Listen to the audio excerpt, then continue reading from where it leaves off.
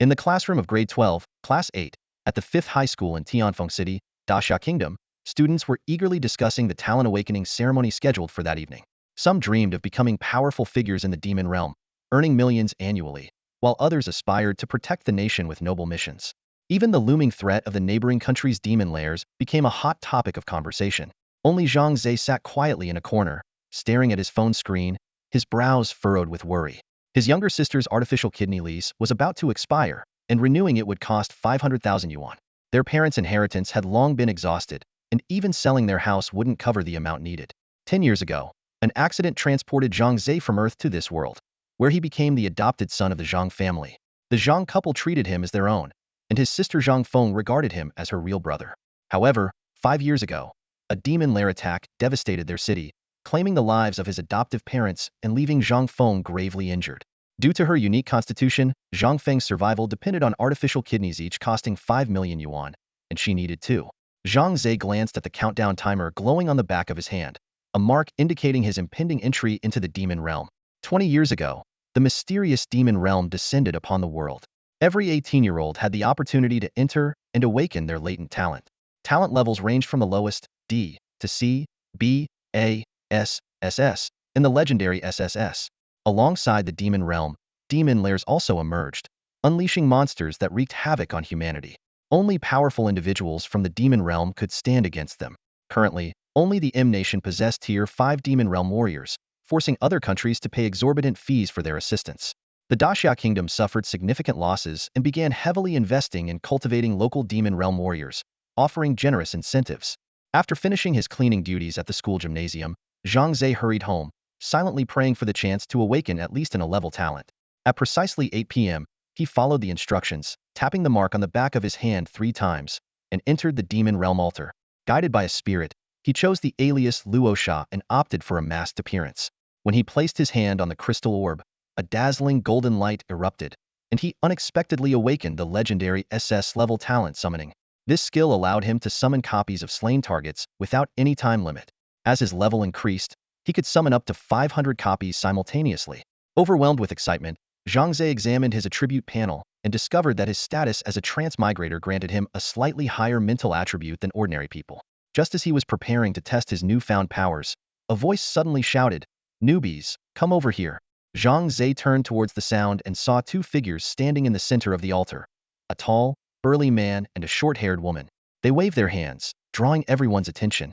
"We're staff members from the Abyss Management Bureau," the man announced in a booming voice. "Today, we're here to teach you newcomers about the Abyss and distribute a weapon to each of you."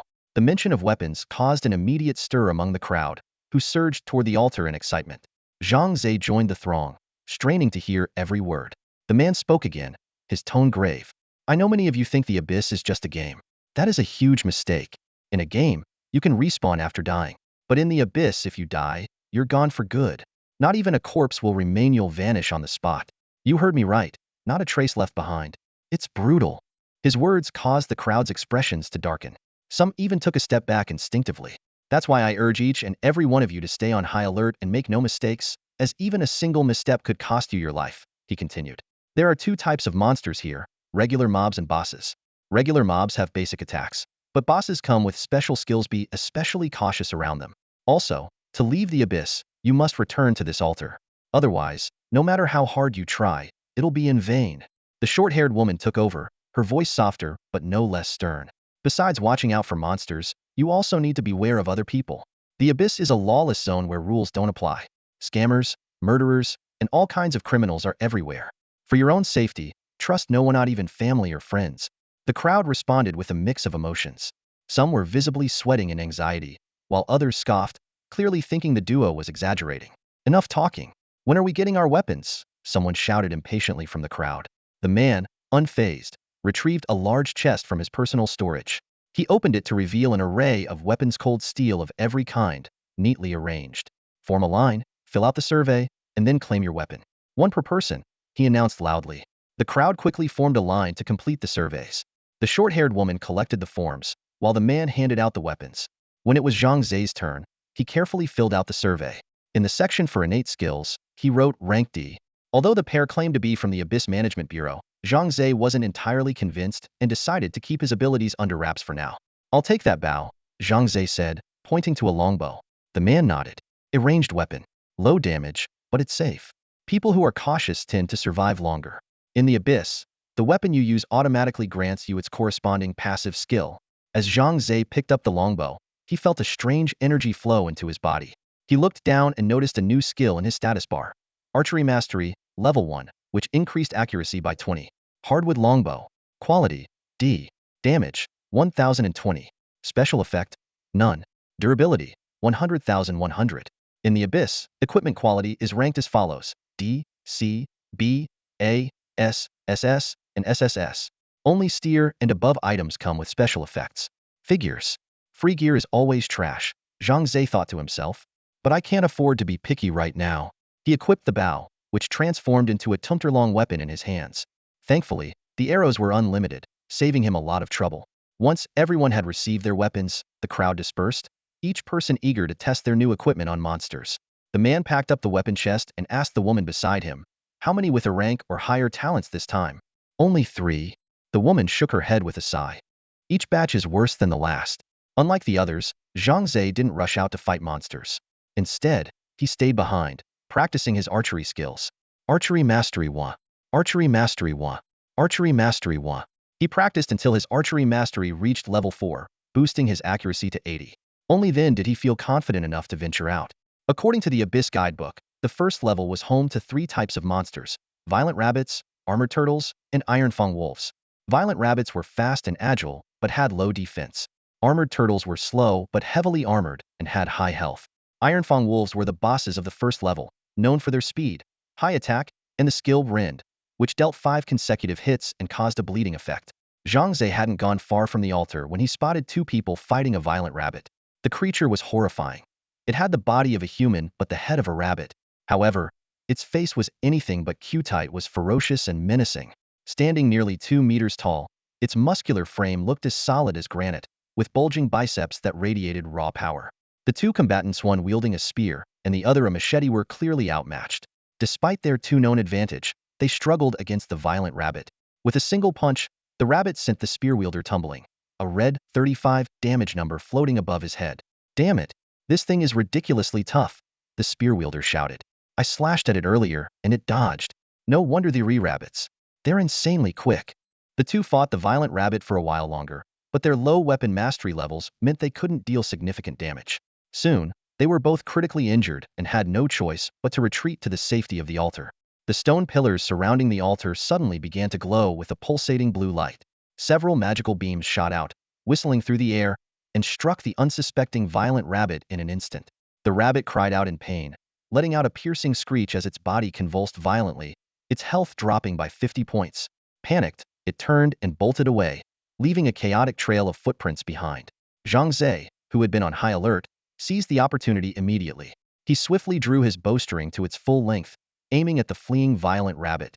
With a sharp whoosh, the arrow tore through the air and struck the rabbit squarely in the back. 25. The damage number flashed in midair. The rabbit let out another cry of pain, abruptly changing direction and charging at Zhang Ze with bloodshot eyes. Despite the ferocious onslaught, Zhang Ze remained calm and composed. He expertly dodged to the left and right, all the while continuously drawing his bow and firing. Whoosh, whoosh, whoosh. 3 arrows were released in quick succession, each one landing with precision. 9, 11, 26. The damage numbers popped up one after another. The last arrow was a critical hit, delivering a fatal blow to the rabbit. The violent rabbit, mid-sprint, suddenly stumbled and collapsed heavily to the ground, unable to rise again. Its body began to gradually fade, becoming translucent before vanishing completely. In the spot where it had disappeared, a faint red orb of light slowly emerged, floating gently in the air. Zhang Ze quickly stepped forward, and the red orb, as if sentient, flew directly into his backpack. A system notification promptly appeared. "You have obtained 1 lesser strength soul orb." Zhang Ze felt a surge of joy. He knew that monsters in the demon realm would occasionally drop soul orbs upon death. These soul orbs were categorized into lesser, medium, and greater tiers, with their colors representing different attributes: red for strength, green for constitution, blue for spirit, and yellow for agility. Absorbing a soul orb of a specific attribute could enhance the corresponding stat 0.01 points for a lesser orb, 0.1 points for a medium orb, and a full 1 point for a greater orb. However, Zhang Ze didn't immediately absorb the soul orb. He understood that his 0.01 point increase was negligible. Rather than using it now, he preferred to save it for later. Besides, soul orbs were highly sought after on the Demon Realm trading platform, constantly in short supply. He recalled that a single lesser soul orb could sell for around 1,000 yuan, a considerable sum of money. While Zhang Ze was contemplating the potential uses of the soul orb, another system prompt appeared. You have killed one violent rabbit. You may summon one replica. Would you like to summon it? Without hesitation, Zhang Ze chose to summon. In an instant, a green summoning circle appeared on the ground. Within the glowing light, the figure of a violent rabbit gradually materialized. The system displayed the attributes of the newly summoned creature. Violent rabbit, Rakshasa, level 1 max 5, experience 110, health 150, attack 4060, defense 20, skills none. The moment the violent rabbit appeared, it recognized Zhang Ze as its master. It immediately approached him and knelt on one knee in a gesture of submission. Seeing this, Zhang Ze couldn't help but grin. This was the first monster he had ever summoned. With its assistance, future battles would undoubtedly become much easier. Come on, let's go hunt some more monsters, Zhang Ze said excitedly, leading the violent rabbit deeper into the grasslands. Along the way, they encountered two other players. The moment the players saw a violent rabbit obediently following Zhang Ze, their faces lit up with astonishment. Wait, what's going on here? One of them exclaimed. Aren't monsters in the demon realm supposed to attack players on sight? Why isn't this violent rabbit attacking him? Maybe this one's special, the other player speculated. Could it be that it's tameable? The more they thought about it, the more excited they became. Could it be possible to tame a violent rabbit? If so, we've struck gold. Yeah, look, there's one right over there. Let's give it a shot. Without wasting any time, the two players dashed toward a nearby violent rabbit. 10 minutes later, anguished screams echoed from the distance. The two players were seen fleeing in disarray, chased relentlessly by the enraged rabbit. Judging by their pitiful state, they had clearly suffered a severe beating. Watching this unfold, Zhang Ze chuckled to himself. He continued on his way with his violent rabbit in tow, eventually arriving at the edge of a tranquil pond. There, he spotted a hard-shelled turtle slowly crawling along the ground. The armored turtle moved slowly around the pond, its peculiar appearance turtle head on a human-like body, with a massive gray shell on its back made it instantly recognizable to Zhang Ze. Violent rabbit, attack? Zhang Ze commanded. Like an arrow released from a bow, Violent Rabbit charged forward, landing a heavy punch squarely on the head of the armored turtle. At the same time, Zhang Ze's arrow struck its mark. 13. Violent Rabbit 2. The damage numbers floated above. Zhang Ze frowned and muttered, "Are you kidding me? My damage is lower than my summoned creatures." Still, Zhang Ze didn't give up and kept firing arrows. The armored turtle was slow to react, allowing Zhang Ze and Violent Rabbit to launch several consecutive attacks before it finally retaliated. However, when it did, its counterattack was devastating. Bang! Violent Rabbit was sent flying by a single punch from the armored turtle, with a glaring red damage number floating above. 31. That one hit cost Violent Rabbit a fifth of its health. Zhang Ze noticed that the armored turtle's health bar was down to half. He quickly adjusted his strategy, ordering Violent Rabbit to stay up front and draw its attention. After a hard-fought battle, they finally brought the armored turtle down. That was close. Zhang Ze exhaled in relief. Violent Rabbit was left with only 12 health points, barely surviving. Thankfully, after each battle, summoned creatures automatically recovered to full health. The armored turtle dropped a lower-tier green magic soul orb, which Zhang Ze stored in his inventory. He then summoned a replica of the armored turtle and carefully reviewed its stats.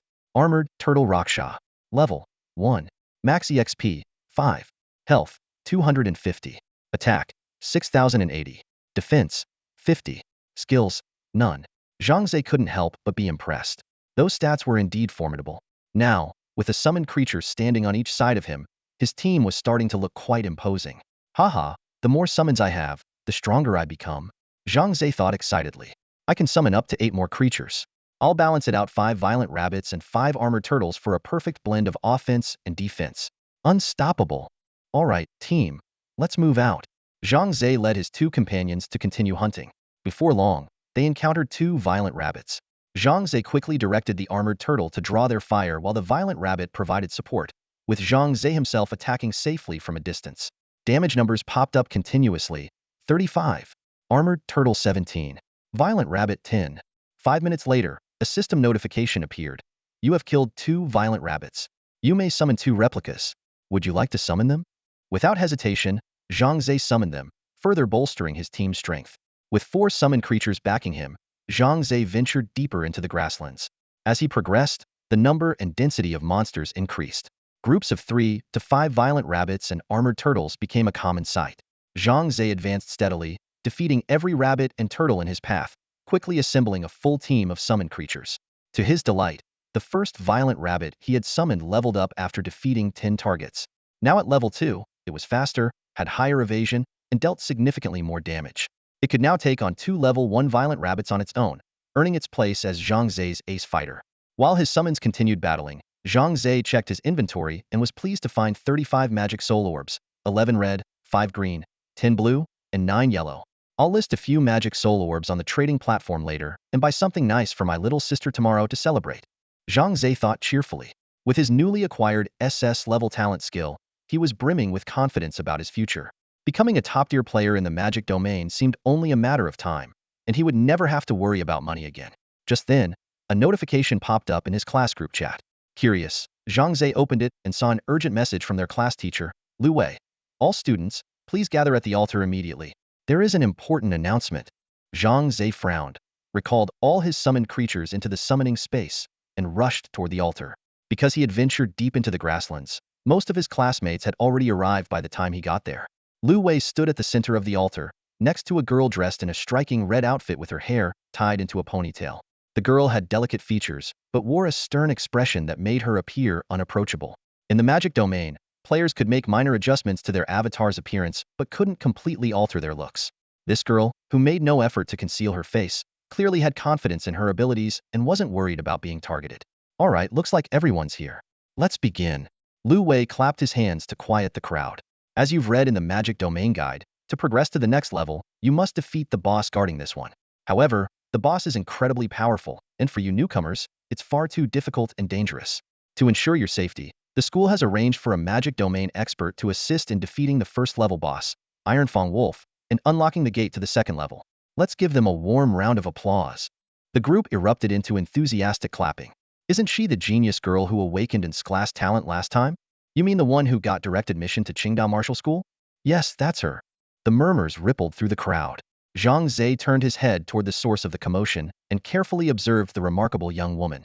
Her presence was commanding, and every movement exuded confidence. Zhang Ze thought to himself, no wonder she dares to show her real face. Awakening in class talent explains it. The girl stepped forward with measured grace, her expression calm and composed. She spoke, her voice cool and authoritative, leaving no room for dissent. Hello everyone. You can call me Yuing. I need to emphasize a few points. Do not underestimate the boss on the first floor. It's far tougher than you might think. Everyone must follow my instructions.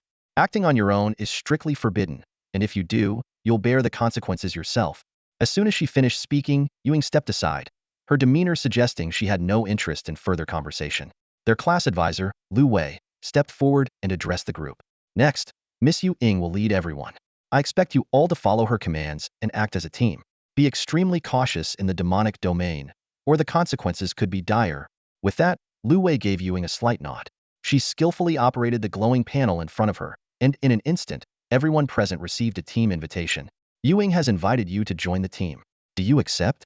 Zhang Ze didn't hesitate and immediately accepted the invitation, joining the team. He noticed that the loot distribution setting was set to free distribution, though it was clear that any rewards dropped by the boss would undoubtedly go to Yuing. After all, she was the main attacker, and taking down the boss was no small task. Driven by curiosity, Zhang Ze opened the team interface to view Yu Ying's detailed stats. However, what greeted him was a series of concealed data. Name, Yu Ying. ID number, C247511012. Health points, stamina, damage, speed, attributes, strength, average human, 10, constitution, average human, 10, spirit, average human, 10, agility, average human, 10, unallocated attribute points, skills, equipment, Western sword, overall rating, skilled swordsman. Zhang Ze muttered to himself, looks like key information has been hidden for privacy reasons. Lu Wei gave a final reminder. From here on, I leave these students in your capable hands. He nodded to Yu Ying and then exited the demonic domain. Yu Ying took the lead, stepping off the altar. Behind her, a group of over 50 students followed, forming an impressive procession across the vast grassland. Along the way, they encountered a few violent rabbits and steel-shell turtles. Yue dispatched them effortlessly with a few swift sword strikes, earning looks of admiration and audible gasps from the group. She truly is a skilled swordsman. Her technique is incredible. Zhang Ze thought to himself, impressed. Before long, the group arrived at a towering, ancient stone gate. Beyond it lay the second floor of the demonic domain. However, blocking their path was a three-meter-tall ironfang wolf, its back turned to them. Even from behind, its scarred, muscular frame radiated a menacing and feral aura. Yue raised her hand, signaling everyone to stop immediately. She scanned the group, her voice clear and resolute. The ironfang wolf is mine. If you value your lives, keep a safe distance and don't attack it without my command. Her sharp gaze swept over each person. Once I've taken it down, each of you will receive a key. Use it to pass through the stone gate and enter the second level. With that, Yue closed her eyes, took a deep breath, and tensed her body slightly before striding confidently toward the ironfang wolf. Her poised, commanding figure left the group in awe. Wow, she's so cool. Even as a girl, I can't help but admire her, one woman exclaimed. I'm totally clinging to this goddess from now on, someone chimed in. She can't carry you. You're too heavy. Another teased, provoking laughter. Yue had already conquered the 5th layer of the demon realm, subjugating every boss she encountered. To her, the ironfang wolf was a trivial challenge. She was here solely because of an invitation from her alma mater, and out of sentiment, she had agreed. Her approaching footsteps alerted the ironfang wolf. The beast turned its massive head, baring its bloody fangs in a menacing snarl. Yue, utterly unfazed, quickened her pace. Light slash, she murmured, her voice low but commanding, as she surged forward like a bolt of lightning. The beast swiped at her with its deadly claws, but Yue nimbly evaded the attack. Her rapier gleamed coldly, and 3 blinding streaks of white light etched across the ironfang wolf's chest. 88, 176, 752.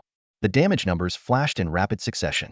The wolf's health bar plummeted to 0, and its massive body collapsed to the ground with a thunderous crash. Light Slash was Yue's strength skill, renowned for its devastating power. A skill description popped up. Light Slash S-rank. Experience, 378-1000. Energy cost, 10 points. Cooldown, 60 seconds. Effect, execute a series of sword strikes on the target. Each strike doubles the damage of the previous one, with the final strike delivering a critical blow for massive damage. Notes, Level 1, 3 consecutive strikes. Level 2, 5 strikes. Level 3, 10 strikes. Level 4, 20 strikes. Level 5, 50 strikes. Standing behind the ironfang wolf's lifeless body, Yue sheathed her sword with a fluid, graceful motion. The group erupted into cheers. She took down the boss in one move. A true genius. Unbelievable. Is this the power of strength skill? Terrifying. Meanwhile, my Drank skill feels utterly useless in comparison. The ironfang wolf dropped 5 lower-tier red soul gems, 3 lower-tier green soul gems, 2 lower-tier yellow soul gems, and a Drank pair of gauntlets. As Yue approached, the items automatically flew into her inventory. She turned to the group and said, "You should have received your keys by now. Use them to pass through the stone gate quickly. The boss will respawn in 1 hour." With that, Yue opened her friend channel. "Yue, sorry, I was helping some people take down the 1st level boss. I just finished and will join you at the 5th level shortly." Titan, no problem. We're still waiting at the 5th level boss. You're the main firepower, can't start without you, haha. Money Princess, Yue, you're so kind. If it were me, I wouldn't lift a finger without at least 1,000,000 gold as a fee. Irate Dragon King, you're obsessed with money. Can't go 3 sentences without mentioning it. Money Princess, so what? I love money. It makes me happy. Autumn's Whisper, let's stay focused, everyone. Be on guard for ambushes. A team got wiped out last week because they were caught off guard. Titan, good point, Autumn. Everyone stay alert, Yue included. Yue was about to reply when she suddenly felt the air around her grow heavy and oppressive, making it hard to breathe. Her heart sank. This was a sign of a boss respawning. But it didn't make sense. There was still plenty of time before the next spawn. She whirled around and saw a black vortex materializing before her. From it emerged a much larger, more ferocious ironfang wolf, shrouded in menacing black energy. A sudden realization struck Yue. This was an elite boss. She recalled a senior from the Demon Realm Management Bureau mentioning these rare, formidable creatures. An elite boss was exponentially stronger than a regular boss, equivalent to facing 5 at once. In one instance, an elite boss had appeared on the 17th level, and it had taken 3 teams to bring it down, at the cost of dozens of casualties. Though this was only the 1st level, Yue didn't dare underestimate it. Around her, the group stood frozen in fear, unsure of what to do. Run! Yue shouted, snapping them out of their stupor. They scattered in all directions. One of them, Zhang Ze, hesitated for a moment before sneaking back. A bold idea had taken root in his mind. Meanwhile, Yue quickly typed a message in the friend channel. "I'm facing an elite boss." Without waiting for a response, she closed the channel and charged straight at the monstrous Ironfang wolf without hesitation. The elite boss may be tough to handle, but it's only on the first floor I should be able to manage. This is a great chance to test myself. I need to get stronger. A familiar silhouette flashed through Yue mind, instantly igniting her fighting spirit. She tightened her grip on the sword in her hand and cautiously approached the elite Ironfang wolf. The Wolf King quickly sensed Yue's presence. It turned to face her, baring its sharp fangs. Its massive claws rose high, slashing through the air and leaving 5 black streaks that seemed to tear the space itself. This was the Ironfang wolf's signature move Rend. Yue dodged with all her might, but the elite Ironfang wolf's attack was far faster than she had expected. She barely avoided 3 strikes, but was unable to evade the remaining 2. 170. Elite Ironfang wolf 147. Elite Ironfang wolf is bleeding. 115. A series of system prompts echoed in Yue's mind. She realized she was now in a bleeding state. Every 10 seconds, she would lose 1 of her health. If she didn't stop the bleeding in time, the consequences would be dire. The pain made cold sweat drip down Yue's face, but she gritted her teeth and swung her sword again. Light slash activated, striking the elite Ironfang wolf with precision. 33. 66. 199. The critical damage was unexpectedly low, and Yue's heart sank. Light slash was her most powerful skill, yet it had only dealt less than 300 points of damage. Just how high was this elite Ironfang wolf's defense? Before Yue could react, the elite Ironfang wolf launched another wave of attacks. It lunged at her, and though Yue dodged in haste, she fell right into its trap. 5 black claw marks slashed down once more. 139. Elite Ironfang wolf 145. Elite Ironfang wolf 166. Elite Ironfang wolf 174. Elite Ironfang wolf 167. Warning. Your health is critically low. Please heal immediately. The system's alert flashed before Yue's eyes. Of course, she wanted to heal, but with the elite Ironfang wolf relentlessly attacking, there was no chance to use a healing potion. If interrupted, her efforts to heal would be wasted. Despair began to creep into Yue's heart. She gripped her sword tightly, preparing for one final stand. Just then, an arrow suddenly shot down from above, piercing the Ironfang wolf's forehead with pinpoint accuracy. The feathered fletching at the arrow's end still quivered slightly. Only 3 damage? This defense is ridiculous, but I like it. A voice called out from a distance. Yue turned toward the sound and saw a figure quickly stowing their bow before running off. The elite Ironfang wolf let out an enraged roar, abandoning Yue to chase after the new intruder. Yue froze in place. Was that person trying to save her? Then, anger surged through her. How reckless. A rookie daring to challenge an elite boss? That's a death wish. She wanted to chase after them, but her own condition was critical.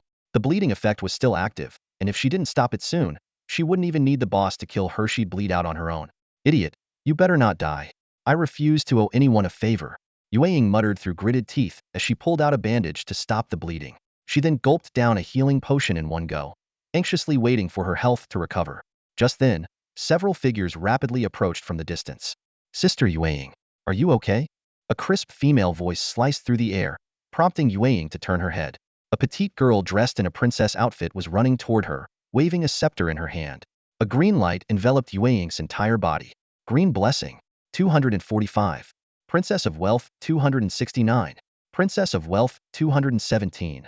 Trailing behind the girl were 3 men, all of whom Yue recognized instantly.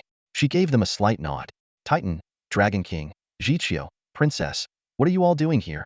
How could we not come? Dragon King exclaimed, his voice full of irritation. You ran into an elite boss. Are you crazy? Do you really think you can take that thing on by yourself? Zhiqiu chimed in, Dragon King's right. That was way too reckless. Even a first-floor elite boss is dangerous. You should have called for more help before taking action. Yue turned her head away and muttered softly, I just wanted to become stronger. Dragon King raised an eyebrow, clearly annoyed. You're obsessed. Every other sentence out of your mouth is about getting stronger. All right, that's enough, Titan interjected, raising a hand to stop Dragon King. I understand how Yue feels. The important thing is that she's safe now. The Princess of Wealth glanced around, puzzled. Hey, Sister Yue, where's the elite boss? Yue suddenly snapped back to her senses, her face turning anxious. A newbie lured the elite Ironfang wolf away. We have to go save him. Meanwhile, Zhang Ze was sprinting at full speed, the elite Ironfang wolf hot on his heels. His mind raced. I need to find a spot with fewer people and fewer monsters before I make my move. In the demon realm, whoever lands the final blow on a monster gets the reward. Zhang Ze wasn't about to do all the hard work just for someone else to snatch the prize. Ah, this looks perfect. Zhang Ze's eyes lit up as he spotted a small ravine ahead. If he could lure the elite Ironfang wolf in there, no one else would be able to see the fight. Oblivious to the trap, the wolf chased Zhang Ze straight into the ravine. All right, team, time to work. Zhang Ze called out in his mind, and 10 figures materialized behind him. 5 violent rabbits and 5 armored turtles knelt before him in obedience. Pointing at the elite Ironfang wolf, Zhang Ze ordered, attack. The 10 summoned creatures roared in unison and charged at their target. The violent rabbits, being faster, surrounded the wolf first, their fluffy fists swinging relentlessly. 20. Violent Rabbit 24. Violent Rabbit 19. Violent Rabbit 22. Violent Rabbit 66. Violent Rabbit LV 2-inch. The elite Ironfang wolf grabbed one of the violent rabbits and slammed it into the ground with brutal force. 271. Elite Ironfang wolf. Violent rabbit down. Damn it. My rabbit. Zhang Ze exclaimed in frustration. He had expected the wolf to hit hard but didn't anticipate it being one-hit lethal. The remaining 4 violent rabbits continued their assault, but another was soon swatted away. This isn't working. Zhang Ze glanced at the sluggish armored turtles, now halfway to the fight. Can you guys pick up the pace? 2 rabbits are already down, and you're still waddling over. With no other choice, Zhang Ze recalled the remaining violent rabbits and had the armored turtles block the wolf. Thanks to their high defense and health, they managed to withstand the attacks, giving Zhang Ze a chance to redeploy the violent rabbits for a coordinated assault. 22. Violent Rabbit 51. Armored Turtle 48. Armored Turtle 24. Violent Rabbit 69. Violent Rabbit LV 24. Rakshasa. From a distance, Zhang Ze fired arrows, each hit dealing only single-digit damage. Still, every bit counted. The armored turtle's attacks were more substantial but painfully slow. The violent rabbits didn't deal much damage either. Zhang Ze himself was essentially just a supporting player. The true MVP was a level 2 violent rabbit, dealing the bulk of the damage. The battle was grueling. Even under relentless attacks, the elite Ironfang wolf held its ground. But as the saying goes, 2 fists can't fight 4 hands. Over an hour later, its health finally reached critical levels. By then, Zhang Ze's summoned creatures were nearly wiped out, leaving only 2 armored turtles and 1 violent rabbit. Just die already. Zhang Ze shouted, desperately shooting arrow after arrow, fearing he'd be left defenseless. Suddenly, the elite Ironfang wolf froze in place and collapsed to the ground. The Huranda-Halflong battle was finally over. The elite Ironfang wolf had been worn down to death by Zhang Ze and his summoned creatures. The ground was littered with colorful soul orbs, and even 2 pieces of equipment had dropped. Yes. Awesome. Zhang Ze rushed forward, scooping up all the rewards into his inventory. As expected of an elite boss, the soul orbs were mid-tier. After counting, Zhang Ze found 9 mid-tier red, 6 mid-tier green, 7 mid-tier blue, and 4 mid-tier yellow soul orbs. The 2 pieces of equipment were Wolfang Necklace Quality, C, Spirit, 0.5, Special Effect, None, Durability, 100100. Wolf Bone Blade Quality, C, Damage, 5090, Special Effect, None, Durability, 100100. I can use the necklace. The Wolf Bone Blade has high damage, but I'm not into melee combat. Better sell it later, Zhang Ze thought to himself. After organizing his loot, Zhang Ze eagerly began summoning the Ironfang wolf. With a howl, an elite Ironfang wolf appeared out of thin air. Its intimidating roar made Zhang Ze tense up, worried it might turn on him. Fortunately, summoned creatures were absolutely loyal to their masters, no matter how ferocious they were in life. The elite Ironfang wolf knelt on one knee before Zhang Ze, who let out a sigh of relief. Trading 4 violent rabbits and 3 armored turtles for an elite boss? Totally worth it. He looked up at the towering beast, over 2 meters tall, and nodded in satisfaction. Ironfang wolf. Rakshasa level, 1 max 5. Experience, 110. Health, 3000. Attack, 260,380. Defense, 1,500. Skill, Rend. Haha, these stats are insane. This guy's practically unstoppable on the first floor. Zhang Ze couldn't help but laugh. Glancing at the time, he saw it was past 11 p.m. Since he had school the next day and staying too long in the demon realm could cause fatigue, Zhang Ze decided to log off and rest. Before logging off, he reviewed his inventory. Today's haul was impressive. 61 low-tier soul orbs, and 25 mid-tier ones. He decided to combine the mid-tier red soul orbs into a high-tier one and sell the rest on the trading market. According to the guide, increasing my strength stat should also boost my strength in real life. Alright, time to log off. Tomorrow, we'll test it out at the school gym. Zhang Ze had just logged off when Yuing and the others arrived at the mountain hollow. The mist in the valley was slowly dissipating, revealing a wide, open grassland. The little princess looked around curiously and asked, "There's nothing here. Yuing, are you sure this is the right direction?" Her voice carried a hint of disappointment. "That's an elite boss," the little princess suddenly exclaimed with excitement, her eyes sparkling. "If we defeat it, it'll definitely drop loads of reward stats, all money." The Dragon King snorted, interrupting her daydreams. "You're overthinking it. Do you really think an elite boss is that easy to handle? Who ends up dead is still up in the air." Unwilling to back down, the little princess glared at the Dragon King and retorted, "2 S-level talents, 3 A-level talents, this lineup isn't strong enough? I refuse to believe the 5 of us can't take down one elite boss." The calm voice of Titan broke the tension between them. "It's hard to say. It depends on how strong the elite boss is." As the team leader, his words always managed to diffuse conflict. Autumn Night turned to Yuing, who had been silent all along, and shook his head. "Yuing, saving that newbie you mentioned might not be?" Yuing stayed quiet for a moment, her eyes briefly revealing a trace of worry. "Tomorrow, I'll go to school and find teacher Lu Wei. That person should be one of his students. If someone really is in trouble, he might know." At around 1 a.m., Zhang Ze's figure appeared in the living room. He tiptoed back to his room, careful not to wake his sleeping sister. The excitement of obtaining an SS-level talent made it hard for him to calm down, but he forced himself to suppress the thrill and eventually fell into a deep sleep. The next morning, the aroma of food woke Zhang Ze. He stepped out of his bedroom to find his sister, Zhang Feng, busy in the kitchen. "Good morning, brother. Just wait a moment, the food's almost ready." Zhang Feng greeted him with a smile, but Zhang Ze noticed her face looked pale. He knew this was a sign that her artificial kidney was failing, and they needed to pay the rent soon to afford her treatment. The siblings sat down to enjoy breakfast. Zhang Feng placed a piece of egg on Zhang Ze's plate and said softly, "Brother, I heard the demon realm is really dangerous. Maybe you shouldn't go. I'll figure out a way to handle the rent myself." Zhang Ze was taken aback. "How will you manage that? It's not a small amount, and you're still a student. Where would you get so much money?" "That's a secret." Hee. Zhang Feng teased, refusing to elaborate. "Don't worry about the rent. I'll take care of it." Zhang Ze shook his head firmly. "You're still young, focus on your studies." He considered telling his sister about his newly awakened SS-level talent, but decided against it. The fewer people who knew, especially family, the safer they would be. "Trust me, brother," Zhang Feng pleaded, her tone urgent. She had been too afraid to ask what talent Zhang Ze had awakened, worried it might hurt his pride. After all, the chances of awakening an A-level talent were so slim, and she didn't want to make him feel worse. "This is final." Zhang Ze finished his meal quickly, stood up, and left the house. At school, the classroom buzzed with discussions about the previous night's expedition to the demon realm.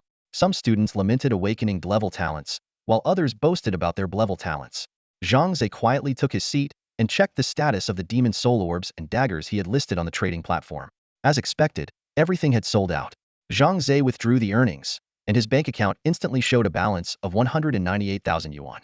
He made up his mind to collect even more demon soul orbs during today's trip to the demon realm. The bell rang, and their homeroom teacher, Lu Wei, entered the classroom with a young girl following behind him. It was Yuing, the same girl who had led them in the boss fight the night before. The classroom erupted into hushed whispers, with some students admiring Yu Ying's beauty and others lamenting the gap between themselves and the goddess. Lu Wei cleared his throat, and the room quieted down. "Class, there was an incident during last night's first-floor boss battle. I won't go into details since you were all there. So, I need to ask, who helped Yuing distract the boss? Please stand up. Yuing would like to personally thank that person." The students exchanged puzzled glances. When the elite Ironfang Wolf appeared, most of them had run away in fear. No one knew what had happened afterward. Zhang Ze remained seated. He hadn't done it to save anyone, and if Yuing started asking questions about the elite Ironfang Wolf, it could reveal his secret. So, he chose to stay silent. After waiting for quite a while, the classroom remained completely silent. Lu Wei frowned and turned to Lu Yuing beside him, speaking in a low voice. "Yuing, that person might not be from our class." Lu Yuing let out a soft sigh, a hint of disappointment on her face. "Got it, Teacher Lu Wei. Please let me know if you hear anything." Lu Wei walked Lu Yuing out of the classroom. The moment he shut the door, the room erupted into chaos. The students started chattering all at once. Who was that? They actually dared to lure an elite boss. Are they insane? Now that's a true hero. Respect. Suddenly, a boy stood up and thumped his chest, declaring loudly, "All right, I admit it. It was me who lured the monster away." His classmate immediately retorted, "Yeah, sure. If you had even a single peanut, you wouldn't be this drunk." Zhang Ze sat silently, listening to the noisy discussion around him. He suddenly felt someone gently poke his arm. Turning his head, he saw one of his few friends, Wang Yang, a chubby boy with glasses. Wang Yang leaned in close, whispering conspiratorially, "I actually know who it was." Raising an eyebrow, Zhang Ze asked, "Who?"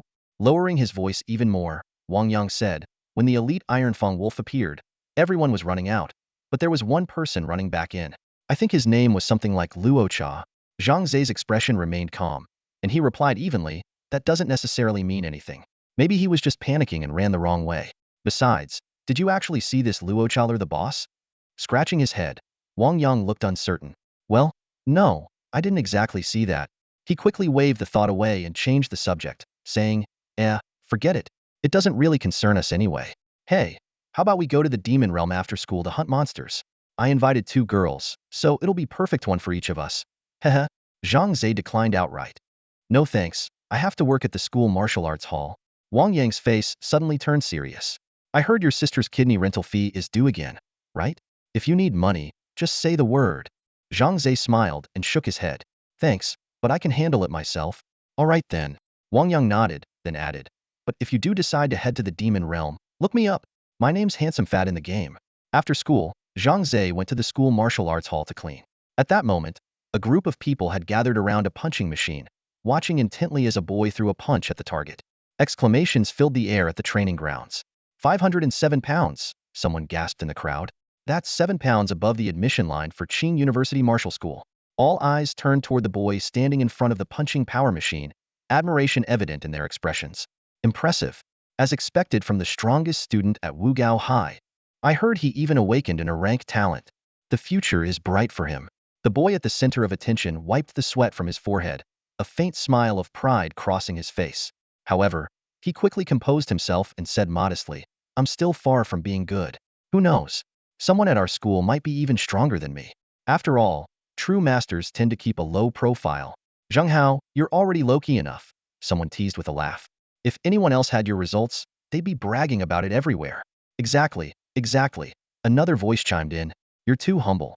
Honestly, other than last year's Lu Yueying, you're the best there is."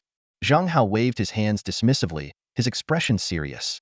"I wouldn't dare compare myself to Yueying. She's a prodigy with enshrank talent, directly admitted into Qing University Martial School. Now she's a powerful warrior in the demon domain. I'd be thrilled if I could achieve even half of what she has." The group laughed and chatted as they gradually left the training grounds.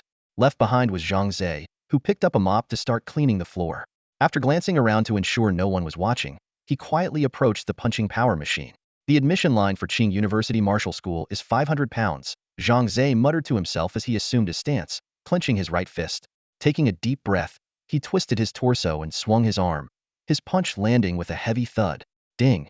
The numbers on the machine flickered before settling at 497 pounds. "Yes," Zhang Ze whispered excitedly to himself. "Gaining just 1 attribute point boosted my strength this much." He recalled his previous result of around 390 pounds, which had only been achieved after long hours of practice. Although he was still a bit short of the admission line, he resolved silently, "I'm confident I can make it." After tidying up, Zhang Ze prepared to leave the martial arts hall. Just as he was heading out, Zhang Hao emerged from his private resting room, a privilege reserved for senior members of the hall. Passing by the punching power machine, Zhang Hao glanced at it absent-mindedly. He abruptly stopped, staring in disbelief at the numbers still displayed. 497 pounds. A storm of thoughts churned in Zhang Hao's mind. Only 3 pounds short of the Qing University Martial School admission line, he thought, astonished. Ordinary people can only punch with a force of about 200 pounds. With talent and rigorous training, they might reach 300, but hitting 500 is extraordinarily difficult. Zhang Hao remembered his own early results of around 400 pounds. It wasn't until yesterday, after entering the demon domain, that his distant Kusina martial arts powerhouse had gifted him a high-level red demon soul orb. That single point boost in strength had allowed him to hit 507 pounds. But this person managed 497 pounds, just 10 pounds less than me. Zhang Hao's heart filled with unease. Qing University Martial School only offers our school 2 admission spots. This person could become my competition. Who could it be? Zhang Hao scanned the empty hall, but no one was in sight. On his way home, Zhang Ze received a text from his younger sister, saying she'd be studying at a classmate's house and would be home late. What's that girl up to now? Zhang Ze muttered, shaking his head. He knew his sister was independent and didn't like others meddling in her affairs, so he rarely pried. Once home, Zhang Ze grabbed a quick bite before eagerly logging into the demon domain. A system prompt greeted him. Please select a demon domain layer to enter. First layer, second layer. After a moment of thought, he chose the first layer. His summon creature team still had 6 empty slots, and he wanted to fill them before venturing into the second layer for safety.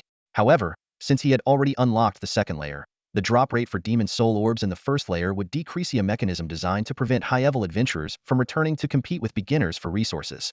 In a flash, Zhang Ze appeared at the altar of the first layer. Around him, people materialized one by one. Some immediately grouped up and headed out to fight monsters, while others stood confused, clearly new arrivals. Every day, new 18-year-olds entered the demon domain for the first time. Zhang Ze noticed the familiar pair from the Demon Domain Management Bureau, busy registering newcomers and distributing weapons. Without stopping, he walked past them, heading for a quiet, secluded spot. He quickly summoned his team, 2 armored turtles, 1 violent rabbit, and an elite ironfang wolf. Strategizing, he thought to himself, monsters in the second layer are much tougher than those in the first. The violent rabbit has low attack and defense. Even with its speed, it won't last long against stronger foes. A few rounds, and it'll be down. The armored turtles, on the other hand, have high defense and can withstand attacks, increasing their survival chances. Recalling lessons from his level 2 violent rabbit, Zhang Ze realized high-level summon creatures are the key to success. Survival of the fittest. Durable creatures like the armored turtles are far more reliable than the violent rabbit. With this in mind, Zhang Ze decided to reserve the remaining slots in his team for armored turtles. He began exploring the first layer, determined not to let any armored turtle escape his grasp. Thanks to the elite ironfang wolf, battles were quick and efficient. Each armored turtle was defeated in mere minutes. After every fight, Zhang Ze immediately summoned the defeated creature, steadily building his team. An hour later, Zhang Ze's team was finally full. Clenching his fist in excitement, he declared, "Perfect. Time to move on to the next layer." Near the stone gate on the first floor, the air was filled with shouts and chaos as players battled fiercely around the boss. To avoid drawing attention, Zhang Ze quickly recalled all his summoned creatures, planning to summon them again once he reached the second floor. Just as he was about to dash toward the stone gate, a sudden commotion caught his eye. A chase was underway. 5 burly men were pursuing a man and 2 women, with the man in the lead named Shui Pang. Zhang Ze froze for a moment, a spark of recognition flashing in his mind. Who else but Wang Yang would come up with such a shameless name? Upon closer inspection, it was indeed Wang Yang. The 2 girls with him were likely his newly recruited companions. But who were those 5 relentless pursuers? Wang Yang was gasping for air, his heart pounding so hard it felt like it would leap out of his throat. As he ran, he shouted, "Big brother, sir, please don't kill us. We're just beginners who don't have a penny to our name." A cold laugh echoed from behind. "We know you're beginners.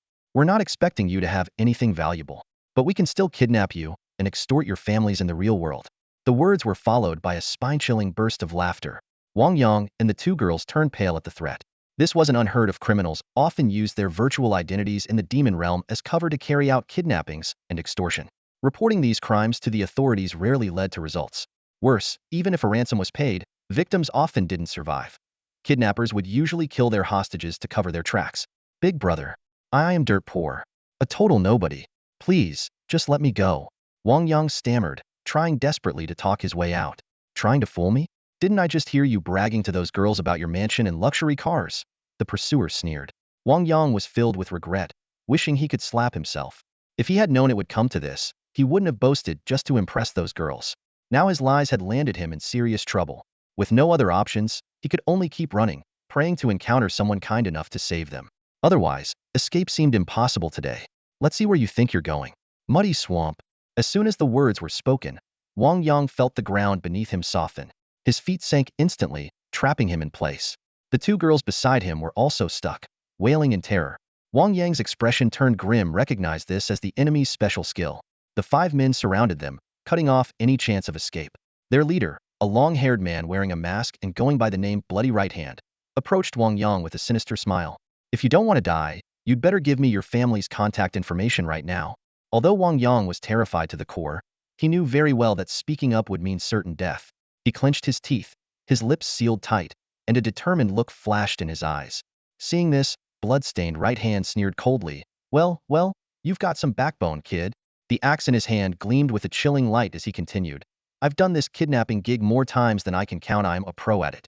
And let me tell you, getting slashed in the demon realm hurts just as much as it does in real life. With that, he raised his axe high, ready to strike.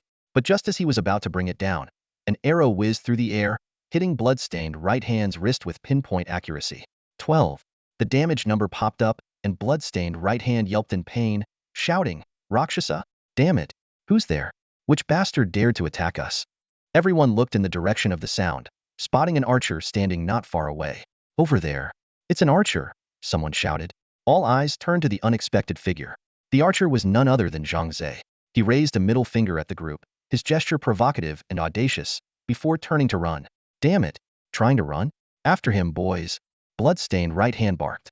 The five of them immediately gave chase, their footsteps pounding against the ground in a frantic pursuit. As for Wang Yang and the other two, blood-stained right hand wasn't concerned. His talent skill, Muddy Swamp, could last for an hour, more than enough time to deal with a mere archer. Zhang Ze was being relentlessly pursued by the five men, passing by other players along the way. However, no one intervened. Most either watched coldly from a distance or murmured among themselves before moving on.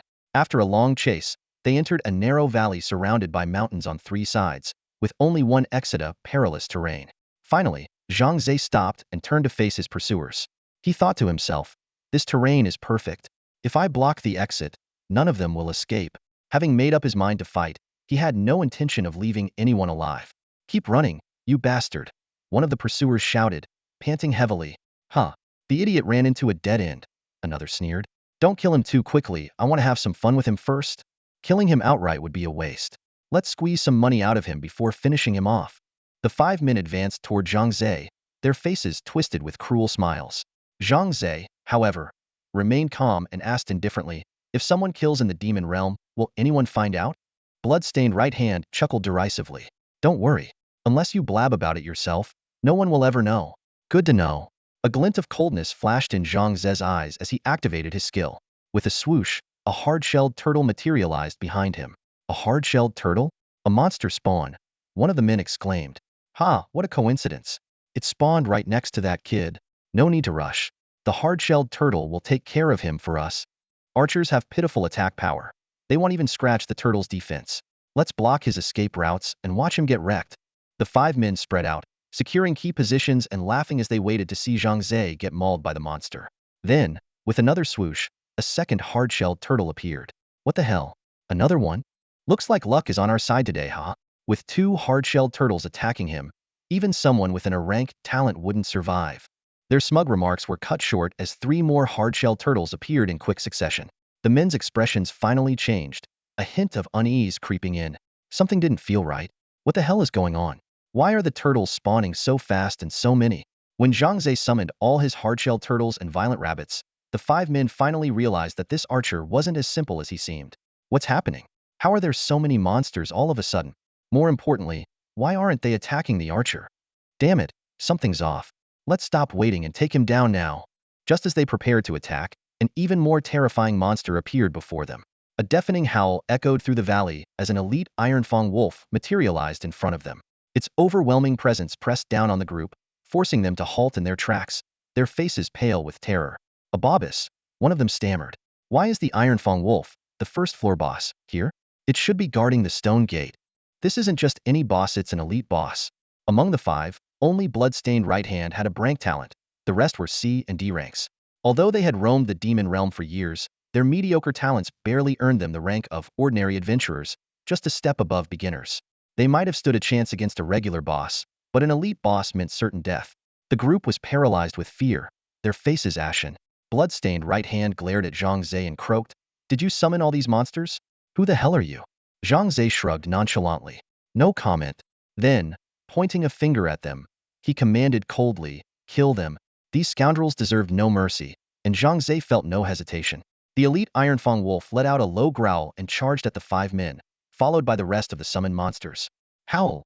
The ironfang wolf let out an earth-shaking roar, charging forward with a group of armored turtles and violent rabbits.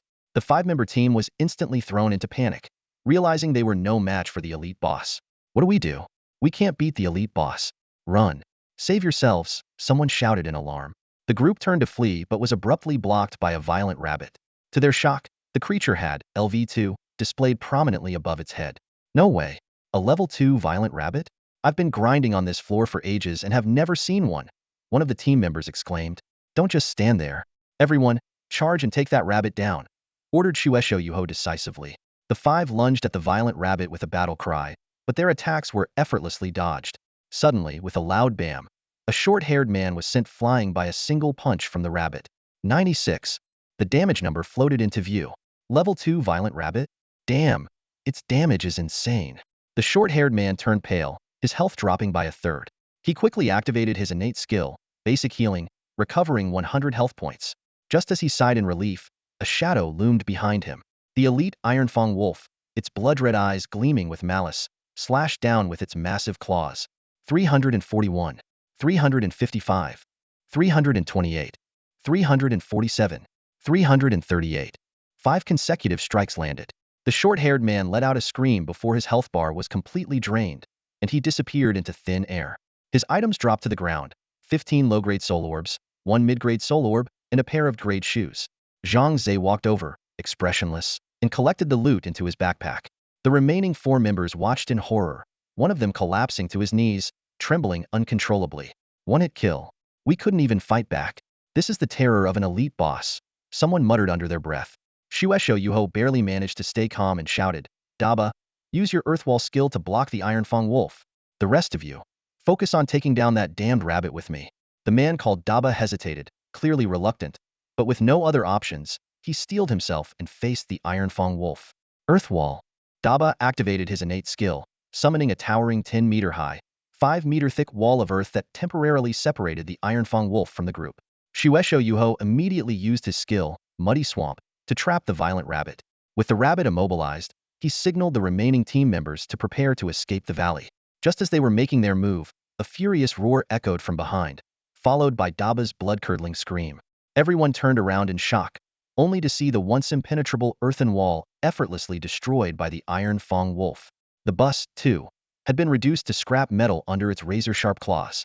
Fear surged through the crowd like a tidal wave, and they couldn't help but wonder, who exactly was this mysterious figure called Luocha? Was his ability to summon monsters some kind of rare innate skill? Just as panic gripped the group, an unexpected twist unfolded. The violent rabbit, which had been trapped in the quagmire and unable to move, suddenly vanished into thin air. In the next instant, it reappeared beside a tall, lanky man. With a powerful punch, the rabbit sent the man flying, landing him directly at the feet of the Ironfang wolf. A blood-curdling scream echoed as the man met his end. Scarlet Right Hand stood there, dumbfounded, muttering in disbelief, "What's going on? Wasn't that rabbit trapped in my quagmire?"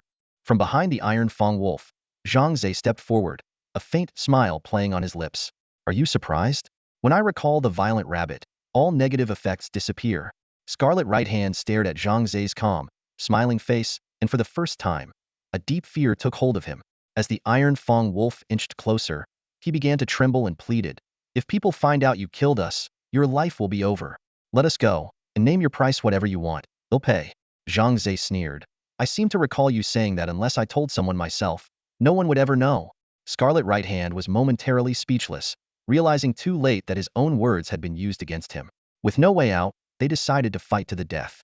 But before they could act, the Ironfang wolf, armored turtle, and violent rabbit had already surrounded them. Amidst the agonized screams, 3 lives steeped in sin met their end. Shaking his head, Zhang Ze began to collect the items they had dropped. "Heh, these guys were carrying quite a haul," he muttered, tallying up his spoils: 36 low-grade demon soul orbs, 4 mid-grade demon soul orbs, 3 pieces of great equipment, 1 piece of crate equipment, and an item called the Frenzy Talisman. Frenzy Talisman. Quality: C. Damage: 0. Special effect: causes a target within 3 meters to enter a frenzy state for 100 seconds. Durability: 11. This could come in handy at a critical moment. Zhang Ze nodded in satisfaction. On his way back, Zhang Ze crossed paths with Wang Yang and his 2 female companions again. Overcome with gratitude, Wang Yang thanked him profusely. "Brother, you're alive. That's such a relief. Thank you for stepping in earlier. People as kind-hearted as you are so rare nowadays. I'll definitely repay you. Just tell me what you need, and I'll do my best to make it happen.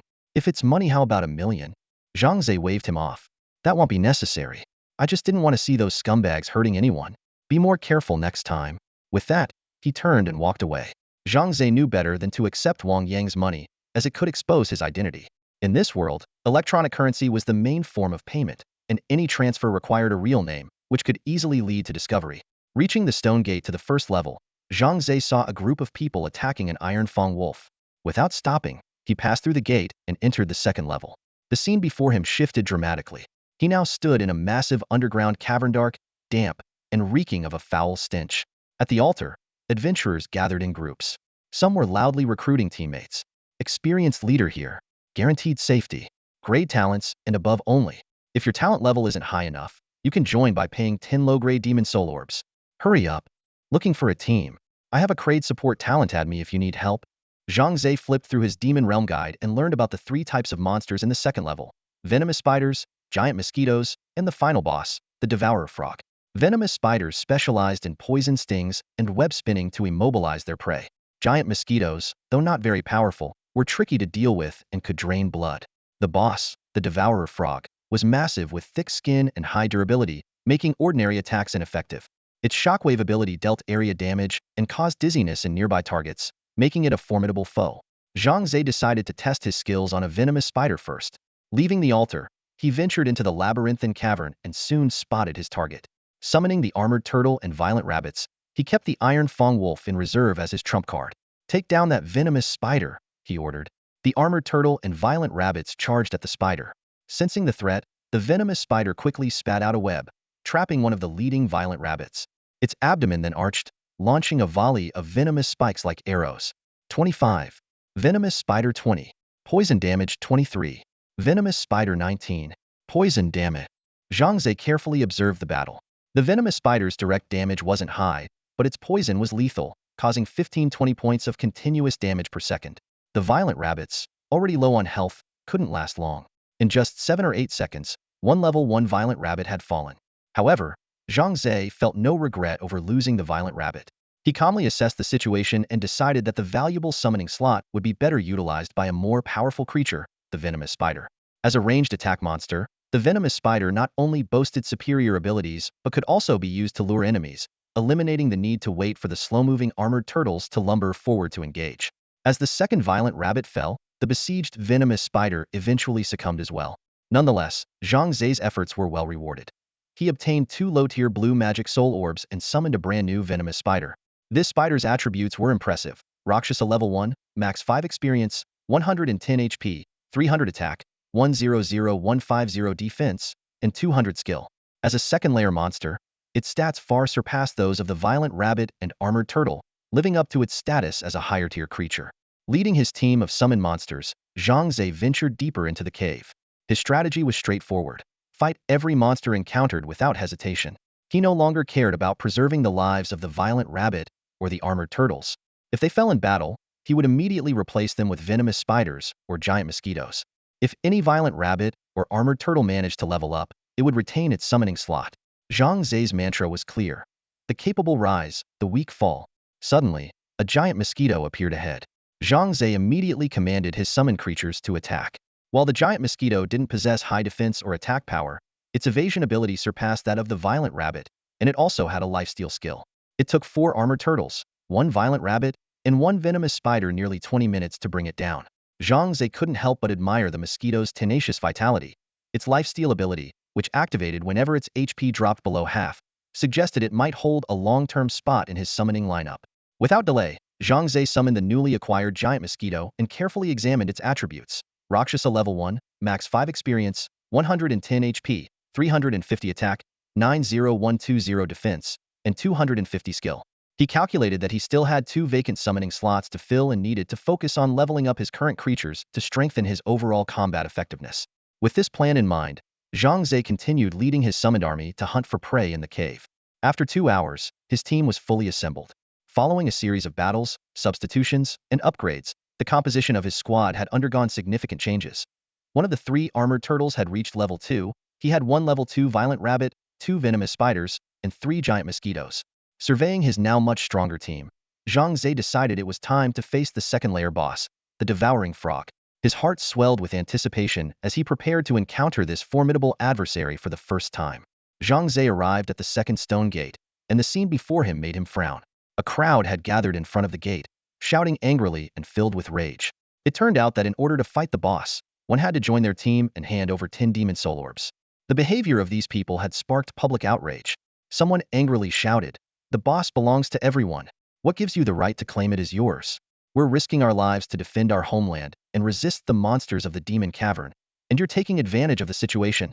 Among the crowd, some whispered that this group had connections with the upper management of the Demon Domain Bureau, which explained why no one dared to intervene. Others complained that the top players only cared about advancing to the higher levels of the demon domain and paid no attention to the struggles of the newcomers. Zhang Ze pushed his way through the crowd and saw over a dozen men blocking the path, preventing anyone from approaching the boss. A few reckless individuals tried to force their way through but were beaten up and fled in embarrassment. A tall, skinny man wielding a long blade shouted arrogantly, "Listen up, rookies. The devouring sky frog is ours. If you want to fight it, hand over the demon soul orbs." Beside him, a burly man with a face full of fat chimed in, "Don't call us greedy. We've already paid the higher-ups to contract the boss for a year. We need to make our money back. And don't even think about reporting us to the authorities, no one will care." This confirmed the earlier suspicions, and the crowd's faces were filled with both anger and helplessness.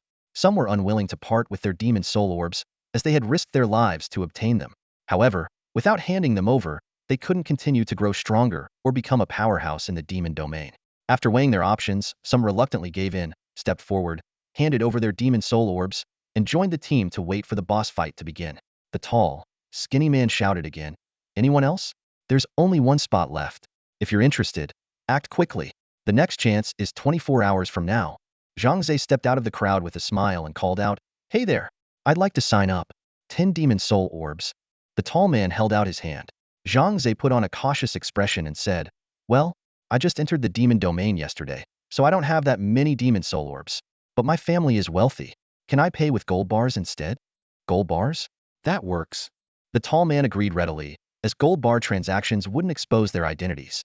Zhang Ze grinned and said, "Once we defeat the boss and I get the key to the 3rd level, I'll have my family send you the gold bars." The tall man gave him a cold warning, "Kid, don't try any tricks. If I don't see those gold bars later, you won't be leaving the demon domain." Zhang Ze was added to the team, and he noticed that the team leader's name was Moneymaker, with the title Skilled Fighter. He recalled that Lu Yueying's title was Skilled Swordsman, which led him to suspect that those with the skilled prefix were quite powerful. The tall man turned to the burly one and said, "Third brother, the team is full. Let's start the fight." The burly man walked ahead, reminding everyone to stick together and not get in the leader's way during the battle. The group approached the stone gate leading to the 3rd level. In the distance, they spotted a massive red toad sitting in front of the gate. Its bulging eyes and round belly gave it a deceptively cute appearance, but it was undeniably dangerous. A broad-shouldered man with a muscular build was sitting cross-legged on the ground with his back to the group, meditating. This was none other than Moneymaker.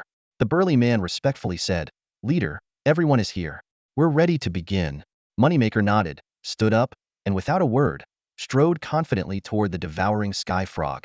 Zhang Ze noticed that Moneymaker possessed an A-rank talent skill called Flaming Punch.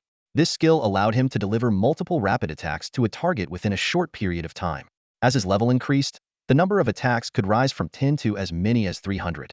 It was thanks to this skill that Moneymaker had steadily grown stronger and earned his skilled title. Originally, Moneymaker had planned to apply for the Demon Domain Powerhouse certification, but due to a criminal record, he was denied. So, he gave in to despair and began straying further and further down the wrong path. Zhang Ze gripped his bow tightly, a glint of excitement flashing in his eyes. "With this one, I'll have killed 39 sky-devouring frogs," he calculated silently, his gaze fixed on the massive boss-level creature ahead. Super Moneymaker took a deep breath, his muscles tensing. Like an arrow loosed from a bow, he charged toward the sky-devouring frog. Dodging to the side with agility, he narrowly avoided a flaming fireball that whizzed past him, its heat brushing against his face. Seizing the opportunity, he quickly closed the distance and was soon right beside the massive creature. "Flaming fist strike," he shouted, his voice low but firm. Suddenly, his fist multiplied into 10, each one engulfed in searing flames. Bam, bam, bam. The rapid, thunderous blows rained down on the sky-devouring frog, its health plummeting at an alarming rate. 171, 199, 165. The damage numbers floated above the beast, and in no time, its health dropped to around a third. The surrounding players were left speechless, watching in awe. Though they didn't particularly like Super Moneymaker, they couldn't deny his incredible strength. Good thing we didn't try to charge in earlier, someone thought with lingering fear. If we had run into someone this skilled, we might not have made it out alive. Zhang Ze observed the battle calmly, formulating a plan in his mind. When the sky-devouring frog's health fell to about 10, he made his move. An arrow whizzed through the air, striking the creature directly in its eye. 52. Critical hit. Though the damage wasn't high, the shot enraged the sky-devouring frog. The colossal beast roared, turning its attention to Zhang Ze and leaping toward him. Damn it! Didn't I tell you not to interfere? Lao Sen exploded with fury, his face flushing red as he shouted. His anger stemmed not just from Zhang Ze's defiance of their unspoken rules, but also from the fact that whoever dealt the killing blow to the boss would claim all the loot. Naturally, they didn't want the rewards falling into Zhang Ze's hands. Super Moneymaker's expression darkened, but he didn't make a move. Instead, he watched Zhang Ze coldly, thinking, a rookie like you trying to steal the boss? You must have a death wish. No one interfere, I want to see how he gets crushed by the boss. The crowd quickly distanced themselves from Zhang Ze. Lao San and Super Moneymaker's group wore smug, gloating expressions, while others simply looked on indifferently. How arrogant can you get? A bowman, trying to solo a boss? He must be out of his mind. He's as good as dead. Greed will be his downfall, risking his life for a boss? What a joke. Even if he somehow beats the boss, does he really think he can walk away unscathed? Super Moneymaker's crew won't let him off the hook. The players murmured among themselves, all anticipating Zhang Ze's inevitable demise. But Zhang Ze remained calm, his expression unchanging. Without hesitation, he activated his summoning skill. In an instant, all his summoned creatures, except for the Ironfang wolf, appeared behind him. A diverse array of summoned beasts charged at the sky-devouring frog. What? He can summon monsters? Lao San's eyes widened in disbelief as he took in the scene before him. Even Super Moneymaker looked stunned. He had never encountered such a talent summoning monsters to fight. The other players were equally shocked, their jaws practically hitting the ground. Zhang Ze's summoned beasts engaged the sky-devouring frog in a fierce battle. The venomous spider ensnared the creature in webs, restricting its movements. The armored turtle stood firm at the front, delivering powerful blows, while the giant mosquito hovered at the rear, relentlessly draining the creature's health. Working together, the summoned beasts rapidly whittled down the sky-devouring frog's health, leaving it with just a sliver remaining. Seizing the moment, Zhang Ze loosed another arrow. It struck the creature's critical point, depleting the last of its health bar. You have defeated the sky-devouring frog lord. The system notification chimed. With a loud crash, a pile of soul orbs, items, and equipment spilled from the boss corpse. Zhang Ze walked over unhurriedly and collected every piece of loot into his bag. As he turned to leave, he found himself surrounded by Super Moneymaker, Lao San, and their group. Zhang Ze scanned the crowd, his face expressionless. The tension in the air was palpable, a confrontation seemingly inevitable. Zhang Ze glanced at the summoned beasts beside him, calculating in his mind. The fierce battle earlier had cost him dearly. One armored turtle, one venomous spider, and 2 giant mosquitoes had fallen. Now, he was left with only 2 armored turtles, 1 ferocious rabbit, 1 venomous spider, and 1 giant mosquito. His combat strength was nearly halved.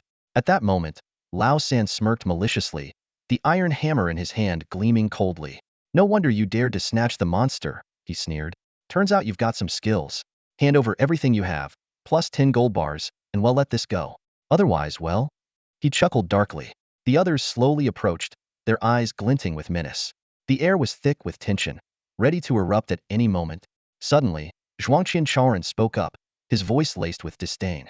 Kid, is your innate skill summoning? Interesting, but it's useless. No matter how many little creatures you summon, in front of true experts, they're nothing but paper tigers. Before his words fully landed, Zhuangqian Chaoran's figure blurred and, in an instant, appeared before one of the giant mosquitoes. His fist ignited with blazing flames, delivering a single powerful blow that killed the mosquito instantly. Cheers erupted from Lao San and the others. Nice hit, boss. These little critters aren't even worthy of being our boss appetizers. Kid, be smart and surrender now. Save yourself the pain. A system notification flashed before Zhang Ze's eyes. Your giant mosquito has been killed by Zhuangqian Chaoran. Zhang Ze raised an eyebrow, a sly smile curling at the corner of his lips. I wasn't planning to interfere. I could have just killed the boss and taken the key. But since you're so eager to die, I'll grant your wish.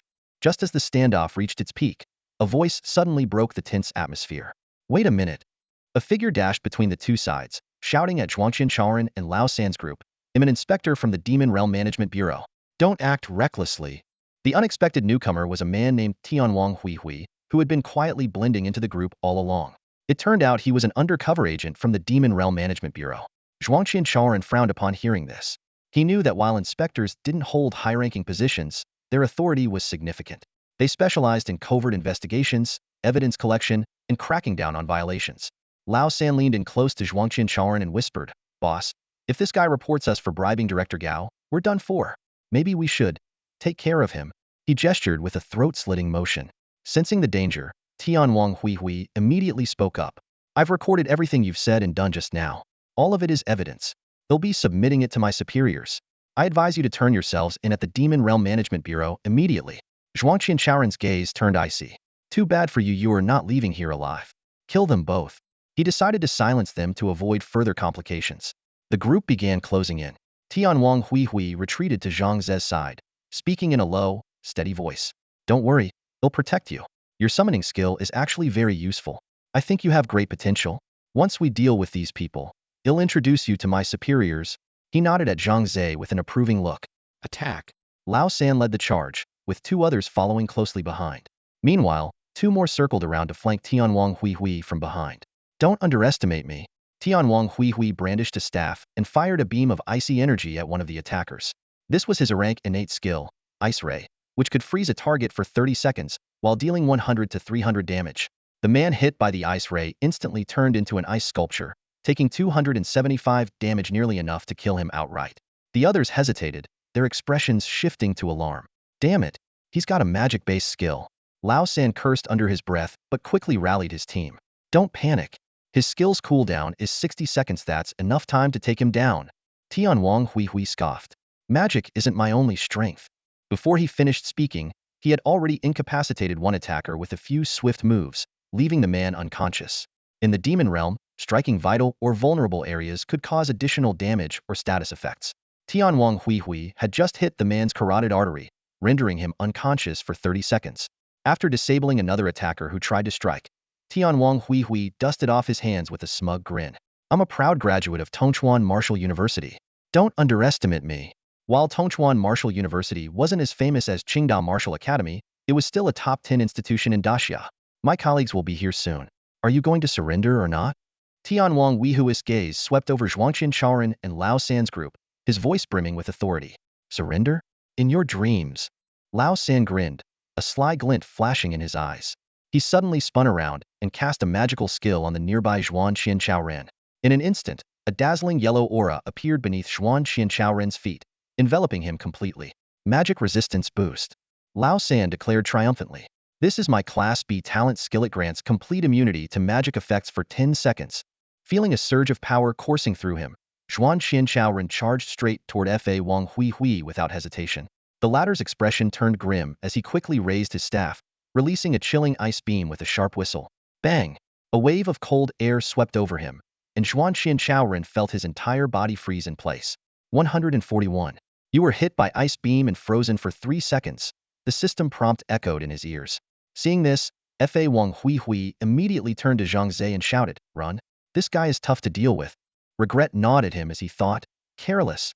If I had known there were adventurers with Class A talents in this group, I would never have come alone." However, Zhang Ze glanced around and saw they were completely surrounded by Zhuang Qianchaoren's subordinates, leaving no escape route.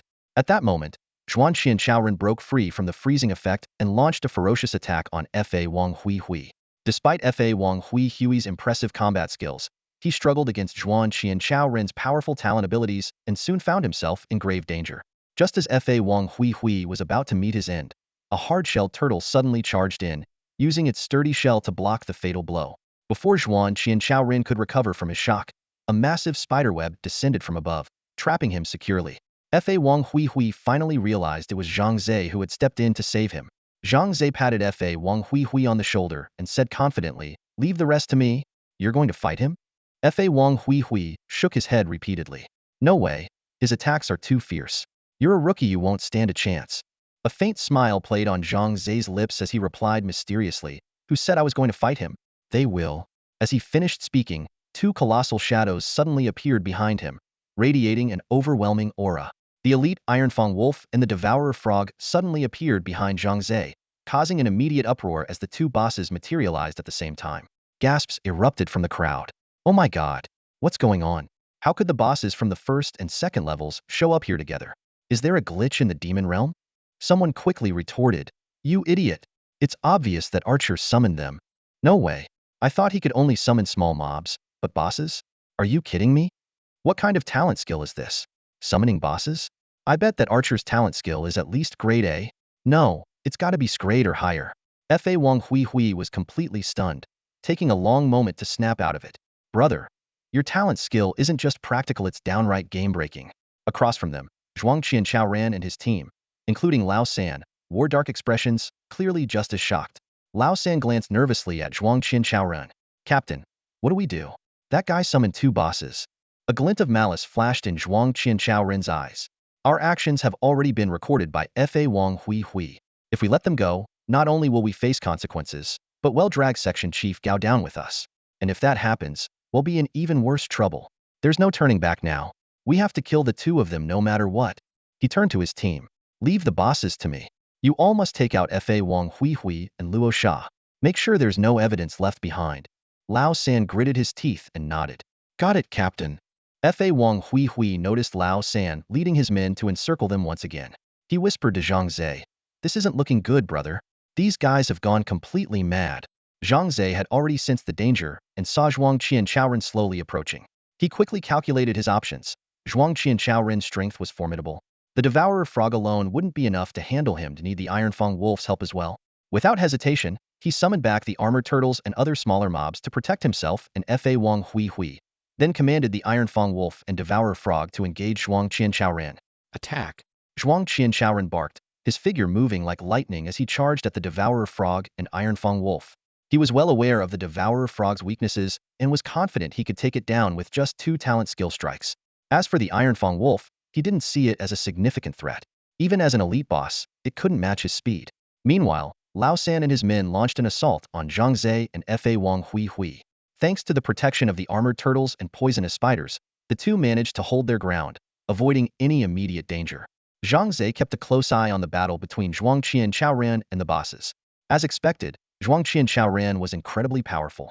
Even with the combined efforts of the Ironfang Wolf and the Devourer Frog, they couldn't gain the upper hand. Judging by his performance, Zhang Ze deduced that Zhuang Qianchaoran's class was a martial artist, characterized by high speed and explosive power. This allowed him to effortlessly evade the attacks of both bosses despite being outnumbered. Flaming Fist. With another talent skill strike, the Devourer Frog's health plummeted to 20. Zhang Ze narrowed his eyes, realizing Zhuang Qianchaoran's strategy. He was methodically targeting the Devourer Frog first, knowing its defense was weak and its fireball attack required a cooldown. By eliminating it first, he could then focus on the Ironfang Wolf. A textbook divide and conquer strategy. This couldn't go on. Zhang Ze suddenly remembered the Rage Talisman in his inventory. Without hesitation, he retrieved it from his system backpack and threw it toward the Ironfang Wolf. Howl! The Rage Talisman landed on the Ironfang Wolf, dissolving into golden particles that merged with its body.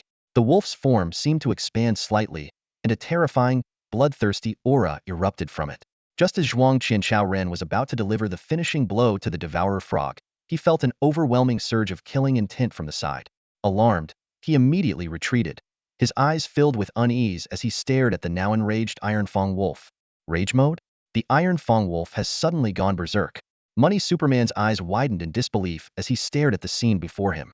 He knew all too well what this meant. Every attribute would skyrocket, especially attack power and speed, making it unimaginably terrifying. Memories surged like a tidal wave. Money Superman recalled the brutal scene he had witnessed on the 5th floor, a berserk boss effortlessly slaughtering a 20-man team. The blood-soaked image still haunted his mind to this day. Damn it, what kind of cursed day is this? He muttered angrily. First, he ran into the inspector, then encountered an adventurer capable of summoning a boss, and now the boss had entered berserk mode. His eyes darted as he quickly calculated his escape plan. A wise man knows when to retreat. Better to run for it now. With that thought, Money Superman turned and bolted without hesitation. However, he had underestimated the Ironfang Wolf's speed in its berserk state. In the blink of an eye, a dark shadow flashed before him, and the wolf's massive body loomed like an impenetrable wall, blocking his path. Money Superman cursed inwardly. Behind him was the Devourer Frog. If he turned to deal with it, the Ironfang Wolf's speed would ensure he was torn to shreds before he could even finish the job. Left with no other option, he gritted his teeth and mustered the courage to charge at the wolf. At that moment, The Iron Fang Wolf unleashed its rending skill. 10 streaks of black light intertwined into an inescapable web of death. Even with Money Superman's renowned speed, he was powerless against it. He couldn't dodge in time and was struck by the black web. 211, 256, 223.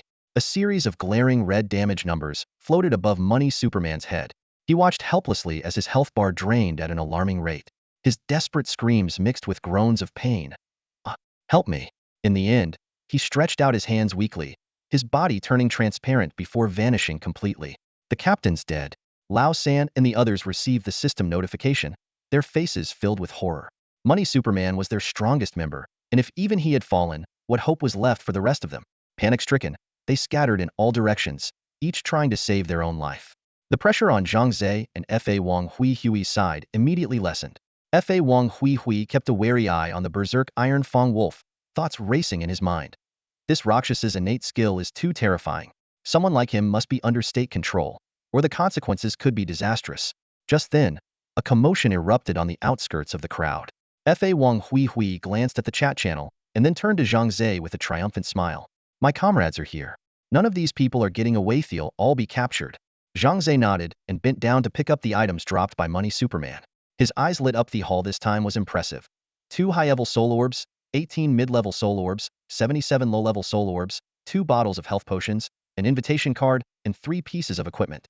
He couldn't help but silently marvel at the wealth of a veteran adventurer.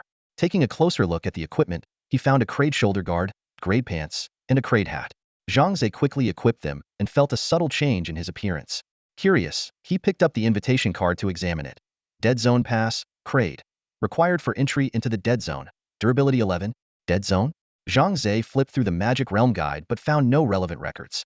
He stowed the invitation card in his backpack and absorbed all the high-level soul orbs. His attribute panel updated. Strength 1, Speed 2. At that moment, Law Unyielding approached, extending a hand. Brother Luocha, you performed exceptionally.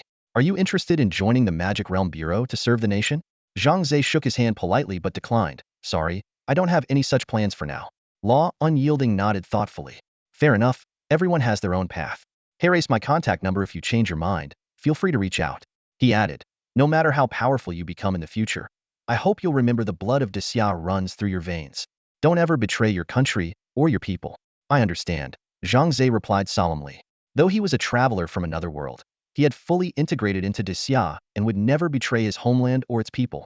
Passing through the stone gate, Zhang Ze entered the 3rd layer. A dense tropical rainforest spread out before him, the warm, humid air enveloping him.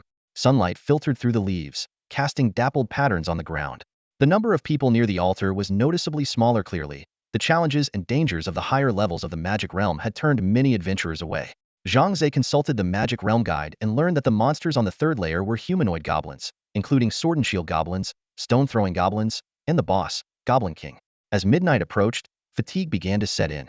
Zhang Ze decided to log off and rest, silently looking forward to staying longer in the Magic Realm as his physical attributes improved.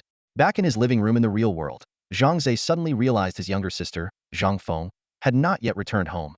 At this hour, it was unusual for her to stay out overnight. Frowning, he picked up his phone and noticed over a dozen missed calls, all from Zhang Feng's close friend, Lu Pampan. His heart sank as he immediately called back. The moment the call connected, Lu Pampan's anxious voice came through. Hello? Why didn't you answer earlier? Get to the dance hall at Yunding Club right now. Zhang Feng is in trouble. Before Zhang Ze could ask for details, she hung up. Zhang Ze quickly threw on his clothes and bolted out the door, flagging down a taxi to head straight to Yunding Club.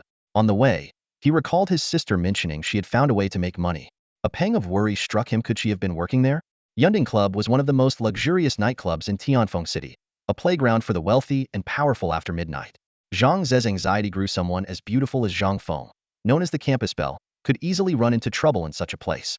Clenching his fists, Zhang Ze made a silent vow.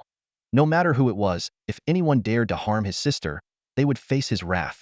Zhang Ze stormed into the bustling dance hall of the Yunding Club. The deafening music and the chaotic chatter hit him like a wave. His anxious eyes scanned the crowd and quickly locked onto a commotion at the center of the room. Pushing his way through the layers of onlookers, he finally saw his sister, Zhang Feng, standing in the middle. Zhang Feng's face was pale, her hands clenched tightly, clearly overwhelmed by tension. Opposite her, lounging on an expensive leather sofa, were 2 men.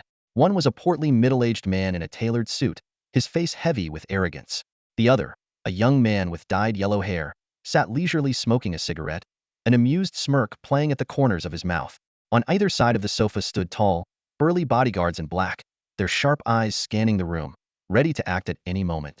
The middle-aged man suddenly barked, "Don't act all high and mighty. Just have a drink with young Master Chen. Why so much nonsense?" As he spoke, he pulled out a silver membership card from his pocket and tossed it disdainfully at Zhang Feng's feet. "There's 10,000 yuan on this card. Go pour him a drink. Coming here to work and pretending to be pure? What a joke." Zhang Feng's friend, Lu Panpan, quickly stepped forward, trying to mediate. "Sir, my friend really can't drink. How about I step in instead?" The man sneered, giving her a dismissive glance. "You? Do you look as good as her? Young Master Chen has his eyes on this girl. She's the one who has to drink with him tonight." Before Lu Panpan could say more, Zhang Ze's sudden arrival interrupted her. He strode up to his sister, grabbed her hand, and was ready to leave. "Brother!" Zhang Feng exclaimed, her voice filled with relief. The tension in her body eased slightly as she saw him. The middle-aged man shot to his feet, shouting furiously, "Who the hell are you? Let her go." One of the bodyguards immediately moved to block Zhang Ze's path. Zhang Ze stopped in his tracks, his gaze ice-cold. "I'm her brother. I'm taking her home." "Brother?" The man froze momentarily before letting out a mocking laugh. "I don't care who you are. Tonight, my guest must be entertained. If not, neither of you siblings are leaving here." Throughout the chaos, the yellow-haired young man, Chen Feng, remained seated on the sofa, watching the scene unfold as if it were a dull play. Chen Feng was a student at Jiangbei City's top high school and the only person in the last decade to awaken and class talent skill a prodigy in every sense. The arrogant middle-aged man was Wu Tianqing, chairman of Tianqing Group. In an effort to curry favor with Chen Feng, Wu Tianqing had invited him to the Yunding Club for entertainment. When Zhang Feng passed by with drinks, her beauty immediately caught Chen Feng's attention. Wu Tianqing, noticing this, stopped her and insisted she join them. Zhang Feng's refusal bruised Wu Tianqing's ego, leading to the current standoff. Chen Feng, however, had not said a word from the beginning. His eyes carried an air of detached superiority, as though everyone present was nothing more than insignificant ants, unworthy of his notice. "An honored guest?" Zhang Ze glanced at Chen Feng coldly and said in a chilling tone, "I don't care who your so-called honored guest is. If anyone dares to lay a single finger on my sister, I'll break their legs." Upon hearing this, Wu Tianqing's face turned crimson with rage. As one of the most prominent figures in Jiangbei, he had never been spoken to in such a disrespectful manner. Clenching his fists tightly, he roared in fury, "You insolent brat! How dare you speak to me like that? Do you even know who I, Wu Tianqing, am in Jiangbei?" The crowd around them gasped audibly at the mention of Wu Tianqing's name. Someone whispered in shock, "Oh my god, it's Wu Tianqing, the chairman of Tianqing Group. What's he doing in Tianfeng City? This is bad. Really bad."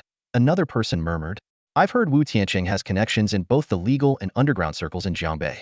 There was even that one time when a gang leader tried to mess with him, and the next day, the guy was found dead in his bed." "Exactly. Nobody dares to cross him," someone else chimed in. "Those siblings are in serious trouble now." Wu Tianqing arrogantly pointed a finger at Zhang Ze's face and sneered, "I don't want to upset my honored guest over some trivial matter today. Pick up that membership card on the floor and get lost. Don't worry, I'll have someone send your sister back to you tomorrow." Some people in the crowd began murmuring their advice. "Bro, don't push your luck. Just take the card and leave. You can't handle this situation." "Yeah, exactly," another agreed. "Let your sister spend one night with them. At least you'll both come out of this safe. Otherwise, I doubt you'll make it through tonight in one piece." Zhang Ze glanced down at the silver membership card on the ground, bent over, and picked it up. Wu Tianqing's face lit up with a smug smile, thinking he had seen this kind of brash young man many times before, tough on the outside, but weak on the inside, crumbling under a little pressure. However, Zhang Ze suddenly let out a cold laugh. "Imph, you think you can buy my sister with a membership card?" With that, he gripped the card tightly, and the metallic card instantly bent and twisted under the force of his hand. Then, with a sharp flick of his wrist, the deformed card flew through the air like a blade, hurtling toward Wu Tianqing. "Ah!" Wu Tianqing cried out in alarm and instinctively covered his face. After a moment passed, and he realized he hadn't been hit, he cautiously opened his eyes. Standing beside him was Chen Feng, who had somehow appeared there without notice, catching the flying metal card effortlessly with one hand. Zhang Ze narrowed his eyes, his senses on high alert. He hadn't used his full strength in the throw, but the speed was still extraordinary, far beyond the reaction time of an average person. Yet, Chen Feng had intercepted it with ease, clearly no ordinary individual. Wu Tianqing, now both humiliated and enraged, kicked over the coffee table in front of the sofa, sending glasses and shards flying everywhere. He bellowed, "Damn it! Break this punk's legs for me." As soon as the command was given, 4 black-clad bodyguards rushed toward Zhang Ze. The crowd scattered in fear, not wanting to get caught in the crossfire. Just as the situation reached its boiling point, a commanding female voice rang out from the edge of the crowd. "What's going on here? Stop this right now." The crowd parted like a wave, creating a pathway. A tall, elegant woman in a black cheongsam gracefully walked forward, accompanied by a middle-aged man in a suit. Lu Ponpon's eyes lit up with recognition, and she called out excitedly, "Sister Jiang." The woman, known as Sister Jiang, gave Lu Panpan a slight nod of acknowledgement before turning her attention to Wu Tianqing. With a professional smile, she said, "Well, if it isn't Mr. Wu, what has you so upset?" Wu Tianqing raised an eyebrow, his anger still simmering. "The little girl working at your club doesn't know the rules. I asked her to have a drink with my guest, and she refused. Not only that, but she even called her brother to back her up. And this punk here," he pointed at Zhang Ze, "had the audacity to throw something at my face. I almost got disfigured. Damn it, when have I, Wu Tianqing, ever been humiliated like this?" Sister Jiang furrowed her brows in thought. She knew Wu Tianqing was not someone to be trifled with. But when she turned and saw the helpless and frightened look on Zhang Feng's face, she found it hard to push the young girl into such a dire situation. At that moment, the suited man standing beside her stepped forward and spoke up. "What's all this commotion about?" He turned to Wu Tianqing with a faint, knowing smile. "Ah, Mr. Wu. Long time no see. Do you remember me? Li Zihao, from Shanhe Group. You're Li Zihao?" Wu Tianqing froze for a moment before realization dawned on him. After all, the Yunding Club was Li Zihao's property, so his presence here wasn't surprising. There was a history of bad blood between Li Zihao and Wu Tianqing. Years ago, when Li Zihao tried to establish a foothold in Jiangbei, he invested heavily in a prime piece of land, intending to build a massive entertainment complex. But Wu Tianqing sabotaged the deal, causing Li Zihao's project to collapse and costing him billions. Since then, the two had been at odds.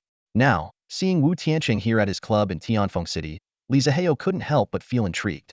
After all, Wu Tianqing had his own entertainment empire back in Jiangbei. Why would he travel all the way here to visit a place like Yunding?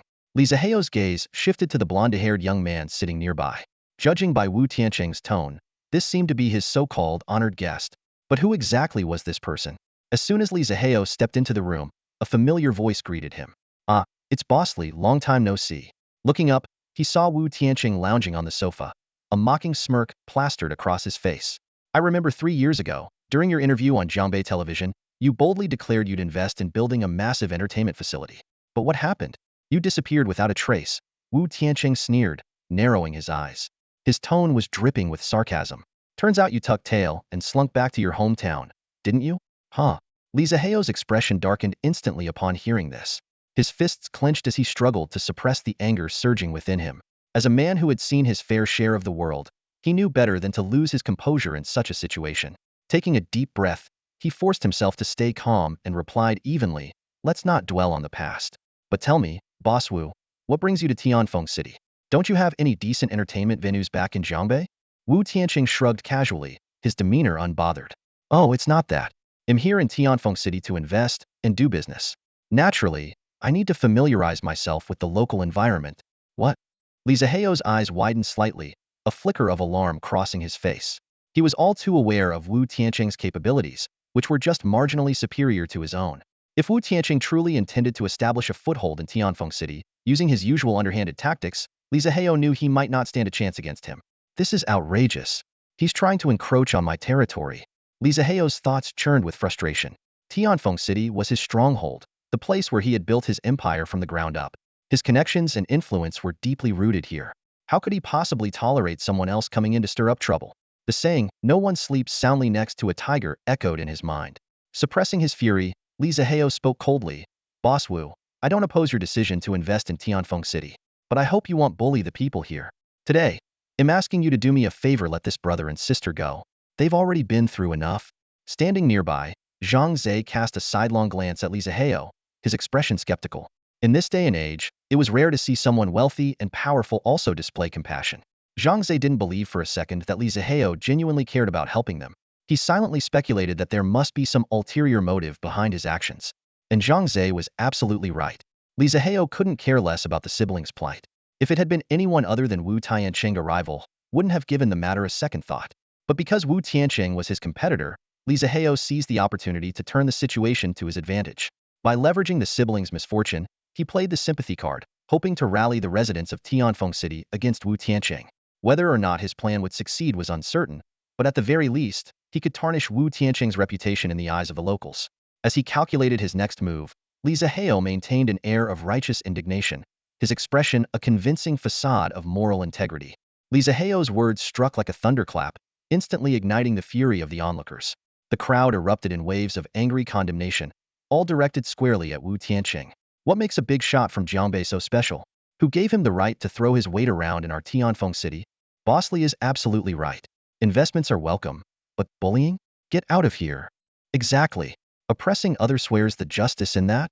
Don't be afraid, young lady. The law will bring them to justice. The voices of outrage rose and fell like crashing waves. Wu Tianqing scanned the crowd with a deep frown, his face dark and stormy. He hadn't anticipated Li Zihao's local influence, but it did nothing to shake his resolve. With a cold sneer and a glint of disdain in his eyes, Wu Tianqing spat, "Humph, a bunch of fools. You ordinary people are pathetic, hiding in your safe zones and wasting your lives away. Utterly useless."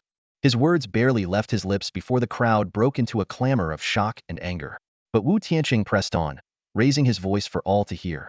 "Do you think you're living peacefully because of yourselves? It's people like me who make that possible. If it weren't for us investing, doing business, and funding the nation to train domain warriors, you'd all have been devoured by abyssal monsters long ago. Let me make one thing clear. In the future, only the truly strong will have the right to enjoy life. For ordinary people like you, staying alive is a privilege you should be grateful for." As harsh as Wu Tianqing's words were, they reflected a brutal truth. The crowd seethed with anger, but deep down, they couldn't deny the reality of his claims. For the past 2 decades, humanity across the globe had been locked in a desperate struggle against the relentless invasion of abyssal monsters. Each year, tens of thousands of lives were lost in cities overrun by these creatures. The situation was deteriorating rapidly, with the frequency and number of monster attacks increasing at an alarming rate. What had started as 1 or 2 monsters emerging yearly had escalated to hundreds pouring out of the abyss every month. These monsters were growing stronger as well, with some reaching the formidable rank of level 5. Many nations were buckling under the strain, and some smaller countries, in a desperate bid to preserve their populations, had surrendered their sovereignty and merged with larger nations. Now, only a dozen or so major nations remained. Among them, the Daxia nation was one of the few still standing, though it had lost half its territory and the rest was on the brink of collapse. In such dire circumstances, the importance of domain warriors could not be overstated. The government channeled all available resources to support domain warriors, as they were humanity's only true defense against the abyss. Ordinary citizens had been relegated to the lowest rung of society, their primary value reduced to bearing children in hopes of producing future domain warriors. In the most extreme situations, the government was even prepared to abandon ordinary people to ensure the survival of the warriors. As cruel as Wu Tianqing's words were, they were undeniably rooted in fact. Li Zihao's expression shifted unpredictably. Though this grim reality was common knowledge, few dared to voice it so bluntly. Wu Tianqing scoffed, his tone icy. "Why sugarcoat it? The truth will come out sooner or later, and what I'm saying is already putting it lightly. Today, I'm taking these siblings with me, no one's stopping me." With that, he once again ordered his men to seize Zhang Ze and his sister. Li Zihao gritted his teeth and stepped forward, shielding the siblings. In a blur of movement, he dispatched several bodyguards with just a few swift punches and kicks. The crowd watched in stunned silence, their disbelief palpable. Li Zihao's agility defied his 50-odd years, rivaling that of much younger men. Even more astonishing was how effortlessly he subdued the professional bodyguards, men trained for combat. The guards staggered back to Wu Tianqing, clutching their injuries, while Wu Tianqing's face darkened with fury. "Li Zihao, are you really determined to oppose me today? Is it worth it for 2 ordinary people?" Wu Tianqing demanded coldly. Li Zihao let out a derisive snort. "Let me make it clear. I'm protecting these 2, no matter what. Oh, and in case you've forgotten, 20 years ago, I was certified as a first-rank domain warrior and joined the military for external combat missions. I retired due to injuries and only then transitioned into the business world. So if you're thinking of resorting to violence, you'd better think twice about whether you're up to the task." Wu Tianqing's expression shifted dramatically upon hearing this revelation. He had never imagined that Li Zihao was a first-rank domain warrior. Even though Li Zihao was now older and likely out of practice, his foundational strength remained formidable far beyond what a few bodyguards could handle. Grinding his teeth in frustration, Wu Tianqing cursed silently. "Damn it! If this were Zhang Ze, I could summon at least 2 first-rank domain warriors with a single call." Despite his anger, Wu Tianqing knew he was at an impasse. As an ordinary man, he had no chance against someone like Li Zihao, especially when even his guards had been so easily overpowered. Wu Tianqing, Tianfeng City is not a place for you to run wild. I suggest you take that brat and crawl back to Jiangbei City. Li Zihao clenched his fists as he coldly threatened, his eyes glinting with a dangerous light. His body leaned slightly forward, ready to strike at any moment. Zhang Ze stood on the sidelines, his sharp gaze closely observing the tense standoff. He noticed that although Li Zihao was getting on in years, his movements were still swift and powerful. Zhang Ze silently calculated that the force of a punch from Li Zihao might easily exceed 700 pounds. I just boosted my strength by 1 point, it's now at 12. I wonder if I can match 700 pounds.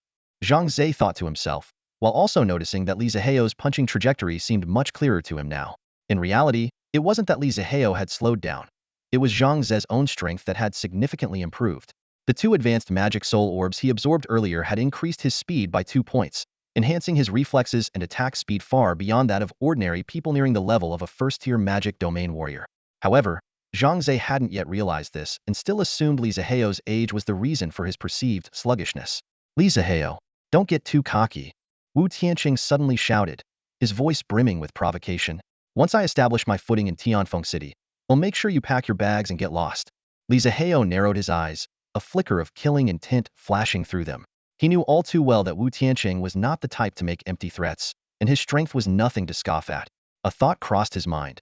He had hoped to avoid bloodshed, but if he didn't eliminate Wu Tianqing now, the man would undoubtedly become a grave threat in the future. Just as the air grew increasingly tense, Qin Feng, who had remained silent until now, suddenly stepped forward. He first patted Wu Tianqing on the shoulder, then turned to Li Zihao with a faint, teasing smile on his face. Li Zihao, did I just hear you tell me to crawl back to Jiangbei? Li Zihao raised an eyebrow, sizing up the young man who looked no older than 16 or 17. With a sneer, he said dismissively, kid, let the adults handle their business. Go play somewhere else.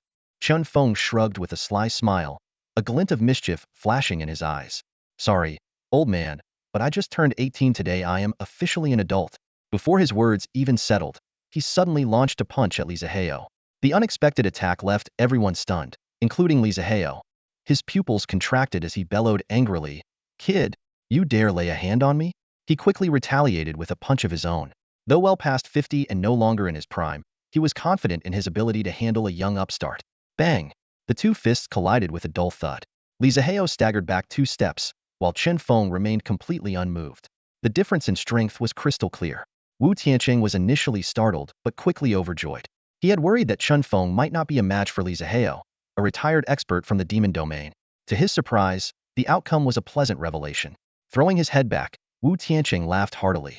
Ha ha ha, young Master Qin, you truly live up to your reputation as the first-rank talent in Jiangbei in the past decade.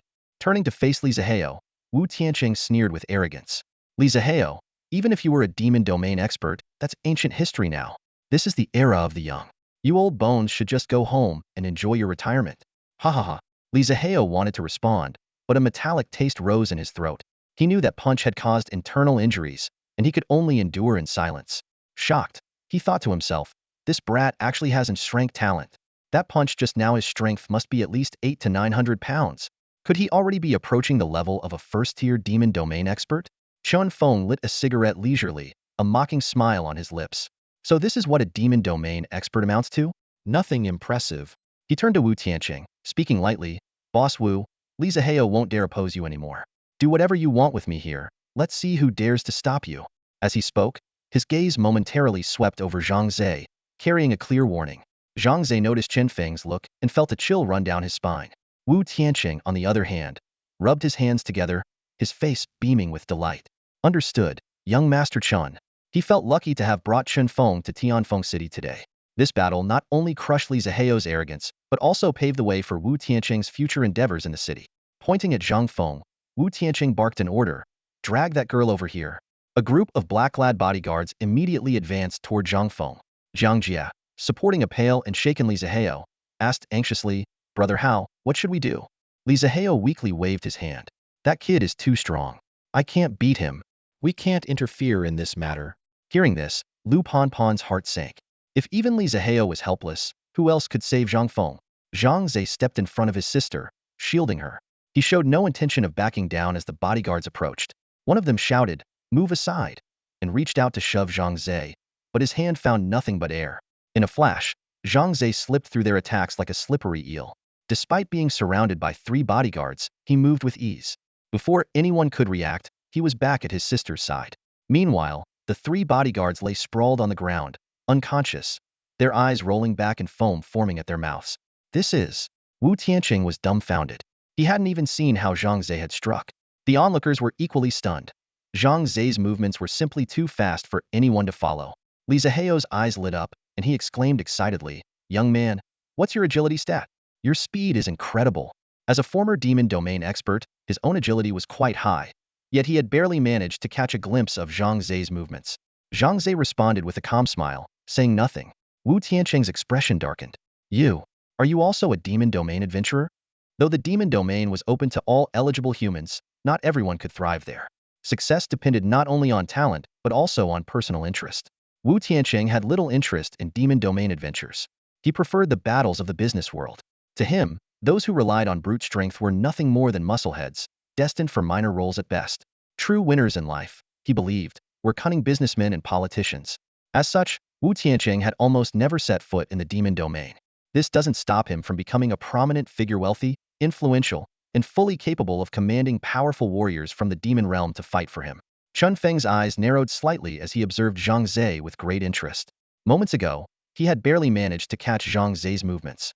And this was saying something, considering Chen Feng had an agility stat of 11, far beyond that of an ordinary person.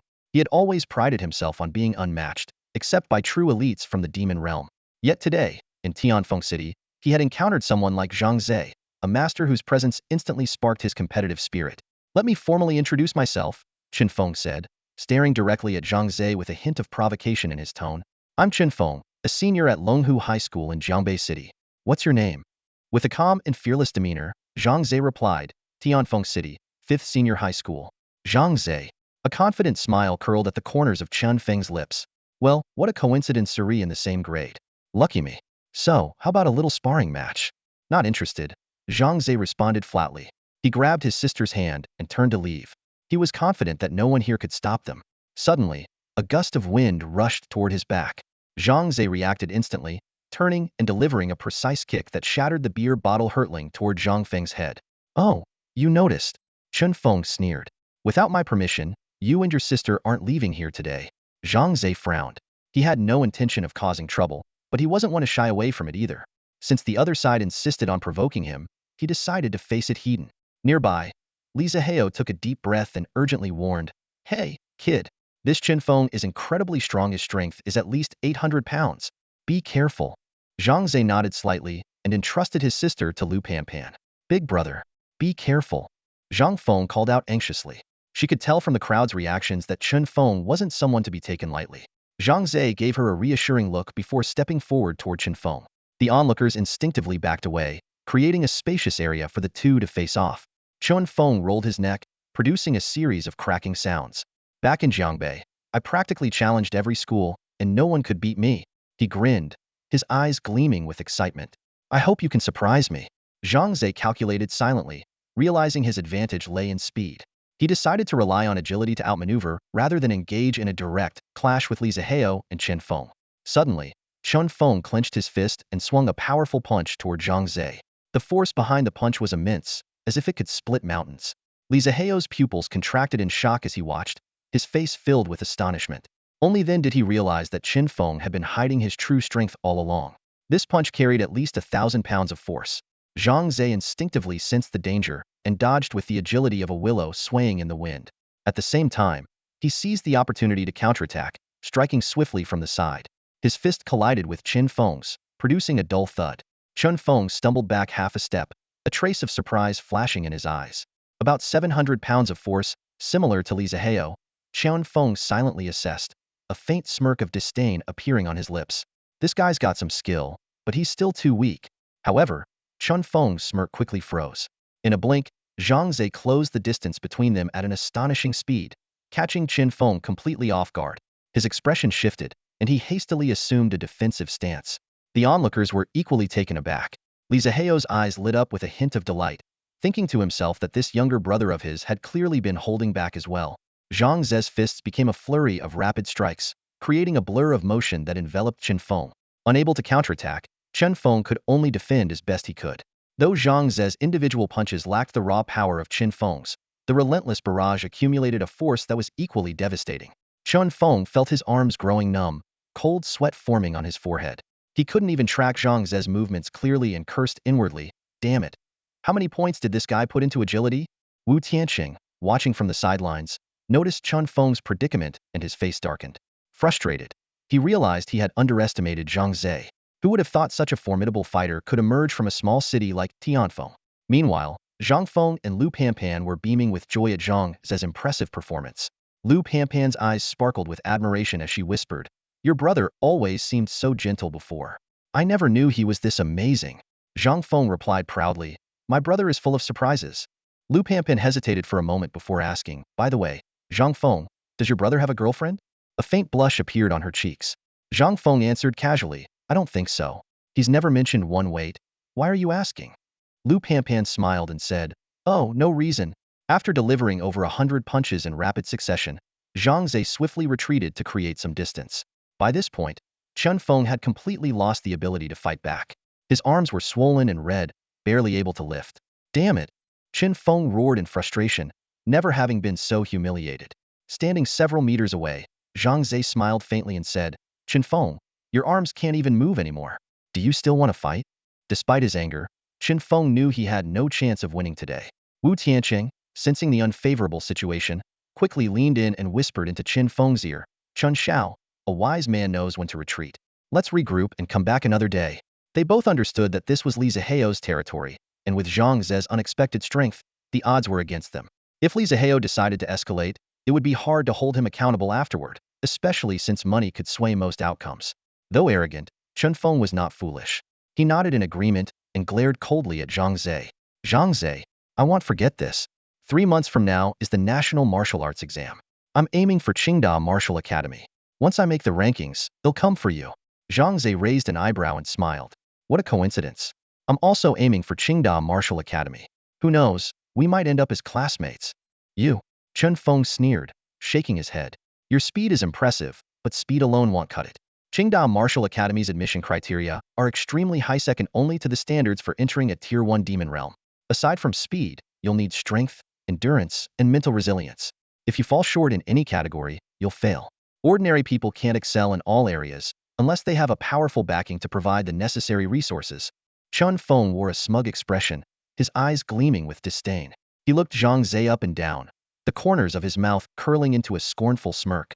"I can tell you're just an ordinary person," Chen Feng sneered. "Otherwise, your sister wouldn't be working in a place like this. So, stop dreaming." His tone dripped with arrogance. As a descendant of a prestigious family, Chen Feng had been sheltered by his powerful lineage from a young age. His family was highly influential in the demon realm, with several formidable members among their ranks.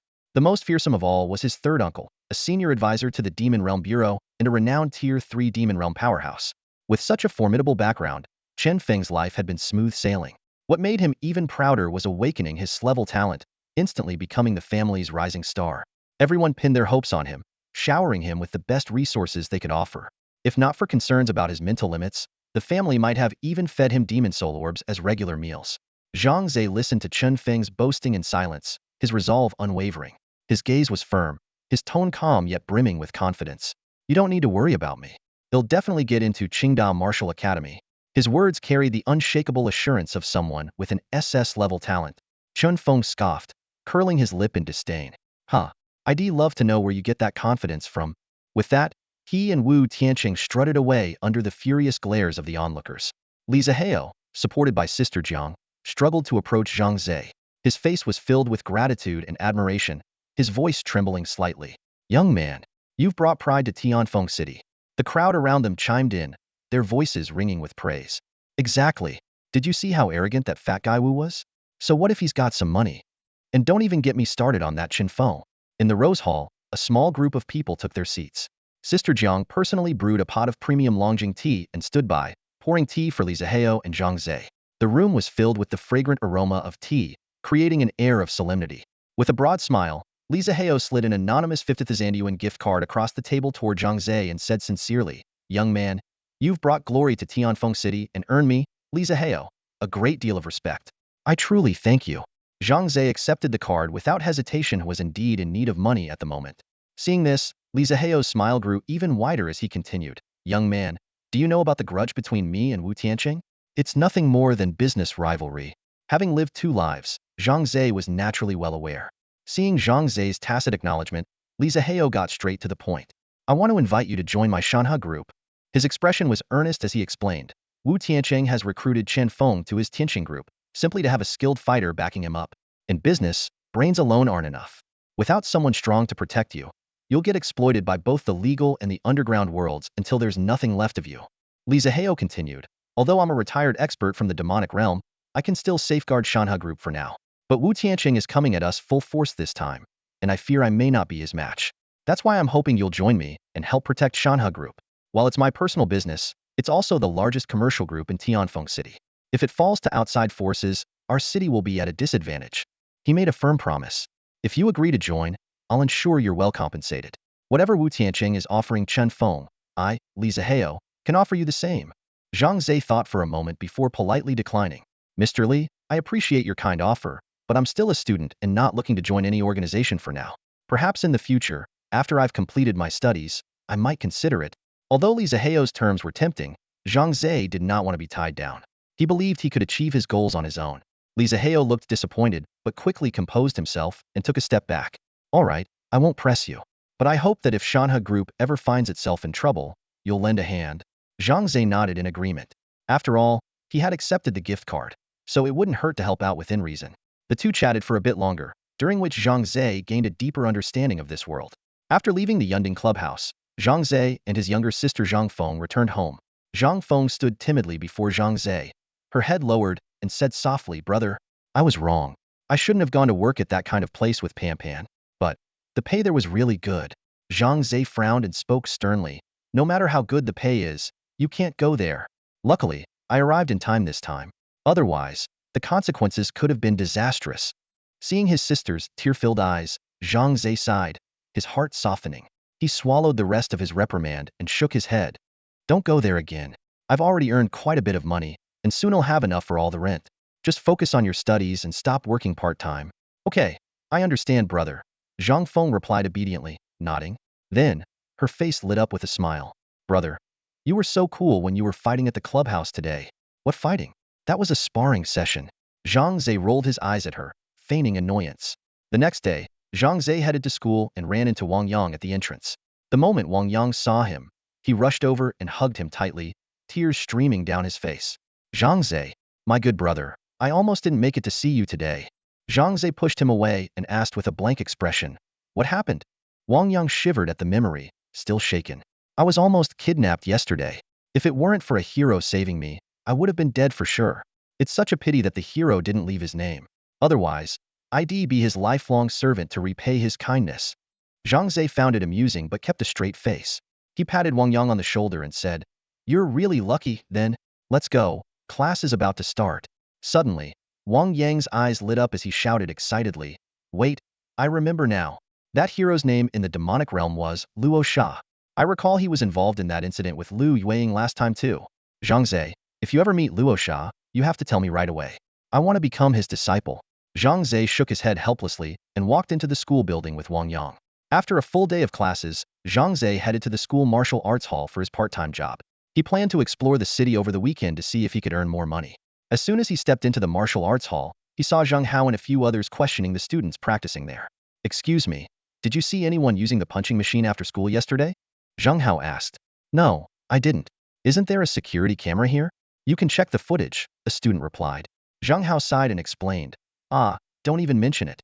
The equipment here is outdated, and the camera facing the punching machine has been broken for a long time." After asking around with no success, Zhang Hao spotted Zhang Ze, who was changing into his work uniform to clean the floors. He walked over and greeted him. "Hi there, I'm Zhang Hao. I was wondering if you saw anyone using the punching machine after school yesterday, while you were cleaning?" Zhang Ze froze for a moment. He knew Zhang Hao was the top student in a neighboring class, rumored to have awakened an A-level talent. Many believed he was a sure candidate for Qingda Martial Arts University.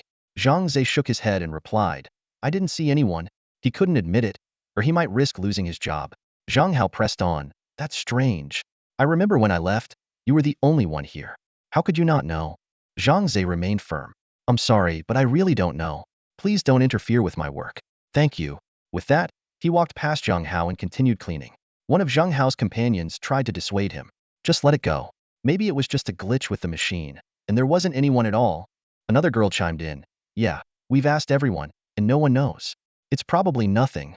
But Zhang Hao kept his eyes fixed on Zhang Ze's back and shook his head. No, I think I found the person. Everyone was stunned and followed his gaze toward Zhang Ze. No way. You're saying it's that janitor? I know him. He's from class 8, named Zhang Ze. But Zhang Hao, you must be mistaken. There's no way he could score that high. In last month's assessment, he didn't even make it into the top 100 in the school rankings. It can't be him. When Zhang Hao left the martial arts school, his tone carried a firm confidence. Once the national martial arts exam begins, the truth will naturally come to light. His words left Zhang Ze deep in thought. Watching Zhang Hao and his companions walk away, Zhang Ze couldn't help but wonder, could it be that Zhang Hao noticed his performance on the power testing machine that day? Suddenly enlightened, Zhang Ze realized that Zhang Hao might see him as a potential rival. After all, the school only had 2 spots for admission into Qing University Martial Arts Academy, so Zhang Hao's concern was understandable. Zhang Ze silently resolved to be more cautious in the lead-up to the martial arts exam, avoiding unnecessary trouble. After cleaning the martial arts school, Zhang Ze headed toward the teaching building. At the entrance, he noticed his homeroom teacher, Lu Wei, conversing with 2 uniformed men. Lu Wei looked serious, and Zhang Ze discreetly walked past, overhearing one of the men say in a low voice, "This individual is extremely dangerous. Your school must warn the students to stay safe." Curiosity sparked in Zhang Ze's mind, but he knew Lu Wei would soon inform everyone in the group chat. Sure enough, 10 minutes later, as Zhang Ze sat on the subway, he received a message from Lu Wei. Recently, a dangerous fugitive has been spotted in Tianfeng City. The city police are urging citizens to stay vigilant. Students are advised to avoid going out at night unless absolutely necessary. If you encounter any suspicious individuals, report it immediately. The message included a photo and detailed information about the fugitive. Zhang Ze noticed that the criminal was missing the pinky finger on his right hand. Due to the rampant attacks by monsters from the demon realm, nations were pouring most of their resources into defending their front lines, leaving domestic security stretched thin. Criminal incidents occurred frequently, and fugitive cases like this happened 3 or 4 times a year. However, they usually turned out to be false alarms. Like many others, Zhang Ze didn't pay much attention to it. When he got home, his younger sister, Zhang Feng, had already prepared dinner. After they finished eating, the clock struck 8, and Zhang Ze entered the demon realm as planned. The intense battle last time had rewarded him with the powerful boss, the devouring frog, but many of his smaller summoned creatures had perished, leaving 6 empty slots in his team. His priority today was to fill those vacancies. In this layer of the demon realm, goblins were the primary monsters, split into melee and ranged types. Zhang Ze decided to face one first, and then decide which type of goblin to summon based on the situation. He stepped off the altar and ventured into the depths of the forest. Along the way, he saw a 3-person team locked in battle with 2 goblins. One goblin wielded a sword and shield, charging fiercely, while the other stayed on the outskirts, hurling rocks to keep the adventurers under constant pressure. This skirmish gave Zhang Ze insight into the goblin's capabilities. The sword and shield goblin dealt over 100 points of damage with each attack and could effectively block incoming strikes with its shield. Meanwhile, the ranged goblin's rock-throwing speed was astonishing, launching 30 to 40 stones in mere seconds, each dealing 100 to over 200 points of damage. Despite their numerical advantage, the 3 adventurers were being overwhelmed by the 2 goblins. All of them were melee fighters, struggling to handle even the sword and shield goblin, let alone the ranged goblin's relentless harassment. Damn goblin! It blocks every attack with its shield. I got hit by another rock. That ranged goblin is so annoying. Guys, I'm almost out of health. What do we do? In the end, the 3 adventurers had no choice but to retreat to the altar in disgrace. Continuing the fight would have likely cost them their lives. Witnessing this, Zhang Ze thought to himself, it seems both types of goblins are quite formidable. No need to overthink it, I'll just summon whichever one I encounter. To be safe, Zhang Ze summoned all of his creatures, including bosses like the devouring frog and the iron-fang wolf. He knew his current smaller creatures, such as the armored turtle, would likely be no match for the goblins, so he decided to rely on the bosses for support. Carefully searching the area, Zhang Ze found no lone goblins.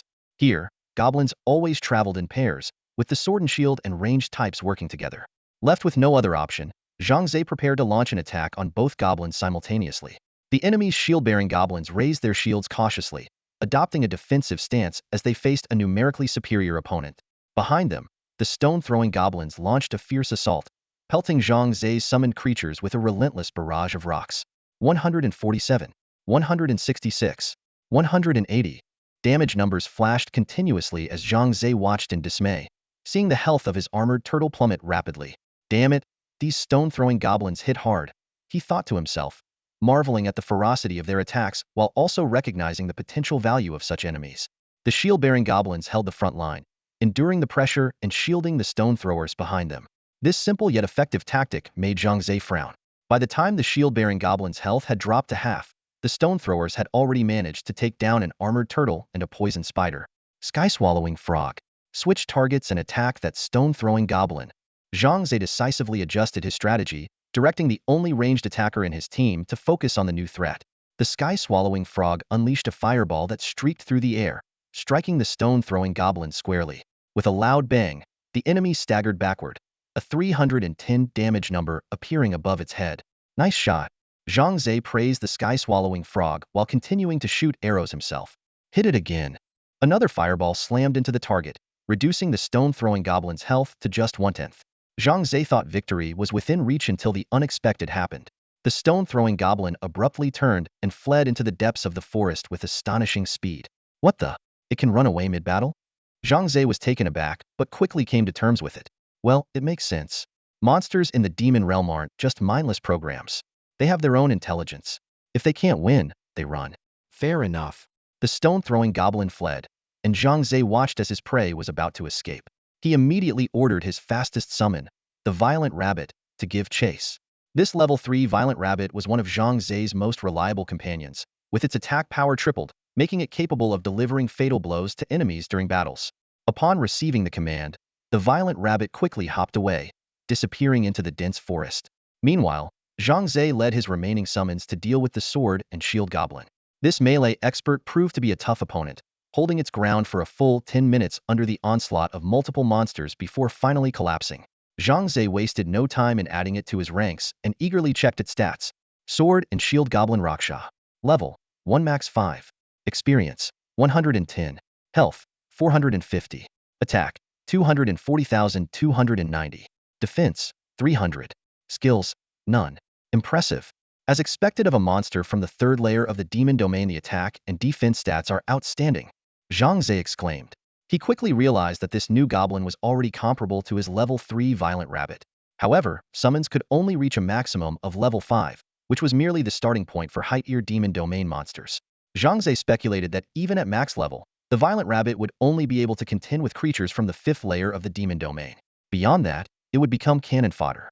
As Zhang Ze pondered these comparisons, he suddenly realized that the Violent Rabbit had been gone for quite some time. A sense of unease crept over him as he gazed into the depths of the forest. Just then, a system notification appeared. Your Violent Rabbit has died. Zhang Ze was stunned. Before he could process what had happened, the sound of dense footsteps emerged from the forest. Moments later, a large group of goblins burst out, charging toward Zhang Ze with menacing intent.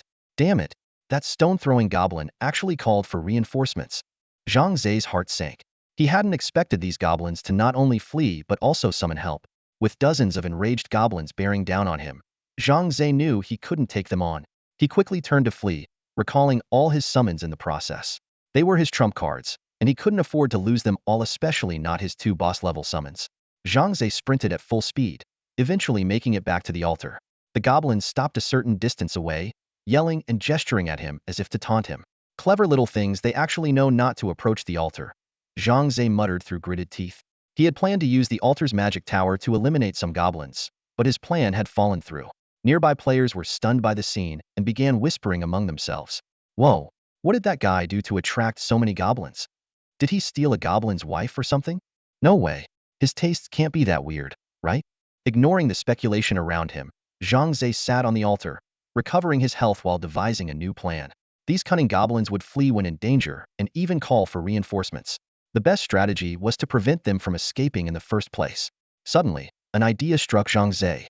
He sprang to his feet and dashed toward the stone gate. A system prompt appeared.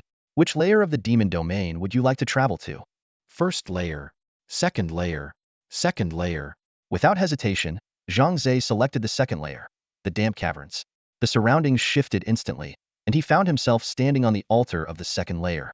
Zhang Ze immediately rushed out, scanning the area for monsters.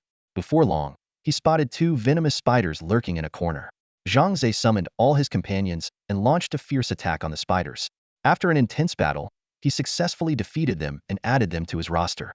Now, Zhang Ze's team consisted of a hard-shelled turtle, a sword and shield goblin, two venomous spiders, and two boss-level summons. For slots in his team remained open. Two venomous spiders should be enough, Zhang Ze calculated. Satisfied, he returned to the third layer of the demon domain. This time, let's see how you goblins try to escape. Zhang Ze smirked confidently as he set off with his team, ready to give the goblins a nasty surprise. Soon, Zhang Ze spotted a pair of goblins in the dense forest, a classic duo of a bladine shield goblin and a stone-throwing goblin. Without hesitation, he issued the attack command, summoning his creatures, whose thunderous roars shook the surroundings as they charged toward the enemies like a tidal wave. The armored turtle teamed up with the bladine shield goblin to confront the opposing bladine shield goblin. Sparks flew as iron clashed against iron. Meanwhile, the iron-toothed wolf lunged directly at the stone-throwing goblin, its sharp teeth gleaming coldly under the sunlight. At the rear, the venomous spider and the devouring frog launched ranged attacks, pelting the enemy with venom and long, whip-like tongues. With his wealth of battle experience, Zhang Ze commanded the fight with precision, quickly tipping the scales in his favor. The bladine shield goblin was the first to fall, leaving the stone-throwing goblin with only a tenth of its health remaining. Realizing the dire situation, the stone-throwing goblin turned to flee. But Zhang Ze had anticipated this.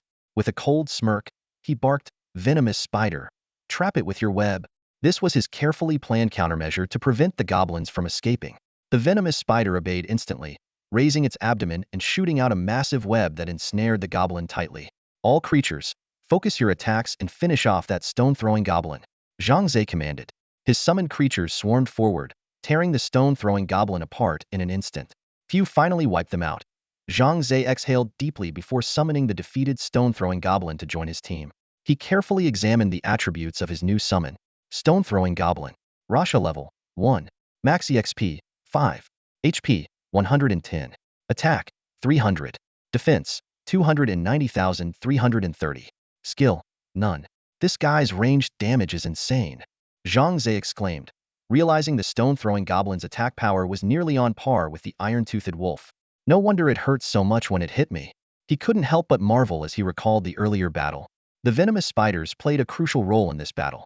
Their agile webs not only ensnared the fleeing goblin slingers, but also hindered the movements of other goblins. Zhang Ze quickly mastered the art of commanding the spiders. At the slightest hint of a goblin slinger attempting to flee, he would immediately order the spiders to launch their webs, immobilizing the target. This tactic proved highly effective, significantly enhancing the efficiency of the fight. However, not every battle went smoothly. During one skirmish, Zhang Ze was fully focused on handling a pair of goblins when two more suddenly appeared. Forced to face 4 enemies simultaneously, the situation became extremely precarious. The hardshell turtle, now upgraded to level 3, bravely held the front line but unfortunately became the goblin's primary target. Despite its valiant resistance, the turtle ultimately fell in battle. One of the venomous spiders also perished in the chaos. Nevertheless, Zhang Ze relied on his flexible tactics and the cooperation of his remaining summoned creatures to secure victory, successfully defeating all 4 goblins. After the fight, Zhang Ze took inventory of his summoned team.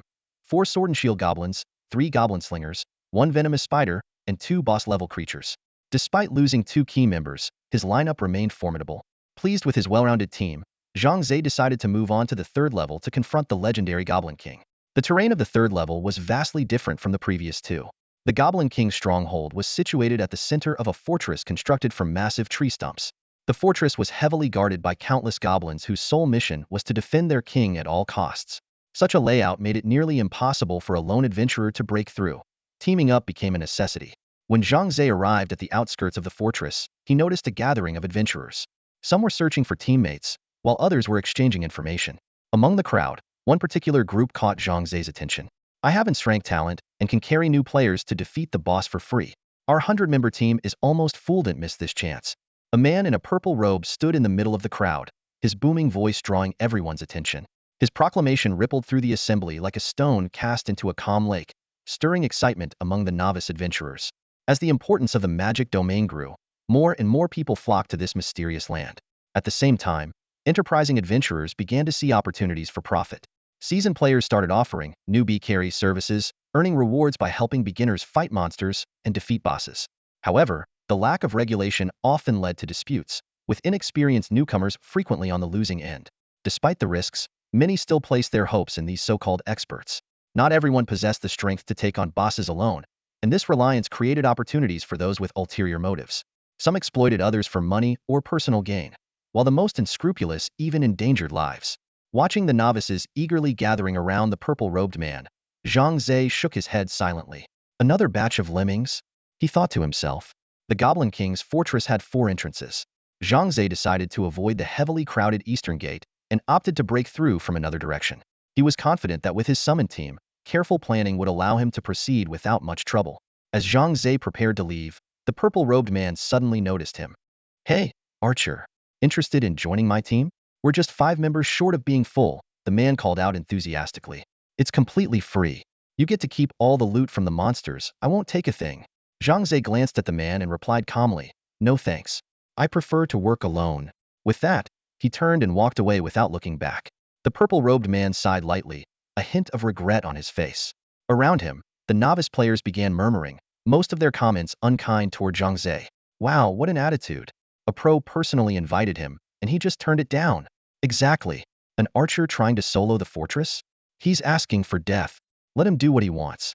He'll regret it when he's surrounded by goblins. If someone offered to carry me for free, I'd be grateful. This guy's just too arrogant. Maybe he's rich and doesn't care about teaming up. Either way, it's none of our business. Zhang Ze ignored the chatter, staying focused on his plan. He circled the fortress and found that the northern entrance had the fewest adventurers. Deciding this was the best route, he summoned his creatures. His team quietly appeared behind him, following as he confidently strode into the fortress. The interior of the fortress was a maze-like structure shaped like a square loop. Towering wooden stakes on both sides created a suffocating sense of confinement. Goblins roamed in pairs, patrolling the area.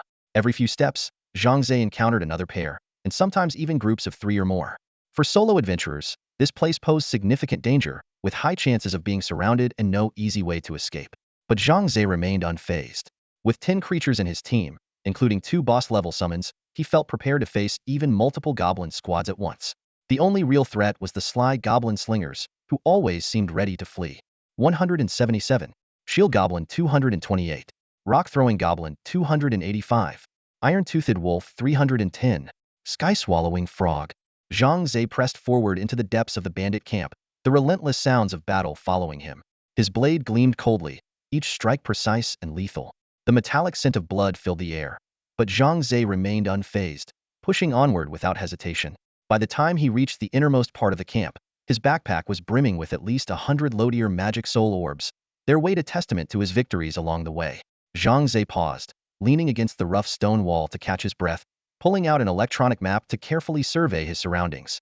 His 10 underlings formed a tight defensive circle around him, their eyes scanning for potential threats. After a brief rest, Zhang Ze stood and led his group further into the camp. Suddenly, he stopped abruptly, his brow furrowing.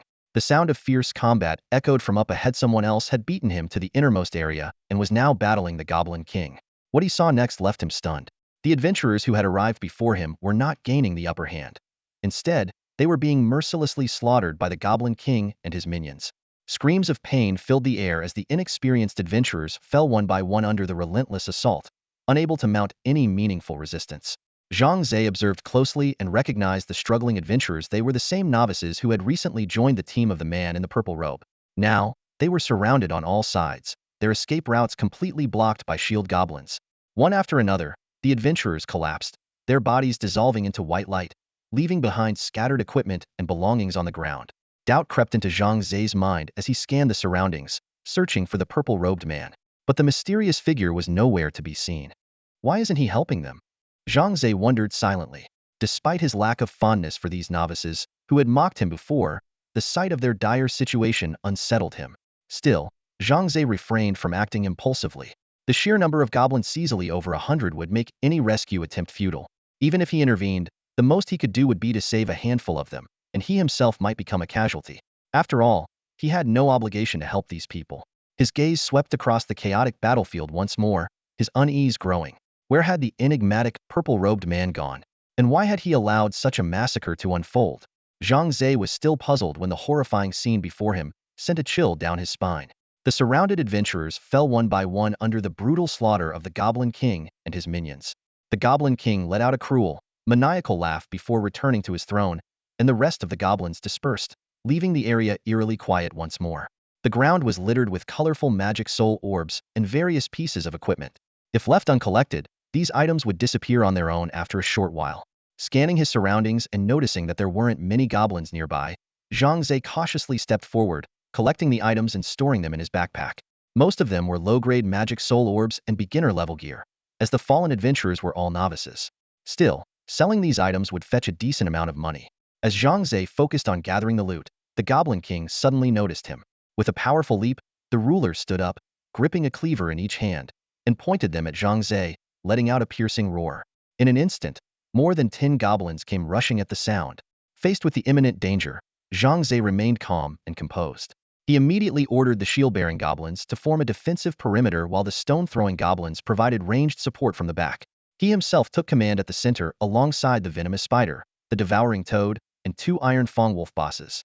To streamline his strategy, Zhang Ze had even numbered the goblins for easier coordination. The battle erupted.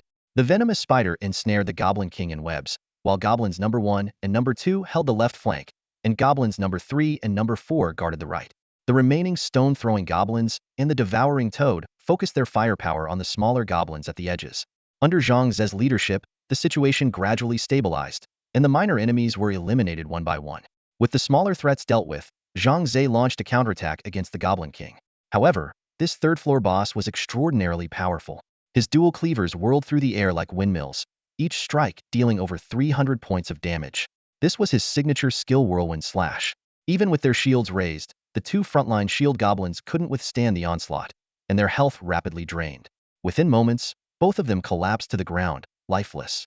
Reacting swiftly, Zhang Ze deployed 2 more shield goblins to the front lines while leading the remaining companions to continue their assault on the Goblin King.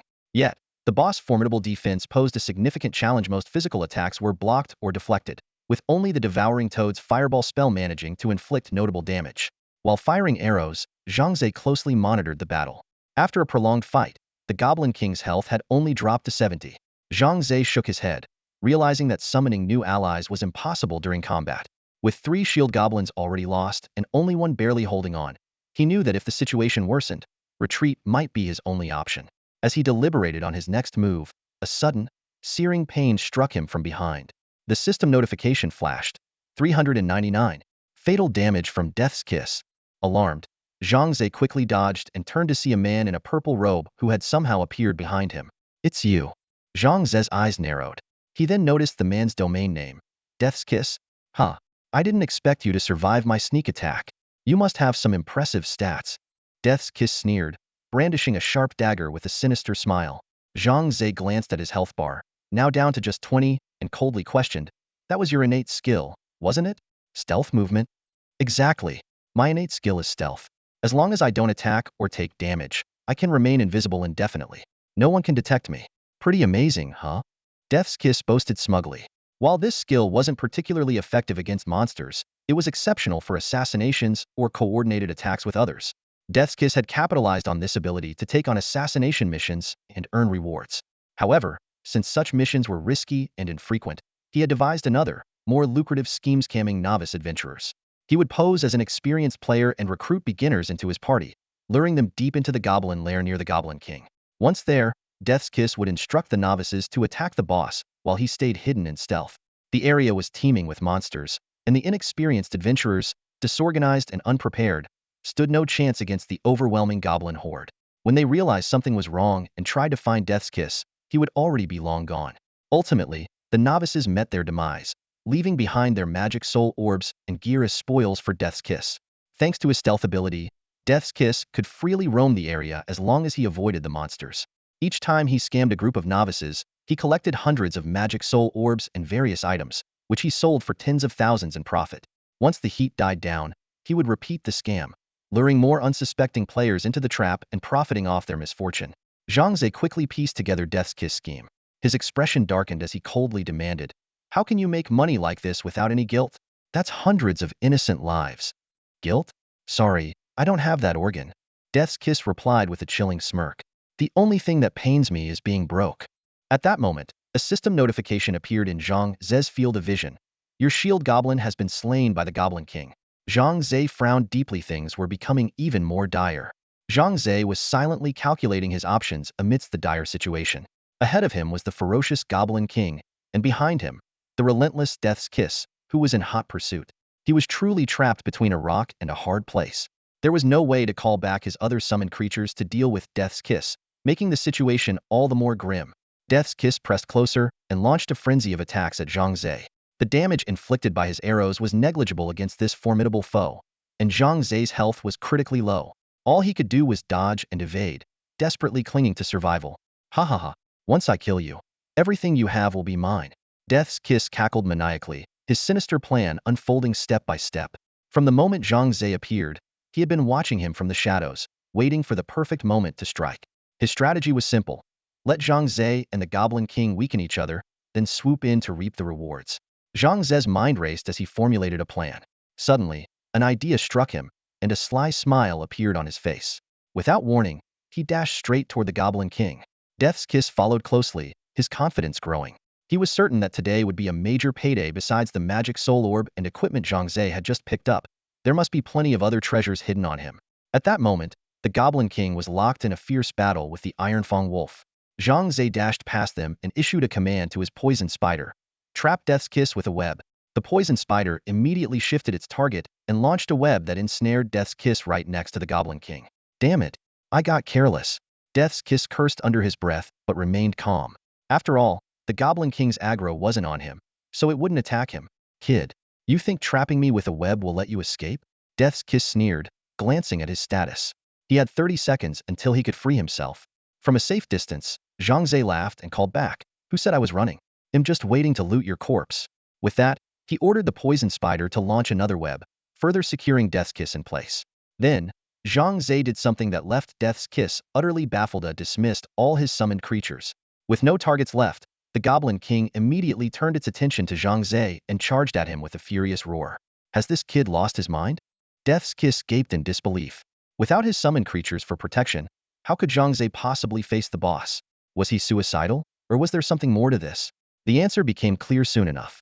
Zhang Ze bolted out of the stronghold without looking back, and the Goblin King, after chasing him for a short distance, stopped in its tracks. It turned out that the Goblin King's range of activity was confined to the innermost part of the stronghold. It wouldn't venture outside. Roar. Grr. The Goblin King, now without a target, noticed the immobilized Death's Kiss and immediately charged at him. Damn it, that kid set me up. Death's Kiss finally realized the trap. Zhang Ze's plan had been meticulously executed. First, trap Death's Kiss within the Goblin King's range, then escape himself, forcing the Goblin King to redirect its aggro onto Death's Kiss. Now, ensnared by 2 layers of webs, Death's Kiss had at least 50 seconds before he could break free. And 50 seconds was more than enough time for the Goblin King to turn him into mincemeat. What a cunning trick. Death's Kiss gritted his teeth as he watched the Goblin King, blades in hand, charging at him with murderous intent. But he wasn't out of cards yet. Don't think you've won, kid. I can still use stealth. With a smirk, Death's Kiss activated his innate skill and vanished into thin air. The Goblin King, now confused, stopped in its tracks and began searching for its suddenly missing target. Death's Kiss stood invisible, grinning smugly. This ability had saved his life countless times, and this time would be no different. Kid, he'll remember your name. Once I'm free, he'll hunt you to the ends of the earth. He vowed silently. But just as he patiently waited out the remaining 45 seconds of his entrapment, something unexpected happened. Zhang Ze returned. What the hell? Why is he coming back? Death's Kiss was bewildered, completely unable to fathom Zhang Ze's intentions. So, you've gone invisible, huh? Zhang Ze muttered with a faint smile.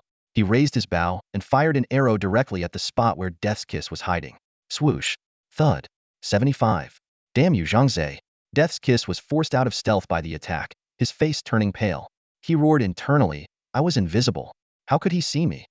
The Goblin King, now aware of Death's Kiss' reappearance, resumed its charge. With his stealth ability still on cooldown, Death's Kiss had no choice but to fight back desperately. However, still trapped in the web, he couldn't escape and could only endure the relentless onslaught. 5 more seconds. Death's Kiss gritted his teeth, determined to hold out. As a high-level adventurer, his stats were impressive, allowing him to barely withstand the Goblin King's attacks for a while. But then, Zhang Ze intervened again. Poison Spider. Add another web to Death's Kiss. Let him keep playing with the Goblin King. Zhang Ze chuckled as he issued the order. Seeing yet another web entangle him, extending his time to break free to 55 seconds. Death's Kiss was on the verge of breaking down. Kid, he'll kill you. Death's Kiss roared in fury at Zhang Ze. Zhang Ze, however, remained calm. Why don't you focus on surviving the Goblin King first? He replied nonchalantly. Arg. Death's Kiss watched helplessly as his health plummeted from 80 to 60, then to 40. Desperate to stay alive, he consumed every health potion in his inventory, barely managing to restore his health to 60. Finally, my cooldown is over, I can stealth again. Death's Kiss breathed a sigh of relief and immediately activated his ability, disappearing once more. The Goblin King halted his attack, standing still as he scanned his surroundings, clearly searching for Death's Kiss. Death's Kiss let out a small sigh of relief, but when he glanced at Zhang Ze, he was horrified to see the young man aiming his bow and arrow directly at his location again. Impossible. Death's Kiss thought in shock. I used my innate skill, how could he still find me? As he wrestled with his confusion, an arrow flew straight at him, piercing his body and instantly breaking his invisibility. Looking down, he suddenly understood the spiderweb beneath his feet had betrayed his position. Despair consumed Death's Kiss as he watched the Goblin King charge toward him. His face turned ashen. In his final moments, he shot Zhang Ze a venomous glare and quickly sent out a message. The Goblin King's flurry of blades swiftly ended Death's Kiss's life. Soul orbs and equipment scattered across the ground as his body disintegrated into ash. Zhang Ze watched coldly, thinking to himself, you brought this on yourself. The battle was over, and the Goblin King returned to his throne. Zhang Ze didn't immediately collect the spoils of war. His summon team had suffered heavy losses. Only a venomous spider and 3 stone-throwing goblins remained, leaving him with little hope of defeating the Goblin King. Time to rebuild my forces, Zhang Ze decided. Leading his remaining team, he scouted the surrounding area and quickly defeated 4 regular goblins, restoring his squad to full strength. All right, it's time to take on the boss, Zhang Ze said with confidence. He led his summon team back to the Goblin King's territory. The Goblin King was immediately drawn into the fray, raising his twin blades to battle Zhang Ze's summoned creatures. Meanwhile, Zhang Ze seized the opportunity to gather the items dropped by Death's Kiss. Not bad. Zhang Ze examined the loot and found 2 high-tier soul orbs, 36 mid-tier soul orbs, and 97 low-tier soul orbs, along with 4 pieces of equipment and several potions. Among them, an A-rank piece of equipment called white silk gloves caught his attention. Zhang Ze immediately equipped the white silk gloves and felt a noticeable boost in his attack power. He then joined the battle, firing an arrow at the Goblin King and dealing 38 points of damage. Now we're getting somewhere, Zhang Ze muttered with a wry smile. He realized that relying solely on summoned creatures wasn't enough. Improving his own strength was just as crucial. The fight against the Goblin King was intense. Despite Zhang Ze's best efforts to command his team, his summoned creatures fell one after another. When the last stone-throwing goblin went down, Zhang Ze couldn't help but curse under his breath. I guess it's up to the Ironfang Wolf now, Zhang Ze thought reluctantly. Although the Ironfang Wolf was an elite-tier boss, it was still no match for the Goblin King. The Goblin King's attacks dealt a staggering 394 damage per strike, nearly double the Ironfang Wolf's output. Fortunately, the venomous spider's crowd control ability proved invaluable. Whenever the Goblin King prepared to unleash his whirlwind slash, Zhang Ze ordered the spider to trap him in its web, giving the Ironfang Wolf time to retreat. Meanwhile, Zhang Ze and the Devouring Frog continued their ranged attacks. The battle was grueling and drawn out, but the Goblin King's health bar steadily dwindled. Zhang Ze kept a close eye on the numbers. 19, 16, 13, 9. Finally, the Devouring Frog launched a final fireball that struck the Goblin King squarely on the head, dealing 333 points of damage. The Goblin King staggered, dropped his twin blades, and collapsed to the ground with a thunderous crash. Congratulations! You have slain the Goblin King. As the notification appeared, Zhang Ze's nerves, strained for over 2 hours, finally relaxed. He let out a long breath and rushed to collect the spoils of victory while summoning a new Goblin King. The fearsome boss materialized before Zhang Ze but immediately dropped to one knee in submission. Zhang Ze couldn't help but slap the Goblin King playfully, laughing as he said, "You were a real pain to deal with, but from now on, you're one of my guys." With that, Zhang Ze now commanded 3 bosses: the Ironfang Wolf, the Devouring Frog, and the Goblin King.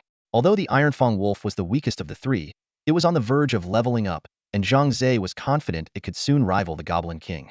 There were still 5 open slots in his summon team, and Zhang Ze planned to recruit 3 shield-bearing goblins and 2 stone-throwing goblins. However, he decided to proceed through the stone gate to the 4th floor first, avoiding a repeat of this arduous battle in the future. Zhang Ze also had an untested theory lingering in his mind. Could he summon multiple identical bosses, just like regular monsters?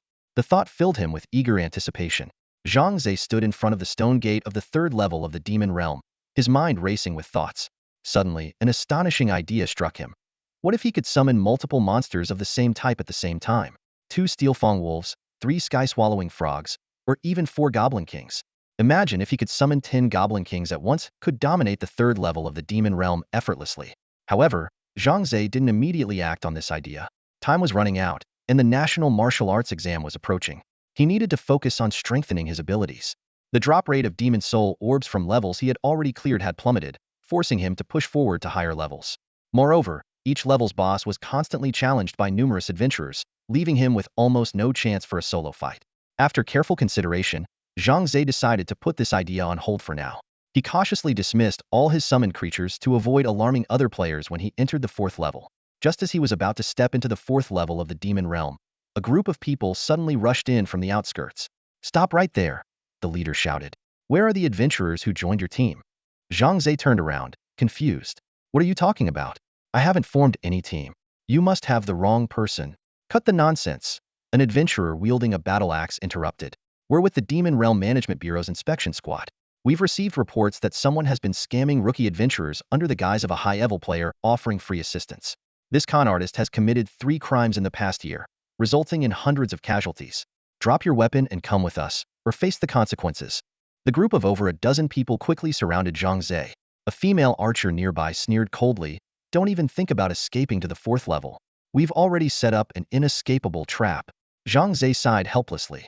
He glanced around and counted 17 of them, all well-equipped and clearly not your average adventurers. If he resisted, the outcome was uncertain.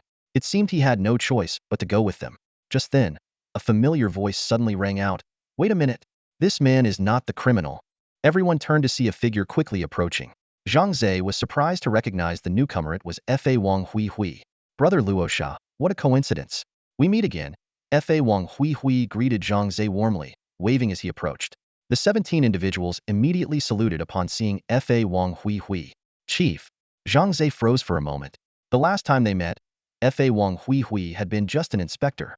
How had he suddenly become a chief? Fa Wang Hui Hui smiled and explained, "I owe it all to you, Brother Luosha. After the case we solved together last time, my superiors were so impressed that they promoted me. Now, I'm the chief of the inspection division at the Demon Realm Bureau." Zhang Ze responded politely, "It was nothing. You don't need to thank me." One of the team members, puzzled, asked, "Chief, when we arrived, he was the only one here. How can you be so sure he's not the culprit?" Fa Wang Hui Hui explained, "First of all, Brother Luosha is my friend, and I trust his character. Secondly, according to the report, the criminal who scams rookies goes by the name Death's Kiss, which matches one of the individuals on our wanted list. Therefore, I'm certain Brother Luosha is not the perpetrator." Hearing this explanation, the group quietly put away their weapons. Fa Wang Hui Hui turned to Zhang Ze and asked, "Brother Luosha, did you see Death's Kiss or the rookie adventurers he scammed while you were here?" "We're here today to apprehend him." Zhang Ze shook his head and answered honestly, "You're too late. When I got here, those rookies had already been surrounded by the Goblin King and his minions. None of them survived." "What?" Fa Wang Hui Hui and his team were visibly enraged upon hearing this. "Another 100 lives lost." Fa Wang Hui Hui growled through gritted teeth, his eyes burning with fury. "That Death's Kiss is utterly despicable." He turned urgently to Zhang Ze and asked, "Brother Luocha, do you know where that Death's Kiss escaped to? Please, tell me. Even if he fled to the ends of the earth, well, hunt him down." Zhang Ze shrugged nonchalantly and replied in a calm tone, "You'll probably never find him, because I've already taken care of him." Fa Wang Hui Hui's face froze in shock, his eyebrows shooting up. It wasn't that he doubted Zhang Ze's words, but Death's Kiss wasn't just any ordinary opponent. Is this true?" he asked hesitantly. Fa Wang Hui Hui recalled the records in the Demon Realm Bureau's archives. Death's Kiss claimed to possess great innate skill and was a seasoned high-level adventurer who had roamed the Demon Realm for years. His title was Skilled Assassin. Even with Zhang Ze's exceptional abilities, taking down such a formidable opponent seemed anything but easy. Noticing the skeptical expressions of the group, Zhang Ze thought for a moment, then opened his attribute panel. He navigated to the kill list section and sent a screenshot of it to Fa Wang Hui Hui. The list documented every enemy an adventurer had defeated in the Demon Realm. Fa Wang Hui Hui examined the screenshot closely and finally accepted Zhang Ze's claim. "He really is dead killed by you," he exclaimed, astonished. The records in an adventurer's attribute panel were indisputable. The rest of the group exchanged surprised glances, their faces filled with disbelief. Zhang Ze was just a novice adventurer who had recently reached the 3rd level, yet he had managed to single-handedly eliminate a highly rated, skilled assassin. Even they, with their experience, wouldn't dare claim they could defeat Death's Kiss alone. This is unbelievable. Are the new adventurers these days really this strong? Someone remarked. I remember when I was a rookie, I spent all my time begging the veterans to carry me through missions. Comparing people will only make you miserable. Another chimed in. Let's face it, he's probably one of those legendary prodigies. Fa Wang Hui looked at Zhang Ze with admiration and sincerely praised him. Brother Luocha, you've once again exceeded my expectations. The younger generation is truly remarkable. Thank you for ridding the world of such a menace. Zhang Ze gave a modest smile and replied lightly, it was nothing, just a small effort. Zhang Ze effortlessly subdued the wanted criminal, which provoked dissatisfaction among the dozen or so officials present. Their faces turned grim, feeling utterly humiliated. Uninterested in tangling with the authorities, Zhang Ze prepared to enter the 4th layer of the demon domain. However, Fa Wang Hui blocked his path, his expression serious. He said, Brother Luocha, there's something important you need to know. Do you realize who that kiss of death you killed was? Zhang Ze shook his head. Fa Wang Hui explained. He was a member of the dark organization known as Dawn. Despite its name, it's an extremely evil group involved in all sorts of criminal activities. We've been investigating them for a long time, but their secrecy and strength have made it impossible to make significant progress. By killing one of their members, you've undoubtedly drawn their attention. You need to be extra cautious. Zhang Ze nodded to show his understanding. Fa Wang Hui once again brought up the idea of recruiting Zhang Ze into the Demon Domain Bureau, but Zhang Ze politely declined and proceeded into the 4th layer. The altar on the 4th layer was bustling with noise and commotion. A large crowd of adventurers was trapped there, expressing their dissatisfaction with the Demon Domain Bureau's blockade. They protested loudly, questioning the Bureau's actions and worrying that failing their tasks would result in punishment from their employers. Zhang Ze maneuvered his way to the edge of the altar, where he noticed a line of Demon Domain Bureau staff standing like statues. Some frustrated adventurers attempted to break through the human barricade, but were effortlessly subdued. At that moment, a middle-aged man in a black robe approached. He introduced himself as Meijujia Cafe, a representative of the Demon Domain Bureau. He addressed the crowd, saying, Everyone, we're doing this for your safety. The 4th layer is about to experience the emergence of a dead zone, where the monsters will become extremely dangerous. Meijujia Cafe went on to elaborate about the dead zone, explaining that it could randomly appear on any layer of the demon domain, causing the creatures there to become highly aggressive and significantly stronger. He emphasized that the current danger level of the 4th layer was comparable to that of the 10th layer. Despite his explanation, some adventurers remained skeptical. Meijujia Cafe allowed one of the doubters to go out and investigate. That person quickly returned in terror, confirming the peril outside. Seeing this, the other adventurers stopped questioning the Bureau's actions and began to leave the 4th layer or log off to rest. Zhang Ze quietly observed everything, pondering the connection between the dead zone invitation in his backpack and the current situation. Zhang Ze logged off to rest, his exhausted body desperately needing recovery. At 2 a.m., he lay down in bed and quickly drifted into a deep sleep. The high-pressure environment of the demon realm had a significant impact on the human body, much like leaving Earth for the vast emptiness of space. On the 22nd floor of the demon realm, a man clad in silver armor maneuvered skillfully through a horde of monsters. His long sword gleamed coldly with precision, and with every strike, another monster fell. Suddenly, he received a message titled, Kiss of Death. Without a word, he dismissed it with a blank expression and muttered under his breath, Luo Sha? Interesting. He turned and strode toward a towering boss in the distance, ready to face a new challenge. The next morning, Zhang Ze enjoyed the breakfast prepared by his younger sister, Zhang Feng. She was in her room, deeply engrossed in her studies. Zhang Feng firmly believed that hard work was the key to success, not relying on the possibility of awakening a talent skill at the age of 18. Zhang Ze admired her determination and shared her perspective. He hoped his sister could live a safe and peaceful life, far away from the dangers of the demon realm. After saying goodbye to his sister, Zhang Ze stepped outside. To his surprise, he noticed that the house next door, which had been vacant for 3 years, had finally been rented out. He silently hoped the new neighbors wouldn't be as troublesome as the previous ones. As Zhang Ze headed toward the subway station, his phone suddenly rang. It was Lu Panpan calling. Zhang Ze, I heard you're looking for a job. My brother happens to need some help, and the pay is really good. Lu Panpan said excitedly. Zhang Ze hesitated for a moment. I'm just a student. I don't have much experience. No problem. Just come over. I'll send you the address. Lu Panpan interrupted, urging him enthusiastically. After hanging up, Zhang Ze followed the address and arrived at an abandoned warehouse on the outskirts of town. The iron gate was rusty, and weeds had overtaken the area. Lu Panpan opened the door and quickly pulled him inside. To his surprise, the interior was clean and organized. Four people were gathered around a metal table, deep in discussion. "Brother, this is Zhang Ze," Lu Panpan introduced. Lu Kai, a strong and imposing middle-aged man, stepped forward. "I heard you're pretty capable. Want to join us?" "What exactly do you do?" Zhang Ze asked cautiously. Lu Kai explained that their job was to retrieve treasures from the fallen zones of the demon caverns for wealthy clients.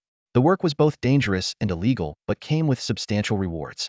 "One job pays at least 1.5 million, split among 5 people," Lu Kai said. "If someone doesn't make it back, the survivors split the share evenly." The other 3 chimed in. There was Madman, a bespectacled man, Old 8, a bald-headed figure, and Iron Gang, a man in a leather jacket. They all used nicknames to protect their identities. After listening to the explanation, Zhang Ze didn't hesitate. "I want to join," he declared. Zhang Ze weighed the pros and cons in his mind and ultimately decided to accept the dangerous and illegal job. His sister's life was more important than anything else, leaving him no room to consider other factors. Over the past few days, he had been fighting tirelessly in the demon realm, slaying monsters and collecting a significant number of demon soul orbs.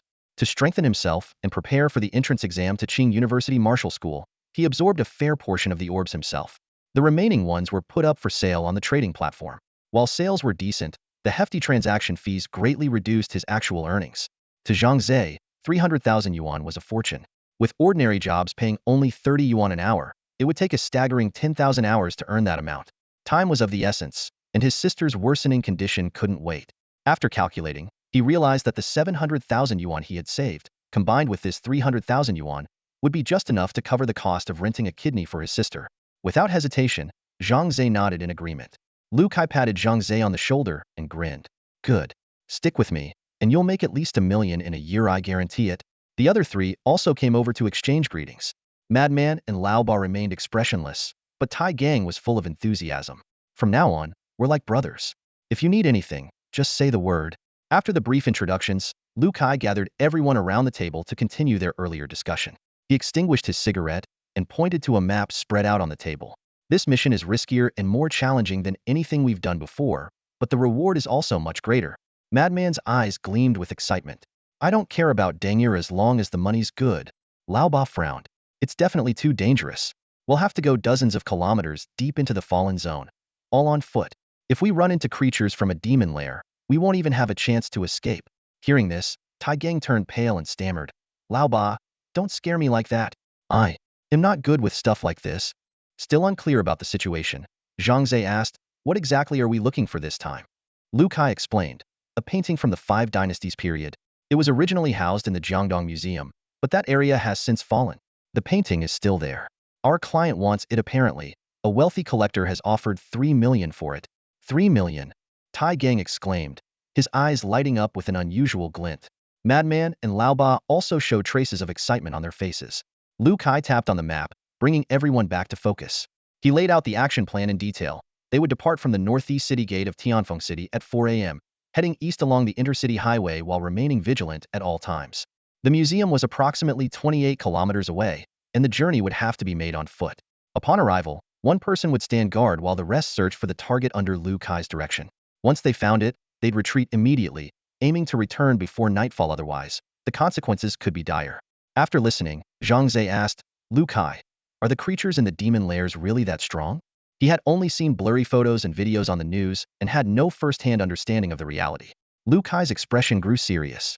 "They're absolutely deadly. With first-tier ones, you might stand a chance. But anything second-tier or higher, forget it. All we can do is pray for a safe journey." The meeting concluded, and everyone dispersed. When Zhang Ze returned home, his sister, Zhang Feng, excitedly told him about their new neighbors, who had even brought over 2 large apples as a gift.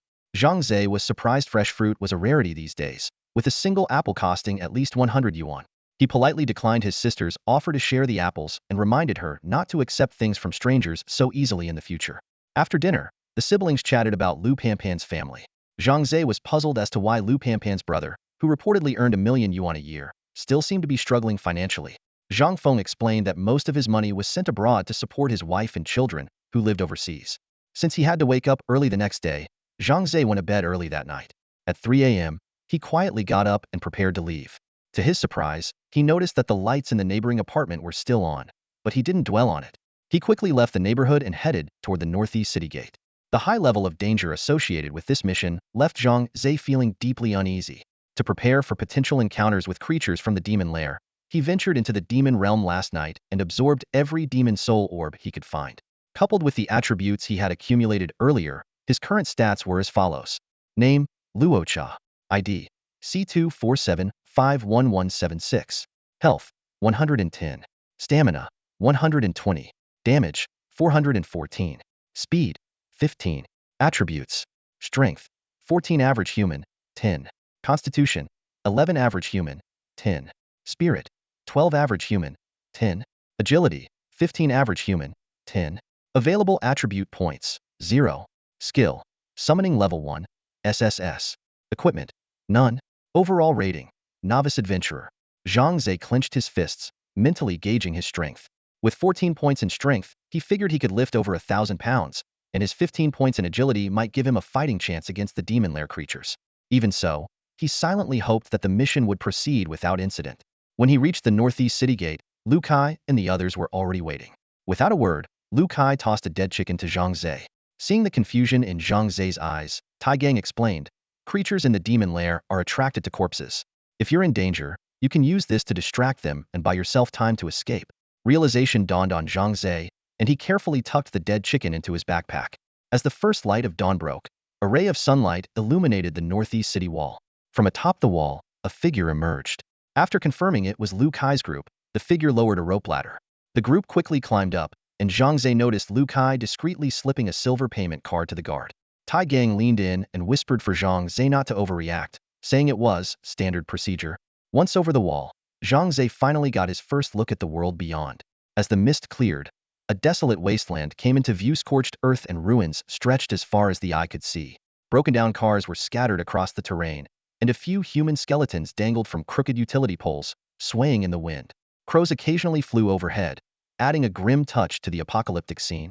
Zhang Ze took a deep breath and followed Lu Kai's lead. Lu Kai pulled Zhang Ze aside and spoke earnestly, "You're Ponpon's friend, and I don't want anything to happen to you. Just stick close to me and follow orders, and I promise you'll make it back safely." Zhang Ze nodded silently. In truth, Lu Kai had only brought Zhang Ze along because his sister, Lu Panpan, had pestered him relentlessly. For the sake of having warm meals and clean clothes every day, he reluctantly agreed. However, Lu Kai was already scheming to find an opportunity to send this burden packing as soon as possible. The journey was uneventful, with no encounters with demon lair creatures. This left Zhang Ze feeling both relieved and slightly disappointed. After walking for roughly 8 hours, they finally arrived at their destination, Jiangdong Museum, as marked on their map. However, what lay before them bore no resemblance to a museum. It was a massive pile of rubble, with the entire building collapsed and no visible entrance. The group began circling the ruins in search of a possible way in. Suddenly, Madman spotted a dark opening, next to which a crooked sign faintly displayed the words, "Emergency Exit." After carefully inspecting the area and ensuring it was safe, Lu Kai began issuing instructions. He assigned Tai Gang to stay outside and keep watch while the rest of the group followed him inside.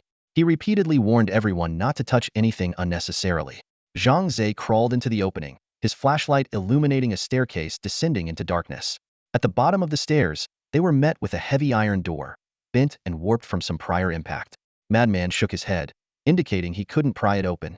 Lu Kai then called for Lao Ba to step in. With a grunt, Lao Ba rammed his shoulder into the door, which gave way with a loud crash. Lao Ba has a strength stat of 12 points. "He's the strongest among us," Lu Kai explained to Zhang Ze. Zhang Ze mentally compared their stats and realized his own strength was 2 points higher, a fact that filled him with quiet excitement. Lacking a map of the museum, the group had to navigate blindly. Fortunately, they stumbled upon a floor plan along the way, allowing them to pinpoint the location of the gallery where the paintings were displayed. Lu Kai retrieved the only weapon in his backpack, a shotgun, and cautioned everyone to stay on high alert. Creatures from the demon lair love lurking in the shadows. This weapon won't do much damage to them, it's mostly for scaring them off. Once they get used to it, it'll be completely ineffective. The group moved cautiously through the dimly lit hall, their eyes scanning the paintings and calligraphy hanging on the walls. Although the place had been abandoned for years and was thick with dust, the ancient artworks remained surprisingly intact. Madman gently blew on a painting, sending the dust scattering and revealing the aged characters and black and white lines beneath. After studying it for a moment, he shook his head and said, "Spring River boating, not this one." Old 8 was also searching nearby, but came up empty-handed as well. Just then, Zhang Ze's attention was drawn to a horizontally hung piece of calligraphy. He leaned in, blew off the dust, and faintly made out a few characters. Turning, he asked, Lu Kai, a gift to Prince Zijuan, is this the one? Hearing this, Lu Kai quickly walked over, pulled out his phone, and compared it to a photo. A smile spread across his face. Yes, this is it. Madman and Old 8 immediately sprang into action, carefully taking down the artwork, rolling it up, and placing it into a long case they had prepared in advance. Mission accomplished, Old 8 exclaimed, laughing loudly as he rubbed his bald head. Once we get the money, I'm heading to the Yunding Club to enjoy myself properly. Madman frowned at this, his tone laced with disdain. Watch out, or you'll overindulge. You'd be better off buying some demon soul orbs to strengthen yourself. If you run into monsters from the demon lair, at least you'll have a chance to survive. Old 8 waved him off dismissively. Life and death are destined, wealth and fortune are up to fate. If you don't enjoy life while you can, you'll regret it when you're dead. He turned to Madman, speaking earnestly. People like us have such low mental strength that even absorbing more demon soul orbs won't make much of a difference, let alone reaching the level of a demon domain powerhouse. Better to live it up while we can, instead of dying with regrets. Madman shook his head and muttered, indulgence leads to ruin. So shallow. With the task completed, Lu Kai picked up the radio to contact Tai Gang, who was waiting outside. When Tai Gang heard that the artwork was secured, his voice was filled with excitement as he urged them to hurry out. Hanging up the radio, Lu Kai smiled to himself, thinking that with this payday, Tai Gang would likely be able to marry the love of his life soon. The group retraced their steps and quickly exited the cave, only to find that Tai Gang was nowhere to be seen. Lu Kai immediately grabbed the radio and called out, Tai Gang, where are you? But the only response was static, the crackling sound filling the silence. Madman's expression turned serious. Boss, do you think something happened to Tai Gang? Lu Kai scanned the surroundings, his brow furrowing. There are no signs of a struggle or bloodshed here, so it's probably not a demon lair monster. Damn it. Old 8 cursed under his breath. How does a grown man just vanish into thin air? Despite his grumbling, the worry in his eyes was unmistakable. Gritting his teeth, Lu Kai made a difficult decision. We can't stay here waiting for him, it's too dangerous. Leave a message for him, and let's get out of here. Madman and Old 8 exchanged a glance before nodding silently. They used spray paint to leave a brief note on the wall, then quickly departed from the Jiangdong Museum. The group had barely made it a few meters when a piercing, eerie scream shattered the night. The sound was a chilling mix of a baby's cry and a woman's wail, sending shivers down their spines. Everyone's face turned pale except for Zhang Ze. Shit, we've been found. Old 8 stammered, pulling a short blade from his belt with trembling hands. Boss, what do we do? That thing doesn't sound far away. Madman's voice was hoarse with tension. Sweat beaded on Lu Kai's forehead as he took a deep breath and said, ignore it. We're leaving now. He turned to Zhang Ze and barked, stay close. If you fall behind, we're not coming back for you. Zhang Ze nodded silently, fully aware of the gravity of the situation from the others' reactions. Staying close to Lu Kai, he followed the group as they sprinted down the desolate road. Behind them, the haunting cries grew louder, echoing through the night and chilling them to the bone. The sound grew closer and closer, filling the air with unease. Suddenly, a dark shadow streaked overhead, followed by a deafening crash that shook the ground beneath them. Zhang Ze looked up, and his breath caught in his throat. A towering figure over 3 meters tall loomed before them. The creature's head was massive, almost barrel-like, with 3 blood-red eyes glowing ominously. It had no nose or ears, but bore a gaping mouth filled with razor-sharp teeth. Its legs were humanoid, but sprouting from its back were 4 thick arms, each one thicker than Zhang Ze's waist. A demon cave beast. Madman's voice rose to a high-pitched shriek, trembling with fear. A second-tier demon cave beast. Before the words had fully left his mouth, Lao Ba let out a fierce roar and charged at the creature with his short blade. Lao Ba, be careful. Lu Kai shouted in alarm. But it was too late. Lao Ba's blade struck the creature's neck. To their despair, the sharp weapon only left a shallow white scratch on its skin before snapping in two. Damn it, that hide is tough. Lao Ba cursed under his breath. But before he could react, a massive clawed hand swung toward his face. With a sharp crack, Lao Ba, weighing over 200 pounds, was sent flying like a broken kite. He landed heavily on the ground, and though he managed to shield himself with his arms to survive, both of them now hung limply like noodles, clearly useless. The creature tilted its head, its 3 blood-red eyes locking onto the group like a predator sizing up its prey. Its gaping mouth stretched wider, almost splitting its head in two, as thick drool dripped from its jaws. It let out a chilling, high-pitched hee-hee-hee laugh that sent shivers down their spines. Madman, grab Lao Ba and get out of here. Lu Kai shouted, raising his shotgun and aiming at the creature. With a booming gunshot, the blast of fire and sound instinctively made the creature cover its head. Seizing the fleeting opportunity, the group dragged the injured Lao Ba and bolted past the creature, running for their lives. But the beast quickly regained its senses and began chasing after them, its thunderous footsteps echoing like rolling drums. Zhang Ze, throw your dead chicken! Lu Kai yelled at him. Without hesitation, Zhang Ze hurled the dead chicken as hard as he could in another direction, hoping to divert the creature's attention.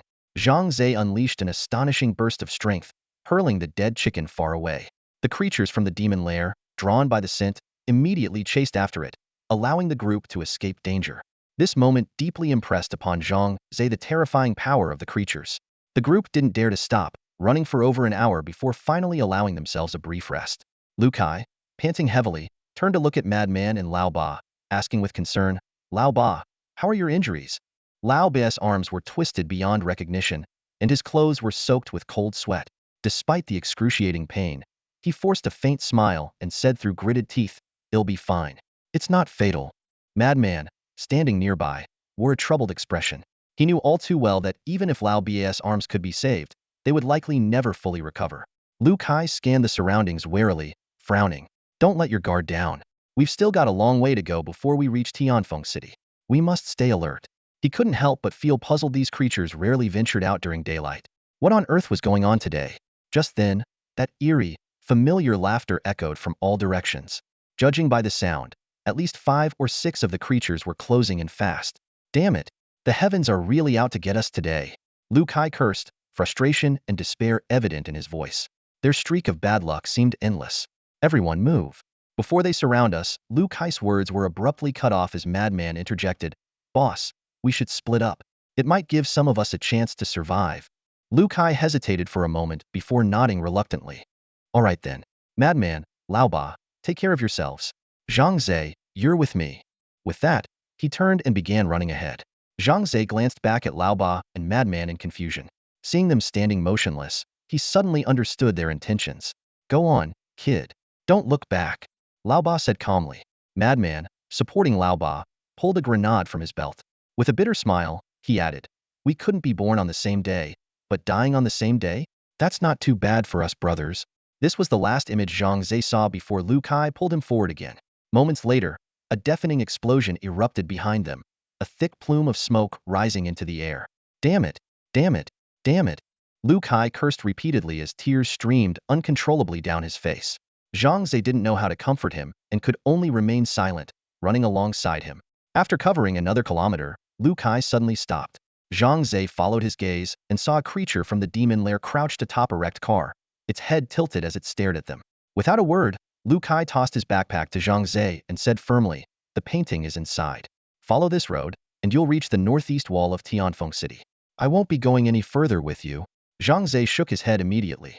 "No, if we go together." But Lu Kai stood his ground. "I'm entrusting my sister to you." With those words, he turned and charged at the creature without hesitation. "Die, you beast!" Lu Kai yelled as he fired his shotgun, the blasts of light and sound momentarily stunning the creature. Taking advantage of the opportunity, he pulled out a grenade and hurled it with precision at the creature's feet. A thunderous explosion followed, sending the creature and the wrecked car flying into the air. "Run!" Lu Kai shouted to Zhang Ze, but before they could get far, they saw 2 more creatures emerge ahead, blocking their path. "Damn it, this is really the end," Lu Kai muttered, sweat dripping from his forehead, his legs trembling slightly. Even the bravest of men would feel fear in the face of certain death. Zhang Ze's palms were clammy with sweat. He had never faced one of these creatures before and had no idea if he could hold his own. But at this moment, there was no other choice. They had to fight to survive. Just as the tension reached its peak, one of the creatures suddenly lunged from the side, slamming into Lu Kai and sending him flying. Fortunately, he landed on a pile of debris, avoiding immediate death, though blood trickled from the corner of his mouth. "Lu Kai!" Zhang Ze's heart sank. Seeing the creature ready to pounce on Lu Kai again, he rushed forward without hesitation, putting himself between Lu Kai and the beast. Clutching his chest, Lu Kai struggled to speak. "Go! Just go!" But before he could finish, another gush of blood spilled from his lips. Zhang Ze stood face-to-face with a monster from the demon lair, surrounded on all sides by 4 massive creatures. His retreat was completely cut off. One of the monsters tilted its head, staring at Zhang Ze with a flicker of curiosity in its eyes. Suddenly, it opened its enormous jaws and let out an ear-piercing screech, a deafening sound reaching a staggering 200 decibels, causing Zhang Ze and Lu Kai's eardrums to throb in pain. Ah! Zhang Ze roared back defiantly, not willing to back down, and threw a heavy punch straight at the monster in front of him. The creature didn't dodge. Instead, it raised its equally massive fist to meet his. Boom! A thunderous collision echoed as the two fists clashed in midair. The force of the impact sent both Zhang Ze and the monster stumbling back a step. It was a draw. The monster glanced down at its own fist, now marked with a deep, unmistakable imprint of Zhang Ze's punch. Zhang Ze, on the other hand, rubbed his half-numb, aching arm, silently calculating his options. He figured he could manage 2 or 3 more punches, but going head-to-head with this creature was clearly not a smart strategy. Lu Kai, standing nearby, watched the scene unfold with wide eyes and disbelief. He was well aware of the terrifying power behind a demon lair monster's punch strong enough to easily shatter both arms of Lao Ba. The force was easily over 1,000 pounds. Yet Zhang Ze had managed to go toe-to-toe with it and seemed relatively unharmed. Lu Kai couldn't help but wonder, could Zhang Ze's punching power truly rival that of the monster? Zhang Ze's biggest concern, however, was the other monsters surrounding him. If they all attacked at once, he'd be doomed. But to his surprise, the creatures simply crouched nearby, watching quietly, as if they were an audience enjoying a thrilling show. Lu Kai, clutching his chest in pain, managed to stammer out an explanation. Don't worry, demon lair monsters have a unique trait. They won't interfere with a comrade's prey. Unless it willingly gives up, they won't swarm you. Hearing this, Zhang Ze exhaled in relief. At least he wouldn't have to face a group assault. Nodding slightly, he braced himself for the next round of the fight. The creatures from the demon cavern are incredibly strong, but how fast are they? Zhang Ze fixed his gaze on the massive beast in front of him, his mind racing. He decided to rely on his strength speed to gain the upper hand. Suddenly, Zhang Ze darted to the side. The demon cavern creature took the bait, its bulky frame lumbering after him. Up ahead, a utility pole came into view. Without hesitation, Zhang Ze sprinted toward it.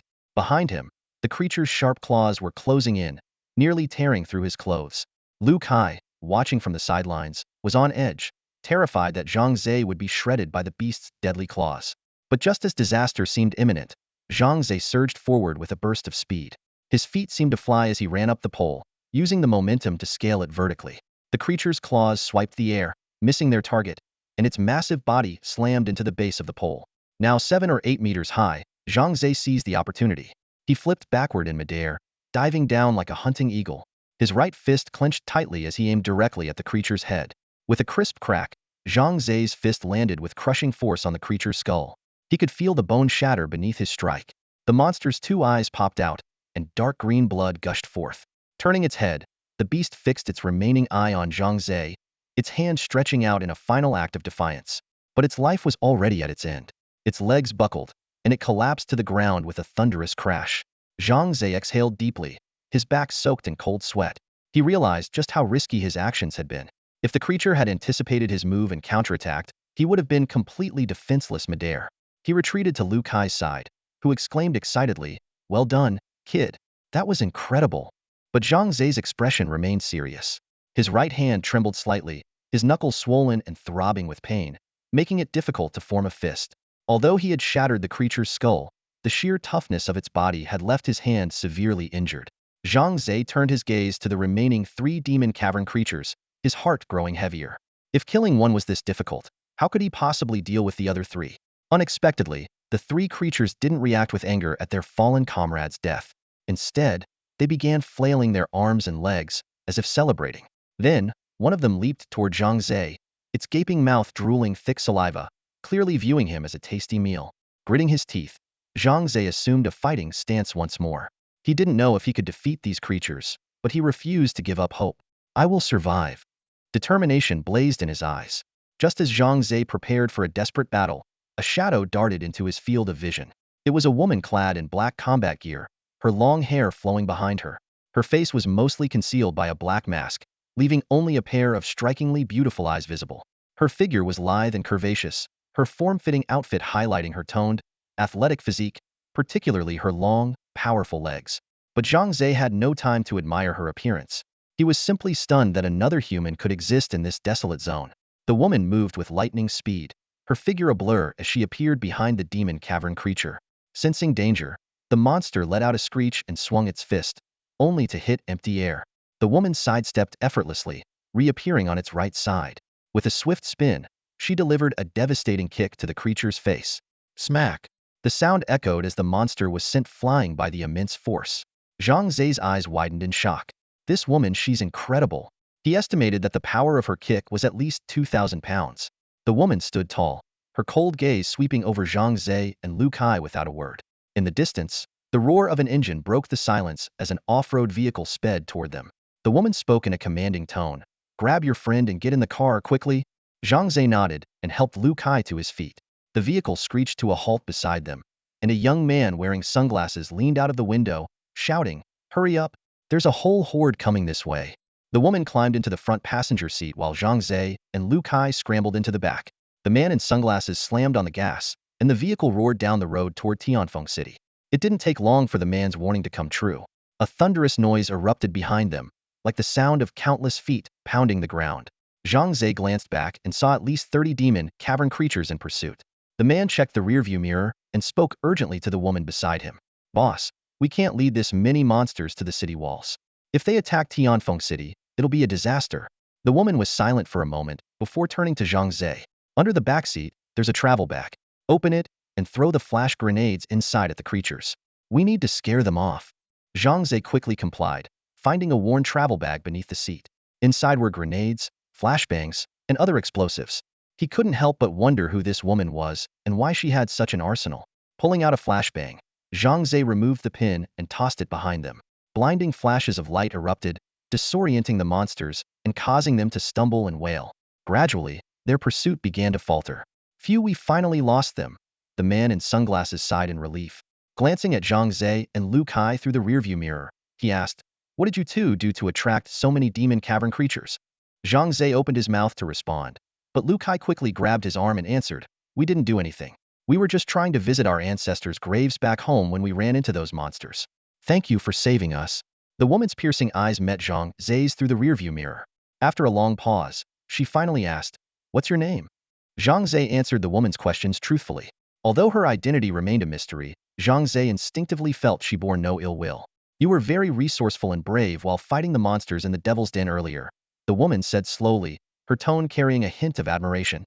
"Most people would have abandoned their companions and fled in such a situation. I respect that about you." She paused, her voice turning serious. "However, don't venture into the fallen zones again looking for trouble. You'll lose your life easily unless you become a true warrior of the demon realm." Zhang Ze blinked. Clearly, Lu Kai's lie had been exposed by the woman, but she didn't seem inclined to pursue the matter further. The return journey was much smoother than the way in. They didn't encounter any more monsters from the Devil's Denver.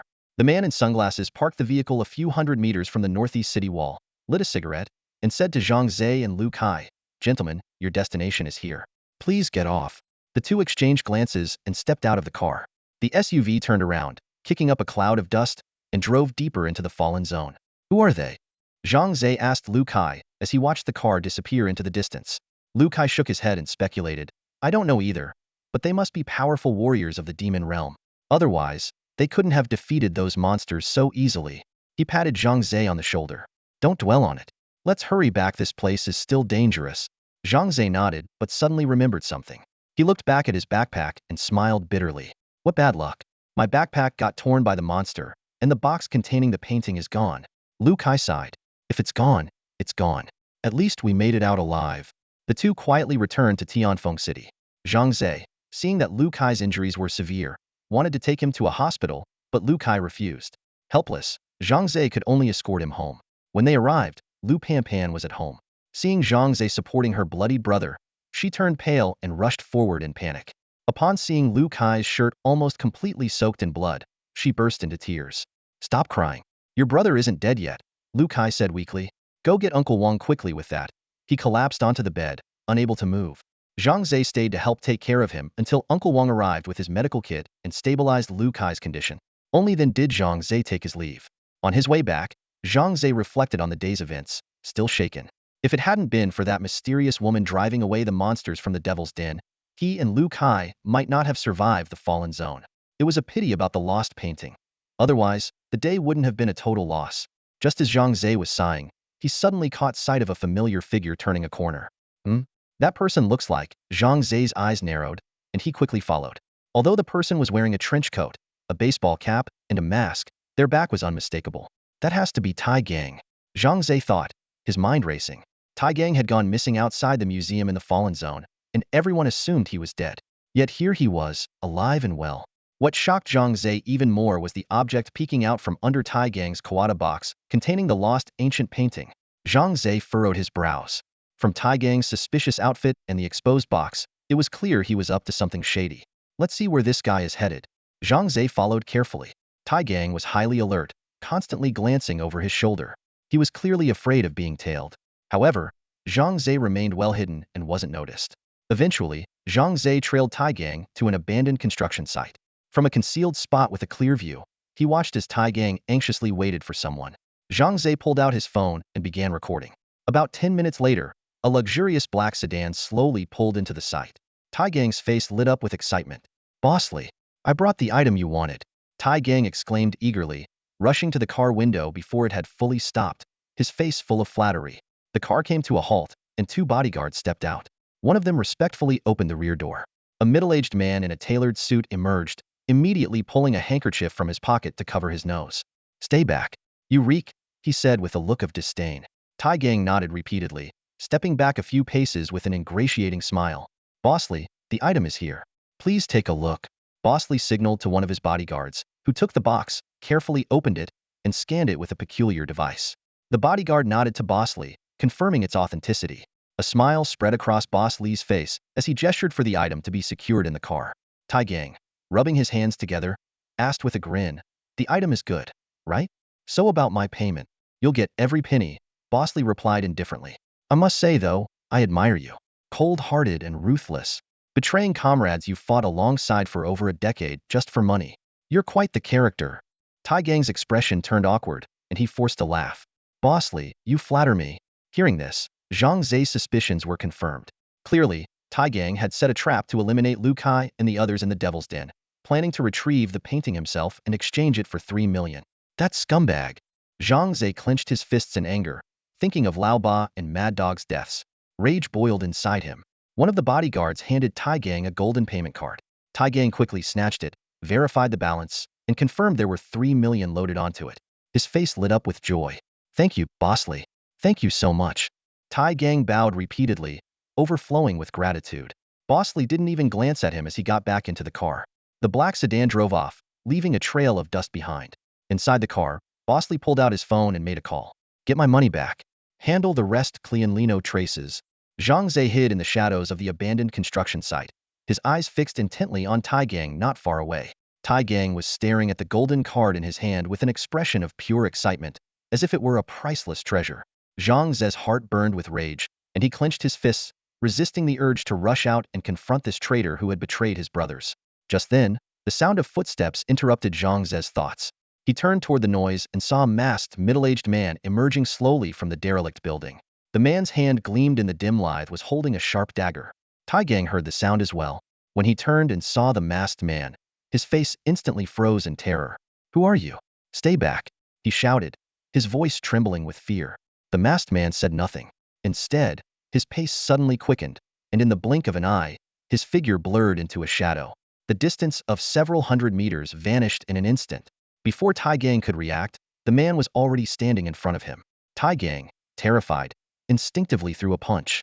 Though not weak in strength, his power level was only 1 point lower than Lao Ba. This punch packed a force of at least 5 or 600 pounds. However, before his fist could make contact, the masked man easily caught his wrist with a vice-like grip. It hurts. Let go." Tai Gang screamed in agony, as though his wrist were being crushed in an iron vice. But his cries were abruptly silenced when the masked man plunged the dagger into his heart. "You broke the deal," Tai Gang gasped, his eyes wide with disbelief and resentment, before collapsing lifelessly to the ground. The masked man searched Tai Gang's body and retrieved the golden card, slipping it into his pocket. Humming a folk tune, he dragged Tai Gang's corpse back into the abandoned building and disappeared. Zhang Ze, who had recorded the entire scene on his phone, remained hidden and didn't make a sound. His mind raced as he analyzed the situation. This man's abilities were extraordinary. His speed rivaled that of the masked woman Zhang Ze had encountered in the Fallen Zone. There was no doubt. This was a powerful being from the demon domain, and one who had clearly chosen a dark path. Silently, Zhang Ze withdrew from the abandoned construction site. Tai Gang's death meant nothing to him. It was a fitting end for a traitor. However, he had other concerns, namely, how to hold Boss Lee accountable for the losses suffered by Lu Kai and the others. After all, 2 innocent lives had been lost. When Zhang Ze returned to Lu Kai's home, he found that Uncle Wang had already treated Lu Kai's wounds, and Lu Pan was busy preparing medicine. Seeing Zhang Ze walk in, everyone looked up in surprise. Brother Lu Kai, I just saw Tai Gang, Zhang Ze said gravely, pulling out his phone to play the video he had recorded. After watching the footage, Lu Kai was furious. That bastard Tai Gang betrayed us. Damn him. His face flushed with anger, and his agitation caused him to cough up blood. Once he calmed down, Lu Kai sighed in frustration. That scumbag Tai Gang got what he deserved. But as for Boss Lee, we can't afford to mess with him. He's played us all. Not only did he get what he wanted, but he didn't spend a single cent, damn it. I trusted him too much. Lu Pan, furious, suggested calling the police. But Lu Kai explained with a bitter smile why that would only make things worse. Zhang Ze listened and nodded in understanding, declining Lu Kai's apology with a few kind words. After bidding farewell to Lu Kai and his sister, Zhang Ze returned home. As he approached his front door, he happened to run into his neighbor heading out. They exchanged small talk, but Zhang Ze couldn't help noticing that the neighbor was missing the pinky finger on his right hand. This detail immediately raised his suspicions, as it matched the description of a wanted criminal. Although the neighbor's appearance didn't completely match the wanted poster, Zhang Ze decided to investigate further. He left a note for his younger sister, warning her to be cautious around the neighbor. Then, taking advantage of the neighbor's absence, Zhang Ze climbed over from his balcony into the neighbor's apartment. Relying on his agility score of 15, Zhang Ze effortlessly climbed over the balcony and entered the adjacent room. By now, it was past 7 p.m., and the room was pitch black, filled with a faint smell of tobacco. Carefully, he pulled out his phone and turned on the flashlight to illuminate his surroundings. Fortunately, Zhang Ze noticed the white powder scattered on the floor near the door just in time. It was a simple alarm system set up by the homeowner, present behind almost every door. This discovery further convinced Zhang Ze that the occupant might indeed be the wanted criminal he was after. He cautiously stepped over the powder and began to search the room meticulously. The room was sparsely furnished, with only a large travel bag placed in the corner of the living room. Zhang Ze unzipped the bag and discovered a certification for a magic domain elite. The photo and name on the certificate perfectly matched the wanted criminal's information, although the person's current appearance seemed drastically altered, clearly the result of cosmetic surgery. Just as Zhang Ze was about to report his findings to his supervisor, Lu Wei, a familiar humming sound came from outside the door. The sound sent chills down his spine. It was the same tune the murderer had been humming earlier today at the abandoned construction site, where Tai Gang was killed. Zhang Ze instantly realized he might be in grave danger. The sound of a key turning in the lock jolted him into action. He quickly slid under the bed in the bedroom. It wasn't the ideal hiding spot, but in a moment of urgency, it was his only option. He held his breath and silently prayed not to be discovered. Footsteps approached, growing louder. Zhang Ze saw a pair of black leather shoes pause at the doorway before slowly moving toward the balcony. Suddenly, a deep voice broke the silence. "Stop hiding. I know you're still in here." Zhang Ze's heart nearly stopped. He realized he might have been exposed, but facing a magic domain elite Hedon was almost certain death. Just then, his phone alarm went off. It was 8 o'clock, the time when the magic domain opened. A blinding white light flashed from under the bed as Zhang Ze was instantly transported into the magic domain. Huang Hanfith, middle-aged man outside, cursed in frustration but quickly smirked. He knew Zhang Ze would return to the same location upon exiting the magic domain and decided to wait him out. The magic domain system prompted Zhang Ze to choose a floor to enter. Knowing he had only 12 hours to significantly increase his strength, he didn't hesitate and selected the 4th floor, the most dangerous yet the fastest path to power. However, when he appeared at the altar on the 4th floor, he found the area heavily guarded by Magic Domain Bureau personnel who were restricting adventurers from leaving. Zhang Ze frowned, pondering how he could grow stronger without leaving the altar. He noticed 2 other adventurers nearby, deep in conversation, seemingly also waiting for the death zone to dissipate. Amidst the bustling crowd of adventurers in the demon domain, a conversation between 2 caught Zhang Ze's attention. One adventurer sighed helplessly. "The death domain is about to disappear. Let's wait a little longer." The other, visibly frustrated, snapped back, "Damn it. I've been waiting for 10 hours already. When will this end?" They said the death domain won't disappear until the boss inside is defeated. Apparently, a group of elite players has already entered the domain. It shouldn't take too long for them to take down the boss. I heard you need an invitation to enter the death domain, right? Without it, there's no way in. Yeah, I've heard that too. The invitation only drops from the boss, but the drop rate is ridiculously low, like 1 in 100 bosses. Let's not even think about it. We can't even fight 10 bosses a year. Sure, The rewards in the death domain are amazing, but it's way too dangerous. You might not come back alive. Honestly, even if someone gave me an invitation for free, I wouldn't take it. Listening to their exchange, Zhang Ze instinctively opened his system inventory. As he located the death domain invitation, a notification suddenly appeared before his eyes. The death domain is now open. Use the invitation to enter? Yes or no? Zhang Ze rubbed his chin, deep in thought. He had already cleared the first 3 levels of the demon domain, and going back to grind would yield no rewards.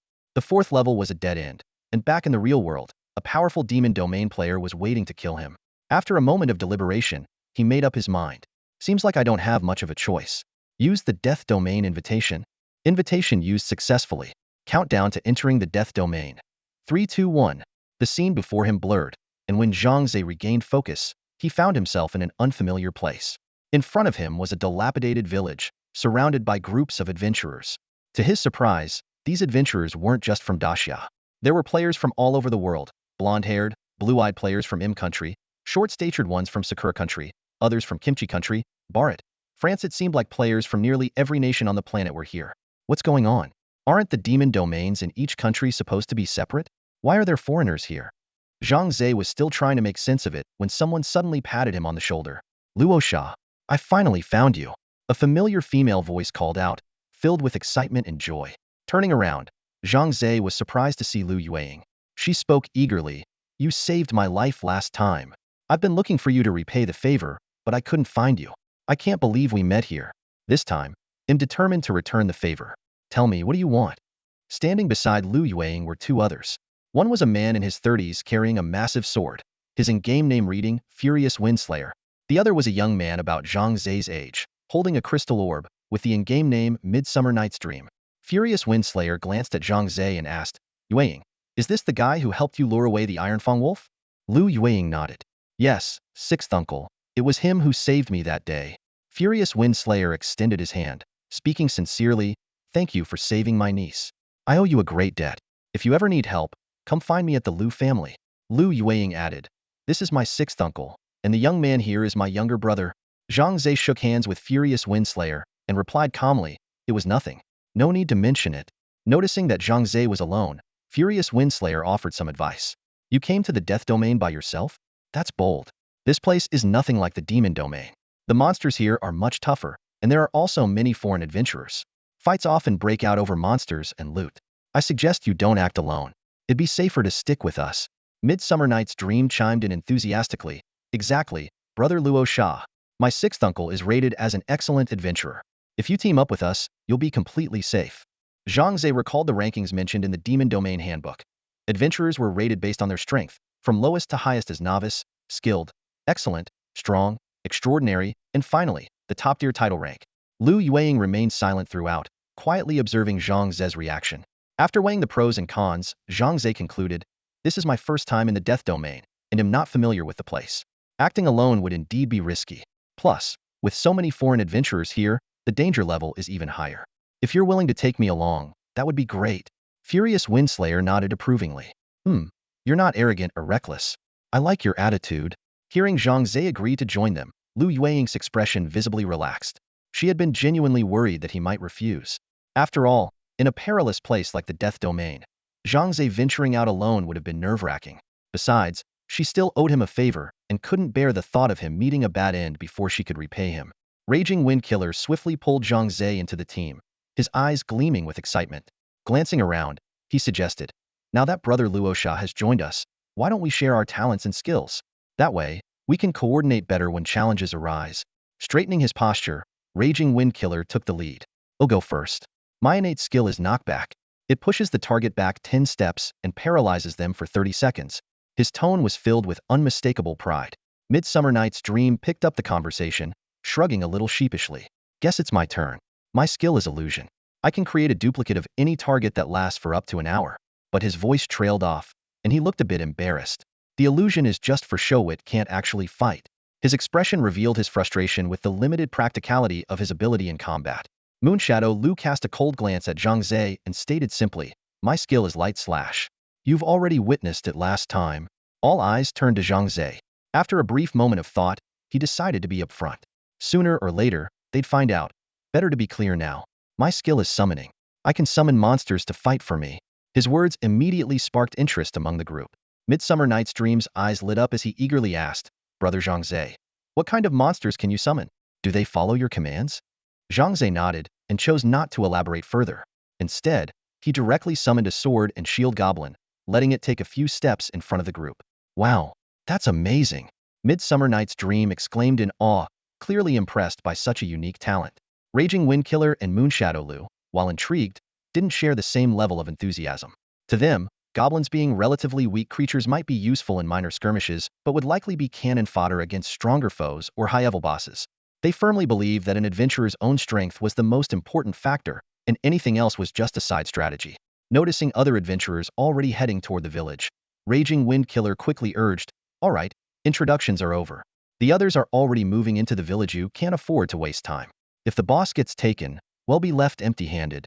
His gaze locked onto the foreign adventurers rushing toward the village, his tone tinged with urgency. Zhang Ze had little knowledge of the death zone, so he turned to Nu Sha Jue Feng to inquire about the boss. While running, Nu Sha Jue Feng explained, the death zone is like a dungeon in a game. The boss here drops many valuable items, such as attribute-free magic soul orbs, high-level equipment, and rare tools. However, these rich rewards come with great risks. The monsters here are tough, and there are also quite a few foreign adventurers with ill intentions. He glanced at Zhang Ze with a smile and said, I don't know where you're from, but your family must be something else to let you venture into the death zone alone. Zhang Ze remained silent. Bitterness welling up inside him had no family to speak of, only the harsh reality that forced him into this treacherous place. The group arrived just outside the village, only to find it engulfed in chaos. The once peaceful villagers had turned feral, their faces twisted with rage as they clashed with adventurers, wielding farm tools as weapons. Nu Sha Jue Feng surveyed the scene and commanded, let's go in as well. Whoever finds the boss first gets it. The group charged into the maze-like cluster of village houses. Lu Yueying recognized a small wooden hut and was about to speak when 9 villagers suddenly burst out of it, surrounding them. Nu Sha Jue Feng made a quick decision. They'll hold the front. Yueying, you cover the rear. Xiao Tian and Rakshasa, stay in the middle. Fight as you move, and don't get separated. The battle erupted instantly. The villagers were incredibly strong, and Zhang Ze's goblins struggled to hold their ground. Even his arrows could only inflict single-digit damage. Nu Sha Jue Feng glanced at him and shook his head silently. He had assumed that someone capable of rescuing Yueying wouldn't be so weak, but clearly, he had overestimated him. Just as Nu Sha Jue Feng was about to step in and assist, a sudden bolt of lightning struck him out of nowhere, catching him off guard. 277. Paralysis effect from Legendary Doctor flashed on the screen. Damn it! Someone's ambushing me. Nu Sha Jue Feng quickly locked onto the culprit, a foreign player clad in a red robe, the Legendary Doctor. Hello again, Xia players. We meet once more. The Legendary Doctor sneered as he waved his staff, launching a fireball that slammed into Nu Sha Jue Feng. 318. Appeared above him as the damage registered. At the same time, Zhang Ze and the others noticed 2 more foreign adventurers emerging on the other side, and the situation suddenly became even more perilous. A blonde woman wielding a crossbow and a burly bald man suddenly appeared on the battlefield. Their names in the demon realm were Night Elf and Harrison. Nu Sha Jue Feng immediately recognized them, his pupils contracting as he gritted his teeth and said, we let you off last time, but I never thought you'd have the nerve to come back and cause trouble. Shameless. The Night Elf chuckled softly, a sly glint flashing in her eyes. As long as I can have the last laugh, who cares about being shameless? She said, raising her hand and shooting an arrow toward Lu Yueying. The arrow whistled through the air, but was swiftly deflected by Lu Yueying's sword. At the same time, Harrison gripped his massive battle axe with both hands and swung it fiercely at a goblin wielding a sword and shield. The axe blade tore through the air and landed heavily on the goblin, sending it tumbling backward. A massive damage number floated above the goblin's head, instantly cutting its health in half. Zhang Ze witnessed this and felt a jolt of alarm. This bald guy's attack power is insane. He quickly assessed the situation. For villagers were still attacking them, and on the outskirts were 3 high-level foreign adventurers. On their side, only Nu Sha Jue Feng was a high-level adventurer. Lu Yueying barely counted as half of one, and together with himself and Zhong Xiayi Jimeng, they didn't even add up to 1. The situation was dire. Just then, another blinding bolt of lightning struck Nu Sha Jue Feng, paralyzing his recently recovered body for another 30 seconds. Cold sweat beaded on Nu Sha Jue Feng's forehead as he realized that if this continued, he might not make it out alive. His greatest concern, however, was the 2 younger members of his clan behind him, especially Lu Yueying. She was the family's future hope and could not come to harm. Yueying, you all need to retreat immediately. Don't worry about me. Nu Sha Zhui Feng shouted as he retrieved a potion from his system inventory and downed it in one gulp. Instantly, red steam rose from his body as he entered an activated state. For the next 30 seconds, he would be immune to all negative effects, but would also take 20 more damage. Uncle 6. Lu Yueying's face was filled with anxiety. She knew her sixth uncle all too well. This was his way of going all out. Stop talking. Get them out of here now. Nu Sha Zhui Feng shouted furiously, his voice like a thunderclap. His massive sword slashed toward Harrison like a bolt of lightning. The force of the strike sent shockwaves through the air. Caught off guard, Harrison staggered back 10 steps, paralyzed and unable to move for a moment.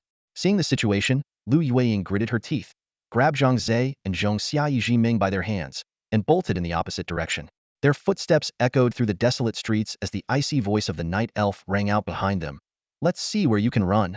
3 arrows whizzed through the air, chasing them as if guided by an unseen force. Even when Lu Yueying led the group to take cover behind a building, the arrows relentlessly pursued them. These are innate skills. Stay alert. Lu Yueying warned as she positioned herself in front of Zhang Ze and Zhong Xiayi Ming. Her rapier danced in a flurry of precise movements, shattering 2 of the arrows into splinters. But the third arrow broke through her defense and struck her squarely. 407. Blood sprayed as she let out a muffled groan. Ignoring her injury, Lu Yueying clenched her teeth and continued leading Zhang Ze and Zhong Xiayi Ming forward. Fortunately, no more pursuers appeared behind them. Their main target is my sixth uncle. They don't have time to bother with small fry like us, Lu Yueying analyzed as she ran. Her lips pressed tightly together, her eyes faintly glistening. Yueyingji, what should we do now? Zhong Xiayi Ming stammered, his face pale with nerves. It was his first time facing such danger, and fear gripped his heart. Lu Yueying pondered for a moment before replying, let's find a place to hide first. Once the boss of the dead zone is defeated, we can leave this place. As she spoke, she glanced at Zhang Ze and noticed his unexpectedly calm demeanor, which eased her anxiety slightly. Zhang Ze surveyed their surroundings and realized that only 2 goblin slingers remained among his summoned creatures. All the goblin shield bearers had perished. During the earlier battle, he hadn't killed any villagers, which prevented him from summoning new creatures. However, he still had 3 bosses he hadn't summoned yet, his final trump card. The group kept running, gradually distancing themselves from the chaotic scene. Zhang Ze noticed that Nu Sha Zhui Feng's name in the party list had turned gray. This didn't necessarily mean he had died. It could also be due to the increasing distance between them. I remember the magic domains of different countries aren't interconnected. Adventurers can only fight in their own country's domain. So how did your sixth uncle end up in conflict with them? Zhang Ze asked Lu Yueying as they walked. Lu Yueying explained in a serious tone. You're right that the magic domains are not interconnected, but the dead zone is. That's why you see foreign adventurers here. As for how the conflict started, I'm not sure, but it's likely something happened during one of the battles in the dead zone. In the past, the dead zone appeared infrequently, only a few times a year. But in the last 2 years, its frequency has increased. This month alone, it's already appeared twice. The last time was on the 23rd floor, and this time it's on the 4th. Zhang Ze nodded thoughtfully. He had a rough idea now. The magic domains were like individual servers for each country, isolated and exclusive. The dead zone, on the other hand, was like a cross-server battlefield where adventurers from all nations could compete and fight, relying solely on their strength. Trailing behind, Zhong Xiayi Ming mumbled regretfully, if I'd known the dead zone was this dangerous, I wouldn't have insisted on coming. Lu Yueying turned back and shot him a sharp glare. Are you even a man? A little setback, and you're already falling apart. Although Zhong Xiayi Ming was intimidated by Lu Yueying, he muttered under his breath, if my innate skill was as strong as sixth uncle's or yours, I wouldn't be scared of anything. Zhang Ze slowed his pace and patted Zhong Xiayi Ming on the shoulder. Don't sell yourself short. Your innate skill is actually pretty powerful, you just haven't realized its true potential yet. Come on, Luo Shabro, don't try to comfort me. Zhong Xiayi Ming said with a bitter smile, shaking his head. Your skill lets you summon creatures to help you fight. What good are my illusions? They can't even attack. Zhang Ze was about to respond when Lu Yueying suddenly exclaimed, oh no, I think we've run into a boss. Zhang Ze and Zhong Xiayi Ming followed her gaze and saw a massive figure standing beneath a clock tower. The creature was over 3 meters tall, shrouded in black mist. It was a grotesque, blood-stained butcher wielding 2 rusty cleavers. The name hovering above its head confirmed their fears. Death Butcher. The dead zone's main boss. Oh my god. How unlucky can we get? Escaping one nightmare, just to stumble into another. Zhong Xiayi Ming cried out, his face as pale as a sheet. Calm down. The boss hasn't noticed us yet, Lu Yueying whispered, carefully observing the Death Butcher. Seeing that it remained stationary, She let out a quiet sigh of relief. If her sixth uncle were here, they might have a chance against the boss.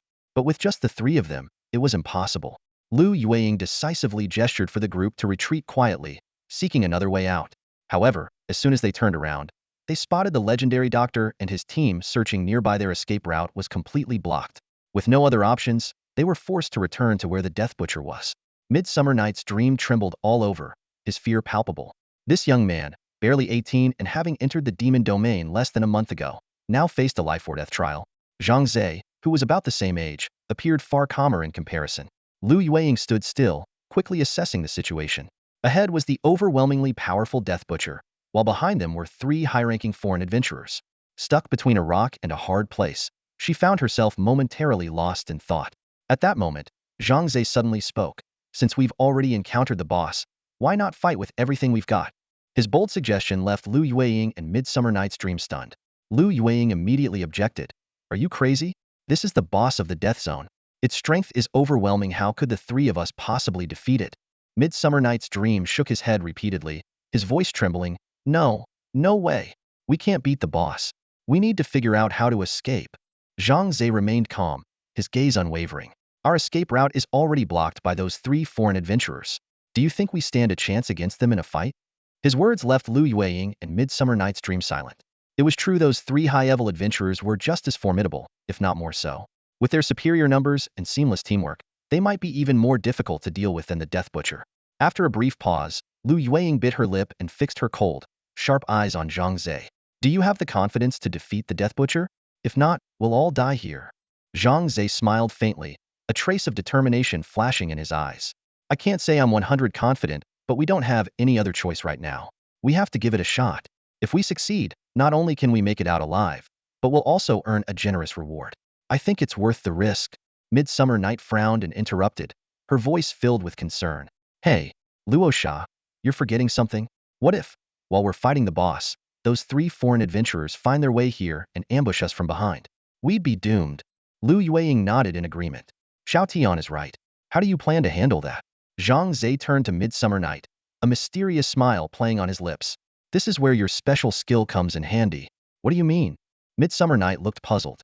Meanwhile, Legendary Doctor, Harrison, and Night Elf were pursuing Lu Yueying, Zhang Ze, and the others, clearing out monsters along the way. Harrison swung his axe, cutting down a villager, then turned to his companions with a sigh. Unbelievable. That Angerwind guy actually had a random teleportation scroll. Those things are insanely expensive. I remember seeing one sell for 100,000 on the platform. This guy must be loaded. Night Elf gritted her teeth, her voice dripping with hatred. Lucky for that Daxia guy.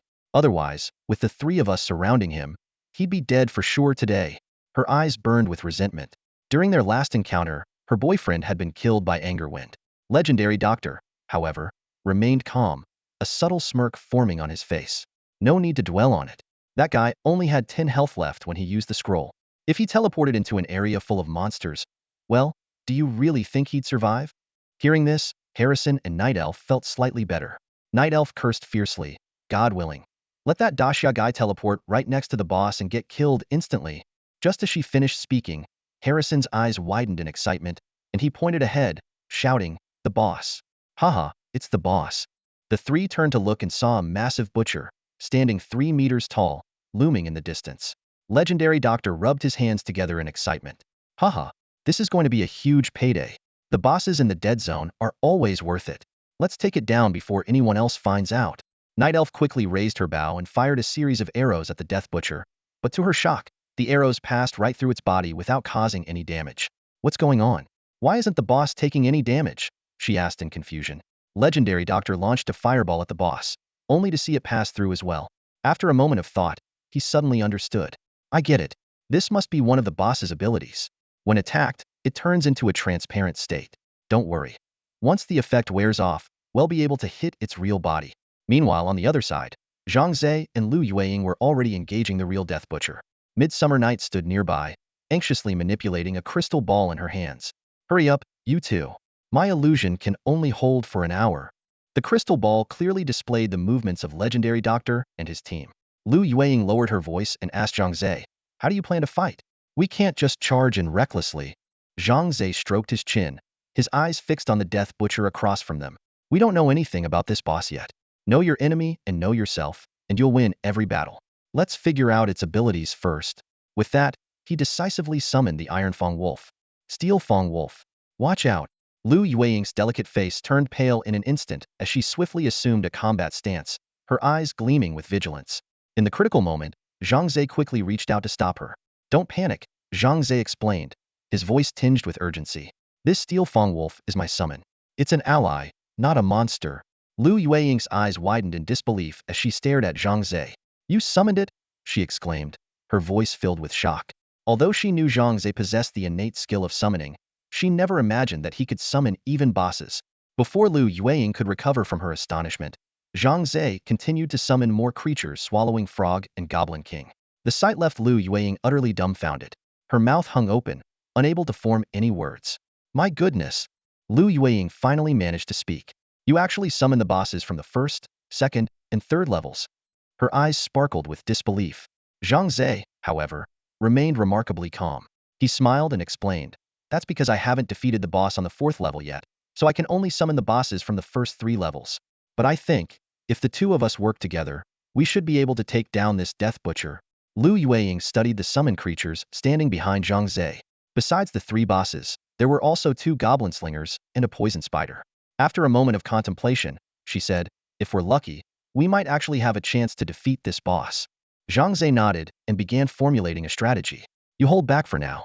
I'll send Steel Fang Wolf to test the waters and see what abilities this Death Butcher has. Then we can come up with a strategy to counter it. Without hesitation, Lu Yueying agreed to the plan. Steel Fang Wolf. Attack the Death Butcher, Zhang Ze commanded. The Steel Fang Wolf let out a deafening howl and charged toward the Death Butcher like an arrow released from a bow. The Death Butcher's massive frame reacted instantly. It raised its twin blades high and rushed toward the Steel Fang Wolf with astonishing speed. Each step it took made the ground tremble, as if a moving mountain was bearing down. Zhang Ze estimated in his mind that this creature must weigh at least several thousand pounds. Lu Yueying and Zhang Ze watched nervously as the Iron Fang Wolf and the Death Butcher clashed in a fierce battle. Despite the Iron Fang Wolf's recent upgrade to level 2, making it comparable in strength to the Goblin King, it was still no match for the Death Butcher, the boss of the Death Domain. After a brief exchange of blows, the result was clear. The Iron Fang Wolf's claw attack only inflicted a little over 100 points of damage, while the Death Butcher's single strike dealt over 300 points of damage to the wolf. The disparity in strength was glaringly obvious. Zhang Ze nodded silently, gaining a deeper understanding of the Death Domain boss's overwhelming power. Lu Yueying, however, looked worried and suggested, your Iron Fang Wolf isn't strong enough to take him on. We need to step in and help, or it won't last much longer. Her concern was soon validated within just a few rounds. The Iron Fang Wolf's health had dropped to 1/3, while the Death Butcher hadn't even used any of his skills yet. Poison Spider. Trap the Death Butcher. Zhang Ze made a decisive call. The Poison Spider immediately shot out its web, immobilizing the Death Butcher. Taking advantage of the opportunity, Zhang Ze quickly recalled the Iron Fang Wolf. Though he had managed to minimize losses, the Iron Fang Wolf couldn't recover its health while in combat, rendering it futile to keep it in the summoning space. If only we had a healer on the team, our sustainability in battle would improve dramatically, Zhang Ze remarked with a hint of regret. Lu Yueying nodded in agreement and added, I do have a friend who plays a support role, but unfortunately, she's not here. She was referring to Jean Qian, nicknamed Little Princess of Wealth, who possessed an rank talent skill called Green Blessing, capable of restoring health and often saving allies in critical moments. The immobilized Death Butcher let out an enraged roar. Zhang Ze commanded the Devouring Frog and the Goblin Slinger to launch ranged attacks, but the results were underwhelming. The Devouring Frog could barely deal around 200 points of damage, while the Goblin Slinger managed only double-digit damage. Zhang Ze's own attacks were even less effective, hardly scratching the surface. Suddenly, the Death Butcher let out a thunderous shout. They'll kill you all and feast on your flesh. The unexpected human-like speech left Zhang Ze and Lu Yueying utterly shocked. This thing can actually talk? Zhang Ze exclaimed in disbelief. It was the first time he had heard a monster speak. Lu Yueying explained, according to my 6th uncle, the higher the floor in the demon realm, the smarter the monsters become. Some can even speak our language, which makes them much harder to deal with. Zhang Ze nodded, silently hoping that the Death Butcher's intelligence wasn't too high, or the situation could become even more dire. When the web's restraint ended, the Death Butcher immediately charged toward Zhang Ze. In response, Zhang Ze quickly deployed the Goblin King to intercept and ordered the Iron Fang Wolf to assist from the side. Lu Yueying, gripping her rapier, declared, I'm going in to help, and charged into the fray. Zhang Ze stayed back with the devouring frog and goblin slinger, providing ranged support. Although the Goblin King was slightly stronger than the Iron Fang Wolf, it still fell short against the Death Butcher. Fortunately, the sheer number of allies, combined with Lu Yueying's powerful talent skill Blight Slash, turned the tide. After an intense battle, they managed to reduce the Death Butcher's health by half. Curse you! The Death Butcher roared suddenly. Crossing his dual blades, he unleashed a skill on the Goblin King. A system notification immediately popped up. Your Goblin King has been hit by the Death Butcher's skill, Bonebreaker. Attack power decreased by 20, defense decreased by 20, speed decreased by 20. Damn, that skill is insane. Zhang Ze's eyes widened in disbelief. The Bonebreaker skill had practically crippled his Goblin King. But the Death Butcher wasn't done yet. He turned and unleashed another skill on the Iron Fang Wolf. With a fierce throw, one of his long blades pierced the wolf's chest. The Iron Fang Wolf let out a heart-wrenching cry as its health dropped to 0, collapsing into a plume of black smoke before vanishing. Another system notification followed. Your Iron Fang Wolf has been hit by the Death Butcher's skill, Death Throw, dealing 450 points of damage. The Iron Fang Wolf has died. Zhang Ze was stunned. He hadn't expected the Death Butcher to have not just one but two devastating skills, and the Death Throw had outright killed his Iron Fang Wolf. Though he felt the loss deeply, there was no time to grieve. If all of Zhang Ze's summoned bosses were defeated, the team would be in grave danger. Clenching her teeth, Lu Yueying launched a furious assault from behind the Death Butcher, trying to inflict as much damage as possible while it was distracted by the Goblin King. Don't give up. We can win this. Zhang Ze shouted, rallying his team. From behind, the voice of their ally, Midsummer Night's Dream, called out, "Hey, how's the fight going? I can hold the illusions for another half hour, so hurry up." Meanwhile, Dr. Legend and Harrison were still battling the Death Butcher's illusion, waiting for the skill's duration to end. Zhang Ze ignored Midsummer Night's Dream and focused entirely on micromanaging the Goblin King and Poison Spider. Each time the Death Butcher prepared to use a skill, Zhang Ze ordered the Poison Spider to trap it with webs while withdrawing the Goblin King to avoid the attack. Without a target, the Death Butcher skills would fizzle out, and Zhang Ze would then send the Goblin King back into the fight. This almost exploitative strategy was proving effective, and the team managed to whittle down another 20 of the Death Butcher's health. Now, only 30 of its health remained. Light Slash. Lu Yueying's voice carried a glimmer of hope as she unleashed her skill, sensing victory within reach. But just then, the Death Butcher suddenly turned and charged at her, sending her flying with a brutal tackle. Without missing a beat, it dashed toward the clock tower at astonishing speed. In just a few moments, it had climbed to the top of the tower. Its agility was shockingly at odds with its bulky, lumbering frame, leaving everyone dumbfounded. What the heck is it doing? Zhang Ze asked, bewildered. Lu Yueying, equally stunned, asked, is it running away? Monsters fleeing wasn't unheard of. Zhang Ze had encountered goblins that ran when outmatched before. Given Lu Yueying's earlier explanation about high-level monsters being more intelligent, it seemed plausible that the Death Butcher might retreat when cornered. However, what happened next left both Zhang Ze and Lu Yueying utterly speechless. The Death Butcher sat down at the top of the clock tower, its legs dangling over the edge. Out of nowhere, it pulled out a massive chunk of meat and began to devour it hungrily, taking huge, exaggerated bites. 50. Meat leg 80. Meat leg 110. Meat leg, damn it. Zhang Ze cursed furiously, watching helplessly as the Death Butcher devoured piece after piece of meat, his health steadily recovering. He can eat to regain health? This is outrageous. Lu Yueying was growing increasingly anxious. She tried climbing the bell tower repeatedly, but each time she slipped down. No, I can't climb this thing, it's impossible.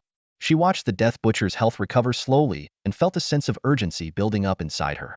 Zhang Ze made a quick decision and commanded, Sky-swallowing frog, goblin thrower, knock him down for me. At the same time, he drew his bow and aimed at the Death Butcher.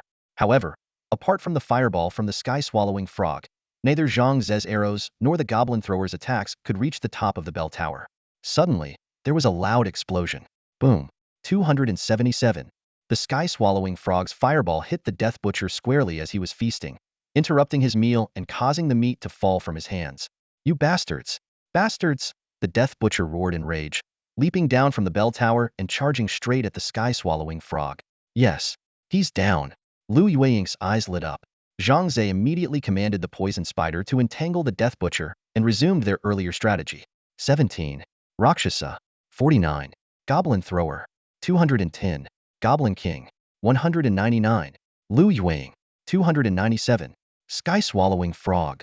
Damage numbers popped up continuously as Zhang Ze gritted his teeth and fired arrows relentlessly. Everyone, Keep pushing. He's almost done. The cooldown for Lu Yueying's light slash ended, and she unleashed it immediately. She wished desperately that the skill had no cooldown so she could use it repeatedly. Sensing his imminent demise, the Death Butcher became even more ferocious in his attacks. The Goblin King was tragically killed, becoming yet another victim of the Death Butcher's rampage. The Sky-Swallowing Frog was about to be next, but under Zhang Ze's control, the Poison Spider managed to restrain the Death Butcher, preventing him from getting any closer. After an arduous and intense battle, the Death Butcher's health finally hit 0. Zhang Ze pulled his bowstring to its limit and released the final shot. Die. 22. Rakshasa. Critical hit. I refuse to accept this. The Death Butcher's last sliver of health was depleted. His massive body swayed before collapsing with a thunderous crash, shaking the ground and nearly knocking everyone off their feet. A system notification immediately popped up. Congratulations! You have slain the Death Butcher. Zhang Ze felt a surge of joy, knowing this victory would significantly strengthen his team. Moments later, an announcement appeared across the entire server. Global announcement. The boss of the Death Domain, Death Butcher, has been slain by Rakshasa. Congratulations to him. The message flashed across the screen 3 times. Zhang Ze let out a wry smile. He had hoped to keep a low profile, but that idea was clearly out the window now.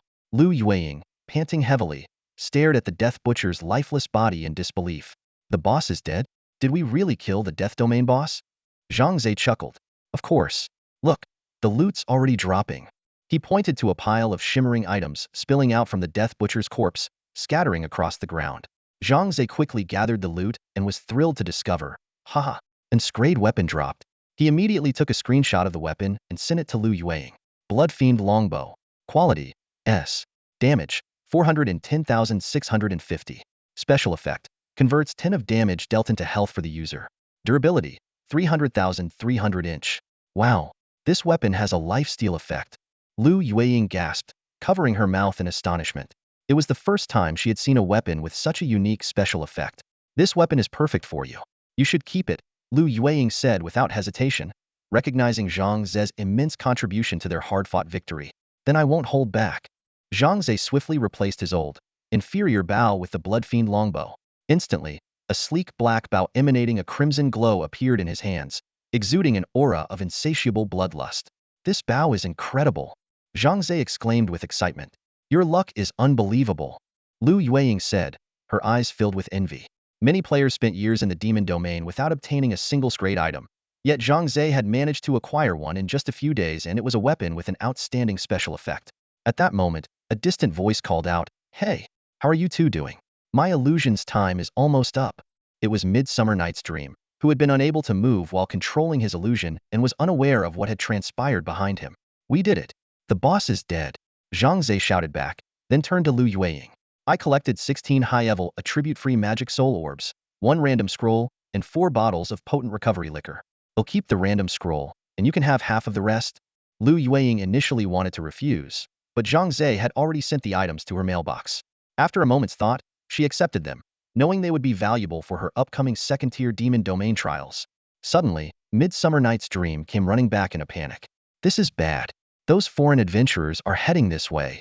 Zhang Ze and Lu Yueying exchanged serious looks, immediately realizing that the global announcement must have tipped them off.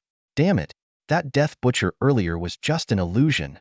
Legendary Doctor stormed toward them, flanked by Harrison and Night Elf, his face contorted with anger. His eyes locked onto Zhang Ze, blazing with fury. You damn Dasha player. You stole our boss. Legendary Doctor snarled through gritted teeth. The rewards and glory should have been ours. Night Elf sneered coldly. Stop whining. Just kill them and take the loot. Problem solved. Exactly. Harrison hefted his massive axe, licking his lips with a sinister grin. Zhang Ze surveyed his surroundings. His team was in bad shape, had only a goblin thrower, a poison spider, and the sky-swallowing frog left. He still had 1 summon slot open for the Death Butcher, but it wasn't ready yet. Lu Yueying was urgently healing herself. Her health had dropped to a critical level during the last fight, and it would take at least a minute to fully recover. Midsummer Night's Dream was hiding behind Zhang Ze, pale-faced and clearly incapable of fighting. Zhang Ze frowned in thought. While he had the ability to summon the Death Butcher to fight the enemies, the risks were simply too great. As he considered retreating from the death zone, Lu Yueying suddenly spoke, her eyes burning with hatred. You two should leave the death zone. My 6th uncle was killed by them, and I must avenge him. Midsummer Night's Dream was startled and quickly tried to dissuade her. Yuang, are you crazy? You can't take on all three of them by yourself. Zhang Ze also frowned and said, don't be reckless, or your sixth uncle's death will be in vain. But Lu Yueying shook her head stubbornly, her expression resolute. I swore I would never let another family member die. These scum, I have to kill them today to avenge my sixth uncle. Zhang Ze's brow furrowed deeply as he found himself caught in a dilemma. At that moment, Midsummer Night's Dream shouted, I don't care anymore. I don't want to die. I'm leaving. With that, he hastily exited the death zone. Lu Yueying turned to Zhang Ze. What are you waiting for? Go now. Zhang Ze sighed but didn't move. Instead, he summoned the Death Butcher and drew his longbow, aiming at the legendary doctor and his companions on the other side. Lu Yueying was taken aback. What are you doing? Leave now. This is my personal vendetta. It has nothing to do with you. Zhang Ze looked at her calmly. You're right, your personal vendetta has nothing to do with me. But you are my compatriot, and I can't stand by and watch you be killed by foreigners. If you leave, I'll leave. If you stay, I'll stay. Lu Yueying's face reddened slightly, and she huffed. This is your choice. Don't expect me to owe you anything. Got it. It's my choice. Zhang Ze replied with a smile as he focused his aim on the approaching legendary doctor. On the other side, the legendary doctor and his two companions were stunned. What's going on? The Death Butcher respawned again? They exchanged bewildered glances, utterly confused. What baffled them even more was that the Death Butcher wasn't attacking the two Daxia people, but instead stood protectively behind Zhang Ze. At that moment, Lu Yueying suddenly received a message from Nu Feng Jue Sha. Yueying, I'm not dead. You and Luo Sha need to leave the death zone now. Don't get into a death match with those three foreigners. Lu Yueying was overjoyed and quickly replied, Sixth uncle? Is it really you? You're alive? Nu Feng Jue Sha responded. What? You wanted me dead? Stop wasting time. Get out of there now. Xiao Tian told me everything that happened. You two did great. Wiping away her tears, Lu Yueying turned to Zhang Ze. Luo Sha, let's go. My sixth uncle is alive. Really? That's fantastic. Zhang Ze let out a sigh of relief, silently grateful that he wouldn't have to face the three high-level adventurers in direct combat. He dismissed the Death Butcher, and the two of them immediately exited the death zone, leaving the legendary doctor and his companions even more confused. Zhang Ze and Lu Yueying reappeared at the fourth-level altar, where Nu Feng Jue Sha and Midsummer Night's Dream were anxiously waiting. Upon seeing them, the two immediately rushed over. Nu Feng Jue Sha burst into laughter, clapping both of them on the shoulders. Luo Sha, Yueying, you two are amazing. He looked at Zhang Ze with admiration. I knew from the first moment I saw you that you were extraordinary. Looks like I wasn't wrong. You flatter me, Zhang Ze replied modestly with a slight smile. Nu Feng Jue Sha shot a disapproving glance at Midsummer Night's Dream. Look at Luo Sha, and then look at yourself. How spineless. Midsummer Night's Dream hung his head in shame, chastised for fleeing alone earlier. Luo Sha, my brother, our Lu family is a prominent and influential clan. Would you be interested in joining us? They'll personally recommend you to the head of the family and ensure you're treated as a senior advisor. Nu Feng Jue Sha looked at Zhang Ze with eager anticipation. Zhang Ze politely declined. Thank you for the offer, but I'm not looking to join any organizations at the moment. Fair enough. I won't push you. Nu Feng Jue Sha laughed heartily. Still, you and my niece Yueying are about the same age. You two should stay in touch. Ha ha ha. Sixth uncle. Lu Yueying's face turned bright red as she shouted in embarrassment. Zhang Ze chuckled and replied, Got it? After a moment's thought, he added, There's something I'd like to ask for your advice on. Go ahead. Nu Feng Jue Sha said, clearly in high spirits. It's like this: if I were to face a first-tier demon domain expert in battle, what should I be mindful of? Zhang Ze asked gravely. He hadn't forgotten about the fugitive waiting for him in the real world. Nu Feng Jue Sha was momentarily stunned. Then his expression grew serious. Luo Sha, are you in some kind of trouble? Don't hold back, just tell me. I can help you take care of it. Zhang Ze smiled and declined politely. Thank you for your offer, but I believe I can handle this on my own. He was confident that the 8 high-level, attribute-free demon soul orbs in his possession would significantly enhance his power once absorbed. While he couldn't guarantee a victory against Huang Hanfei, he was certain he could protect himself. He didn't want to owe Nu Feng Jue Sha favor. Lu Yueying hesitated to speak, but remained silently standing to the side. Midsummer Night's Dream quietly said to Zhang Ze, Brother Luo Cha, the strength of the powerhouses in the demon domain far exceeds our imagination. Don't let arrogance cloud your judgment. Be careful, or it could cost you your life. Hearing this, Furious Windslayer shot Midsummer Night's Dream a glare and snapped sharply, Shut your crow's mouth. Brother Luocha has his own plans. If he's confident, we shouldn't be questioning him. After a brief moment of thought, Furious Windslayer turned to Zhang Ze and said earnestly, If you're going to face a demon domain powerhouse, you'll you'll need more than just raw strength. You must also understand your opponent's specific advantages. Advantages? Zhang Ze raised an eyebrow. What do you mean? Furious Winslayer explained. As everyone knows, becoming a demon domain powerhouse requires passing certain trials. For a Tier 1 powerhouse, the trial is relatively simple. Meeting the basic 4-dimensional attribute standards is enough to pass. However, such powerhouses are fairly average, and their battles are usually evenly matched. That's why many demon domain powerhouses focus on enhancing a specific attribute. He gave an example. Some invest heavily in strength, allowing their attack damage to far exceed the norm. Others focus on mental attributes, gaining a significant edge in combat. Imagine facing an opponent whose mental power is far superior to your 7. If their other attributes are slightly weaker, their mental attacks would be hard to counter. That's why understanding your opponent's strengths and tailoring your strategy accordingly is crucial. Zhang Ze nodded thoughtfully, beginning to grasp the idea that even among demon domain powerhouses of the same tier, differences in 4-dimensional attributes could create significant disparities. He glanced at his own attribute panel and pondered. My agility is the highest, already at 15 points. Does that mean I'm faster than most others? If I continue to focus on agility, my movement and attack speed will improve significantly, giving me an edge in battle and increasing my chances of winning. But what could Huang Hanfei's strength be? Midsummer Night's Dream glanced at the time and said, 6th uncle, sister you. My time in the demon domain is almost up. I need to log out early. Furious Winslayer chimed in. We're about done too. Let's all log out together. He turned to Zhang Ze and gave him a serious reminder. Brother Luocha, one last piece of advice before we part. Don't provoke demon domain powerhouses unless you're absolutely sure of your strength. Thank you, I understand. Zhang Ze replied gratefully. With that, Furious Winslayer and Midsummer Night's Dream logged out of the demon domain together. Lu Yueing gave Zhang Ze a deep look before sending him a friend request. Zhang Ze hesitated for a moment before accepting it, and then Lu Yueing also logged out. Without hesitation, Zhang Ze allocated all his demon soul orbs to his agility attribute. Instantly, his agility soared to 26 points, surpassing even the average demon domain powerhouse by several points. Alright, it's my turn to make a move. Zhang Ze took a deep breath, steadied himself, and chose to leave the demon domain. A flash of white light later, Zhang Ze found himself under his bed.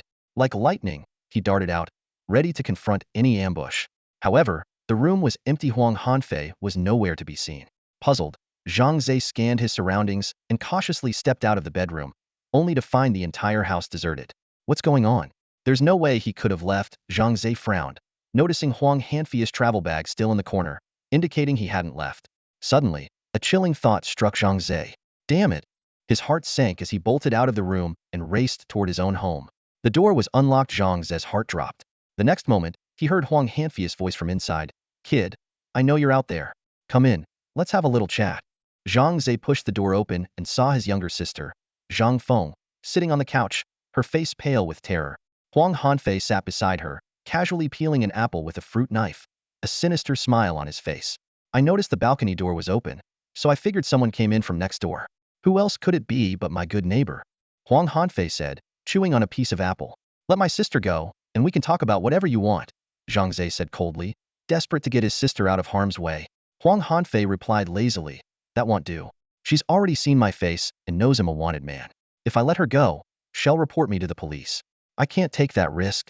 Tu won't call the police. Please, just let us go, sir. Zhang Feng sobbed, trembling with fear. Zhang Ze took a deep breath and asked, so what do you want? Kill us both? Relax. Huang Hanfei chuckled darkly. As long as you behave, I won't harm you. But you'll have to come with me. Your future fate will depend entirely on my decisions. Huang Hanfei continued eating his apple leisurely while mentally calculating how much he could sell the siblings for on the black market. With Zhang Feng as leverage, he wasn't worried about Zhang Ze trying anything reckless. In the black market, young men and women are always in high demand, especially young girls, who are even more sought after. Huang Hanfei's eyes gleamed with greed as he calculated in his mind. This girl could easily sell for hundreds of thousands, and the boy's organs, sold individually, could also fetch a hefty price. With that money, he could escape abroad and live a carefree life. Zhang Ze keenly sensed Huang Hanfei's intentions, but remained composed. He nodded and said, all right, as long as you don't harm me or my sister. Huang Hanfei licked his dry lips and flashed a cunning smile. Don't worry, you two are my gold mine. Why would I hurt you? At that moment, a rapid knocking on the door broke the tense atmosphere in the room. Huang Hanfei frowned deeply and questioned in a low voice, did you call the police? Zhang Ze shook his head, denying it, though a glimmer of hope flickered in his heart. He recalled the SOS message he had tried to send earlier, which failed due to poor signal. Could it have been delayed and finally delivered? Could teacher Lu Wei have brought the police? The knocking grew more urgent. Huang Hanfei, now on high alert, motioned for Zhang Ze to answer the door while he sat next to Zhang Feng, pressing a fruit knife against her waist as a threat.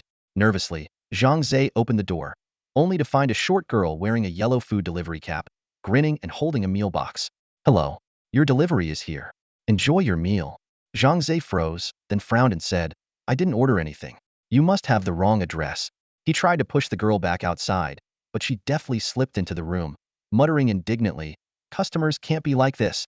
Ordering food and then refusing it, what kind of joke is that? Eager to avoid involving the seemingly innocent delivery girl, Zhang Ze brusquely shoved her out the door. I told you, it's not ours. Now leave. The girl huffed and stomped off down the stairs. However, once outside, a sly smile crept across her face. She tossed the meal box aside, removed her cap, and muttered to herself, found them. Hee hee, that 1.5 million reward is mine. Back in the room, Zhang Ze explained to Huang Hanfei that the delivery was a mistake. Huang Hanfei quickly made a decision. Open the door. We're leaving. The three of them descended the stairs, and Huang Hanfei pointed to an old, beat-up van. Get in, he commanded. Zhang Feng began to cry in fear, and Zhang Ze tightly held his sister's hand, whispering words of comfort. Just as Huang Hanfei reached to open the van's door, a sudden flash of white light shot toward him. He barely dodged it, but a thin line of blood appeared on his cheek. Furious, he grabbed Zhang Feng and pressed the knife to her neck, shouting, come out, or I'll kill her. From the shadowy bushes, a petite figure slowly emerged. Zhang Ze was shocked to recognize the delivery girl from earlier. She now had sharp, gleaming throwing knives fitted on her fingers, spinning effortlessly as she twirled them. The girl flashed a mischievous smile and said softly, oops, missed that one. Huang Hanfei squinted his eyes, letting out a cold laugh as he said, you're a bounty hunter, aren't you? I knew someone would come looking for me. But little girl, do you really think you're a match for me? The young girl shrugged nonchalantly, a confident smile playing on her lips. Hey, old man, don't judge a book by its cover. Sure, I'm young and small, but I'm a top fighter from the demon realm. And trust me, my throwing skills with darts are no joke. Before she even finished speaking, her right hand moved like lightning, flicking 5 gleaming silver darts into the air. They sliced through the air with a sharp whistle, flying straight toward Huang Hanfei. Each dart aimed precisely at a vital point on his body. However, since Huang Hanfei was holding Zhang Feng tightly as a hostage, the dart's trajectory would first pass through Zhang Feng. Huang Hanfei saw through her plan and sneered smugly. Little girl, aren't you afraid of hurting my hostage with your darts? With Zhang Feng as my shield, I have nothing to worry about. The girl flipped her right hand, and another set of 5 darts appeared between her fingers as if by magic. She responded indifferently, as long as I can kill you and claim the bounty, the lives of others don't concern me. And as for accidentally injuring the hostage, well, that's just par for the course when dealing with demon realm fighters. In that critical moment, Zhang Ze's eyes gleamed with sharp focus. His figure blurred into a streak of motion as he darted forward, positioning himself in front of Zhang Feng. To Zhang Ze, the 5 darts flying toward them seemed to slow down, as though someone had pressed a slow motion button. With a flurry of rapid movements, Zhang Ze's hands struck out like a storm. For sharp, snap, sounds echoed as he caught 4 of the darts midair with his bare hands, one after the other. However, the 5th dart, which was headed straight for Huang Hanfei's forehead, he left untouched. What? Impossible! Huang Hanfei and the young girl exclaimed in unison, their faces filled with shock. The girl stared at Zhang Ze in disbelief, her mind churning with questions. How could this man be so fast? He actually caught my darts with his bare hands. Her darts could travel at a speed of 300 meters per second, something even most demon realm fighters struggled to evade, let alone intercept. Yet Zhang Ze not only reacted after she attacked, but he also managed to catch 4 darts with astonishing speed and precision. His skills were unquestionably above the level of an ordinary demon realm fighter.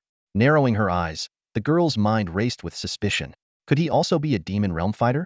Could he be working with Huang Hanfei? But she quickly dismissed the thought. She had thoroughly reviewed the police records, and Huang Hanfei was known to act alone. So, who exactly was this mysterious man? What was his true identity and purpose? A storm of questions swirled in her mind as she tried to make sense of the situation. Huang Hanfei watched as the beam of white light shot directly toward his forehead. Instinctively, he raised the fruit knife to block it. In that instant, Zhang Ze seized the opportunity and swiftly pulled his sister out of Huang Hanfei's grasp. Shielding her behind him, he glared furiously at the little girl and shouted, "You almost hurt my sister." The girl snorted dismissively and replied nonchalantly, "I didn't do it on purpose." She was the one standing in front of the criminal. Her words ignited Zhang Ze's anger, and he clenched his fists, almost ready to slap her. Ignoring the siblings, the girl fixed her gaze intently on Huang Hanfei. The bounty of 1.5 million yuan was practically glittering before her eyes. There was no way she'd let him escape. Despite losing his hostage, Huang Hanfei remained unfazed. Instead, he sighed softly and said, "I was hoping to avoid a bloodbath, but it seems I have no choice.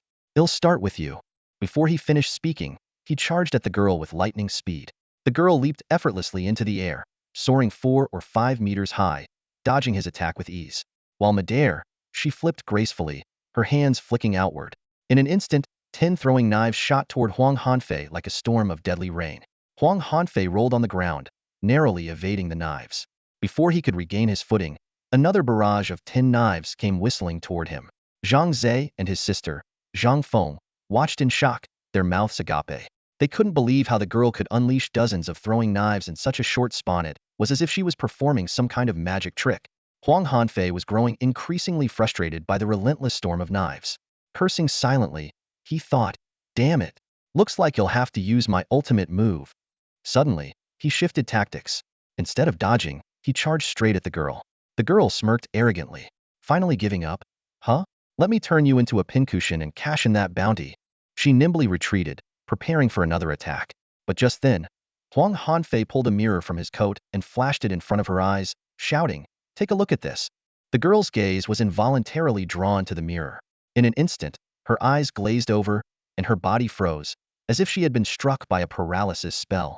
Zhang Ze watched in astonishment, unable to comprehend what was happening. Huang Hanfei's bloodshot eyes gleamed with triumph as he grinned. "Now you're under my control. Drop the knives and come to me." His voice was slow and commanding, exuding an air of authority. Like a puppet on strings, the girl dropped her knives and staggered toward Huang Hanfei. He burst into maniacal laughter. "Ha ha ha. Looks like you put all your points into agility, leaving your mental strength pitifully weak. No wonder it was so easy to control you." Raising the fruit knife, he aimed it at her eyes. Just as he was about to strike, a rock came hurtling through the air. Huang Hanfei dodged to the side, but the sound of shattering glass made his heart sink. He turned to see the mirror smashed into pieces. Furious, he glared at Zhang Ze, his teeth clenched. "Since you're so eager to die, I'll deal with you first." With that, he lunged at Zhang Ze. Zhang Ze's heart raced, but he steeled himself, ready to rely on his speed. In that moment, he felt as though everything around him slowed down. In reality, it was his own speed that had reached such an extreme that the world seemed to move in slow motion by comparison. To Huang Hanfei, everything looked entirely different. Zhang Ze's figure seemed to vanish in an instant before his eyes. Before he could even process what was happening, a sharp gust of wind from a fist came hurtling toward him from the right. Reacting swiftly, Huang Hanfei instinctively dodged, only to feel an intense rush of air coming from his left. With nowhere to escape, he raised his arms defensively, but the trajectory of the punch shifted in an uncanny manner. Thud! Zhang Ze's fist landed squarely on Huang Hanfei's abdomen. At that moment, Huang Hanfei's hands were raised high, futilely shielding his left side. Although Zhang Ze's strength wasn't overwhelming, and the punch alone shouldn't have caused significant harm, this was just the beginning. In the blink of an eye, Zhang Ze's fists rained down like a relentless storm, delivering dozens of heavy blows in mere moments. Huang Hanfei felt as though his internal organs were being violently churned by an invisible force. By the time he regained his senses, Zhang Ze had already stepped back, standing calmly several meters away, his gaze fixed coldly on him. "You little," Huang Hanfei began to speak, but a metallic taste surged up his throat. Ugh!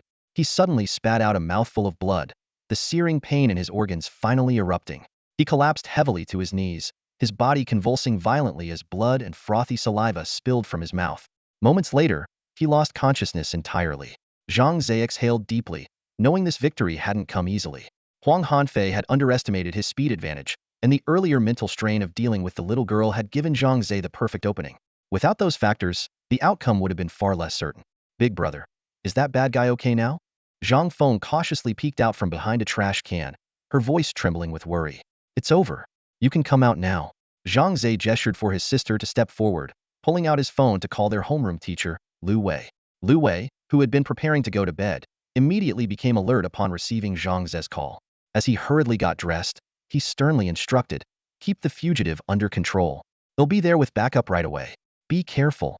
With that, he hung up, rushed out of the house, and sent an urgent message to the police, reporting the situation. Zhang Ze swiftly tied up the unconscious Huang Hanfei with a rope, his movements so practiced they seemed almost professional. Crouching down, he carefully searched through Huang Hanfei's clothes. His fingers brushed against a stack of hard cards. Spending cards. Zhang Ze's eyes lit up as he quickly counted them. 3 bronze, 1 silver, and 2 gold cards, a total of 6. In the Great Xia Kingdom, spending cards are divided into 4 tiers: bronze, silver, gold, and diamond. Each card tier has a fixed recharge range. Bronze cards range from 1,000 to 10,000, silver cards from 10,000 to 100,000, gold cards from 100,000 to 1 million, and diamond cards start at 1 million with no upper limit. Zhang Ze quickly calculated that the minimum total value of these cards exceeded 210,000. If they were all fully loaded cards, their value could reach over 2.3 million. This guy is loaded.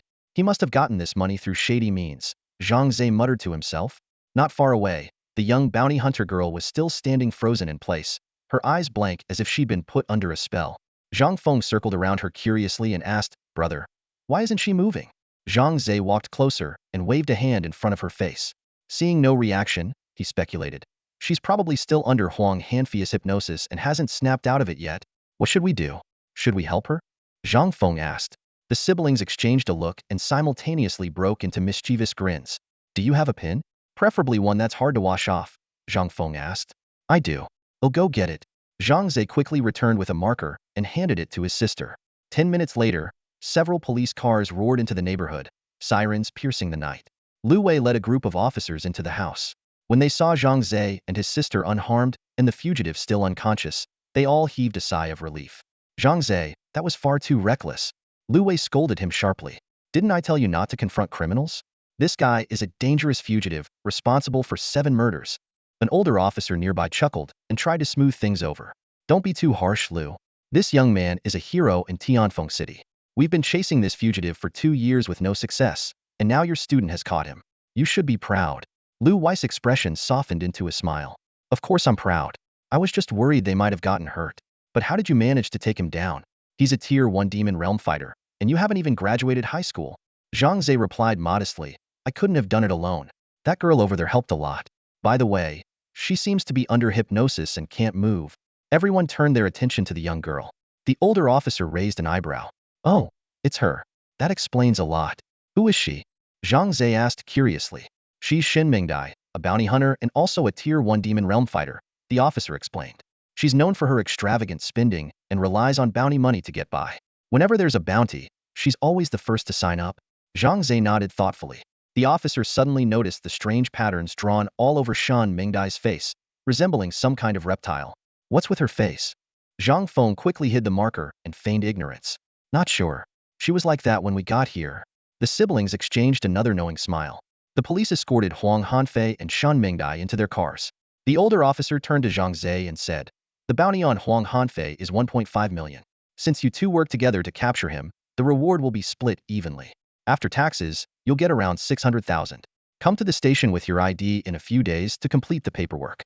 The money will be transferred to your account within 10 working days. Zhang Feng's eyes widened in excitement. 600,000. That's a lot. Zhang Ze couldn't help but grin as well.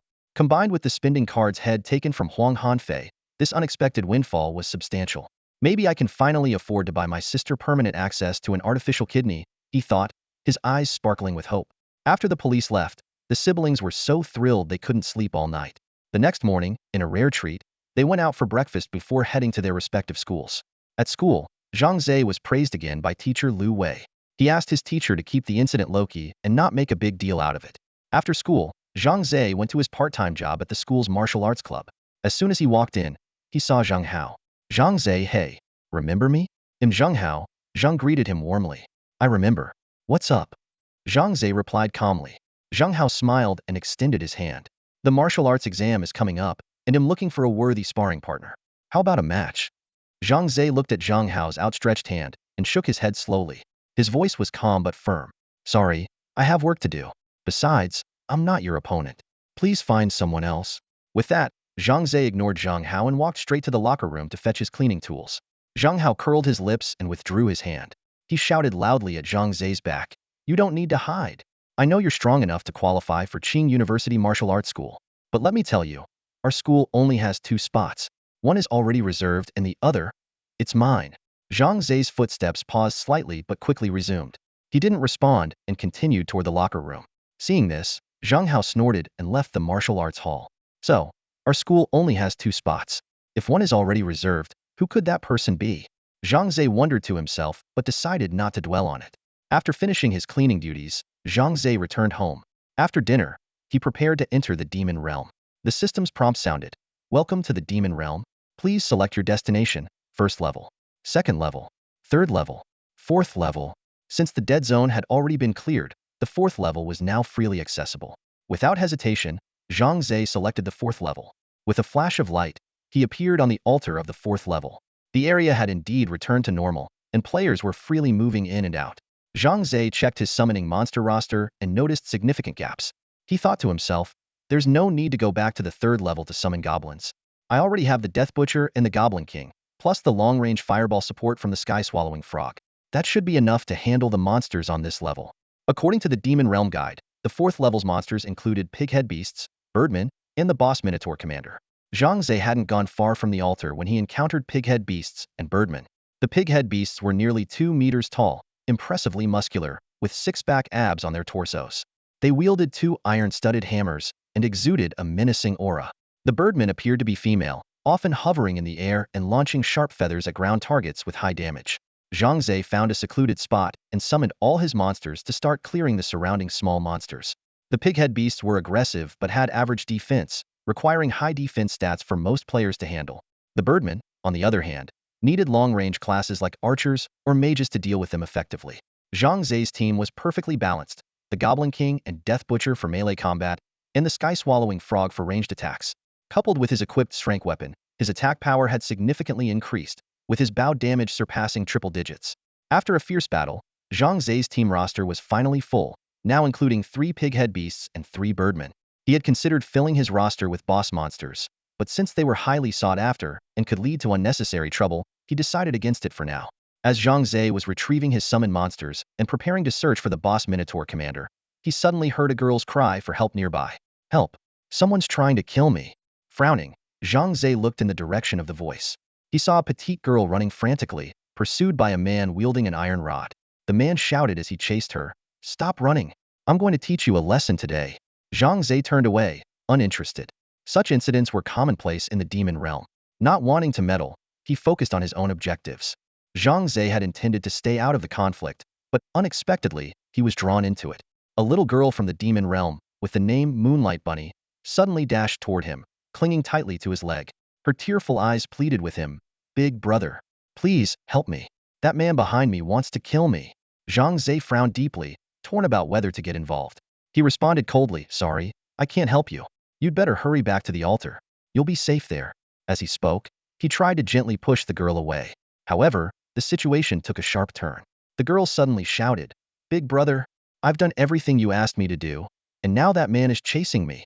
You can't just leave me like this. I've already given you the stuff." Zhang Ze froze, stunned by her words.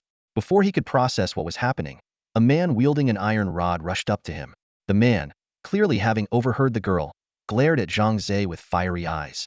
"So it was you who secretly instructed her," the man roared. "I can't stand scum like you. Today, I'm going to rid the world of you." Zhang Ze glanced at the man's demon realm name, Irritable Dragon King, and couldn't help but sigh inwardly. That name truly suits him. Raising his hands in a gesture of surrender, Zhang Ze tried to explain, "Brother, you've got it all wrong. Don't let her fool you. I have nothing to do with her, and didn't ask her to do anything. Whatever issues you have are between the 2 of you, leave me out of it." But his explanation only seemed to fuel the Irritable Dragon King's anger. The man shouted furiously, "What kind of man are you? Now that you've been exposed, you're trying to deny everything and abandon your companion. I despise people like you the most. Enough talk, come fight me." Zhang Ze sighed in exasperation, thinking to himself that this hot-headed guy not only had a bad temper, but also didn't seem particularly bright. At that moment, the little girl suddenly grinned mischievously. "Big brother, they'll leave this to you. I'm off now.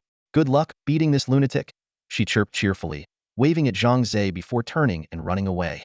Zhang Ze was left standing there, caught in a web of misunderstandings, facing the furious Dragon King alone. "A Moonlight Bunny has stolen 3 mid-ear magic soul orbs from you." This notification flashed before Zhang Ze's eyes, leaving him momentarily stunned. As he processed what had just happened, he let out a wry smile and shook his head. It finally dawned on him that the seemingly innocent girl in front of him was actually a thief. No wonder the furious Dragon King was chasing Hershey, must have stolen something from him too. Zhang Ze felt a sense of relief. While losing 3 mid-ear magic soul orbs worth several thousand coins wasn't ideal, at least his most valuable possession was still safe. However, he couldn't help but wonder what exactly that Moonlight Bunny had stolen from the Dragon King to provoke such fury. Turning to the still enraged Dragon King, Zhang Ze attempted to explain, "I'm not in cahoots with that thief. She just stole from me too. You should go after her instead of wasting time with me." The Dragon King, however, was unconvinced. His eyes burned with anger as he glared at Zhang Ze. "Nonsense. She handed over everything she stole to you. Don't try to fool me." With that, he assumed a battle stance, ready to attack at any moment. "You have become the target of the furious Dragon King's attack. Prepare for battle." The system notification appeared just in time. Zhang Ze sighed helplessly and braced himself for the fight. The Dragon King bellowed, "Don't worry, I won't take your life. Just return what that little thief stole from me, and I'll let you go." Zhang Ze looked exasperated as he replied, "She didn't give me anything. How am I supposed to return something I don't have? Clearly, you're choosing to defy me. Fine, we'll settle this with a fight." The Dragon King roared, charging forward with his iron staff. But just as he was halfway to Zhang Ze, a sudden spiderweb enveloped him, trapping him in place. The Dragon King looked utterly bewildered as he muttered, "What the? How is there a venomous spider on the 4th floor?" "The venomous spider is my summon," Zhang Ze said calmly. The Dragon King's eyes widened in shock as he spotted a massive spider standing behind Zhang Ze. You can summon creatures? Is that your innate skill?" he stammered. Zhang Ze didn't answer. Instead, he summoned the devouring frog, commanding it to launch fireballs at the Dragon King. At the same time, Zhang Ze drew his bow and fired arrows, targeting the Dragon King. He thought to himself, "Looks like I'll have to beat this guy into submission before he'll listen to reason." 117. 98 from Devouring Frog. 124 from Rakshasa. Damage numbers kept popping up above the Dragon King's head. "Arg, if you've got guts, stop using that spider's web and fight me in close combat. Let's see who's stronger," the Dragon King shouted angrily. Zhang Ze scoffed, "Are you stupid? My strength lies in ranged attacks. Why would I give up my advantage to fight you in melee? You're driving me insane," the Dragon King yelled, his face turning bright red with fury. Suddenly, he pulled out a potion and downed it in one gulp. Instantly, his body glowed red as he broke free from the web and charged at Zhang Ze with renewed vigor. Narrowing his eyes, Zhang Ze thought, "That potion seems similar to the one used by Ragewind earlier. It negates negative effects but sacrifices defense. I'm going to smash your head in," the Dragon King roared, swinging his iron staff down with tremendous force. But his attack missed as Zhang Ze dodged to the side with swift agility. The Dragon King was taken aback. "This guy is fast. His agility stats must be off the charts," he thought. "Stop running. Take this," the Dragon King shouted, chasing after Zhang Ze relentlessly. Zhang Ze quickly used his summoning skill, and the Goblin King appeared at his side, blocking the Dragon King's path. "What the hell? The Goblin King? How many monsters can you summon, you freak?" the Dragon King exclaimed, halting immediately to reassess the situation. While the Goblin King was only the boss from the 3rd floor, he was still formidable in unknown combat. And with Zhang Ze and his other summoned creatures waiting to strike, the odds were stacked against the Dragon King. 226. 124 from Goblin King. 84 from Devouring Frog. Rakshasa. The Dragon King found himself besieged from all sides. On one front, he faced the Goblin King's relentless onslaught, while on the other, Zhang Ze, the Devouring Frog, and the venomous spider bombarded him with ranged attacks. Despite his high health, the relentless attacks were taking their toll. "I'm furious. All of you ganging up on me. This is so unfair," the hot-tempered Dragon King roared, his face turning bright red as he clenched his fists tightly. Zhang Ze, however, remained calm and said indifferently, "This isn't some martial arts tournament. Who cares about fairness? The only goal is to defeat you." With that, he waved his hand, summoning the Death Butcher. The imposing figure appeared, its twin blades slicing through the air with a chilling glint as it advanced toward the Dragon King. The Dragon King's pupils shrank. Seeing this formidable boss join the fray, his anger quickly deflated. "Stop, stop, stop. I give up. I surrender." He raised both hands, his voice trembling with fear. Zhang Ze gave a slight nod, and all the summoned creatures vanished instantly. Sitting cross-legged on the ground, he asked calmly, "Surrendered? Now, can you listen to me for a moment?" The Dragon King plopped heavily onto the ground, pulling a recovery potion from his bag and downing it in one gulp. Wiping his mouth, He grumbled reluctantly. Fine, I surrendered, but I don't feel good about it. If you've got guts, stop summoning those creatures and fight me on your own. Zhang Ze chuckled softly and patiently explained, that's simply impossible. My innate skill is summoning. If you don't let me use my skills, how am I supposed to fight you? Oomph. I don't care. I'm still not convinced. The Dragon King turned his head away, his eyes still burning with fury. Zhang Ze frowned, pondering for a moment before asking, what exactly did that Moonlight Bunny steal from you? You're not in cahoots with her? The Dragon King snorted. She already gave everything to you earlier, and now you're asking me? Are you trying to drive me mad on purpose? Zhang Ze sighed and shook his head, explaining once again, let me repeat, I am not in league with that thief. She stole my stuff too. As he spoke, he pulled up his system interface and sent a screenshot of the earlier notification to the Dragon King. The Dragon King stared at the screenshot, his eyes widening. What the? Did I really get it wrong? He scratched his nose awkwardly, his expression a little embarrassed. Yeah, I guess I made a mistake. I owe you an apology. It's fine. As long as the misunderstanding is cleared up. Zhang Ze smiled. Although the hot-tempered Dragon King was impulsive and stubborn, his willingness to admit fault and make amends was indeed admirable. Sigh. Forget it, just my bad luck. The irritable Dragon King stood up, a fleeting trace of helplessness crossing his rugged face. He extended a scaly hand toward Zhang Ze, his voice carrying a hearty tone. Well, I guess we can say we got to know each other through a fight. Let's be friends. Zhang Ze froze for a moment. It was his first time encountering someone so naturally outgoing. Though this Dragon King seemed a bit thick-headed and had a fiery temper, his personality oddly resonated with Zhang Ze. With a chuckle, Zhang Ze reached out and shook the Dragon King's hand, accepting the unexpected offer of friendship. All right then. The Dragon King grinned widely, revealing a row of sharp teeth. If you ever need help, just call me. He waved at Zhang Ze and said hurriedly, I've got some friends waiting for me to take down a boss. Catch you later. Before his words even fully landed, he had already turned and dashed off, disappearing in an instant, leaving Zhang Ze standing there, both amused and speechless. This little episode passed quickly, and Zhang Ze turned to head toward the location of the boss on the 4th level. This floor resembled a massive labyrinth, with walls that looked almost identical on all sides, making it easy to lose one's way. Zhang Ze glanced around and couldn't help but mutter, this place is seriously a headache. Fortunately, the layout of the labyrinth was fixed, and others had already explored it thoroughly and drawn a map. The guidebook for the Demon Realm contained this invaluable resource, making it easier for adventurers to navigate. Using the map, Zhang Ze navigated through the winding passages and eventually arrived at the boss location.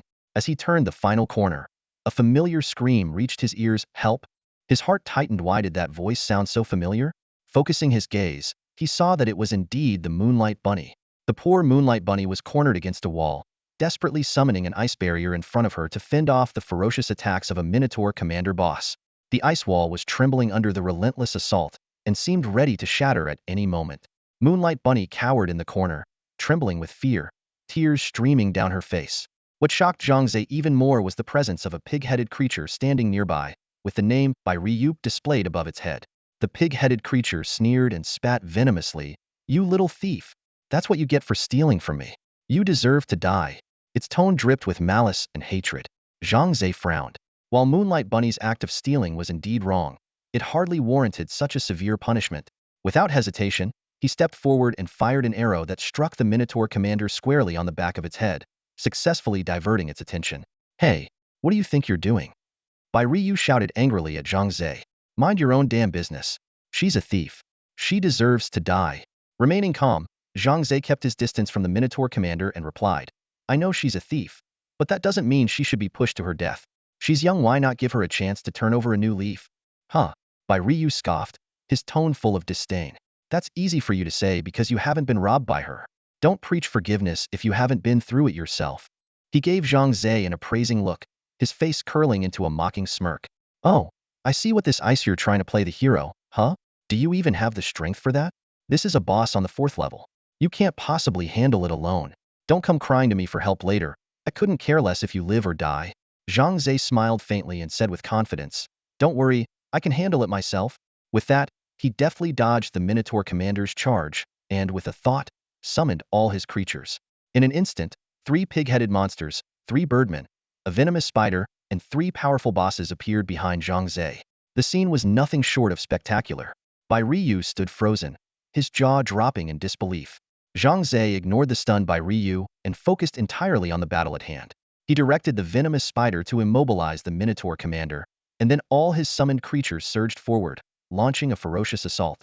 161. Luo Sha 245. Goblin King 419. Death Butcher 307. Sky-Swallowing Frog 110. Pig-Headed Monster 172. Birdman, a flurry of damage numbers, floated above the Minotaur commander's head. Bai Ryu could only gape, his face a mixture of envy and jealousy. Unbelievable. He can summon bosses too? This guy is practically invincible, he exclaimed in shock. Compared to Zhang Ze's overwhelming summoning ability, his own disguise skill was utterly worthless. Earlier, he had used it to disguise himself as a pig-headed monster, but aside from deceiving opponents, it was virtually useless. Rakshasa, Bai Ryu muttered under his breath, committing Zhang Ze's domain name to memory. He glanced at Moonlight Bunny, still curled up in the corner, and cursed silently in his heart, "Stupid girl. You got lucky this time, having some fool willing to help you."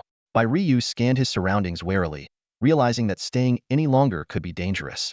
He didn't want to take any chances, fearing that Rakshasa and Moonlight Bunny might join forces against him. After weighing his options, he quietly slipped away from the area. Meanwhile, Zhang Ze and his team were locked in an intense battle with the boss of the 4th level. Although the Minotaur commander was formidable, it couldn't hold its ground for long against Zhang Ze's powerful summoned beasts and the overwhelming attacks from Death Butcher, the formidable boss of the Dead Domain. Roar! With Zhang Ze's final blow, the Minotaur commander let out a tragic howl and collapsed to the ground. A system notification immediately popped up. "Congratulations! You have defeated the 4th level boss, the Minotaur commander." Zhang Ze quickly gathered the loot scattered on the ground and summoned a new Minotaur commander. He glanced at the shimmering stone gate key in his inventory, satisfaction evident on his face. Filled with anticipation, he thought, "I didn't expect the 4th level boss to go down so easily. Now I can move on to the 5th level." At that moment, Moonlight Bunny quietly approached Zhang Ze. Bowing timidly, she placed the item she had stolen earlier on the ground and turned to leave without a word. "Don't steal from others again," Zhang Ze called out as she walked away. Her steps faltered slightly, but she quickly picked up her pace and disappeared into the distance. Zhang Ze picked up the item she had returned, then stepped through the stone gate into the 5th level. The scenery before him transformed once again, revealing a brand new world of adventure. Meanwhile, in a cramped rental apartment in the real world, a flash of white light illuminated the room as a disheveled man in his 30s suddenly appeared. Frustrated, he muttered to himself, "Damn it, that stupid girl was about to be killed by the Minotaur commander, and then Rakshasa had to show up and meddle. So infuriating." Stretching lazily, he tried to calm himself. Forget it. Not worth getting worked up over this. He tore open a packet of instant noodles, devoured it hungrily, and mindlessly scrolled through the forum for the game. Suddenly, a bounty post caught his eye. Intrigued, he clicked on it and read the details carefully. Moments later, a sinister grin spread across his face. "Rakshasa, you're dead meat." The 5th floor of the demon realm, the altar. Zhang Ze scanned his surroundings and noticed that the number of adventurers on this floor had significantly decreased. Although it was already midnight in the real world, the first 4 floors were still bustling with activity. This phenomenon undoubtedly confirmed one fact. Only 3 or 4 out of 10 adventurers had the capability to make it to the 5th floor. Zhang Ze's purpose for being here wasn't to battle monsters. His goal was straightforward: to activate this floor and prepare for his next login.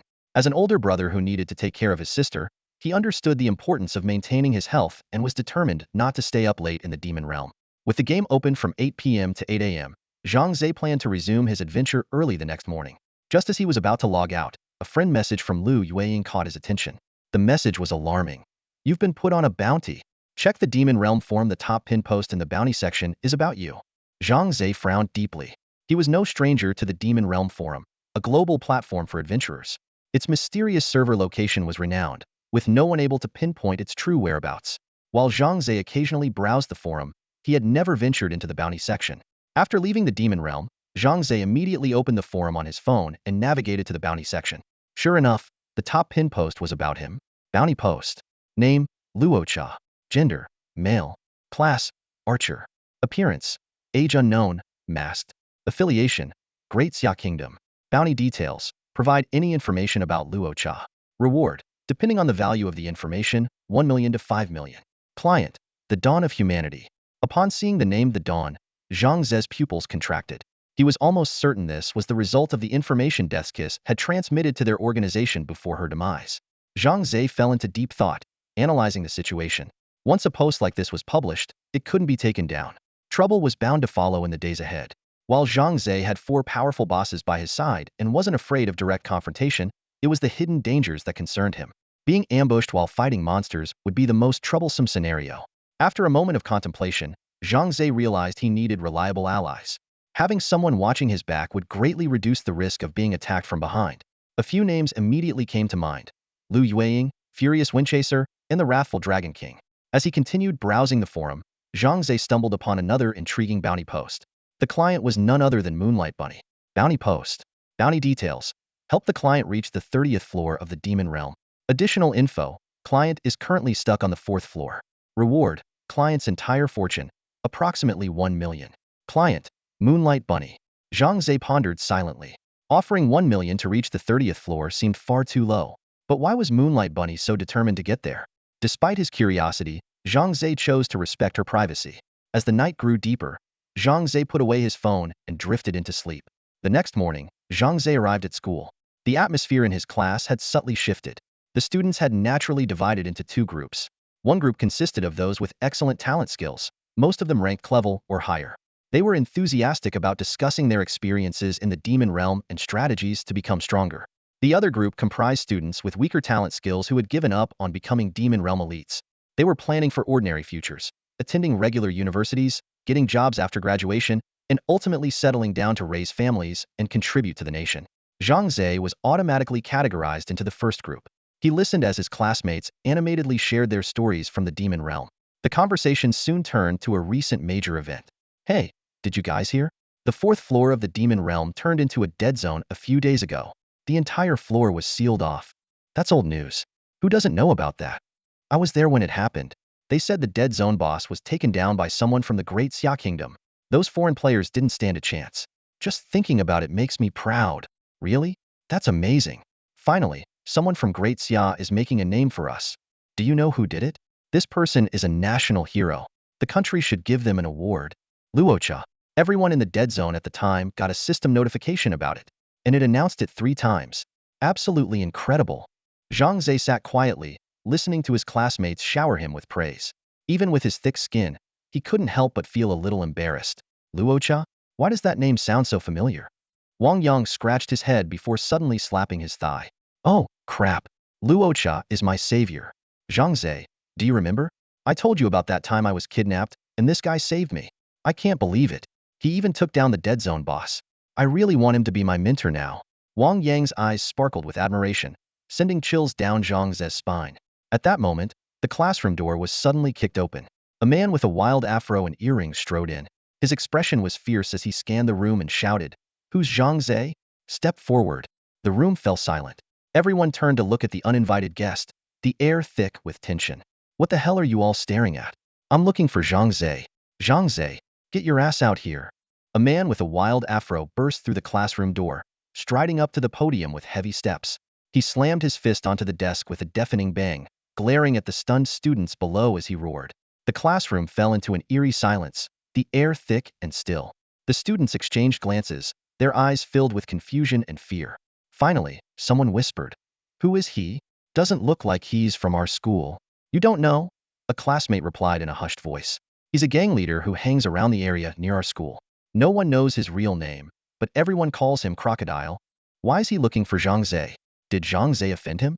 Man, if Zhang Ze's crossed him, he's in for a rough time. The students murmured amongst themselves, occasionally sneaking glances at the back of the classroom where Zhang Ze sat. Zhang Ze, however, remained calm. Slowly, he stood up, his gaze steady and sharp as he locked eyes with Crocodile. In a calm and steady voice he said, "I'm Zhang Ze. What do you want with me?" "I don't think I know you." Crocodile let out a cold laugh, revealing his yellowed teeth. "You may not know me, but I sure know you. My boys told me you're planning to take over my territory. Got some guts, don't you?" Zhang Ze frowned, shaking his head. "You misunderstood. I've never said anything like that. Besides, I have no interest in being some gang leader." "Oh, really? Gang leader? Huh? So you're looking down on me now?" Crocodile's eyes flashed with menace as he stormed toward Zhang Ze, grabbing him by the collar. The stench of alcohol wafted off him as he snarled through gritted teeth. "Today, I'm gonna show you what I'm made of." Zhang Ze's eyes narrowed, his muscles tensing in preparation to fight back. Just as the tension reached its peak, a furious voice rang out from the doorway. "What do you think you're doing? This is a school, not a place for thugs like you. Leave before I call the police. All eyes turned to see their homeroom teacher, Lu Wei, standing at the door, anger blazing in his eyes. Lu Wei strode into the classroom, fixing Crocodile with a piercing glare. Crocodile snorted, releasing Zhang Ze's collar, and turned to face the teacher. Fine, I'll let you off the hook for now, Crocodile sneered at Zhang Ze. But tonight, meet me at the square behind the school. We'll settle this then. I won't be there, Zhang Ze replied calmly. Crocodile's lips curled into a sinister grin. Oh, you won't? All right then. Guess I'll just pay your sister a visit at 4th Tianfeng Girls' School. Have a nice little chat with her, huh? Zhang Ze's eyes turned icy, a sharp, almost palpable aura of menace radiating from him. You dare? He growled through clenched teeth. Crocodile shrugged nonchalantly, a smirk playing on his lips. Oh, you're mad now? Then show up tonight at the square, or I can't promise your sister will be safe. With that, he swaggered out of the classroom. Zhang Ze took a deep breath and sat back down. His friend Wang Yang leaned over and whispered, You okay? Want me to get a few guys together for tonight? No need. I can handle this myself, Zhang Ze replied firmly. Lu Wei approached Zhang Ze, patting him on the shoulder. Don't stoop to their level. These punks are just looking for trouble. I bet he was just trying to scare you. Seeing Zhang Ze remain silent, Lu Wei added, By the way, the police station asked me to let you know you can pick up your reward tomorrow. Just bring your ID.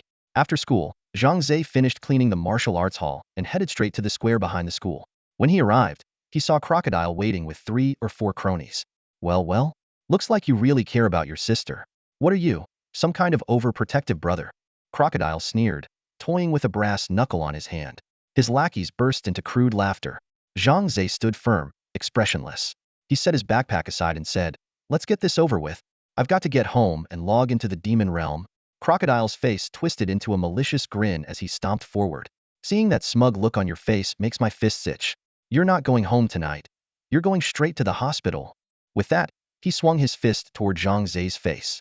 Zhang Ze didn't move a muscle. Just as Crocodile's fist was about to graze his nose, Zhang Ze sprang into action. He tilted his head to dodge, stepped forward with his right foot, and unleashed a lightning-fast punch. Crack!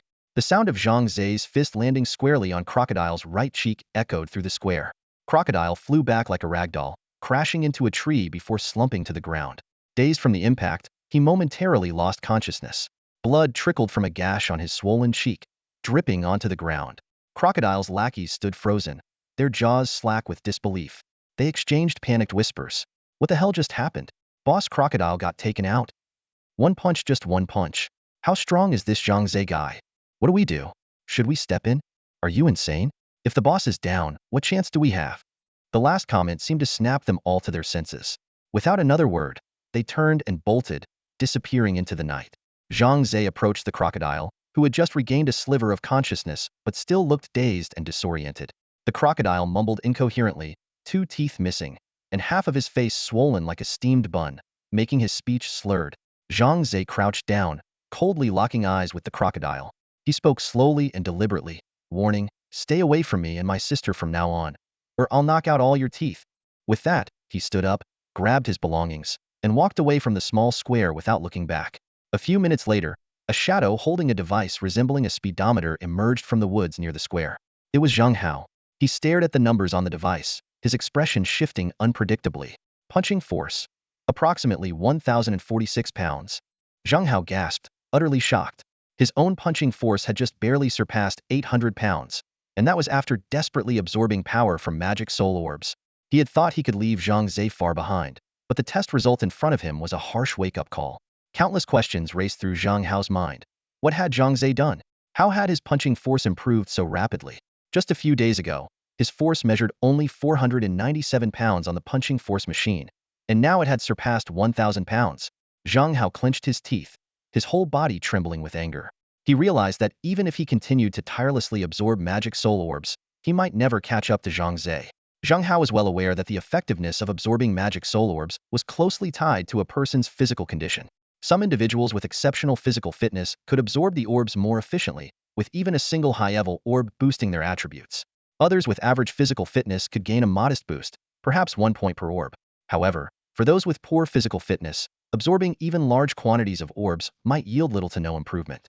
Worse still, overloading the body with magic soul orbs could lead to severe consequences, such as ruptured blood vessels or damaged meridians. Zhang Hao's physical condition was average, allowing him to gain 1 attribute point per orb. He had been content with this result, knowing that many others couldn't absorb the orbs at all. But now, doubts crept in. Could Zhang Ze's physical condition truly be that extraordinary? Was it possible that he would never be able to surpass Zhang Ze? Staring at the data on the testing device, Zhang Hao's expression grew increasingly twisted. He let out a furious roar toward the sky, his voice filled with frustration and resentment. I've worked so hard. I won't accept this. Zhang Hao had always been a competitive child. Due to his family circumstances, he held himself to high standards. If others couldn't achieve something, he would make sure he could. If others could achieve it, he would strive to do it even better.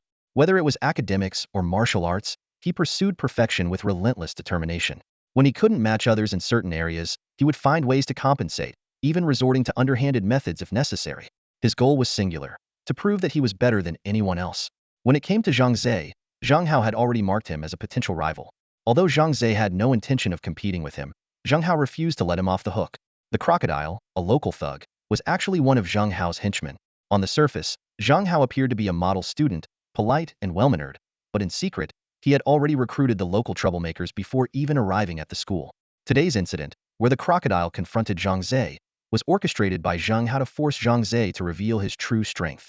While Zhang Ze was fighting the crocodile, Zhang Hao had been hiding in the nearby woods, using his remote force tester to measure Zhang Ze's punching power. The result had left him utterly stunned. This won't do. I have to get into Qing University Martial Academy. No one is going to take my spot. Zhang Hao took a deep breath, forcing himself to calm down. He turned to look at the still semi-conscious crocodile and made a silent decision in his heart. It seems I'll have to resort to more extreme measures. Meanwhile, Zhang Ze had returned home. Brother, why are you so late today? Let me heat up your dinner, Zhang Feng said as she came running out of her room to greet him.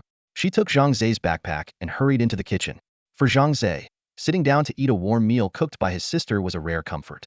In his previous life, he had been an only child, and with his parents passing away early, he had often felt lonely. In this life, though he was still without parents, having a sister brought him a sense of family he had long missed. This was why he cherished his sister so deeply. Zhang Feng brought the reheated food to the table and sat across from her brother, grinning as she watched him eat. The siblings began chatting casually. Does your girls' school have security guards? Zhang Ze asked, looking up. The day's events had been a wake-up call, prompting him to check on the safety measures at his sister's school. Of course. We have some really skilled security teachers. I heard they're all powerful fighters from the demon domain. Zhang Feng replied with a nod. Zhang Ze felt somewhat reassured. That's good. Why do you ask? Are you worried someone might cause trouble at our school? Don't worry, it's very safe there, Zhang Feng said, placing more food onto Zhang Ze's plate. After a moment's hesitation, she cautiously asked, Brother, I've noticed you've been spending a lot of time in the demon domain lately. What exactly is your innate skill? That's a secret for now, Zhang Ze said after a brief pause. But I'll tell you once you awaken your own innate skill. Zhang Feng pouted in disappointment. She had heard at school that people with outstanding innate skills tended to spend a lot of time in the demon domain. Seeing how often Zhang Ze went there, she had mustered the courage to ask, only to have him tease her with a secret. After dinner, the clock struck 8, and Zhang Ze re-entered the demon domain.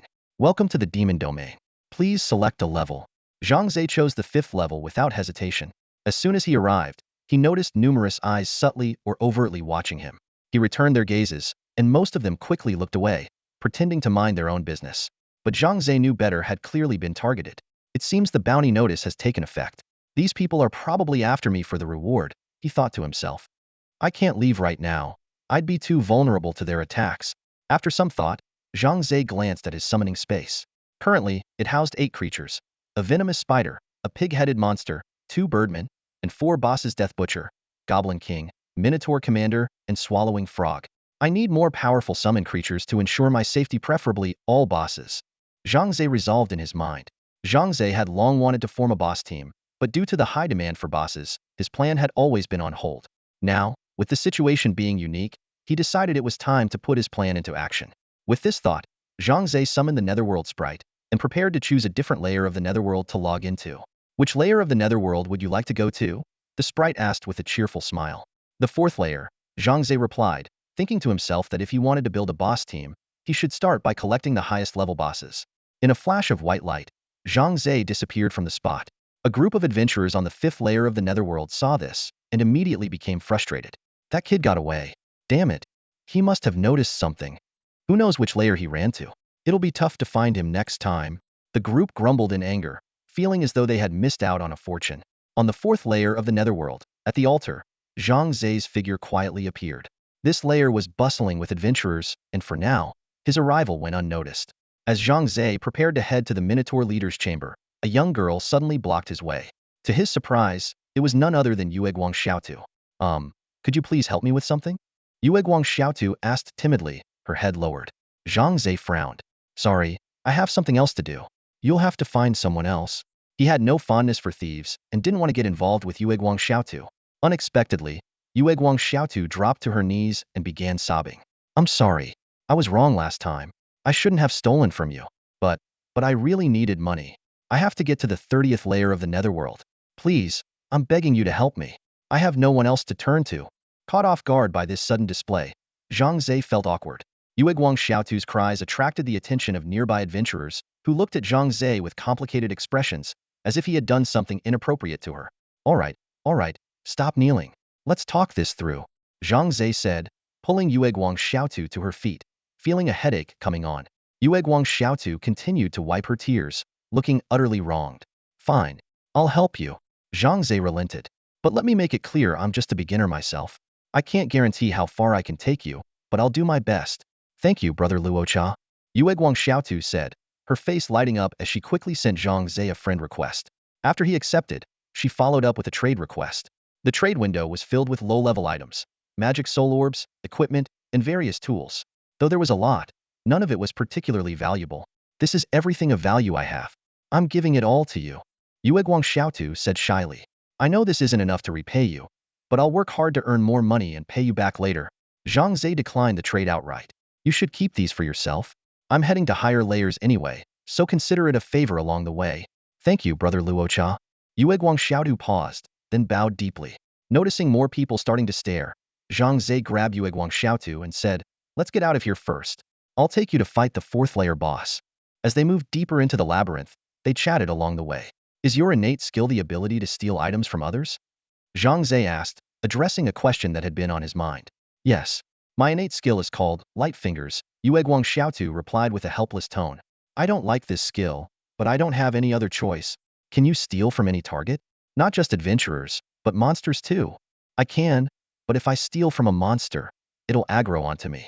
I can't fight monsters alone, so I don't dare to steal from them. Yue Guang Xiaotu explained, distressed. I thought about joining a team, where I could steal while my teammates fought the monsters. But no one wants me because my skill isn't combat-oriented. Zhang Ze nodded thoughtfully. Suddenly, an idea struck him. Let's try an experiment later. You can steal from the boss and see what you get. Don't worry, you'll handle the fighting. All right, Yue Guang Xiaotu agreed.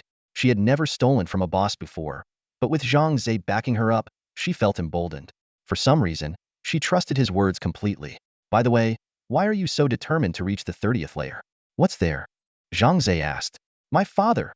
He disappeared on the 30th layer. Yue Guang Xiaotu said softly, her expression turning sorrowful. I want to find him. Zhang Ze sighed inwardly.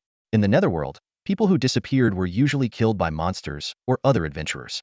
Otherwise, they would have been forcibly ejected from the netherworld after a certain amount of time. He didn't say this out loud, knowing Yue Guang Xiaotu was likely aware of it deep down. She just couldn't accept that her father might be gone. Without seeing his body, she refused to believe he was dead. This was her last shred of hope. They soon arrived at the final chamber of the 4th layer. Inside, a small team was struggling to fight the Minotaur leader, so Zhang Ze and Yue Guang Xiaotu waited nearby. Fortunately, the team's strength was insufficient, and they were forced to retreat after 10 minutes. It's our turn, Zhang Ze said to Yue Guang Xiaotu. I'll draw the Minotaur leader's aggro, and you can take the chance to steal from him. Don't worry, I won't let him hurt you. Okay. Yue Guang Xiaotu nodded, inexplicably feeling that Zhang Ze was incredibly dependable. All right, everyone, charge. Zhang Ze summoned all his monsters and commanded them to attack the Minotaur leader. 145. Luocha 270. Goblin King 484. Butcher 311. Devourer Frog 218. Minotaur leader 166. Sky Raptor. Under Zhang Ze's command, the Minotaur leader found itself in a dire situation. Just as it was about to activate its charge skill, a web ensnared it tightly. Immediately after, Zhang Ze's own Minotaur leader launched a countercharge, leaving the opponent dazed and disoriented. The other summoned creatures swarmed in, pummeling it with fists and kicks. The Minotaur leader's health plummeted at a visible rate. Moonlight Bunny, go! Zhang Ze called out. Moonlight Bunny, who had been observing the battle from the sidelines, sprang into action. She deftly maneuvered behind the Minotaur leader and gave it a light touch. You've obtained one hard bullhorn. Moonlight Bunny froze in surprise. She had expected to find a magic soul orb or some equipment, but instead, she got this peculiar item. What is this even for? She muttered in confusion. Suddenly, the Minotaur leader whipped around, its aggro instantly locking onto Moonlight Bunny. It was as if being robbed was the ultimate insult. Ah! Moonlight Bunny cried out, retreating in alarm. But the Minotaur leader didn't get the chance to pursue her. Zhang Ze quickly commanded the venomous spider to cast another web, pinning the Minotaur leader firmly in place. Don't worry. Imherite won't lay a finger on you. Zhang Ze reassured her. Regaining her composure, Moonlight Bunny suddenly dashed forward again and gave the Minotaur leader another sneaky pat. Roar! The Minotaur leader roared in fury. If it could talk, it would surely be cursing by now. Even Zhang Ze was speechless. Moonlight Bunny was really pushing her luck. Fortunately, the web's effects hadn't worn off yet. The Minotaur leader could do nothing but roar in impotent rage, unable to harm Moonlight Bunny at all. Blah! Moonlight Bunny grew bolder, sticking out her tongue and making silly faces at the Minotaur leader. You big dumb bull. You can't touch me, she teased with a playful grin. I'm going to steal everything you've got. With that, she went in for another grab, but this time, she came up empty-handed. Looks like you're all out of stuff, she remarked cheerfully. Bye-bye. Skipping back to Zhang Ze's side, she beamed and said, Brother Rakshasa, guess what cool stuff I swiped? No idea, Zhang Ze replied, shaking his head. Moonlight Bunny sent a trade request, and Zhang Ze saw a crayed hard bullhorn and a grayed bullhide in the trade window. These are crafting materials? Zhang Ze was stunned. In the demon realm, an adventurer's class was entirely determined by their weapon, and there had never been any mention of secondary professions. The demon realm guidebooks didn't cover it, and no one had ever spoken of training in a secondary profession. Yet, the appearance of these materials seemed to suggest that secondary professions might indeed exist in the demon realm. A perplexing revelation. After a moment of thought, Zhang Ze said to Moonlight Bunny, let me hold on to these materials for now. Moonlight Bunny nodded and agreed to the trade. Zhang Ze then refocused on the battle. A few minutes later, the Minotaur leader let out a final, anguished cry before collapsing to the ground. Another boss recruited, Zhang Ze said, looking at the two Minotaur leaders now in his summoning space. He felt increasingly confident. You should have the key now, right? Go on to the 5th floor and wait for me. I still need to take down the boss on the 3rd floor, Zhang Ze instructed Moonlight Bunny before heading to the 3rd floor to face the Goblin King. This time, luck was on his side. There were no other adventurers competing for the boss. Zhang Ze swiftly defeated the Goblin King in just a few minutes, adding it to his roster. Now with 7 bosses under his command, he felt ready to take on any adventurer ambushes. Alright, back to the 5th floor. Zhang Ze declared confidently as he returned to the 5th level of the demon realm. Moonlight Bunny was already waiting for him, but so were the same adventurers from before, their eyes filled with hostility. It was clear they had anticipated Zhang Ze's return and were lying in wait. Sensing the tense atmosphere, Moonlight Bunny whispered, Brother Rakshasa, these guys must have seen the bounty post. They're planning something against you. Be careful. Don't worry. Soon, they won't dare make a move. Zhang Ze replied with a cold smirk. He knew that once he revealed his boss army, no one would dare challenge him. Rakshasa, a familiar voice called out. Zhang Ze turned to see Lu Yueying approaching, accompanied by 3 men and 1 woman. Ah, that thief! Exclaimed a furious voice. It was the hot-tempered Dragon King. Upon spotting Moonlight Bunny, his anger flared, but his expression grew complicated when he noticed Zhang Ze standing beside her. Bro, why are you with this thief? Don't tell me you're in cahoots with her? It's not what you think. Moonlight Bunny has turned over a new leaf. She's promised never to steal again, Zhang Ze explained, though he couldn't help feeling exasperated at the misunderstanding. Huh, a leopard can't change its spots. I don't believe for a second that she's reformed, Dragon King retorted angrily, glaring at Moonlight Bunny. Zhang Ze sighed and gave Moonlight Bunny a look. She bit her lip, then mustered the courage to step forward, bowing deeply as she apologized. I'm sorry. I won't steal again. Please forgive me. With that, she returned the items she had taken from Dragon King. Though Zhang Ze couldn't see the trade details, he noticed Dragon King's expression gradually soften, a clear sign that the returned items had appeased him. A real man doesn't fight with women. He'll let it slide this time. Dragon King grumbled, though his tone was less harsh. At that moment, Giant God approached Zhang Ze and extended a hand. I heard from Yueying that you helped distract the Ironfang wolves last time. That was brave of you. I'd like to be your friend. Autumn Night and Zhang Ze exchanged greetings as well, though the Golden Princess remained aloof, lazily remarking, hurry up, or someone else will snag the boss again. Lu Yueying turned to Zhang Ze and invited him to join their team. Zhang Ze glanced around and shook his head. I'm currently a bounty target. Plenty of people are after me. It's better if we don't team up. I don't want to drag you all into trouble. Everyone but Lu Yueying looked taken aback by his response. What? You're a bounty target now? The money princess, Shun Mingdai, instantly lit up with excitement, her eyes gleaming with greed. She eagerly asked, how much is your bounty? Why let outsiders take the profit? Let me earn that money instead. The irritable Dragon King, hearing this, angrily snapped, money, money, money. Are you really willing to sell out a friend just for some cash? Shin Mingdai rolled her eyes dismissively and replied without a care. He's your friend, not mine. Only a fool wouldn't take the money. I'm broke lately, and his bounty should cover my living expenses for the month. The Dragon King stared at her in disbelief and exclaimed, didn't you just collect a 1.5 million bounty not long ago? How did you burn through it so fast? With a frustrated wave of her hand, Shan Mingdai explained, don't even mention it.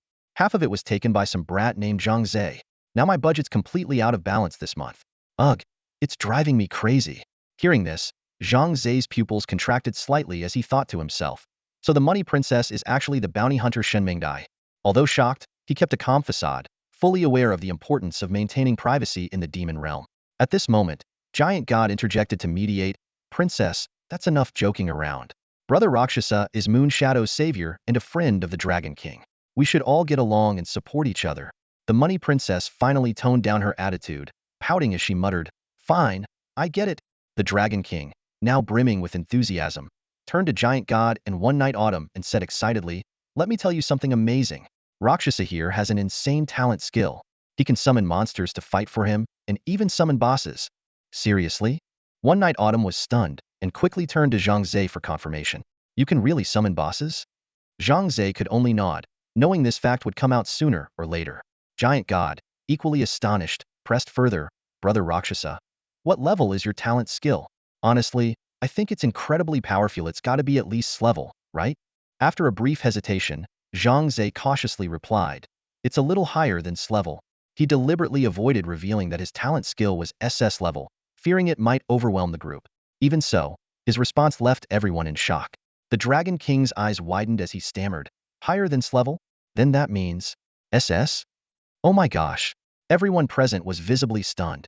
After all, in the entire Great Xia Kingdom, there were fewer than 500 recorded adventurers with S-level talent skills, and S-level adventurers could be counted on one hand. Adventurers like Lu Yueying and Giant God, who had S-level talents, were already considered exceptionally rare, and S-level individuals were practically legendary. The money princess's expression shifted dramatically. Her earlier disdain was replaced by pure admiration. Her eyes sparkled with the symbol of wealth, as if she had just discovered a gold mine. Giant God, suppressing his own amazement, chuckled and said, haha, I never expected we'd have the honor of meeting an adventurer with an S-level talent skill. Brother Rakshasa, your future is boundless. Don't forget to look out for us when you make it big. Zhang Ze humbly replied, you're too kind, Giant God. I'm still a novice, and I'll be relying on all of you for support in the future. Despite possessing the highest tier talent skill, Zhang Ze understood that this alone didn't guarantee he was the strongest. In the complex and perilous demon realm, an adventurer's combat skills and strategy often mattered more than their talent.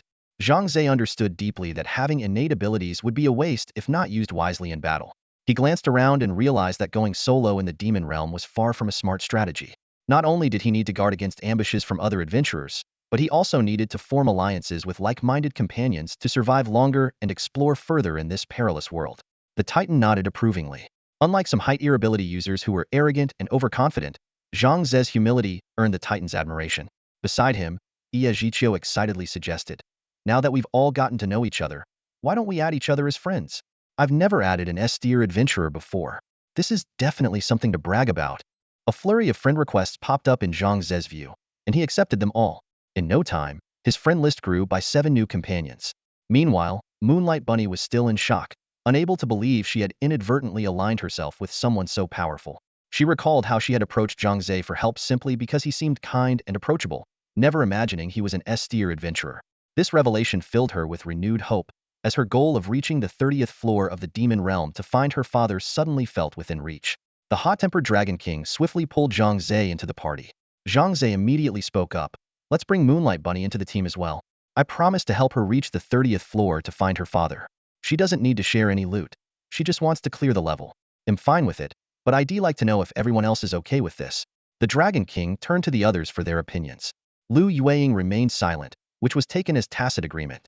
The Titan and Iejiqiu both nodded in approval. After all, having one more person wouldn't make much difference to them, especially since Zhang Ze had clarified that Moonlight Bunny wouldn't be sharing the rewards. It was no issue at all. You all like to play the good guys, huh? Fine, I'll be the bad guy then. The Money Princess stood with her hands on her hips, her eyes flashing with discontent. Her voice sliced through the air sharply. Shouldn't we at least get some compensation for our efforts? After all, we're the ones charging into the fray, while Moonlight Bunny just sits back and reaps the rewards. Doesn't seem fair, does it? The irritable Dragon King shot her a glare, his brows furrowing deeply. There you go again. Is money the only thing you ever think about? His voice carried a tone of exasperation. Autumn Whisper tried to mediate gently. Come on, Princess, let's just forget about the compensation. We're here to take down the boss anyway, so it's no big deal to bring her along. Oomph. The Money Princess let out a cold snort, her face growing even more agitated. Easy for you all to say. You're all loaded, your families probably own mines. Meanwhile, I'm just a broke villain here, right? She huffed indignantly before adding, and don't expect me to heal you during the fight. Go chug your own health potions. Seeing the brewing tension, Titan quickly stepped in to smooth things over. With a cheerful smile, he sent a trade request to the Money Princess. All right, no need to fight. I'll cover Moonlight Bunny's compensation. The Money Princess shot him a withering glare before decisively rejecting the trade request. Turning away, she finally relented with a hint of compromise in her tone. Fine, just for the captain's sake, I'll let it go this time. But don't expect me to heal Moonlight Bunny. Seizing the moment, the irritable Dragon King leaned in to quietly explain to Zhang Ze, the Money Princess is the only healer in our team. Sure, she's obsessed with money, but she's a decent person at heart, and her skills are top-notch. It's just her temper that's impossible to deal with. Don't take her too seriously, brother Rakshasa. Zhang Ze gave a wry smile and nodded, recalling the Money Princess's ruthlessness when it came to money in the real world. Titan surveyed the group and raised his voice to address everyone. All right, let's get ready. This time, we will defeat the 5th level boss, the Blackfin Sorcerer. He went on to explain, after our last failure, I analyzed what went wrong. The Blackfin Sorcerer's skills are incredibly powerful, and we weren't fully prepared last time. This time, everyone should have plenty of health potions, and with the Money Princess's green blessing and brother Rakshasa joining us, I'm confident we can win. The group nodded in agreement, their expressions turning serious. The strength of the 5th level boss, the Blackfin Sorcerer, was well known. It was far more formidable than the bosses of the previous 4 levels. Starting from the 5th level, the difficulty of the demon domain increased significantly. Not only were the monsters more troublesome, but the boss's skills were exponentially stronger. This raised the bar for adventurers, making solo runs increasingly unfeasible. Teamwork became essential for a smoother, safer path forward. If everyone's ready, let's move out, Titan commanded, leading the group away from the altar. As they moved, Zhang Ze noticed how the other adventurers, who had been eyeing their team with predatory intent, backed off the moment they saw him join the group. Although the demon domain was a lawless land, murder still carried consequences. While it was hard for the authorities to track down culprits, if there were too many witnesses, the killer's demon domain name would end up on the wanted list of the Demon Domain Administration. In severe cases, their name could even be posted in the bounty section, making them targets for other adventurers seeking rewards.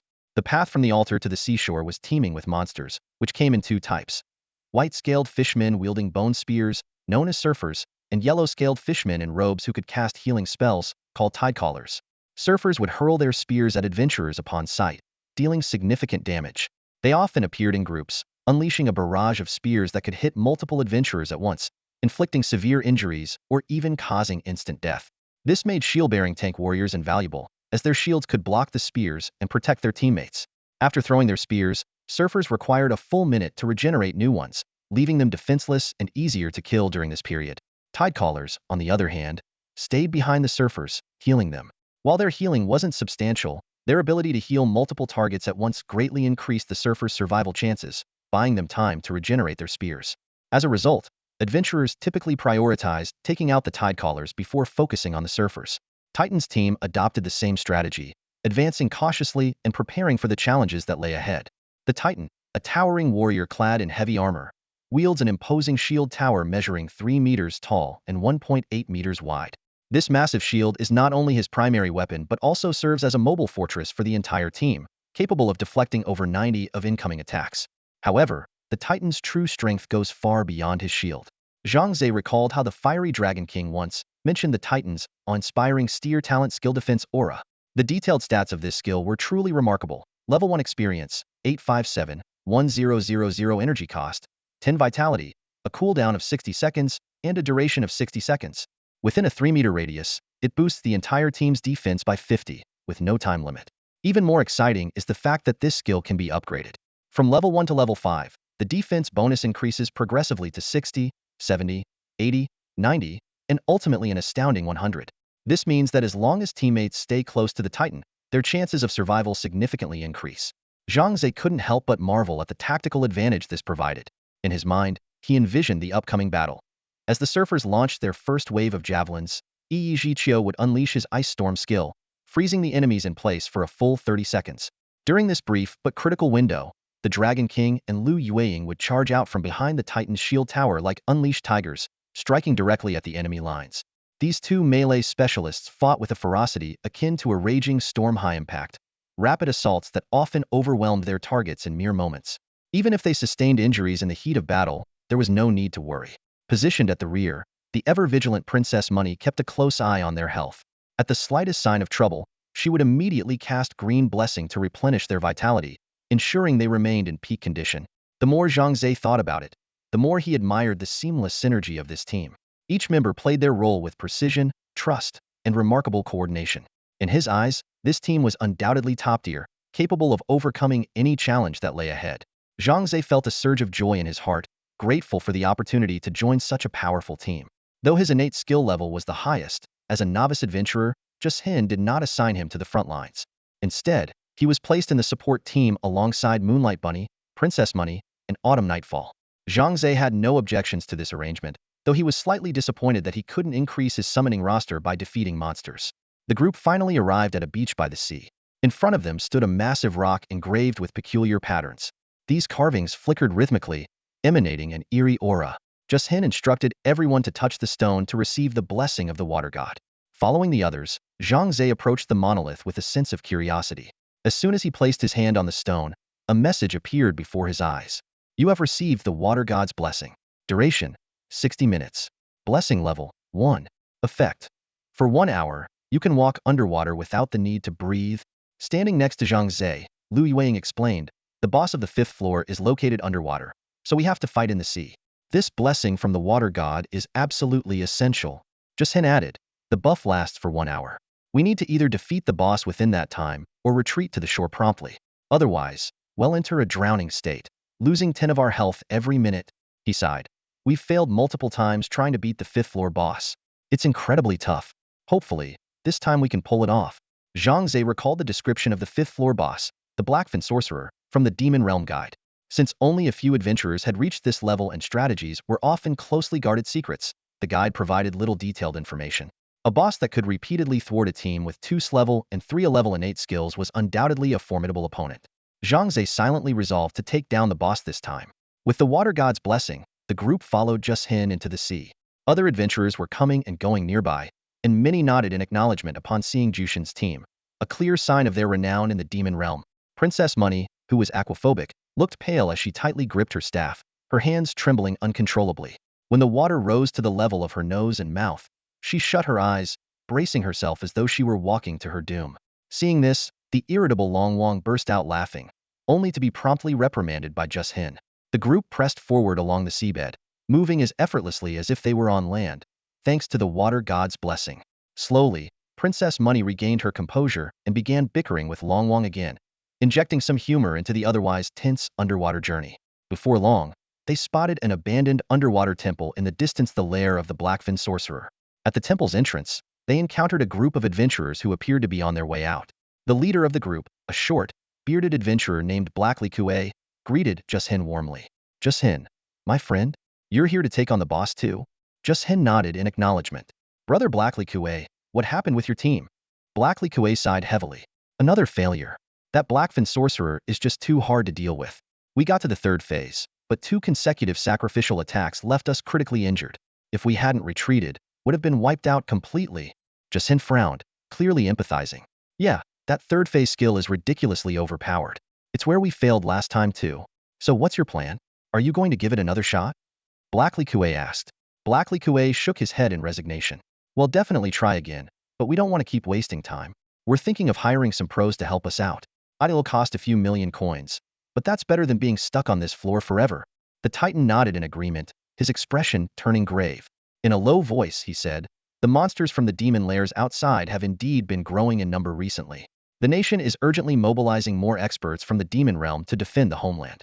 Although we ordinary people can't contribute much, we should at least have the ability to protect ourselves and our families. Hearing this, Li Kuei's eyes flashed with urgency. He quickly responded, you're absolutely right, which is why we've decided to act swiftly. Once we get back to the shore, we'll find someone to help us clear this stage today, no matter what. With that, he and his companions hurriedly left, as the water god's blessing was running out, and they dared not linger. The Titan watched Li Kuei's retreating figure with a furrowed brow. As an adventurer with ins-level talent, Li Kuei's team was undoubtedly strong. Yet they had been stuck at the Blackfin Sorcerer for nearly a month. This alone spoke volumes about the difficulty of this boss. Seeing this, Zhiqiu cautiously suggested, we've been stuck here for 2 weeks ourselves. Maybe we should consider hiring some experts to help us?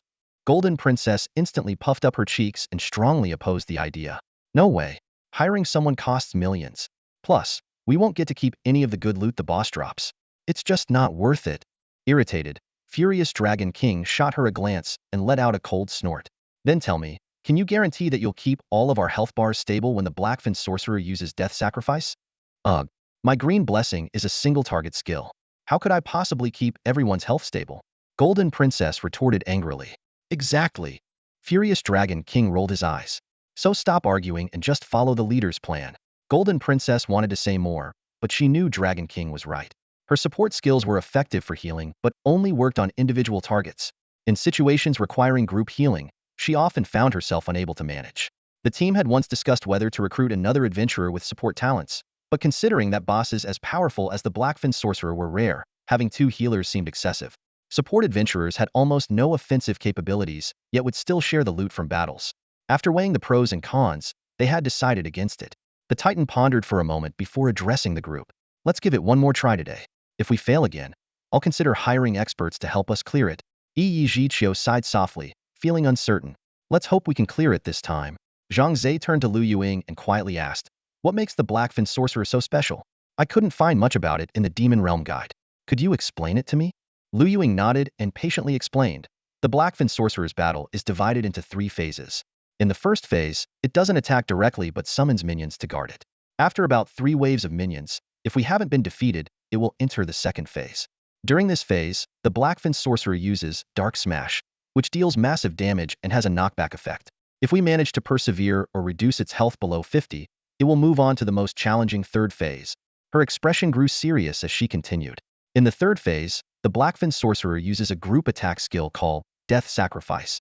It summons minions to its side and sacrifices them to deal area damage to all enemies. This attack is extremely powerful and has a stacking effect. The first attack deals 20 damage, and with each subsequent attack, the damage increases by 20. Once it reaches 100, we'll face a total wipeout. After listening, Zhang Ze understood why Dragon King earlier had criticized Golden Princess's single-target healing skill. Against such a devastating group attack, it was indeed difficult for her to keep everyone's health stable, which might be the key reason for their repeated failures. The Titan looked around at the group and said, the first 2 phases aren't a problem. We've been through them many times and know the routine. The real challenge is the final phase. Based on our past failures, I want to change our strategy for the third phase. We'll assign 2 people to guard the spots where the minions appear. As soon as the Blackfin Sorcerer summons minions for the sacrifice, we'll eliminate them immediately. This might prevent it from completing its death sacrifice. Zhiqiu nodded in agreement. Without the minions, the Blackfin Sorcerer can't perform its death sacrifice. That'll give us a chance to defeat it. Alright, that's the plan. The Titan decided. So, who's going to guard the minions? Furious Dragon King asked. The Titan scanned the group and analyzed. Golden Princess is too weak in both offense and defense, and she needs to focus on healing everyone, so she can't go. I need to hold off the Blackfin Sorcerer and protect Golden Princess and Moonlight Bunny. Zhiqiu's freezing spells are crucial for crowd control, so he can't go either. That leaves Dragon King, Yuing, and Luosha. Furious Dragon King volunteered immediately. Let me and Luosha handle it. Yuing has the highest attack power and is best suited for dealing with the boss. Luosha and I will guard the minions and make sure we don't cause any trouble for the team. He patted Zhang Ze on the shoulder and said, what do you say, Luosha? Zhang Ze nodded in agreement. The Titan gave his final instructions. All right, it's settled then. Once we're inside, follow my lead and don't lose focus. Stay steady, and we can clear this stage. Encouraged, the group entered the temple's interior. The sight before them was breathtaking. The ruined temple's roof had long since collapsed, leaving only crumbling walls. In the center of the grand hall stood a circular stone platform. Atop the altar stood a massive black fish-like humanoid figure, its hands raised as it chanted an incomprehensible incantation. Dark energy emanated from its body, filling the atmosphere with an eerie, malevolent aura that sent shivers down their spines. Zhang Ze squinted his eyes, his heart certain this must be the Blackfin sorcerer. The Titan scanned the group with a sharp gaze, ensuring everyone was ready for battle. Without hesitation, he charged forward. Suddenly, a piercing croak, croak, croak echoed through the temple. The Blackfin sorcerer had noticed the intruders. It appeared to be in the middle of casting a spell, its body immobilized, only able to issue strange cries to summon its minions. In an instant, waves of fishmen of various types surged from the exits on both sides, swarming toward the Titan and his companions like a relentless tide. Everyone, get behind me, the Titan shouted, raising his shield high. Jiqiu, use Ice Storm to control the field. The group quickly huddled behind the Titan's shield. Jiqiu swung his staff, summoning a barrage of icy blades from the sky that froze a dozen fishmen in their tracks. Before the remaining fishmen could react, the irate Dragon King and Lu Yueying charged out from behind the shield. Zhang Ze summoned his monsters as well, but refrained from sending them into the fray without the Titan's orders. Dragon King and Lu Yueying tore through the fishmen ranks with devastating efficiency. Lu Yueying's light slash was particularly lethal, taking down an enemy with each strike. Meanwhile, the Money Princess stayed safely behind the shield, attentively monitoring their health and casting green blessings on those in need. In no time, the first wave of minions was cleared. However, the Blackfin sorcerer let out another eerie cry, and a second wave of minions quickly followed. Using the same strategy, the group fought through 3 waves of enemies, finally advancing the battle to the second phase. Everyone, stay alert. The Blackfin sorcerer is entering the fray, the Titan warned. The team immediately readied themselves for a direct confrontation with the powerful boss. The Blackfin sorcerer floated eerily off the ground, moving forward at a slow pace. Occasionally, it used a teleportation-like skill to instantly appear near a target and strike with a powerful blow. 459. Zhang Ze watched as the Dragon King was sent flying over 10 meters by a single strike, crashing heavily into the temple wall. The Money Princess quickly waved her staff, casting a green blessing to restore the Dragon King's health. Meanwhile, Jiqiu and Lu Yueying coordinated seamlessly. Jiqiu froze the Blackfin sorcerer in place with Ice Storm, and Lu Yueying seized the opportunity to unleash a flurry of attacks, including her light slash, reducing the sorcerer's health by roughly 10%. This amount of damage was impressive, considering the Blackfin sorcerer, as the boss of the 5th level, had an enormous health pool. Despite being a low-defense sorcerer-type enemy, its durability was second only to the Titan. After all, the Titan, as a tank, prioritized constitution in his stat distribution and had mentioned that his health was nearing the 10,000 mark. Damn it, why is it always me getting hit first by this Blackfin sorcerer? The Dragon King grumbled, clearly frustrated. The Money Princess giggled. Because you're the most annoying-looking one. The Dragon King shot her a glare before storming off toward the Blackfin sorcerer, venting his anger in a flurry of powerful strikes. Not to be outdone, Zhang Ze sent his summoned creatures Death Butcher, Goblin King, and Minotaur Commanderdo encircle the Blackfin sorcerer. Though their damage output wasn't as high as Lu Yueying's or Dragon King's, combined with Zhang Ze's long-range bow attacks, they managed to chip away another 10% of the sorcerer's health. The Titan stood firm with his shield, protecting the Money Princess, Moonlight Bunny, and Jiqiu, while shouting a reminder to Zhang Ze and the others engaged in combat. Keep an eye on the Blackfin sorcerer's health. When it drops below half, pull back immediately. It'll become much more dangerous in the 3rd phase. Got it? The Dragon King yelled back, relentlessly attacking with his staff, forcing the sorcerer to retreat. The Blackfin sorcerer, seemingly able to assess its opponent's strength, shifted its strategy to target weaker enemies first, aiming to reduce the number of attackers. This made Zhang Ze's summoned creatures its primary focus. 557. With each teleportation, the Blackfin sorcerer appeared next to one of Zhang Ze's summons, crushing it with a single heavy blow. Only boss-level creatures like the Death Butcher and Minotaur Commander could withstand its attacks, while the others were eliminated one by one. Though Zhang Ze felt the loss deeply, he gritted his teeth and pressed on. At last, when the Blackfin sorcerer's health dropped to half, Lu Yueying shouted, "Everyone, fall back." Dragon King and Zhang Ze immediately retreated toward the Titan, who raised his shield to cover them. The Blackfin sorcerer, however, suddenly accelerated, teleporting to Lu Yueying's side and delivering a devastating strike that sent her flying. Ah! Lu Yueying cried out as she hurtled through the air straight toward Zhang Ze. Reacting instinctively, Zhang Ze reached out, catching her as she crashed into him. Her soft body collided with his, and he quickly asked, "Are you okay?" "I'm fine," Lu Yueying replied. Her face slightly flushed as she hurriedly stepped out of his arms and pulled him behind the Titan's shield. Croak, croak, croak. The Blackfin sorcerer teleported directly in front of the Titan, landing 3 consecutive heavy strikes against his shield. The Titan's arm went numb from the impact, and a series of damage numbers appeared above him.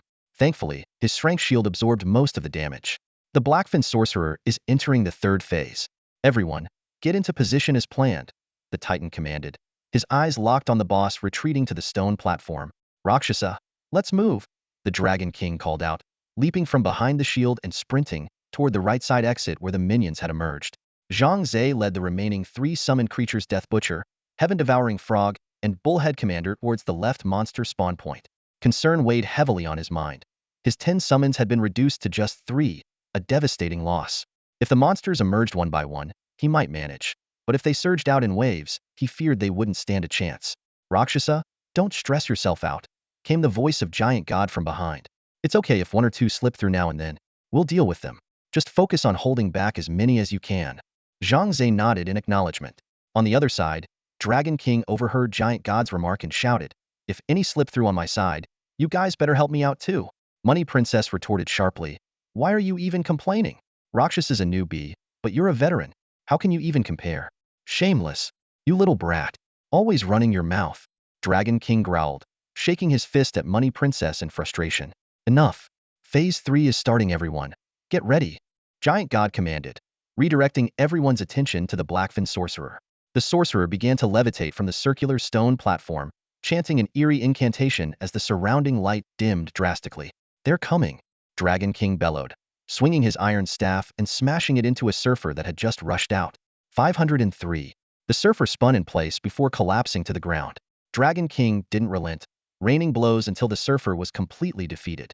Another Tidecaller followed shortly after, meeting the same fate under his relentless strikes. Meanwhile, Zhang Ze was also fending off monsters. The first to appear was a Tidecaller, which he managed to take down with the help of his 3 bosses. More Murlocs of various types emerged one by one, and though the situation was tense, Zhang Ze managed to hold his ground. The Blackfin sorcerer hovered in midair, continuing his spell. Giant God and Lu Yueying, being melee fighters, couldn't reach him, leaving the ranged attackers, Autumn Nightfall and Money Princess, to take the lead. Unfortunately, their attacks dealt minimal damage. Autumn Nightfall's Ice Spike only inflicted triple-digit damage, while Money Princess's Psychic Orbs barely broke into double digits. Thankfully, when the Blackfin sorcerer finished his spell and descended to the ground, Lu Yueying seized the opportunity to unleash a flurry of attacks, shaving off 10 of his health. Croak, croak, croak. The Blackfin sorcerer screeched in fury, glancing around and realizing no Murloc minions were near him. Dragon King, Rakshasa, watch out. The Murloc horde might be about to swarm. Giant God warned Zhang Ze and Dragon King.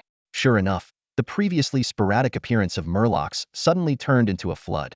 Not only did they spawn more quickly, but they also started emerging in groups of 2 or 3. Both Dragon King and Zhang Ze found themselves struggling to cope. Zhang Ze's situation was slightly better, quickly summoned all his creatures to assist, managing to intercept most of the Murlocs. Any that slipped through were swiftly dealt with by Giant God and Lu Yueying. Dragon King's side, however, was in chaos. Despite his formidable strength, he couldn't handle multiple Murlocs at once, and 5 or 6 managed to breach the defenses, reaching the Blackfin sorcerer. Croak, croak, croak. The Blackfin sorcerer let out a sinister laugh, placing his hand on a surfer's head. A black light flashed, and the surfer's body shriveled instantly, as if drained of all its blood. Death Sacrifice activated. 815. Black skull icons appeared above everyone's heads. Zhang Ze checked his stats and noticed a new debuff. Death Curse. 1 stack. Level 1. Effect. Increases spell damage taken by 20. Damn, this debuff is brutal. Zhang Ze's eyes widened as he finally understood why Giant God and the others had failed repeatedly before. The Blackfin sorcerer's Death Sacrifice skill was truly devastating. Autumn, freeze the remaining Murlocs. Yueying, take them out as quickly as possible. Giant God shouted, taking charge. We can't let the Blackfin sorcerer use Death Sacrifice again. Everyone felt a chill run down their spines and immediately sprang into action. You damn Murlocs. Die already, Dragon King roared, swinging his iron staff wildly, trying to gather as many murlocs as possible around him to prevent them from reaching the Blackfin sorcerer. Autumn Nightfall's Ice Storm spell was cast almost continuously, intercepting any murlocs that got too close to the sorcerer. Lu Yueying, for her part, abandoned attacking the Blackfin sorcerer entirely, focusing all her efforts on eliminating the stray murlocs, determined not to let a single one approach him. Zhang Ze, meanwhile, led his summoned creatures in a desperate effort to hold back the horde, all while keeping an eye on the situation behind him. He frowned. This isn't sustainable. He realized that everyone was so focused on stopping the murlocs that they had no energy left to attack the Blackfin sorcerer. If this dragged on, the duration of the water god's blessing would run out. Giant God appeared equally frustrated, shaking his head in resignation. Sigh. Looks like we're going to fail again. If this doesn't work, we might really need to call in some pros to carry us. Just then, the Blackfin sorcerer, noticing the lack of nearby murlocs, suddenly broke from his usual behavior and started moving toward them. What's going on? Why is the Blackfin sorcerer moving on his own? Everyone was stunned. He's supposed to stay put and wait for the minions to come to him. This unexpected turn of events completely disrupted their prior strategy. Reacting quickly, Giant God shouted, "Forget the minions. Everyone fall back and focus all your attacks on the Blackfin sorcerer. If we can't finish him off, we'll have to retreat. No risks." The irate Dragon King and others, upon hearing the Titan's command, immediately abandoned their respective tasks and turned to besiege the Blackfin sorcerer. Zhang Ze, not one to back down, directed his summoned creatures into the fray while drawing his bow and unleashing a barrage of arrows at the Blackfin sorcerer. However, the Blackfin sorcerer was well prepared. With a swift blink, he escaped the encirclement and reappeared beside a tidecaller. With a wave of his hands, the tidecaller transformed into a beam of light and vanished. 1147. A massive damage number appeared above everyone's heads, sending a chill down their spines. That damn Blackfin sorcerer. 40% damage already. The Dragon King, his face dark with fury, glanced at his rapidly declining health and shouted at the Money Princess, "Stop standing there. Heal us already." The Money Princess swung her staff furiously. "Do I look like I'm slacking?" She was doing her best to restore her teammates' health, but her skill's cooldown time of 60 seconds couldn't keep up with the Blackfin sorcerer's relentless attacks. Iajichio wore a grave expression as he whispered to the Titan, "This isn't working. If he uses the death sacrifice 3 more times, we'll be wiped out. I think we might have to retreat." The Titan let out a heavy sigh, his heart filled with frustration. 2 weeks of hard work, was it all going to be for nothing? Would they have to seek help in the end?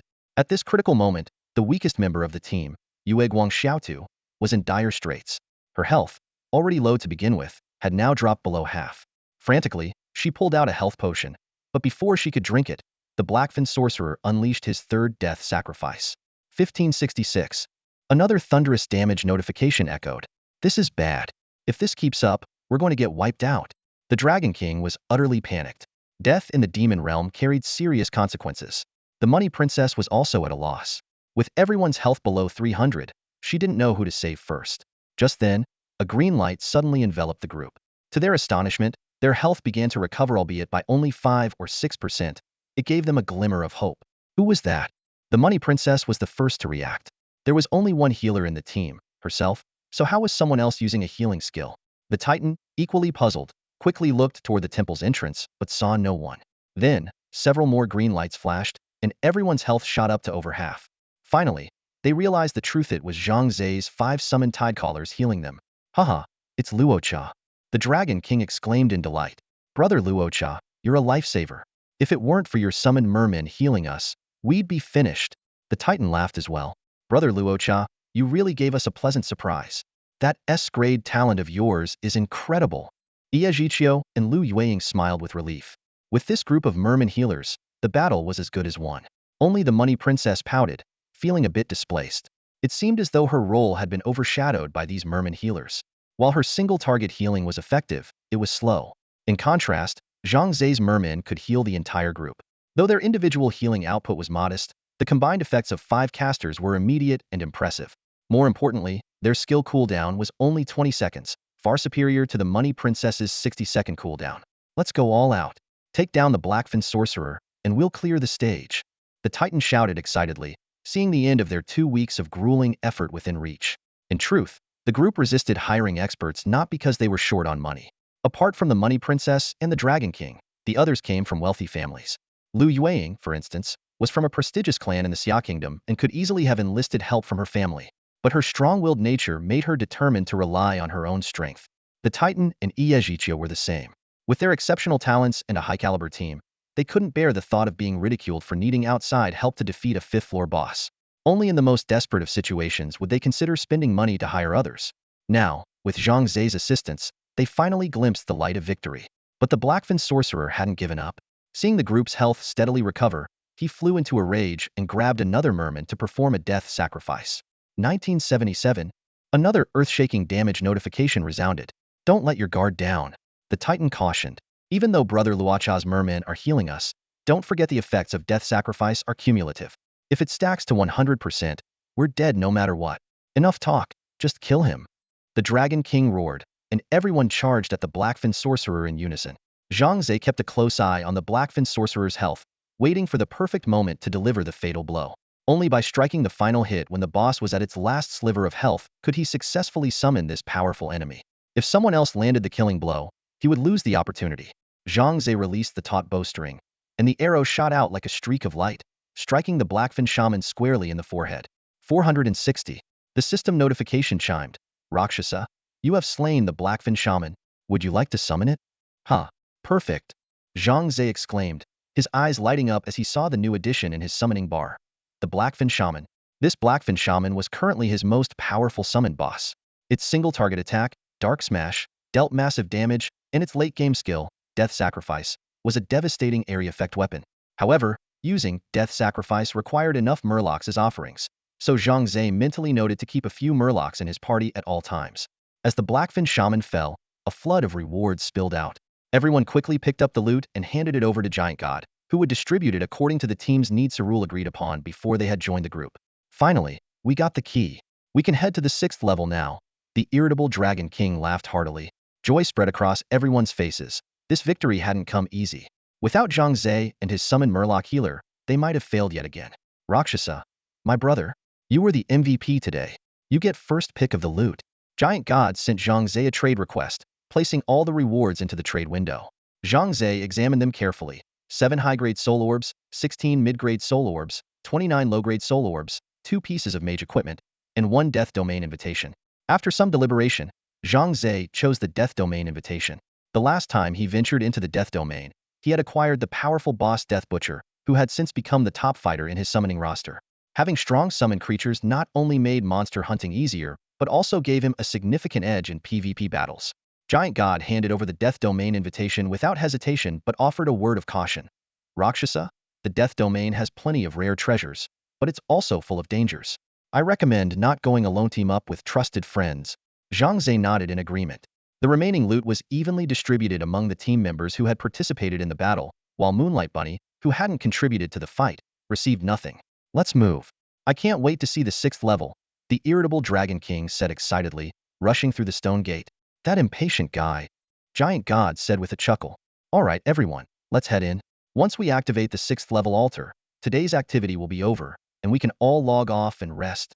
Just as the group was about to enter the stone gate, a crowd of people burst into the temple. It was Blackley Kue and his team, who had previously left to hire mercenaries for help. They were stunned to see that the Blackfin shaman had already been defeated, and that Giant God and his team were about to enter the 6th level. What the heck? Giant God, you cleared it already? Blackley Kue exclaimed, his and his teammates' faces filled with shock. They had spent money to hire experts, only to discover that Giant God's team had already succeeded. The realization left Blackley Kue feeling deeply frustrated. Giant God waved goodbye to Blackley Kue. Yep, we managed to clear it just barely. Keep at it and good luck to you. See you around. With that, he led his team through the stone gate. Blackley Kue stood frozen in place, struggling to process what had just happened. The expert he had hired was visibly annoyed. You should have checked the situation before hiring me. Now the boss is gone, and it won't respawn for another 24 hours. What a waste of my time. My time is valuable, you know, and I have plenty of other clients waiting. Yes, my apologies. That was our oversight. Blackley Kue apologized profusely, though the bitterness in his heart only deepened. Meanwhile, Giant God's team appeared at the altar on the 6th level. They looked around and found themselves inside a massive mine. The walls were riddled with various sized tunnels, each opening into pitch-black darkness. It was impossible to tell where any of them led, giving the place an air of a labyrinth. This was indeed a labyrinth, and it was even more intricate than the one on the 4th level. Unlike the previous labyrinth, this one constantly shifted, with no fixed paths to follow, making it incredibly easy to get lost. The Demon Domain Guide specifically warned adventurers to be cautious and avoid getting lost, as they might never escape the maze. Zhang Ze voiced a concern. I remember hearing that when adventurers run out of stamina, the Demon Domain forcibly ejects them. If we get lost in the maze, can't we just wait for the system to kick us out? What's the big deal? Giant God explained. It's not that simple. When you run out of stamina, the Demon Domain does kick you back to the real world. But when you log back in, you'll find yourself in the exact same spot you were before, not back at the altar. Zhang Ze froze, suddenly recalling the warning he had received from the Demon Domain administrators when he first entered. Always log out at the altar. A single remark from Zhang Ze suddenly enlightened everyone. They realized that unless they logged out at the altar, they might reappear at the exact spot where they logged off the next time they entered the Demon Domain. Iejiqiu quickly added, that's right. The altar is the safest place to log out. Anywhere else, you could run into danger at any moment, especially at monster respawn points. Money Princess glanced around and asked softly, where's the Dragon King? Only then did everyone notice that there were only a dozen adventurers at the altar, and the irritable Dragon King was indeed nowhere to be seen. Just as Iejiqiu was about to send a message to the Dragon King, a panicked shout came from the distance. Help! So many kobolds! Following the voice, everyone turned to see the Dragon King dashing out of a mine tunnel, with more than 20 kobold miners hot on his heels. The kobolds wore mining helmets, their tattered clothes fluttering as they wielded pickaxes, chasing the Dragon King with ferocious expressions. The Dragon King used every ounce of his strength and finally managed to dash into the safety zone of the altar. The kobolds stomped angrily outside the boundary, but eventually dispersed reluctantly after a few moments. What did you do to provoke so many kobolds? Iejiqiu asked helplessly. The Dragon King sat cross-legged, chugging a health potion while smugly pulling out a dark red crystal about the size of a fist from his backpack. I snatched this from their minecart, he boasted, holding up the stone, which seemed to pulse with a faint, lifelike energy. Everyone's eyes widened in astonishment. They had no idea such stones even existed in the Demon Domain. Money Princess, intrigued, took the crystal and examined it closely. At that moment, a male adventurer wielding a long blade approached and explained, this is a specialty of the 6th layer of the Demon Domain. These crystals are quite valuable, especially black gold or, on the trading platform, a single piece can go for over 500,000.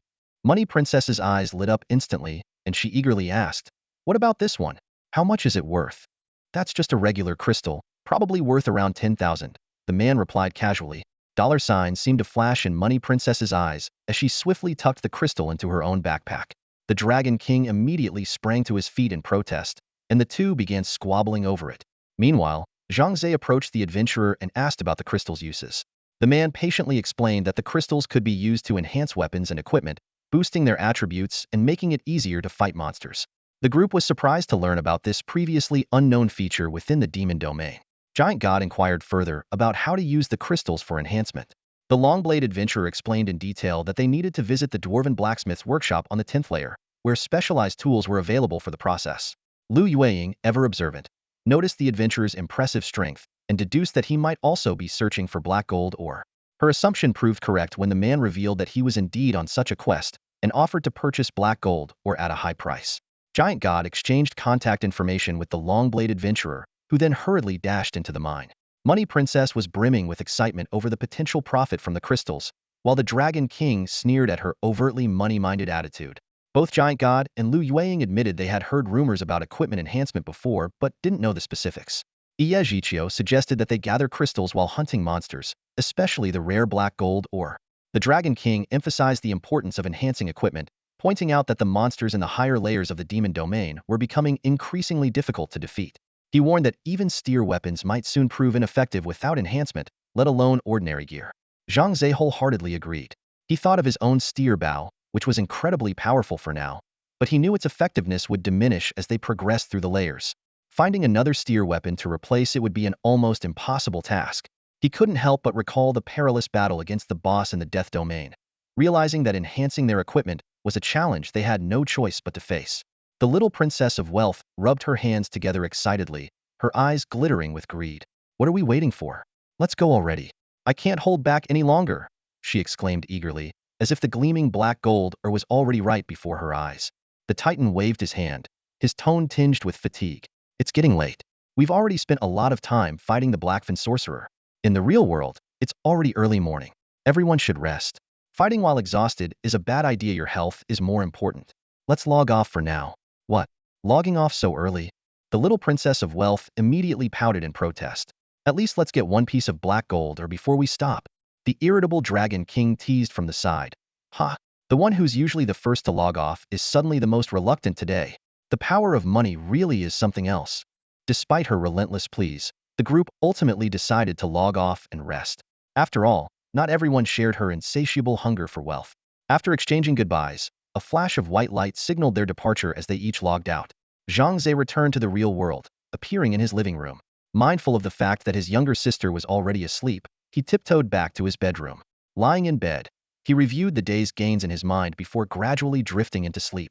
The next morning, Zhang Ze's first task after waking up was to call his school and request a day off. He planned to visit the police station to claim the reward money.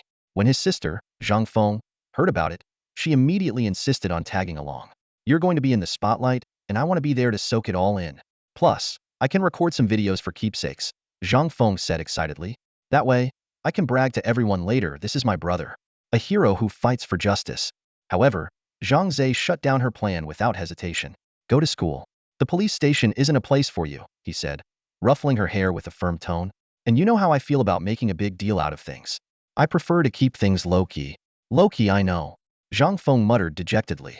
She grumbled to herself. My brother is great in so many ways, but he's just too modest.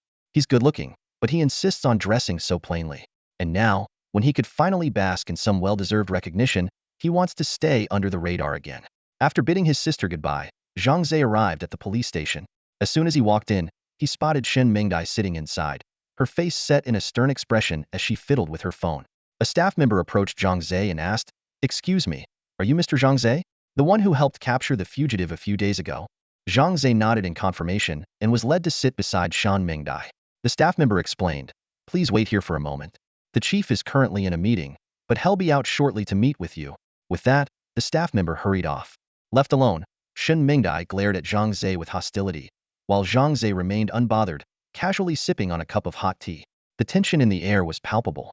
Suddenly, Shen Mingdai broke the silence. "So your name is Zhang Ze, huh? They'll remember you. You stole half of my reward money. And you even drew a little turtle on my face, how infuriating." Zhang Ze glanced at her nonchalantly and said, "Watch what you say. I didn't draw anything on your face. It was you and your sister." Shen Mingdai shot back angrily. "The fugitive had used a psychic attack to paralyze me at the time, so I couldn't move, but I was fully aware of what was happening. I saw both of you defacing my beautiful face. It took me forever to wash it off. You two went way too far." "Too far?" Zhang Ze set down his teacup, turned to her, and chuckled coldly. "Whatever we did is nothing compared to what you did. You were willing to risk others' lives for the sake of money. Compared to that, our actions are insignificant." Shen Mingdai sneered. "That's just who I am. Money means more to me than anything else. With money, you gain status and respect. Without it, you're nothing." "That might make sense," Zhang Ze said, shaking his head slowly. "But there are still many things in this world that money can't buy, like family, friendship, and love. Don't talk to me about those things."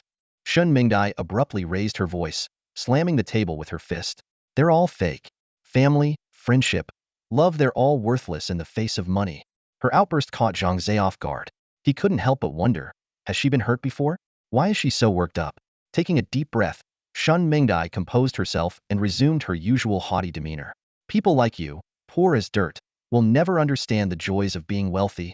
Deciding not to engage further, Zhang Ze thought to himself that the irritable Dragon King was right. This woman was completely consumed by her love for money. A few minutes later, the police chief finally arrived, accompanied by a swarm of media reporters.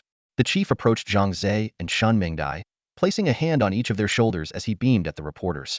"Haha, everyone, take a look. These are the heroes behind the capture of the fugitive Zhang Ze and Shen Mingdai."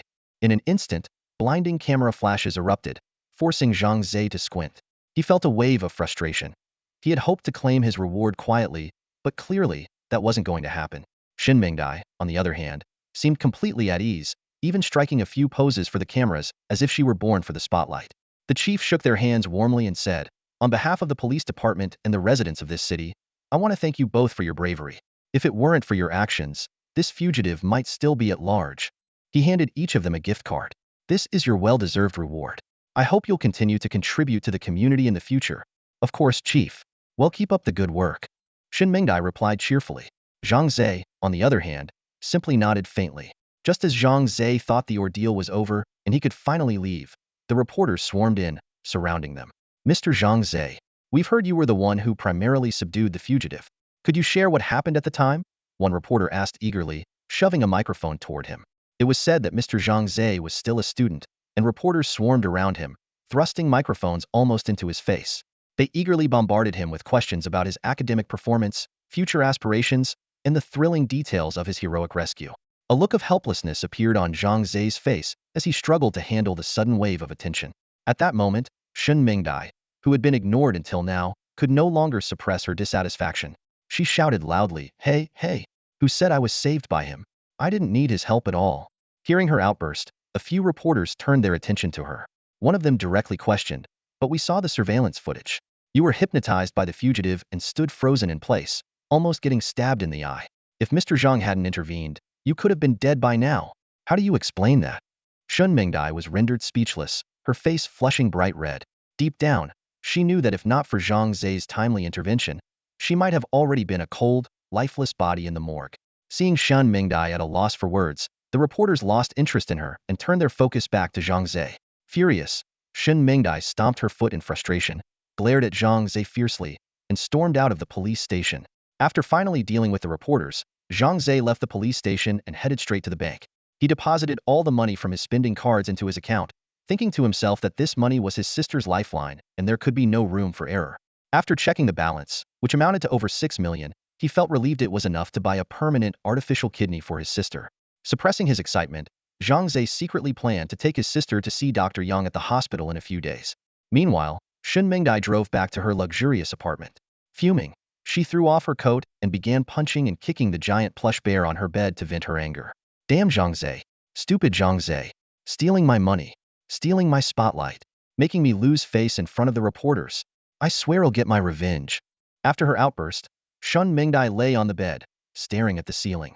Unbidden, the terrifying image of Huang Hanfei holding a dagger and aiming for her replayed in her mind. The fear she felt at that moment crept back into her, and her body seemed to freeze once again. It wasn't until Zhang Ze's thrown rock interrupted Huang Hanfei that she snapped out of the dreadful memory. Though she hadn't seen it with her own eyes, the sounds of the intense fight made Shun Mingdai vividly imagine the danger Zhang Ze faced during the battle with Huang Hanfei. His victory filled her with both excitement and relief. Without it, neither of them might have survived.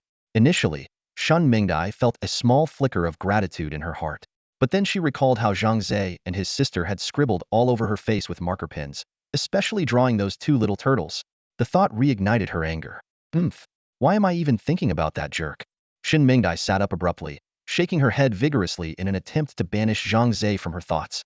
She grabbed her phone, opened a shopping app, and muttered to herself, "Shopping and spending money are the only ways to forget these annoying things." At 6 p.m., Zhang Feng returned home from school, delighted to find that her brother Zhang Ze had prepared dinner. Although the food was barely passable in taste, she still ate with great enthusiasm. "Brother, you're famous now." Zhang Feng waved her phone in front of Zhang Ze excitedly, reading aloud, "Our city's hero, Zhang Ze, bravely fights a fugitive and protects the people, awarded by the police and receives $1 million reward. And hey, race another one. Young hero aids police in capturing criminals, his heroic deeds spreading far and wide. And there's more." Zhang Feng's face beamed with pride and joy. Her brother's rise to fame made her the center of attention at school, where classmates eagerly asked her about his heroic actions. Zhang Ze chuckled and shook his head as he cleared the table. "It's just catching a fugitive, nothing worth making a fuss about. People will forget about it soon enough, so don't keep bragging about it. Stay humble. Brother, haven't you heard? Fame should come early." Zhang Feng put down her phone and countered, "Sure, we can be humble, but we shouldn't shy away from claiming the honor we deserve. Like the saying goes, seize the moment while you're young and enjoy life to the fullest. If we don't stand out now, are we supposed to wait until we're old? You little rascal, what are they even teaching you at school?" Zhang Ze shook his head with a wry smile. "Go study now. I need to enter the demon realm." Once in the demon realm, the system notification sounded. "Welcome to the demon realm. Which level would you like to enter?" Zhang Ze now had free access to the first 5 levels, though the rewards in the first 4 had already dried up. The 5th level still offered some benefits, with a 50 chance of item drops during monster fights, so he decided to start there. "My summon creature team is down to just 3 members. I need to recruit more before heading to the 6th level," Zhang Ze thought. From the altar to the seashore, He fought his way through and managed to recruit 3 surfers and 4 tide callers. His current team now consisted of Death Butcher, Devourer Frog, Blackfin Sorcerer, along with 3 surfers and 4 tide callers. All right, I'm ready for the 6th level, Zhang Ze said, feeling satisfied with his lineup. He began heading back to the altar to switch to the 6th level. Just then, Zhang Ze noticed a group of 7 or 8 adventurers in the distance pointing at him and whispering among themselves. Their expressions weren't friendly, and it was clear they were discussing something about him. Zhang Ze squinted his eyes, cautiously observing the shadowy figures in the distance. Suspicion brewed in his mind. These people were likely drawn by the bounty on him, posted on the game forums. Although he had the ability to take them down, Zhang Ze had no desire to cause unnecessary trouble. Excessive killing would only attract the attention of the Demon Realm Management Bureau, which was more trouble than it was worth. Without hesitation, he turned around, quickly heading back to the altar to shake off the pursuers and proceeded directly to the 6th level. At the altar, Princess Money was waiting for the rest of the team to log in. She casually greeted Zhang Ze as he arrived, completely unaware that the Rakshasa standing before her was Zhang Ze himself. Zhang Ze found the situation amusing, knowing full well that she was Shan Mengdai, yet pretending to be oblivious. Before long, Giant God and the others logged in one after another. After some brief exchanges, the group prepared to set out to hunt monsters. Suddenly, Lu Yueying turned to Zhang Ze and said, "Your bounty went up again. It's at 5 million now. What did you do to offend the Dawn Guild? They seem absolutely determined to take you out." Zhang Ze sighed helplessly. "Sometimes trouble finds you, you know?" Lu Yueying gave him a concerned look and said in a low voice, "Be careful. Don't act alone. It's safer if you stick with us. If you need help, just reach out. I can team up with you to fight." As she spoke, she sent him a private message with her contact information. Raising an eyebrow, Zhang Ze was a bit surprised by Lu Yueying's trust. However, he politely declined the offer and deleted the message. Lu Yueying said nothing, but she turned and walked away, seemingly upset. Zhang Ze was puzzled, thinking to himself how hard it was to understand a woman's thoughts. "Ready? Let's go," Giant God commanded, and the team left the altar, selecting a random mine to enter. Not far into the mine, they encountered 2 kobold miners digging away. These creatures were burly and muscular, rivaling even the most dedicated gym enthusiasts. Giant God quickly devised a strategy. "I'll tank.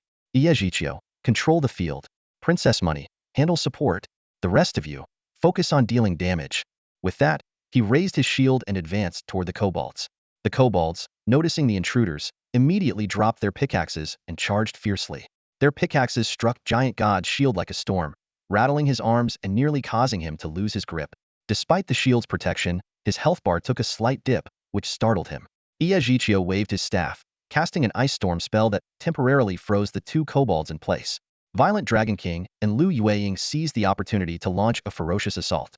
Zhang Ze summoned his creatures to join the fray but kept his Blackfin Sorcerer in reserve as a trump card. However, the kobold's strength was beyond expectation. They broke free from the ice in no time and engaged in fierce combat with Lu Yueying and Violent Dragon King. Iejichio frowned, realizing that his innate abilities were far less effective in the deeper levels of the demon realm. The others felt the same limitations in their gear and skills were becoming apparent. The battle was grueling. Even with Lu Yueying and Violent Dragon King teaming up, they could barely handle a single kobold. Without Princess Money and Zhang Ze's Murloc healers continuously restoring health, the team might not have lasted. After an intense struggle, the 2 kobolds finally fell. The group paused, silent and contemplative. Each of them understood the harsh reality they were far from strong enough to clear the 6th level with their current capabilities. The voice of Titan carried a hint of helplessness as his gaze swept across the weary faces of the group. "We underestimated the strength of the monsters in the 6th layer of the demon realm. With our current capabilities, it's unlikely we'll make it to the kobold mine boss."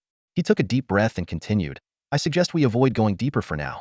Let's focus on clearing out the smaller creatures in the outskirts to build up our strength before making any further plans." Everyone nodded in agreement.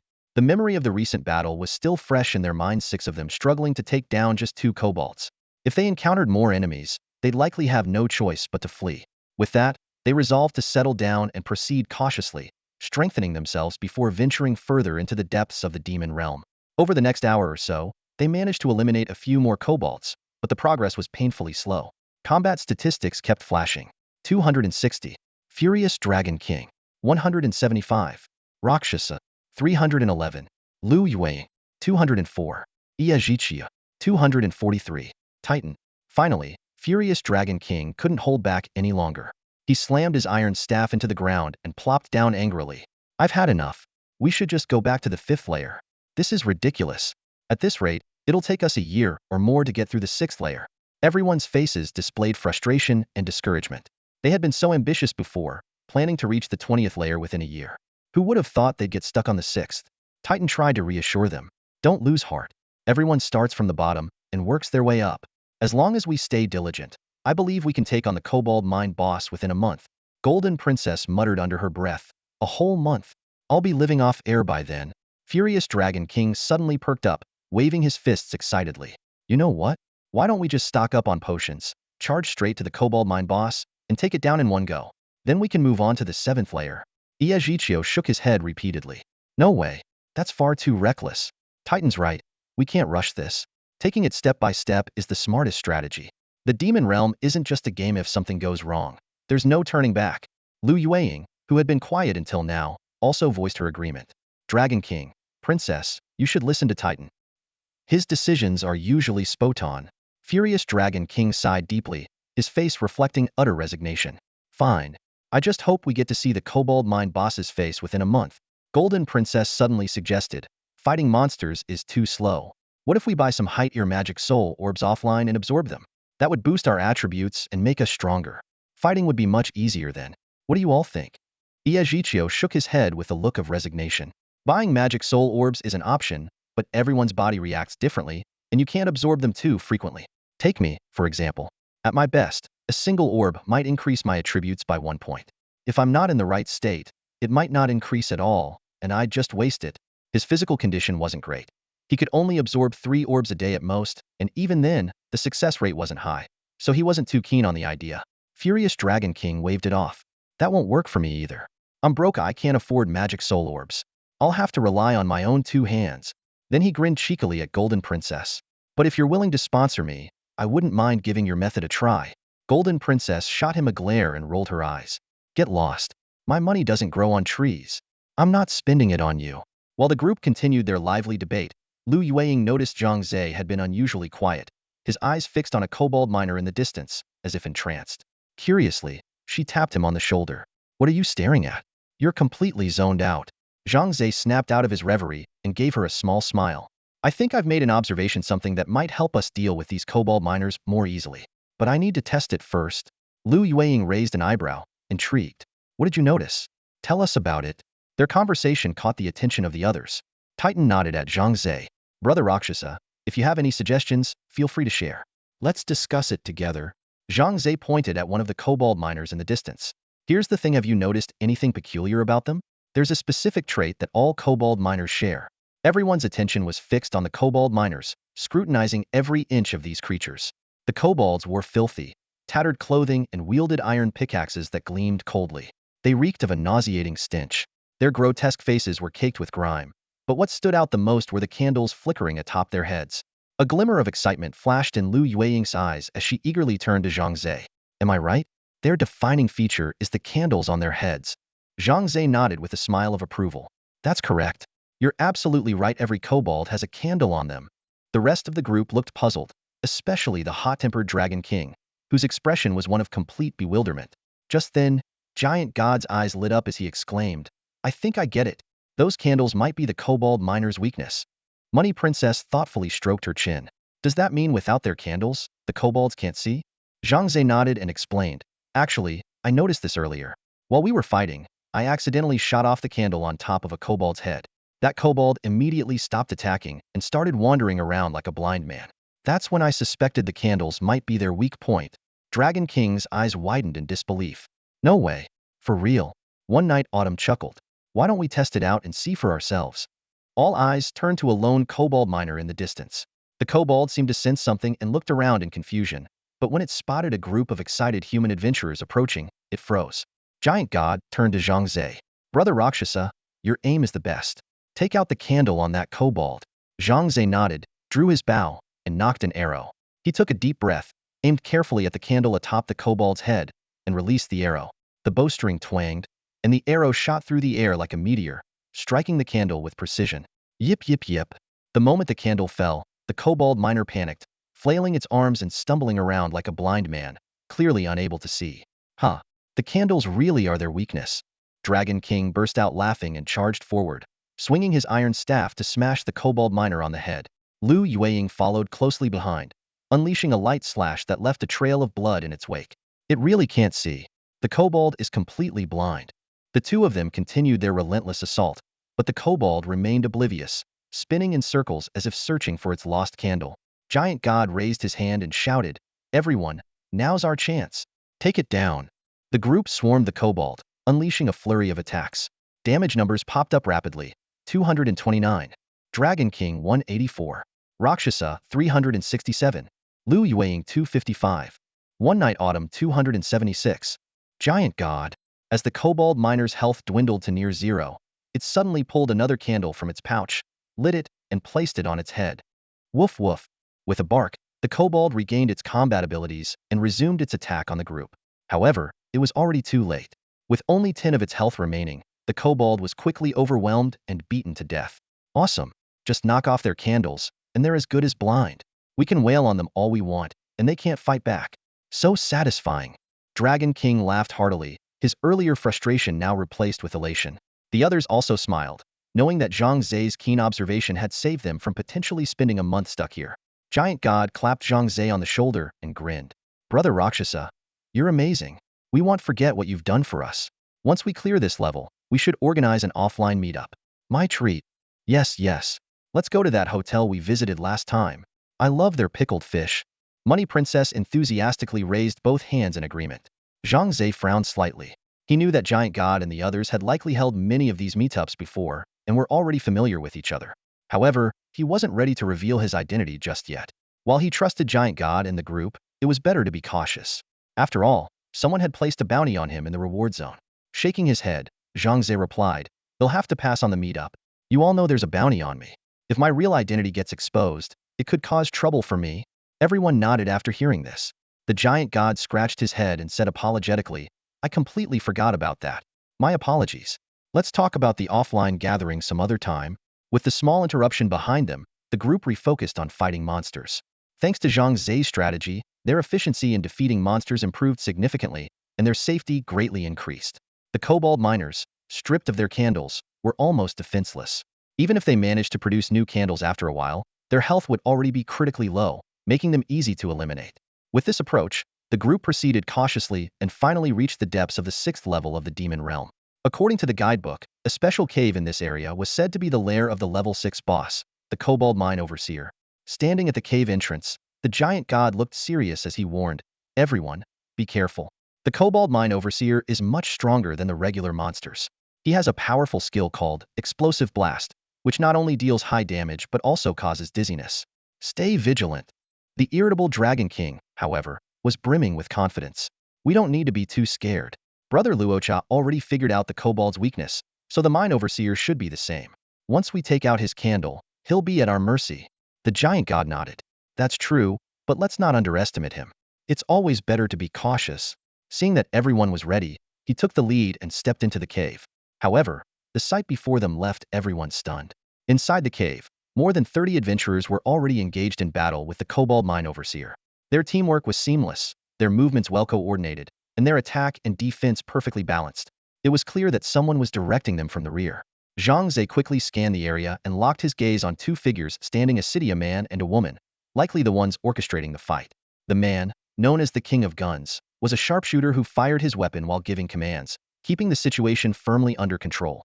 The woman, a swordswoman called Falling Swallow Fairy, stood with her arms crossed, a confident smirk on her lips. Suddenly, the Money Princess let out a startled cry. How could it be her? Everyone turned to look at her in surprise, only to see her staring intently at Falling Swallow Fairy, her expression a mix of emotions that was hard to decipher. Falling Swallow Fairy noticed the newcomers and glanced their way. When her eyes landed on the Money Princess, she froze for a brief moment before her face broke into a disdainful smile. With deliberate steps, she walked toward them. Well, well, look who it is, Miss Shen herself."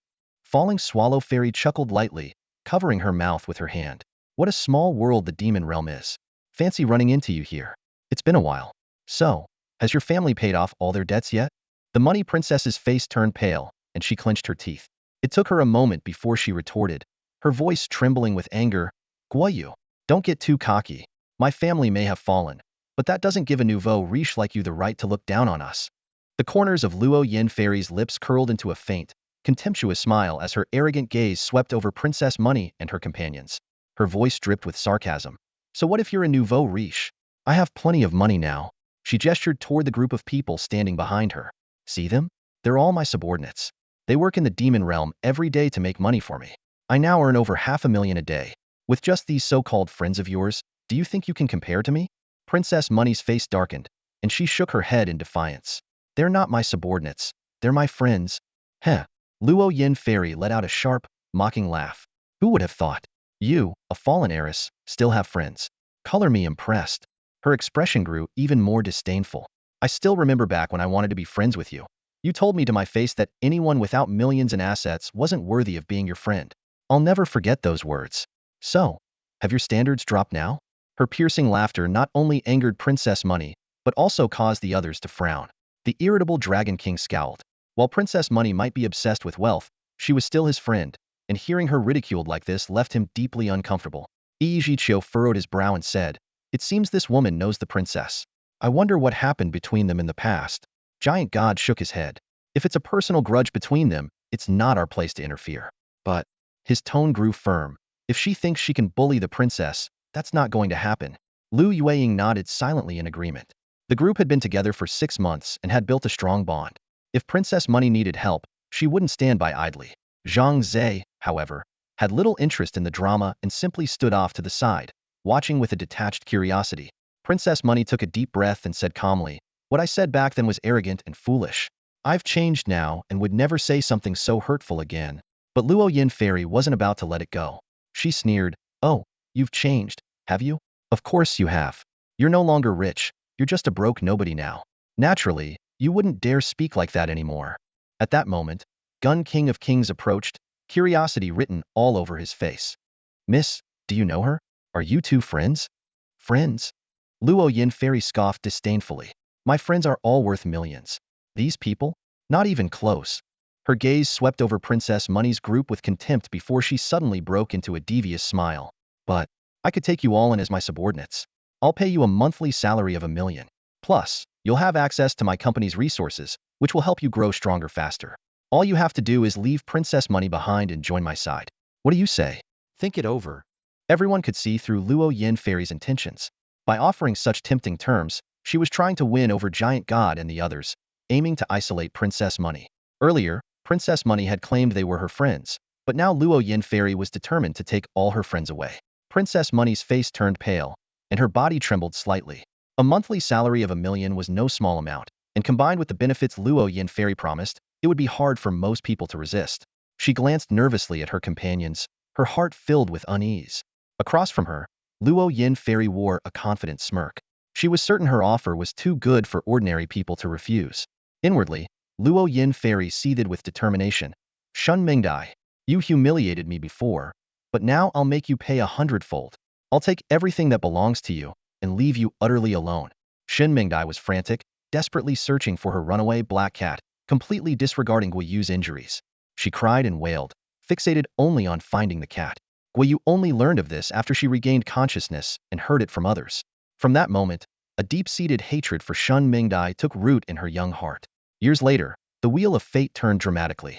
The Shin family became embroiled in a major case involving foreign interest groups and came under intense investigation by the Ministry of State Security. The once prominent family collapsed overnight, their business empire crumbling into ruin. Shin Mengdia's parents and several key family members were imprisoned, leaving her alone to bear the crushing burden of insurmountable debt. As the Shin family fell, the Guo family rose like a phoenix from the ashes.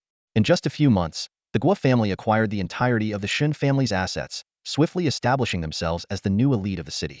Guoyu, too, transformed into a socialite, admired and envied in high society. Yet, no matter how high she climbed, the 3 permanent scars etched on her face remained a constant reminder of her pain and humiliation. Determined to make Shin Mingdai suffer the same fate, Guiyu searched relentlessly for her, vowing to exact revenge. But Shun Mingdai had vanished without a trace, as if swallowed by the earth, leaving Guiyu seething with unquenched anger.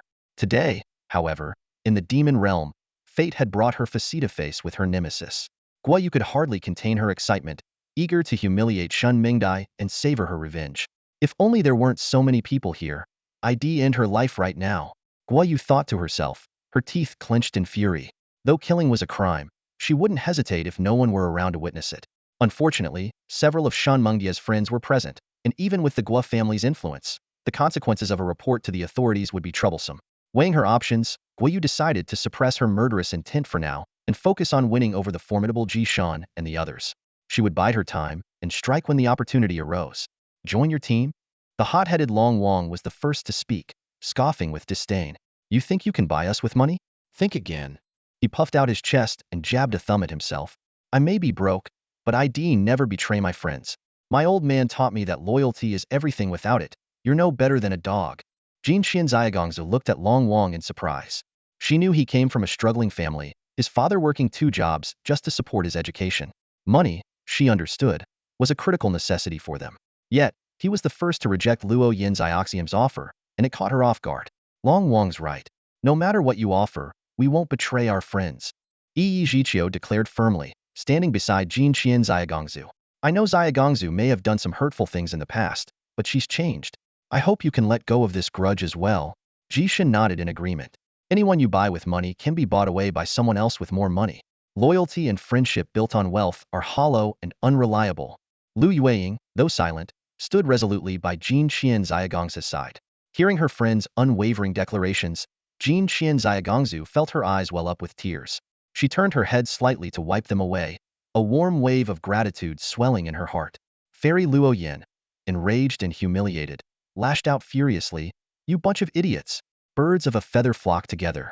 You and that Shen Mingdai are all lowly scum. Worthless lives. If you don't want to comply, then get lost. Stop being an eyesore. Zhang Ze retorted coldly. The demon domain is a public space. We have every right to be here, and you have no authority over us. Moonlight Bunny chimed in. Exactly. So what if you're rich? If you're so capable, why don't you take on the boss by yourself without relying on your lackeys? Fairy Luo Yin scoffed arrogantly. I can't be bothered to waste my breath on you paupers.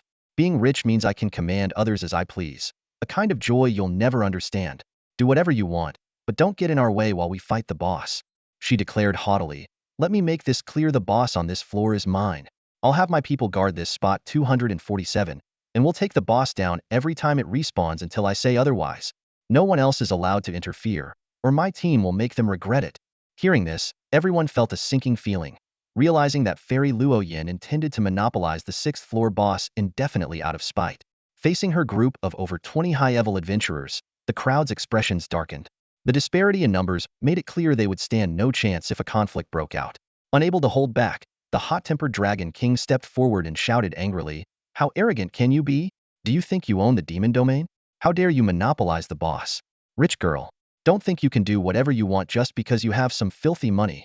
Fairy Luo Yin smirked smugly. Sorry, but having money does mean I can do whatever I want. If you have the guts, why don't you hire a team of experts to fight for you too? You scoundrel. Dragon King fumed, gritting his teeth in rage. At that moment, the Gunslinger King stepped in front of Fairy Luo Yin, leveling his dual pistols at the crowd, ready to fire at any moment and summon reinforcements. The Titan stepped forward to restrain Dragon King, shaking his head gravely. Don't act recklessly. They have too many people. We can't win. Let's observe for now and figure out the boss's tactics. Reluctantly, the group withdrew to the side, watching as Fairy Luo Yan's team engaged the boss. Seeing their retreat, Fairy Luo Yan became even more smug. A bunch of broke cowards. She issued her orders, Gunslinger. Once we kill this boss, leave 10 people here to guard the spot. Take it down as soon as it respawns, and keep doing so until I say stop. Understood, miss, the Gunslinger King replied, continuing to direct the battle. At this point, the Kobold Mine Overseer was down to about 30 of its health. While it kept hurling explosives, its attack patterns had been thoroughly analyzed and posed little threat. Zhang Ze observed the scene for a while and noticed 7 or 8 barrels with skull markings nearby. An idea suddenly struck him. Turning to the group, he said, I know how to teach Fairy Luo Yin a lesson. The Money Princess asked curiously, What's your plan? Just watch, Zhang Ze replied as he drew his bow and aimed at one of the barrels. With a sharp twang, the arrow flew straight and true, striking the barrel. A thunderous explosion erupted. Those are explosive barrels. Money Princess exclaimed in surprise. Before her words had even fully landed, a chain reaction of explosions followed. The first barrel ignited the others, and in an instant, the area was engulfed in fire and chaos. What's happening? Why are things suddenly exploding? Panic spread through the ranks of those engaged in battle. A pained cry pierced the silence of the mine, followed by a chorus of startled screams. "Stay away from those barrels of explosives," someone shouted urgently. The adventurers, who had been methodically coordinating their attack on the boss, were suddenly thrown into chaos. Princess Jean Qian clapped her hands with glee as she surveyed the pandemonium. "Ha ha ha! Well done!" she exclaimed, her eyes gleaming with smug satisfaction. Fairy Luo Yin, sharp as ever, immediately sensed something amiss. Her piercing gaze locked onto Princess Jean Qian. "It was you," she snarled through gritted teeth. "You filthy lowlifes." Before she could finish, the mine suddenly shook violently. The ground trembled beneath their feet, sending everyone stumbling and some crashing to the floor. Then, with a deafening roar, the ground beneath Fairy Luo Yin and her group gave way, collapsing into darkness below. "Ah!" Fairy Luo Yin screamed as she plummeted into the abyss. She landed heavily, grimacing in pain as she struggled to sit up. Looking around, she realized she had fallen into a vast underground chamber. What sent chills down her spine, however, were the countless kobold miners surrounding her, their yellow-brown eyes gleaming ominously in the dim light. "Woof! Woof!" The kobolds barked and howled in unison. "Help! We're surrounded!" someone cried out in terror. Fairy Luo Yin watched in horror as her companions were mercilessly slaughtered by the kobolds. Blood sprayed through the air, and the cavern echoed with agonized screams. She trembled uncontrollably, her face as pale as a ghost. The King of Guns pulled her into a corner, his forehead drenched in sweat as he faced the advancing boss and the horde of kobolds. His voice was hoarse as he said, "Miss, we're done for this time." "No, I don't want to die." Fairy Luo Yin screamed hysterically, clutching tightly onto the King of Guns' arm. "You must save me. I'll pay you any amount you want." The King of Guns sighed and shook his head. "It's not about money.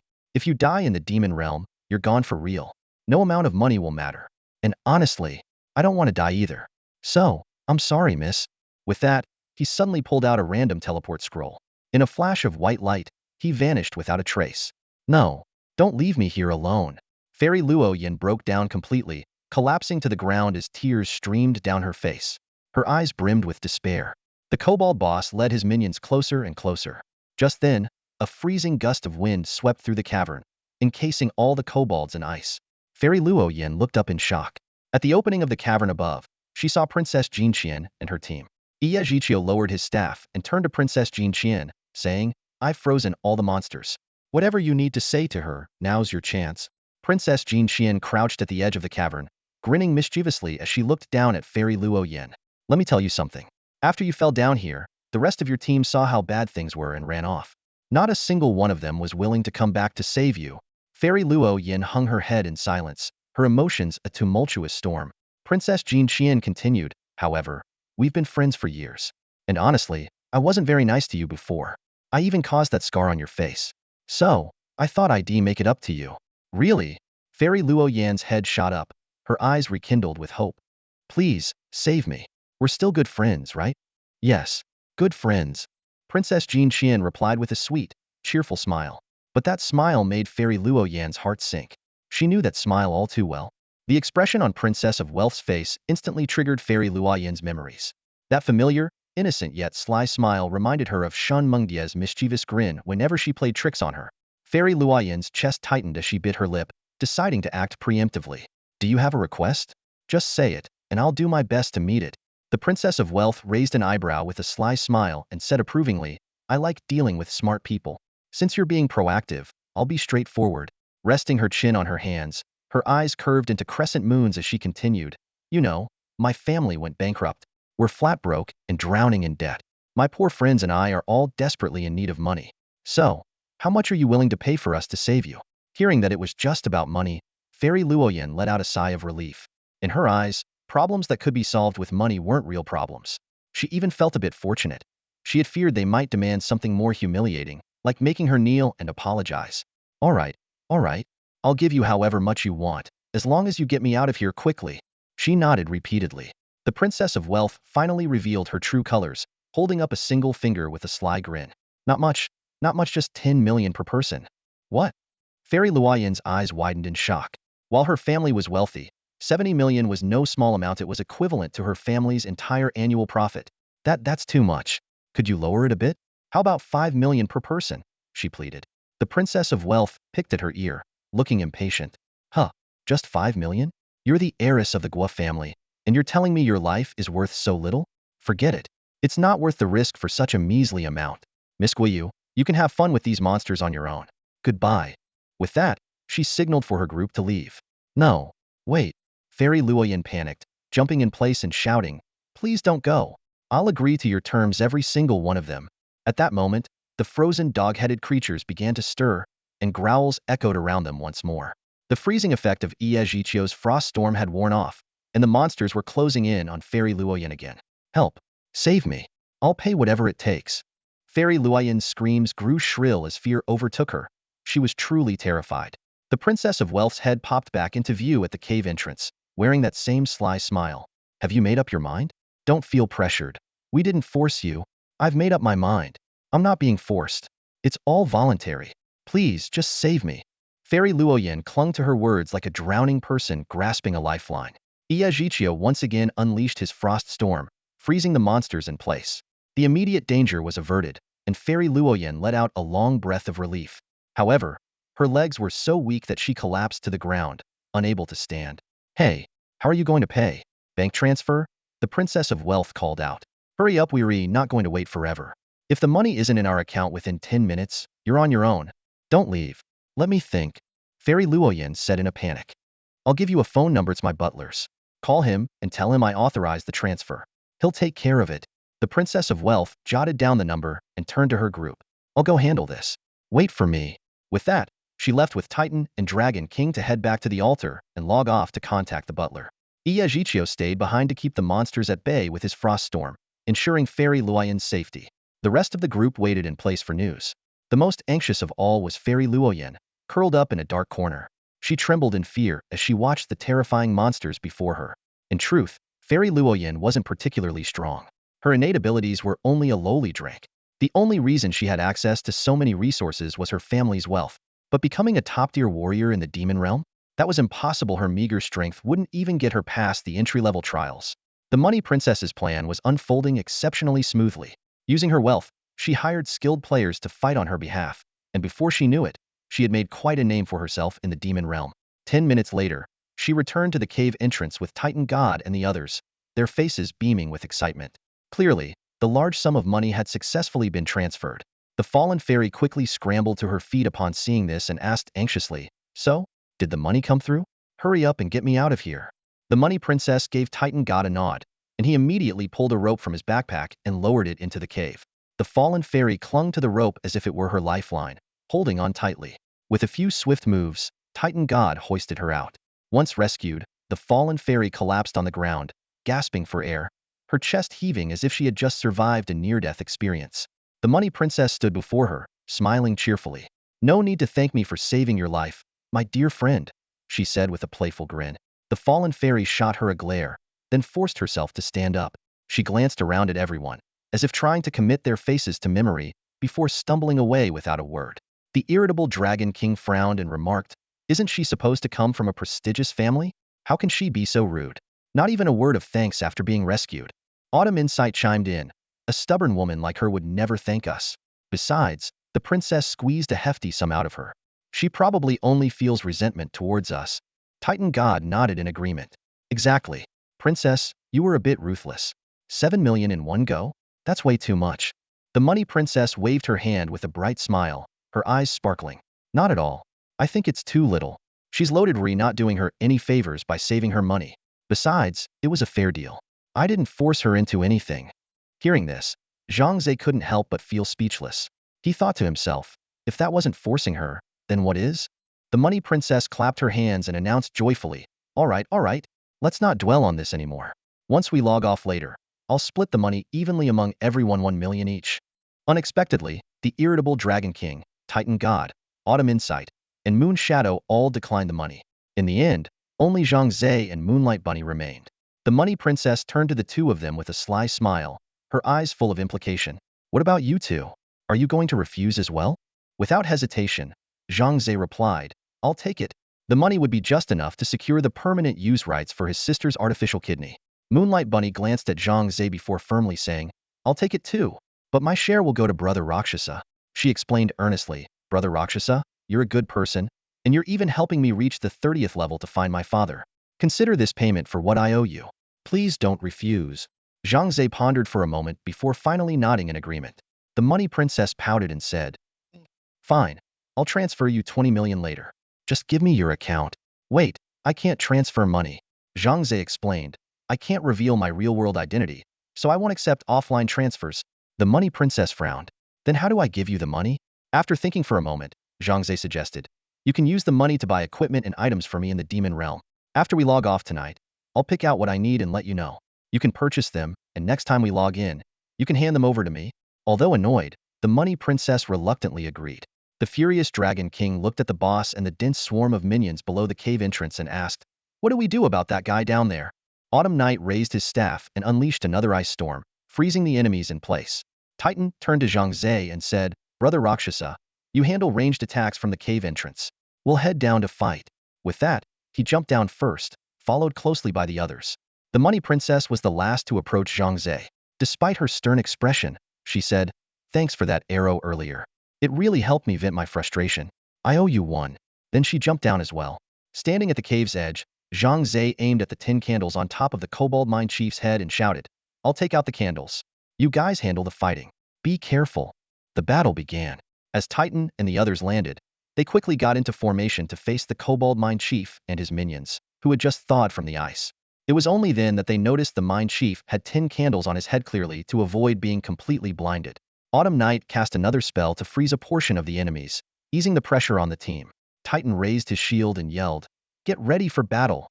Zhang Ze started shooting at the candles, but the kobold mine chief reacted swiftly, using his pickaxe to deflect almost half of the arrows. To make matters worse, whenever more than 5 candles were extinguished, the mine chief would retreat to a corner to relight them before returning to the fight. The situation was grim. The kobold mine chief was powerful, and the tenacious minions surrounding him made things even tougher. If they couldn't stop the mine chief in time, Titan and the others would struggle to hold their ground. Titan, I think we should clear out the smaller mobs first, and then deal with the kobold mine boss. That guy is way too cunning. I can't extinguish all the candles on his head at the same time. Zhang Ze stood at the entrance of the cave, shouting down to Titan below. His voice echoed through the cavern. Titan had already realized the problem and quickly responded. You're right. Let's focus our efforts on clearing out those kobold miners first, then we'll take on the boss. Autumn Knight swiftly adjusted the strategy, unleashing an icy storm onto the kobold mine boss. The shards of ice scattered, effectively slowing the boss's movements. Meanwhile, the rest of the team methodically began clearing out the smaller kobolds. Zhang Ze's arrows traced graceful arcs through the air, nearly every shot extinguishing a kobold's candle. As the candles went out, Dragon King, Lu Yueying, and Zhang Ze's summon creatures launched their attacks, working together to dispatch the targets. Princess Money, though safely positioned behind Titan's shield, was crucial to the team's support. She kept a sharp eye on Dragon King and Lu Yueying's health bars, ready to heal at a moment's notice. Moonlight Bunny sat off to the side, bored as she watched the battle unfold. She had initially planned to swipe some loot amidst the chaos and gift it to Zhang Ze, but since the mine boss had fallen into the pit, her plan was now a bust. Keep it up, everyone. The mobs are almost cleared. Titan's booming voice echoed throughout the cavern, boosting the morale of the group. After half an hour, only a few of the smaller mobs remained. Autumn Knight was still working hard to control the battlefield with his abilities, but the mine boss resistance was incredibly high, causing freezing effects to wear off almost instantly. Fortunately, Titan continued to hold the front line, absorbing the majority of the damage and preventing the situation from spiraling out of control. With the last of the smaller mobs finally dealt with, the team could now focus their full attention on the kobold mine boss. However, due to the earlier retreat of the fallen Swallow Fairies team, the mine boss had regenerated back to full health, effectively resetting the fight. Everyone, watch out for the boss dynamite attack. It's got a wide range and deals massive damage. The moment you see him pull out dynamite, dodge immediately, don't get greedy for damage. Titan warned. Princess Money and Rakshas's Murloc healer, keep a close eye on everyone's health. We need to get through this fight with everyone alive, so we can advance to the 7th floor. Got it. The team responded in unison, readying themselves for the battle ahead. From his vantage point, Zhang Ze continued firing arrows at the candles on the boss head. While not every shot hit its mark, his efforts successfully disrupted the mine boss attacks. Forced to defend the candles on his head, the boss was distracted, which eased the pressure on the ground team. Nice work, Rakshasa. Dragon King roared with laughter. He was particularly annoyed by the mine boss pickaxe, which dealt a staggering 20% damage with each hit. Lu Yueying didn't say a word, but the approving glint in her eyes was unmistakable. Her rapier danced with renewed vigor. Excellent. Keep up this rhythm, and the victory will be ours. Titan called out as he fought, his voice both commanding and inspiring. Not only was he the team's crucial strategist, but also their unwavering source of motivation. Minute by minute, the fight dragged on. Thanks to the team's steady and coordinated efforts, the Mind Boss health gradually dropped to around 30%. Victory seemed within reach until suddenly, the boss broke out of the encirclement of Dragon King and Lu Yueying. Letting out a sharp, guttural bark, the Mind Boss reached both hands into his waistband. What the hell? Is this kobold about to pull some nonsense? Dragon King exclaimed in disbelief. Lu Yueying and Princess Money turned bright red and quickly averted their gazes, thinking the boss was about to do something indecent right in front of everyone. But in the next moment, an astonishing scene unfolded. The kobold Mind Boss suddenly pulled out a massive bundle of dynamite from his pants. The sheer amount, at least 10 bundles, made everyone wonder how he managed to fit so much dynamite in there. What the heck? So much dynamite. Everyone, take cover, roared the fiery Dragon King. Before he even finished shouting, the kobold Mind Boss had already lit all the dynamite and was wildly hurling it toward the group. Get behind my shield, now! The Titan shouted urgently. He was well aware of the destructive power of the dynamite. Just one bundle exploding on impact could deal over 500 damage, and with a critical hit, it could exceed 1,000. With the kobold Mind Boss throwing so many at once, even the slightest mistake could mean instant death. Hearing his warning, everyone immediately took cover behind the Titan's shield. A deafening series of explosions followed. Although the kobold Mind Boss threw the dynamite haphazardly, the blasts covered the entire cavern, and everyone was affected to some extent. The little Princess of Wealth quickly sprang into action, using healing spells in order of the lowest health on the party list. Meanwhile, Zhang Ze, stationed above the cavern, commanded his Murloc healers to assist in restoring the team's health. Thanks to their combined efforts, everyone's health levels soon stabilized. However, just as they were about to charge out and resume their fight with the kobold Mind Boss, an even more shocking scene occurred. The boss pulled out yet another massive stash of dynamite from his pants. You've got to be kidding me. This is endless. Night Autumn groaned in frustration and immediately cast an ice storm to try to freeze the kobold Mind Boss in place. But the dynamite still came flying toward them, forcing everyone to retreat once again behind the Titan's shield and wait out the next wave of explosions. Zhang Ze frowned as he observed the situation, realizing that this strategy was unsustainable. With such intense dynamite attacks, the Titan and the others could only huddle behind the shield, unable to retaliate. The explosive damage was simply too overwhelming. One wrong move could mean instant death. His eyes focused on the kobold Mind Boss, studying him carefully. Suddenly, Zhang Ze noticed a pattern. Every time the boss pulled out dynamite, he had a habitual movement using the candle on his head to light the fuse. A faint smile appeared on Zhang Ze's lips as an idea began to take shape. Drawing his bow, he aimed at the candle on the kobold Mind Boss's head. You want to light the fuse with your candle? Let's see how you do it without a candle. Zhang Ze thought to himself with a smirk. The kobold Mind Boss, thrilled that his dynamite barrage had pinned down the human adventurers, barked excitedly. He reached into his pants again, pulling out several more bundles of dynamite and preparing to light them with the candle on his head. But just as he leaned in to light the fuse, an arrow whistled through the air and extinguished the candle in a single, precise shot. Woof! The kobold Mind Boss froze, utterly bewildered, as the dynamite remained unlit. He quickly replaced the extinguished candle with a new one, only for another arrow to fly in and snuff it out as well. Frustrated but determined, the kobold Mind Boss tried again and again. But no matter how many candles he replaced, Zhang Ze's arrows unfailingly struck each one, leaving him unable to ignite the dynamite. The kobold Mind Master was at his wit's end. Enraged, he stomped furiously, hurling a stick of dynamite to the ground with a loud bang, and unleashed a hysterical roar. The crowd erupted in cheers as they saw Zhang Ze successfully decipher the Mind Master's attack patterns. Without hesitation, they emerged from behind their shields and launched a fierce counterattack. Stripped of his dynamite advantage, the Mind Master was forced to fight back with a pickaxe. However, under the relentless assault of the group, he was quickly overwhelmed, his health dropping to about 10%. We're almost there. Stay focused, everyone. Giant God shouted excitedly, his voice full of encouragement. The team, fueled by his words, prepared to deliver the final blow to the kobold Mind Master. But just then, the Mind Master pulled a shocking move. He yanked the 2 candles off his head and tore open his shirt, revealing rows upon rows of dynamite strapped to his body. Even more terrifying, he held a fuse tightly in his hand. Woof woof! The kobold Mind Master howled maniacally, using the candle to light the fuse. Sparks hissed and crackled, slowly crawling along the line toward the explosives. This lunatic is going to blow himself up. Furious Dragon King shouted in disbelief, his eyes wide with shock. In all their battles with bosses from the demon realm, they had never encountered such a reckless and self-destructive foe. The Kobold Mine Master spread his arms wide and lunged toward the group, clearly intending to take everyone down with him.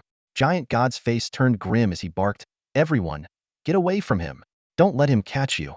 Panic spread like wildfire as the team scattered in all directions. Even the usually composed Lu Yueying turned pale, while Money Princess screamed in terror. Autumn Knight attempted to trap the Mine Master with an ice storm spell, but to no avail. "Why isn't it working? Why can't I freeze him?" he exclaimed, utterly baffled. By now, the Kobold Mine Master, his eyes bloodshot, was chasing the group like a madman, turning the battlefield into a heart-pounding game of cat and mouse.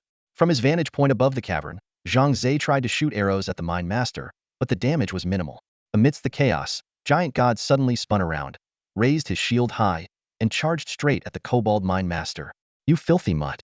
Come and face me!" he roared, his voice filled with determination as he braced himself to sacrifice everything for his teammates. Giant God. "No. Boss, don't do it. Stop. It's too dangerous. Come back. Don't be reckless." The team's frantic shouts filled the air, but Giant God was resolute. Though they all knew his defensive power was formidable, the sheer amount of dynamite strapped to the Mine Master made survival seem impossible. It was too late to stop him. Giant God's shield slammed against the Mine Master's chest. A deafening explosion ripped through the cavern. The ground shook violently, threatening to collapse at any moment. Dust and debris rained down as the team shielded themselves. Thick smoke engulfed the entire cave, choking the air and obscuring all vision. Zhang Ze watched in horror as the explosion consumed Giant God in a fiery blaze. The devastating power of the dynamite was undeniable. Even someone as resilient as Giant God seemed unlikely to survive such a blast. Through the dense smoke, the others stumbled toward where they had last seen Giant God, shouting anxiously, "Giant God, where are you? Boss, please don't scare us, say something. Cough cough, I'm here." Just as despair began to set in, Giant God's voice emerged from a corner of the cave. Relief washed over everyone as they rushed toward the sound. As the smoke began to clear, they found Giant God sitting on the ground, battered but alive. His shield and armor were almost completely destroyed. With a wry smile, he said, "Well, that cost me big time. My entire set of gear is ruined." Autumn Knight rolled his eyes and retorted, "Cost you big time? You should be grateful you're still alive. No amount of gear is worth more than your life." Money Princess, still trembling with anger, scolded him furiously, "Boss, you were way too reckless. If it weren't for your high defense, you'd be ugh. I don't even want to think about it. Next time you pull something like this, I'm cutting ties with you." Furious Dragon King slammed his staff on the ground in frustration, though there was a trace of relief in his expression. While everyone reprimanded Giant God for his risky actions, their eyes all betrayed a shared sense of gratitude and relief for having survived the ordeal. Lu Yueying clutched her chest and let out a deep breath, the worry in her eyes evident without the need for words. Zhang Ze stood at the cave entrance, relieved to see Giant God unharmed. However, a question surfaced in his mind.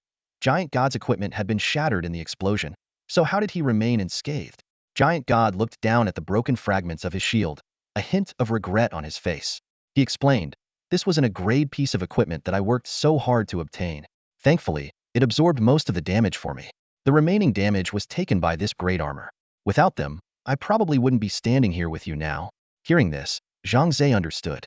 Although weapons and equipment in the demon realm didn't have a durability system, they could still break under extreme damage. The earlier explosion had been too powerful, exceeding the shield and armor's limits. Their destruction had ultimately saved Giant God's life, though his health had dropped to a critical level, barely 10 remaining. Money Princess immediately began healing Giant God, while the others formed a protective circle around him to guard against any unexpected dangers. Turning her gaze to the Kobold Mine boss' shattered corpse, she noticed the explosion had scattered its loot across the ground, about a dozen items in total. "Doesn't seem like there's anything valuable. Wait, is this black gold or?" Money Princess muttered while collecting the loot, her tone tinged with disappointment. Suddenly, her eyes lit up as she spotted a dark crystal on the ground. She exclaimed in excitement, "It really is black gold or? We've hit the jackpot." Hearing her shout, the group gathered around to inspect the legendary black gold ore. They marveled at its uniqueness compared to ordinary minerals and speculated about its immense value, estimated to be in the millions. Some lamented that only one piece had dropped, but others pointed out that its rarity was what made it so precious. Zhang Ze lowered a rope into the cave, allowing everyone to climb back to the surface. At the far end of the cave, the stone door began to emit a blinding white light, resonating with the key they had just obtained. This signaled that the path to the next level had opened. Money Princess handed all the loot to Giant God, praising him for his significant contribution to their victory. However, Giant God modestly credited their success to the group's collective efforts and suggested splitting the rewards equally. The group unanimously declined, insisting that Giant God deserved the rewards for risking his life to save them. In the end, Giant God accepted their decision with gratitude. He promised to use the rewards to purchase high-quality equipment from the trading platform, intending to strengthen himself for future challenges. After taking a short break, the group passed through the glowing stone door and found themselves in a vast, towering cavern that resembled an underground grotto. Money Princess looked up, estimating the ceiling to be at least 20 or 30 meters high. When Giant God and his team appeared at the altar, a few scattered adventurers glanced at them indifferently, offering no greetings or acknowledgement. The atmosphere was tinged with a subtle sense of estrangement. This was perfectly normal. The deeper one ventured into the demon realm, the fewer adventurers there were. However, those who remained were far more formidable. Zhang Ze scanned his surroundings and noticed that these high-level adventurers exuded an aura of confidence and power. Their eyes carried a hint of pride. Most of them operated alone or in fixed teams, showing little interest in welcoming newcomers. They gave off an impression of being aloof and hard to approach. Zhang Ze pondered for a moment. Such wariness was not unwarranted. The demon realm was a chaotic place filled with all kinds of people, and no one could be sure who was trustworthy. He had heard countless stories of deceit, ambushes, and betrayal, which only heightened the adventurer's sense of caution. In an environment like this, having a trustworthy team is invaluable, Zhang Ze thought to himself. After all, too many have met their end at the hands of so-called friends they misjudged. A voice broke Zhang Ze's train of thought. It was Giant God, who said, "That's all for today. I'll gather the necessary equipment, and then we can continue exploring the 7th layer of the demon realm." He looked apologetically at the group. Moonlight Autumn chimed in. "Makes sense. It's getting late anyway. We should all log off and rest." The team exchanged goodbyes and logged off one by one. Just as Zhang Ze was about to leave, Money Princess called out to him with a meaningful smile on her face. "Rakshasa, do you have any plans for later?" Zhang Ze paused for a moment before replying, "It's still early. I don't have anything planned." A sly glint flickered in Money Princess's eyes. "That's great. Meet me at the 6th layer of the demon realm in half an hour. You, me, and Dragon King Weary going to earn some extra cash." Extra cash? Zhang Ze raised an eyebrow, unsure of what she meant. "You'll find out when you log back in. Just make sure to come," Money Princess said before logging off, leaving Zhang Ze puzzled. Moonlight Bunny leaned in closer to Zhang Ze and whispered, "Brother Rakshasa, I know how Money Princess plans to make extra cash." Earlier, she and Dragon King were talking about going back to the previous layer to steal or from the kobold miners. They said each piece of or sells for 10,000 coins. If they steal 100 pieces in one night, that's 1,000,000. Zhang Ze suddenly understood and sighed helplessly. He finally realized what Money Princess meant by earning extra cash. As for why she wanted him to join, he suspected it was because she wanted him to use his bow to shoot out the candles on the kobold miners' helmets, plunging them into darkness and making it easier to steal the ore. "Well, I don't have anything better to do anyway. I might as well tag along," Zhang Ze said. Moonlight Bunny's eyes lit up. "Then I'm coming too. Wherever Brother Rakshasa goes, I go." Zhang Ze patted Moonlight Bunny on the head and cautioned her. "All right, but make sure to stay safe. Without Giant God to shield us this time, we'll have to rely on ourselves. So don't stray too far from me." The Moonlight Bunny nodded gently, her obedient demeanor forming a stark contrast to her actual age. Although she was the same age as Zhang Zeboth, having just turned 18 and newly entered the demon realm, her petite frame and youthful features made it easy for others to underestimate her age. After saying goodbye, Zhang Ze immediately logged into the trading platform of the demon realm and began carefully selecting equipment. The platform saw an astonishing daily transaction volume, reportedly reaching hundreds of billions. He quickly browsed through the various categories, calculating how best to allocate his funds. "My weapon is already SSS-rank, so I can set that aside for now," Zhang Ze muttered to himself, shifting his focus to the armor section. He meticulously filtered through high-grade equipment, weighing the pros and cons of each item. A grade armor has decent defense, but steel armor is too heavy and affects mobility. This grade leather armor has slightly lower defense, but adds 2 points to agility, might be worth considering, he murmured, his eyes continuing to scan the screen. "SSS-rank boots? 20 million? Forget it." After a careful selection process, Zhang Ze finally settled on 4 pieces of equipment: a grade leather armor, a grade belt, a grade boots, and a pair of grade gloves. At the same time, he also picked out a pair of SSS-rank boots for the Moonlight Bunny. These boots could boost dodge rate by 20, and although they were quite pricey, Zhang Ze felt it was a worthwhile investment for her safety, especially considering the help she had given him earlier. Once he finished browsing the weapon and armor sections, Zhang Ze did a quick calculation of his remaining budget, about 10 million. He decided to try his luck in the accessories section, hoping to find something of great value. Amid the dazzling array of accessories, a silver necklace suddenly caught Zhang Ze's eye. It was an S-rank item, not only of exceptional quality, but also rare in its ability to permanently enhance talent skills by 10. This is a real treasure, Zhang Ze thought excitedly. If I use this on my summoning skill, wouldn't I be able to summon one more creature? Both my combat power and safety would increase significantly. Seeing the price tag of 9.99 million, which was just within his budget, Zhang Ze let out a sigh of relief and quickly jotted down the item numbers for all the gear he planned to purchase. Then, he logged out of the trading platform and re-entered the Demon Realm, heading straight for the 6th level altar to meet up with the Money Princess and the tempestuous Dragon King. These are the items I want to buy. Zhang Ze handed the list of numbers to the Money Princess, his tone tinged with urgency. Please purchase them as quickly as possible. I'm worried someone else might snatch them up if we wait too long. The Gold Princess widened her beautiful eyes in disbelief as she stared at the product codes and prices Zhang Ze provided. Are you kidding me? You actually spent the entire 20 million without a cent left, and now I even have to chip in a few thousand more. This is outrageous. She had initially hoped to make some profit off Zhang Ze, but not only did she fail to earn anything, she ended up having to cover the extra cost. Despite her annoyance, she reluctantly accepted the situation, remembering how Zhang Ze had helped her before. Meanwhile, Moonlight Bunny logged into the Demon Realm as well. Not wanting to share any profits with her, the Gold Princess said to Zhang Ze, let's make this clear up front, whatever money we make stealing or, none of it goes to her. Zhang Ze frowned slightly but hadn't yet responded when Moonlight Bunny interjected.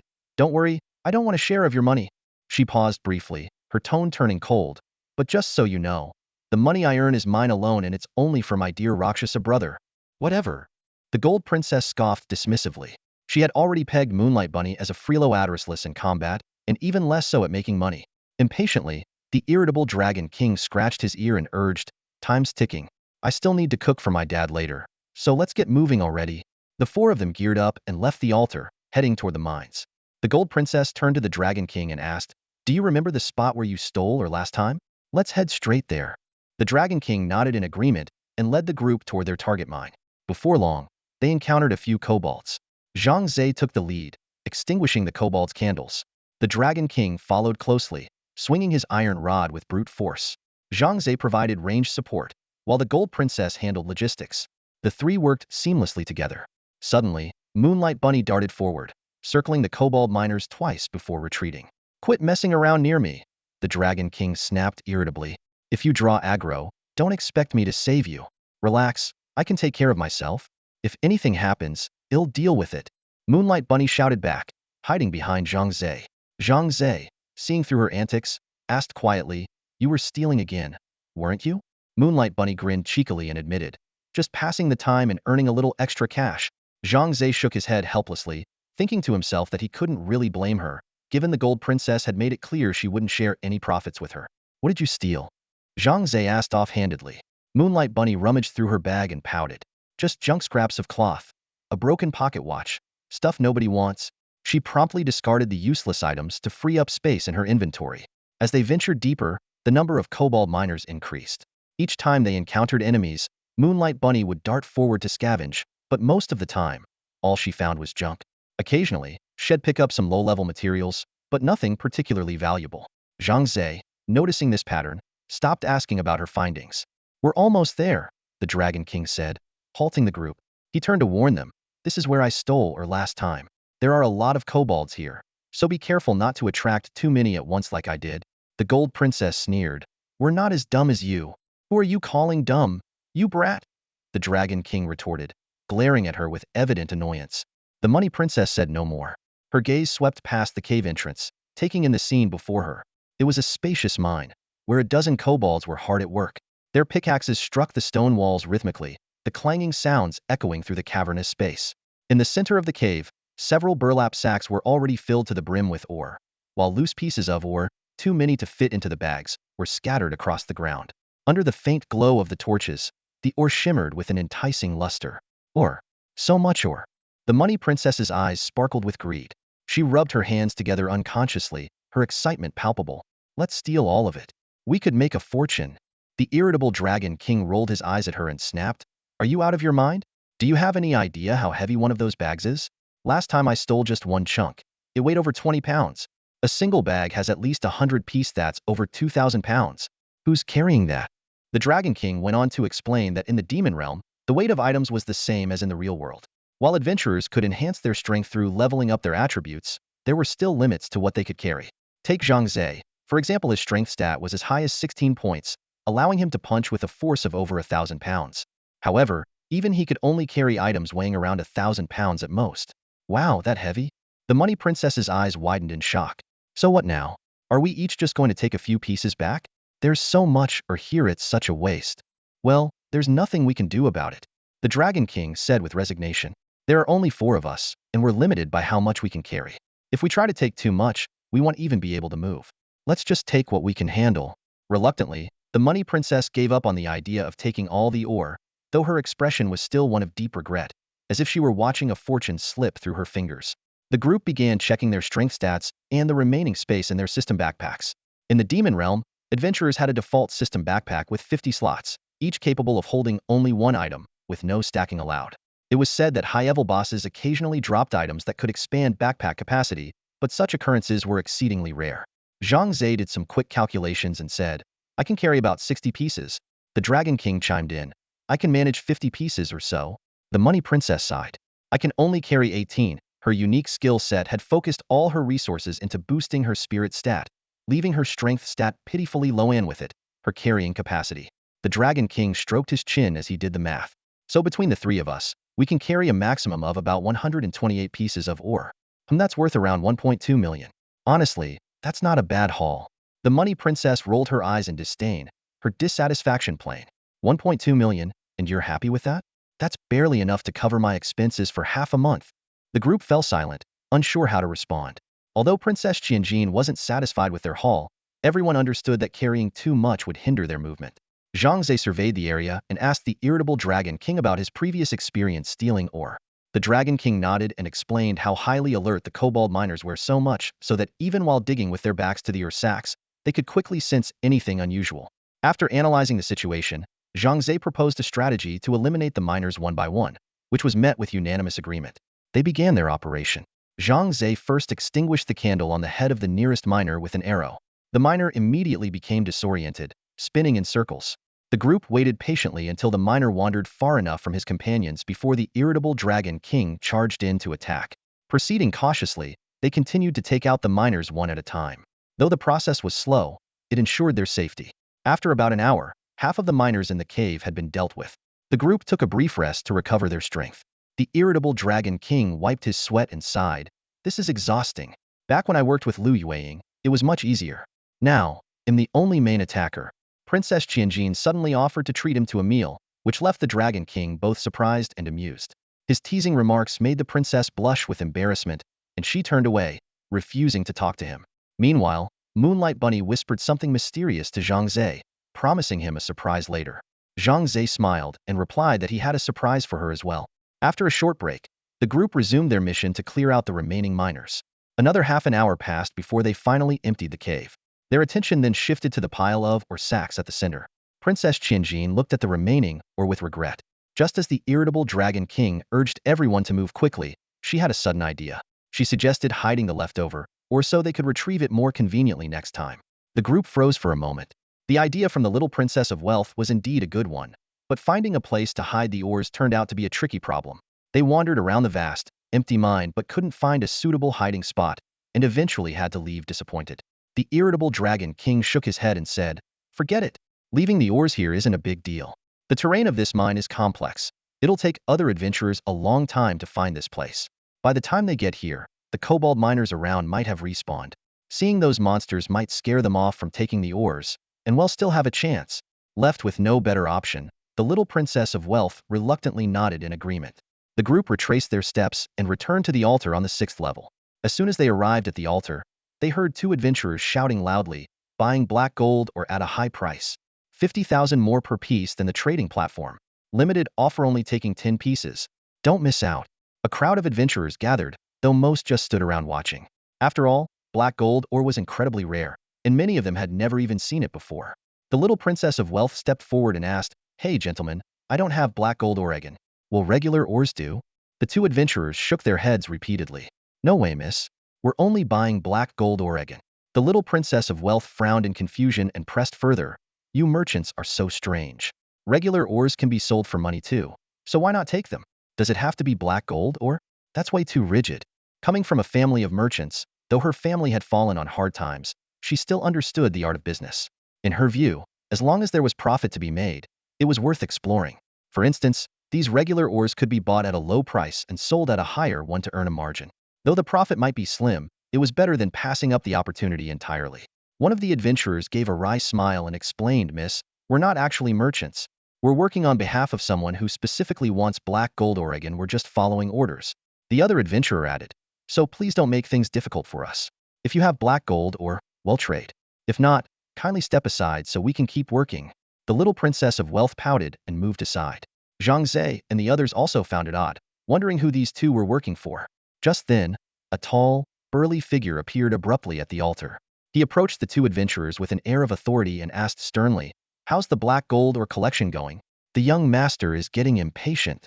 One of the adventurers quickly replied, "Boss, we've been shouting for over an hour now, but we've only managed to get one piece of black gold, or the drop rate is just too low, and not many adventurers have it, so we haven't been able to collect 10 pieces yet." The towering man's face darkened with rage. "What? You two are useless." He launched into a furious tirade, berating them mercilessly. "Do you have any idea how long young Master Chen Feng has been stuck on the 7th level? If we can't find enough black gold, or to forge him a decent weapon, how is he supposed to progress to the 8th level? If he misses his chance to get into Qing University's Martial Academy because of this, can you two idiots take responsibility?" The two adventurers hung their heads, too afraid to speak, though they felt deeply wronged. The towering man continued to bellow, "Pick up the pace. If you can't collect 10 pieces, then at least get 5. Just hurry up. Otherwise, pack your things and get lost." With that, he shot them a glare and suddenly vanished into thin air. The irritable Dragon King watched the scene unfold and clicked his tongue in amazement. Man, that guy was fierce. He scolded them like they were his grandkids. The Money Princess curled her lips and let out a snort, her tone carrying a hint of disdain. That's to be expected. These two adventurers are clearly just hired hands. Would they dare disobey their boss? Only if they don't want their jobs anymore. Zhang Ze stood silently to the side, saying nothing. The name Chen Feng rippled through his mind like a stone dropped into water. That was the guy who had bullied his sister at the Yunding Club. They had even fought back then. While Zhang Ze had a slight edge due to his speed, the fight had ended in a draw. If they were to face off again now, the outcome would be uncertain. The burly man mentioned that Chen Feng had already advanced to the 7th level and was preparing to challenge the 8th. Those words struck Zhang Ze like a heavy blow to the chest. A sense of urgency surged within him. He thought to himself, Chen Feng is not only powerful but also has an class innate skill. Our grudge remains unresolved. If we both end up at Qing University Martial School, conflict will be inevitable. I have to become stronger before he does. The Money Princess waved her hand dismissively, her tone slightly impatient. Since they won't take it, let's just head to the trading platform. It's a bit more troublesome, but as agreed, we'll split the money from selling the ores 3 ways. She turned to Zhang Ze and raised an eyebrow. Luo Sha, you still can't accept bank transfers, right? Zhang Ze nodded. That's right, I can't yet. How about this? You help me check the trading platform. If there's a dead zone invitation, buy it for me. If not, just hold on to the money for now. The Money Princess raised an eyebrow, a teasing look on her face. You trust me that much? Aren't you afraid I'll pocket your money? Not at all. Zhang Ze smiled faintly. While I don't fully trust you, I do trust Dragon King. Since you're his friend, your character shouldn't be too bad. Teasing. The Money Princess pursed her lips, turned her head, and said no more before logging off directly. Dragon King waved at Zhang Ze. Luo Sha, I'm logging off too. If my old man comes home and there's no hot meal waiting, I'll be in trouble. See you later. With that, he logged off as well. Zhang Ze turned to Moonlight Bunny and smiled. Bunny, you should get some rest too. As for your plan to reach the 30th level of the Demon Realm, we can't rush it. At the very least, we need to wait until I'm stronger. Moonlight Bunny nodded obediently. I understand, Brother Luo Sha. I'll be more patient. As soon as she finished speaking, she suddenly sent Zhang Ze a trade request. Zhang Ze was momentarily stunned. After accepting the request, he was surprised to see a black gold ore in the trade window. Black gold ore? Where did you get this? Zhang Ze blurted out, but then immediately realized the answer. Moonlight Bunny hadn't participated in the battles, so the ore must have come from one of the kobold miners. Sure enough, Moonlight Bunny's face lit up with a proud smile. I stole it from a kobold miner. Honestly, I didn't expect to get something this good. I thought it was just regular junk material. I must be super lucky. You really are lucky. Zhang Ze nodded with a smile. He and the Money Princess, along with Dragon King, had defeated countless kobold miners without finding a single black gold ore. Yet this little girl managed to swipe one while stealing it. Was almost absurd how lucky she was. However, instead of confirming the trade, Zhang Ze said to Moonlight Bunny, "You should keep this black gold ore for yourself. You can sell it for money or use it to get better equipment." Moonlight Bunny shook her head firmly and insisted, "No, no, no. I want to give this black gold ore to you, Brother Luosha." Zhang Ze was about to decline Moonlight Bunny's kind offer, but her sincere words moved him. Her eyes sparkled with anticipation as she said, "Brother Rakshasa, I'm giving you the black gold ore not just for your sake, but for mine too. If your strength improves, you'll be able to take me to the 30th floor of the demon realm to see my father faster. It's beneficial for both of us, so please don't refuse." Zhang Ze thought for a moment before finally nodding in agreement. "All right then, I'll accept it for now. Consider me owing you a favor." He understood that while his Scrade weapon had decent attributes, its low level limited its damage. As they ventured deeper into the higher floors of the demon realm, the weapon might become inadequate. Upgrading his equipment was indeed a wise choice. After chatting a bit more, Moonlight Bunny logged off to rest. Zhang Ze, after glancing at the two adventurers who had been silently observing them, decided to log off as well. Back in his bedroom in the real world, Zhang Ze immediately checked his bank account. The screen displayed a balance of nearly 7 million, and his eyes lit up at the sight. This substantial sum was the result of his recent efforts through various means. "It feels like a dream," Zhang Ze murmured to himself. "Just half a month ago, I was stressing over the rental fee for my sister's artificial kidney, and now I have this much in savings." He took a deep breath, a warm sense of relief washing over him. All of this was thanks to the SS-level super talent he had acquired. His powerful summoning ability had completely turned his life around. Shaking his head with a small smile, he thought, "What am I even sighing about? With such a powerful skill, the future is bright. My sister's life will improve too. All I need to do is stay grounded and keep working hard to grow stronger." With hopes for a better future, Zhang Ze soon drifted off to sleep. The next morning, Zhang Ze and his sister, Zhang Feng, woke up around the same time. While Zhang Feng was preparing breakfast in the kitchen, Zhang Ze approached her and said softly, "Take the day off today." Zhang Feng turned to him with a puzzled look. "Is there something special about today? Why should I take a day off?" A radiant smile spread across Zhang Ze's face. "Today is a big day. We're going to see Dr. Yang and purchase the permanent usage rights for your artificial kidneys." Hearing this, Zhang Feng froze in place, her face lighting up with surprise. "Are you serious, brother? I can really own the artificial kidneys permanently?" Her hands trembled slightly with excitement. Having permanent ownership of the artificial kidneys meant she could finally escape the shadow of life-threatening risks and the burden of exorbitant rental fees. Most importantly, she would no longer have to endure the painful decline in functionality due to insufficient payments. This news was nothing short of a second chance at life for her. "Of course, I'm serious," Zhang Ze reassured her, gently patting her shoulder. "How could I joke about something like this? Let's finish breakfast first, then we'll head to Dr. Yang's office. He should be at work today." Dr. Yang was Zhang Feng's attending physician. He had performed the critical surgery to save her life and had helped arrange the purchase of her artificial kidneys from the medical equipment company. The siblings held deep trust and gratitude toward him. After breakfast, the two took the subway to Tianfeng City's First People's Hospital. Standing outside Dr. Yang's office, Zhang Ze politely knocked on the door. Once they were invited in, he walked in with his sister. Dr. Yang, upon seeing them, greeted them warmly with a kind smile. "Ah, it's you two. Please, come in and have a seat." Adjusting his gold-rimmed glasses, he asked with concern, "Are you here for a consultation? Is Zhang Feng feeling unwell?" Zhang Ze replied seriously, "Dr. Yang, we're not here for a medical checkup this time. We're here to purchase the permanent usage rights for the artificial kidneys." Dr. Yang raised his eyebrows slightly in surprise. "Oh, the permanent usage rights for the artificial kidneys cost 5 million each. Since Zhang Feng needs a pair, that's 10 million. He examined the young man in front of him closely, his tone tinged with curiosity. "That's a significant amount of money. Have you really managed to gather it?" In Tianfeng City, the average monthly income for most people was only 4 to 5,000 yuan. Raising 10 million was a monumental task, one that could take an ordinary person a lifetime to achieve if at all. And Zhang Ze was still just a student. For someone like him, this kind of money seemed almost unimaginable. Dr. Yang's astonishment and curiosity were evident. "Wait, could it be? You won the lottery?" Zhang Ze shook his head and explained, "No, it's not that.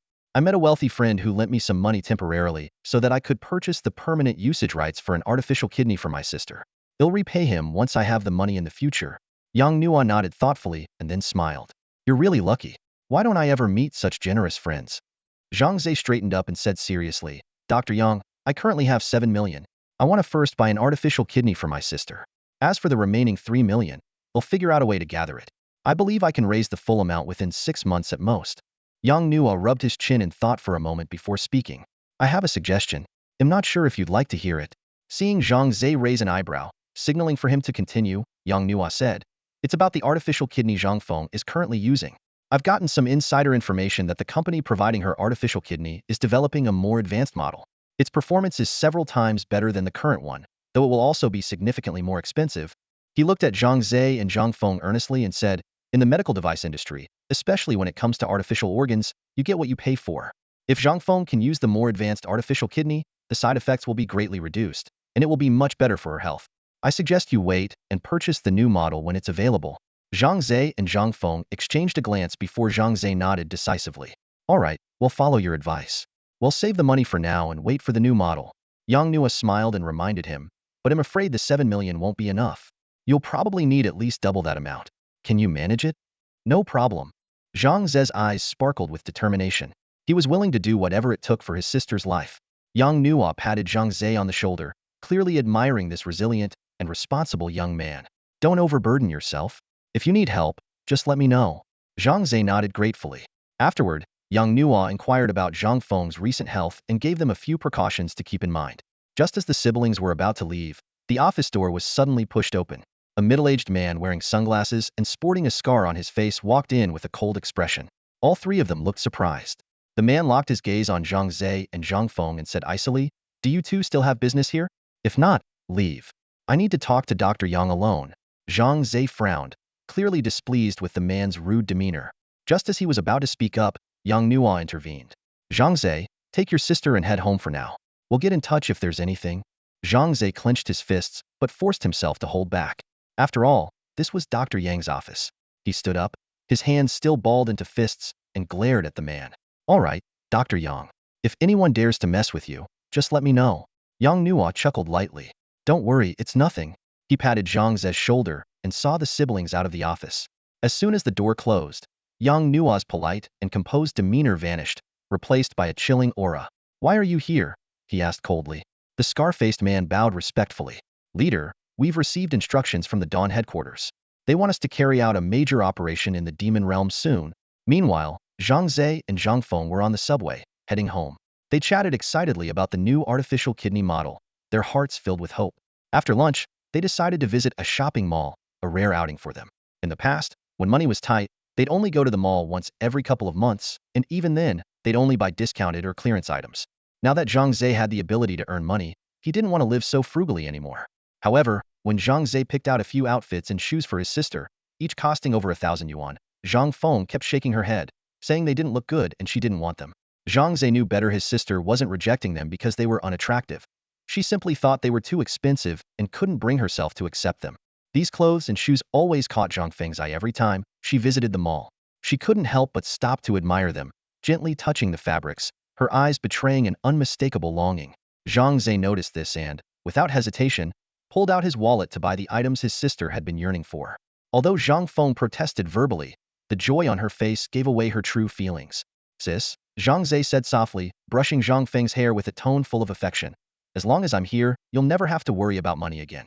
You can enjoy life to the fullest, and I'll do everything I can to give you a better life. Hearing this, Zhang Feng's eyes instantly reddened. She threw her arms around Zhang Ze and choked out, brother. Thank you. Zhang Ze chuckled as he wiped away her tears, teasing her. Aren't you a little too old to be crying like this? Aren't you embarrassed? The siblings, carrying bags full of their purchases, made their way home. Back at home, Zhang Feng hummed a cheerful tune as she busied herself in the kitchen, while Zhang Ze idly scrolled through news on his phone. The main news channel of the Great Xia Kingdom reported on the National Security Bureau's discovery of criminals in hiding, urging citizens to remain vigilant. Meanwhile, James, the leader of Country M, addressed the United Nations, calling for global unity against the monsters of the abyss. He promised to reduce the cost of hiring high-level abyss warriors, and even offer free assistance to weaker nations. However, another report exposed the harsh conditions secretly attached to these offers. Local news highlighted an upcoming charity auction hosted by Li Zihao, chairman of the Shanha Group. The auction would feature rare relics from the old era, with all proceeds going to support underprivileged children. After dinner, Zhang Feng excitedly retreated to her room to try on her new clothes and shoes. Meanwhile, Zhang Ze prepared to enter the abyss. He tapped the back of his hand 3 times, disappearing in an instant. In the blink of an eye, Zhang Ze found himself standing on the altar of the 7th layer of the abyss. However, The scene before him took him by surprise. The altar was crowded with people, their faces filled with unease and fear. Among them, he spotted familiar faces like Lu Yueying, as well as an unexpected figure, Lu Yueying's sixth uncle, Nu Feng Jue Feng. Hey, long time no see, brother Luocha. Nu Feng Jue Feng greeted Zhang Ze warmly, clearly holding him in high regard. Zhang Ze returned the greeting with a smile, though his mind was clouded with questions. Hello, sixth uncle. What's going on here? Why is everyone staying on the altar instead of heading out to fight monsters? Before Furious Windslayer could speak, the hot-tempered Dragon King interrupted angrily. Don't even mention it. Out of nowhere, a group of maniacs appeared, killing anyone they came across. Each one of them is incredibly powerful. Ordinary adventurers don't stand a chance. I've heard that over a dozen people have already died. Hearing this, Zhang Ze furrowed his brows and turned to Furious Windslayer for confirmation. With a grave expression, Furious Windslayer nodded and said, "It's true. The National Security Department has teamed up with the Abyss Management Bureau, deploying numerous experts from the Abyss to maintain order. As far as we know, there are criminals like this on every floor of the Abyss. They specifically target lone, weaker adventurers. We suspect this is an organized and premeditated criminal operation, possibly with a larger conspiracy behind it. But so far, we haven't managed to capture a single one of them, so we have no further information." He looked seriously at Lu Yueying, Zhang Ze, and the others. For the next few days, don't go into the Abyss.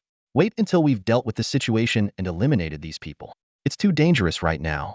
Upon hearing this, disappointment was written all over everyone's faces.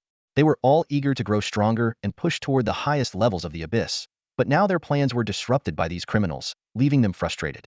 However, they understood that risking their lives was not worth it. The giant god sighed and said, "We'll just have to follow the orders. Safety comes first. Let's all log off for now. Once the situation is resolved, I'm sure we'll be informed." He added a special warning: do not log in privately, it's extremely dangerous. Especially you, Dragon King and Little Princess of Money. Don't put yourselves in harm's way for some petty gain. Hearing this, the Dragon King and Little Princess of Money froze, then looked embarrassed. It was clear that their earlier secret plan to drag Zhang Ze along to steal Cobalt had been exposed. Everyone bid each other farewell and logged off one by one. Soon, only Zhang Ze, Lu Yueying, and Furious Windslayer were left. Just as Zhang Ze was about to log off, a sudden cry came from the crowd outside. Someone's been murdered. All eyes were immediately drawn to the commotion.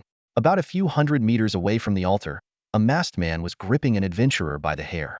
In his other hand, he held a sharp dagger, slowly slicing across the adventurer's throat. Though there were no screams or blood, the intense aura of death sent chills down everyone's spine. The adventurer, his face filled with terror and despair, had his hands tightly bound and was unable to break free. He could only watch helplessly as his life was taken. Eventually, his body gradually disappeared, leaving behind a few dropped items, which the masked man swiftly collected into his bag. The masked man arrogantly shouted to all the adventurers on the altar, "Ha ha ha! Step off the altar, and this will be your fate." With that, he swaggered off into the darkness. Furious Windslayer narrowed his eyes, his expression dark as a storm cloud. He muttered under his breath, "That bastard! He just killed a staff member of the Abyss Management Bureau." Zhang Ze and Lu Yueying were shocked. The Abyss Management Bureau staff were known for their strength, with even the weakest being first-tier Abyss experts. Yet this masked man had taken one down so easily. Gritting his teeth, Furious Windslayer growled, "Devil's Smile, I'll remember that name." He turned to Zhang Ze and Lu Yueying and said, "You two, log off immediately. I'm going after this guy. I won't let my colleague's death be in vain." Suddenly, Lu Yueying spoke up, "Uncle Lu, let me come with you. This is a rare opportunity to train, and I don't want to miss it." Zhang Ze glanced at Lu Yueying, then, after a moment of thought, said, "I'll come too. Another person means more support." Furious Windslayer hesitated, but eventually nodded. "Fine. To become strong, you must go through trials. Today is a good chance for you to witness a real battle between Abyss experts. But listen carefully, the enemy is dangerous, and we don't know if he has accomplices. Stay close to me and follow my instructions at all times. If you can promise that, you can come." Zhang Ze and Lu Yueying nodded firmly. The three of them immediately charged out from the altar, leaving behind the astonished gazes of the other adventurers. Suddenly, a commotion erupted on the altar. A masked man unexpectedly dashed out from the platform, causing gasps of surprise among the crowd. "Come back. It's too dangerous. You're walking into your death," someone shouted, their voice filled with urgency. In the crowd, someone asked in confusion, "Where are the people from the Demon Realm Administration? Why haven't we seen any staff on this level? Where are they in such a critical moment?" Someone nearby immediately explained, "You're looking for the Demon Realm Administration? That guy just now, the one named Nu Sha Jue Feng, is one of their experts. I heard he's a second-tier Demon Realm elite." What? The person who asked seemed taken aback by the response. At that moment, three figures quickly took off in the direction where the masked man had disappeared. The seventh layer of the Demon Realm was a maze of intersecting paths and tunnels, where one wrong turn could easily lead to getting lost. Although the Demon Realm Guide provided a basic map, it only marked the route from the altar to the boss, leaving all other branches uncharted. Zhang Ze, Nu Sha Jue Feng, and Lu Yueying could only proceed cautiously, feeling their way forward. Soon, they arrived at a three-way fork in the path. Lu Yueying turned to Nu Sha Jue Feng and asked, "Uncle Six, there are three paths here. Which one should we take?" Nu Sha Jue Feng scanned the area and decisively pointed to the left. "Let's go with the left one." Zhang Ze asked curiously, "Why? Do you know which route the masked man took?" Nu Sha Jue Feng burst out laughing. "No idea. Just going with my gut." Ha ha ha. Zhang Ze and Lu Yueying exchanged glances, speechless. Though his method of decision-making was questionable, they had no better options. Luck would have to guide them. The three of them entered the left tunnel and continued their pursuit. Just as they stepped into the tunnel, a shadow leaped down from above. It was a massive black lizard, over 2 meters long, its body covered in dark, gleaming scales. Its beast-like eyes tracked the trio as they disappeared into the tunnel, and it let out a chilling laugh. "You three are my prey today." The lizard suddenly spoke in human language. It turned out to be the masked man from earlier. This was his innate skill shapeshifting. Shapeshifting. Level A. Experience 2. Cost 170,43000. Cooldown 30 Vitality. Effect: transform into a monster, increasing all attributes by 10 for 60 minutes. Notes: Level 1, 5 to all attributes. Level 2, 10 to all attributes. Level 3, 15 to all attributes. Level 4, 20 to all attributes. Level 5, 30 to all attributes. As Zhang Ze and his team moved quickly through the tunnel, a low growl echoed from ahead. The trio immediately stopped in their tracks. Nu Sha Jue Feng whispered, "It's a savage giant, one of the common monsters on the 7th layer. They're not very intelligent and move slowly, but they're incredibly strong. If you get hit, it'll hurt like hell. Don't confront them directly. Wait for their attacks to slow down, then counter for better results." Although Zhang Ze had already studied the Demon Realm Guide and had some knowledge of the monsters on this level, Nu Sha Jue Feng's detailed explanation was much more practical. "I'll take the lead. You two follow closely behind me," Nu Sha Jue Feng said firmly. "Don't fall behind. Remember, our goal today isn't to kill monsters, it's to catch that man." Zhang Ze and Lu Yueying nodded in agreement. The three of them picked up their pace and charged forward. Turning a corner, they saw 3 monsters standing in the passage ahead, 2 savage giants and 1 ogre giant. Savage Giant. Level 1 max 5. Experience 110. Health 8,750. Attack 450,650. Defense 1,200. Skills none. Ogre Giant. Level 1 max 5. Experience 110. Health 7,550. Attack 350,550. Defense 700. Skills none. Damn it. I didn't expect an ogre giant to be here too. Nu Sha Jue Feng muttered, clearly frustrated. The shorter but disproportionately large-headed ogre giant seemed to be a troublesome foe for him. The plan has changed. With the ogre giant here, it's unlikely we can just rush past. We'll have to fight our way through. Nu Sha Jue Feng's decision was the right one. The ogre giant could cast a silence-like spell, temporarily disabling the use of innate skills. For adventurers who relied heavily on their skills, this was a devastating disadvantage. Thus, Nu Sha Jue Feng decided to eliminate the 3 giants first. Even if they were silenced and unable to use their skills, they wouldn't face too much danger. They just needed to be patient and wait for the silence effect to wear off before reactivating their abilities to protect themselves. Silence magic? Zhang Ze frowned slightly, lost in thought. Would his summoning skill, a natural talent, be affected by this silence magic? The question lingered in his mind, refusing to let go. Zhang Ze carefully recalled the process of his summoning. Whenever he killed a monster, it would directly enter his summoning space. To summon it, he needed only a single thought, and the monster would appear, seemingly without triggering his innate skill. This peculiarity raised a doubt. Did his summoning ability activate when he killed the monster, or when he summoned it? If it was the former, then silence magic would have no effect on him. However, if it was the latter, things could get tricky. He would be unable to use his talent and therefore unable to summon monsters to assist in battle. Zhang Ze silently decided that today would be the perfect opportunity to test the true nature of his summoning ability. Is everyone ready? Follow me.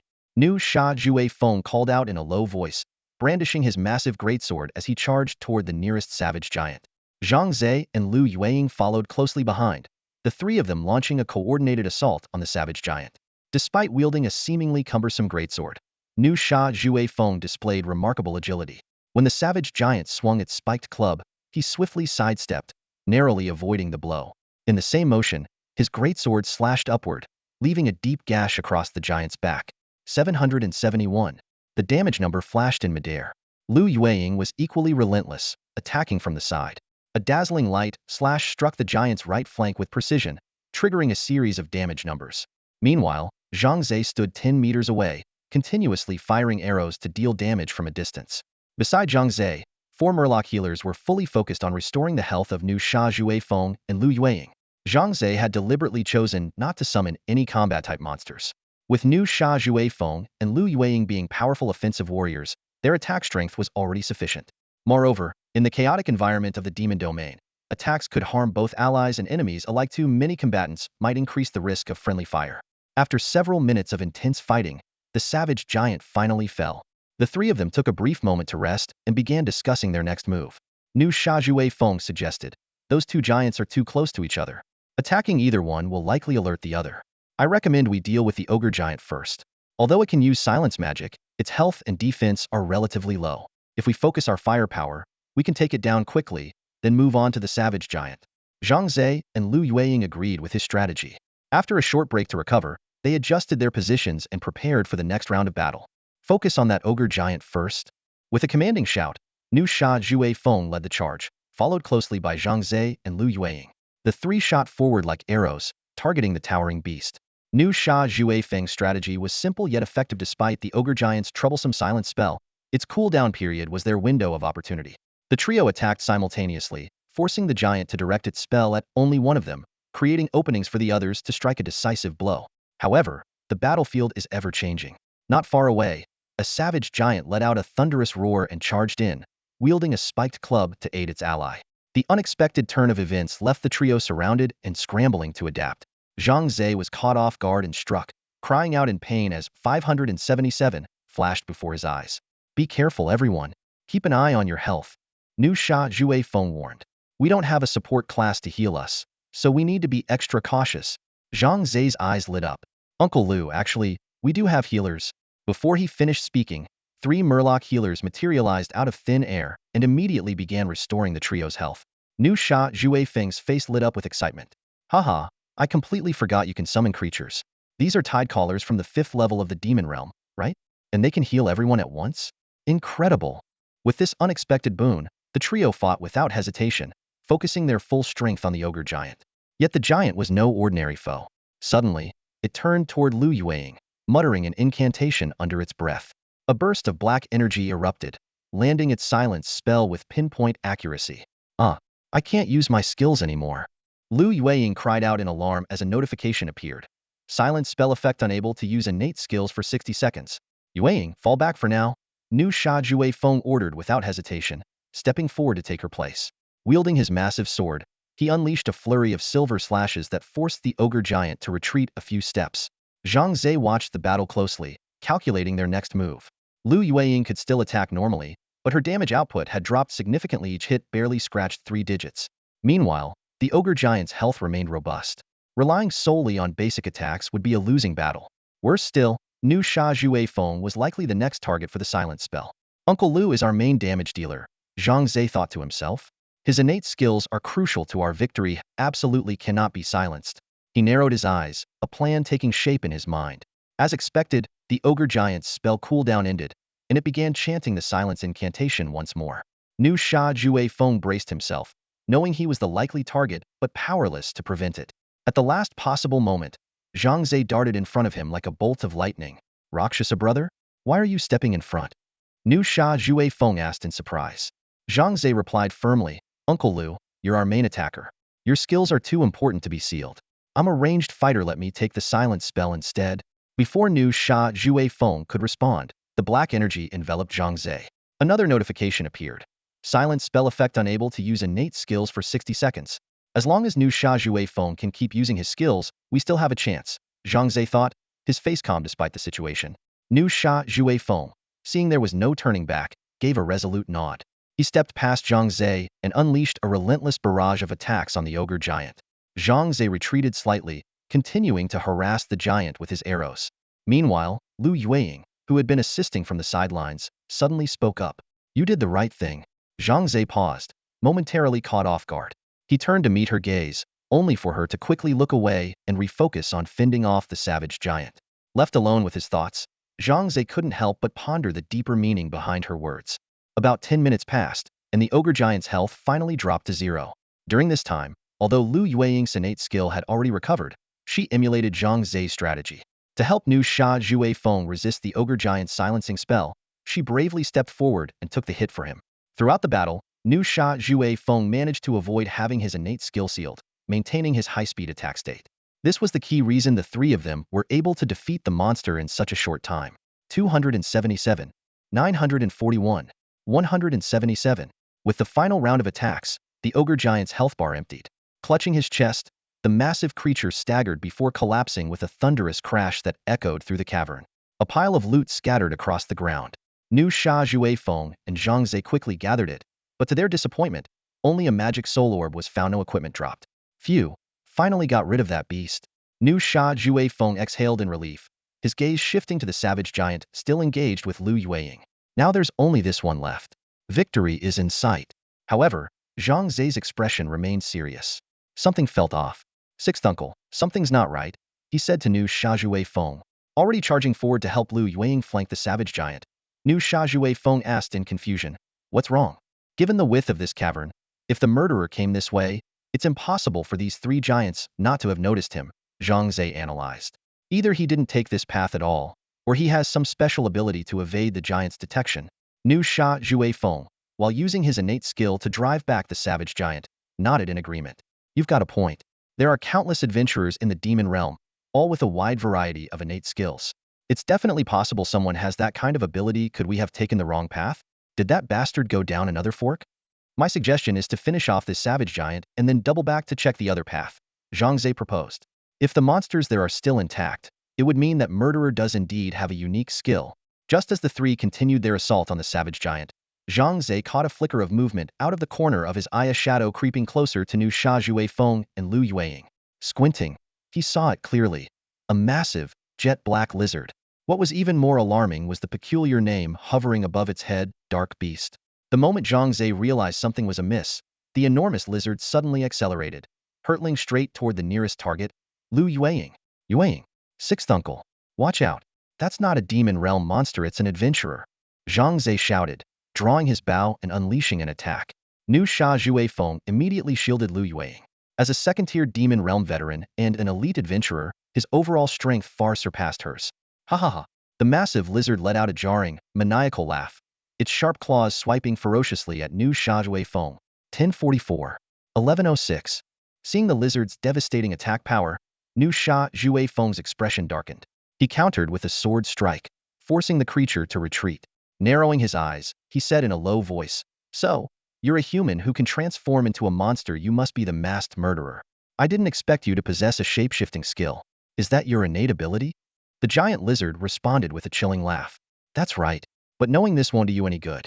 Today will be your last. With that, it began moving with astonishing speed and agility, weaving around Nu Sha Jue Feng and Lu Yueying, constantly probing for openings to strike. Moonshadow, back to back? Nu Sha Jue Feng shouted, his voice sharp with urgency.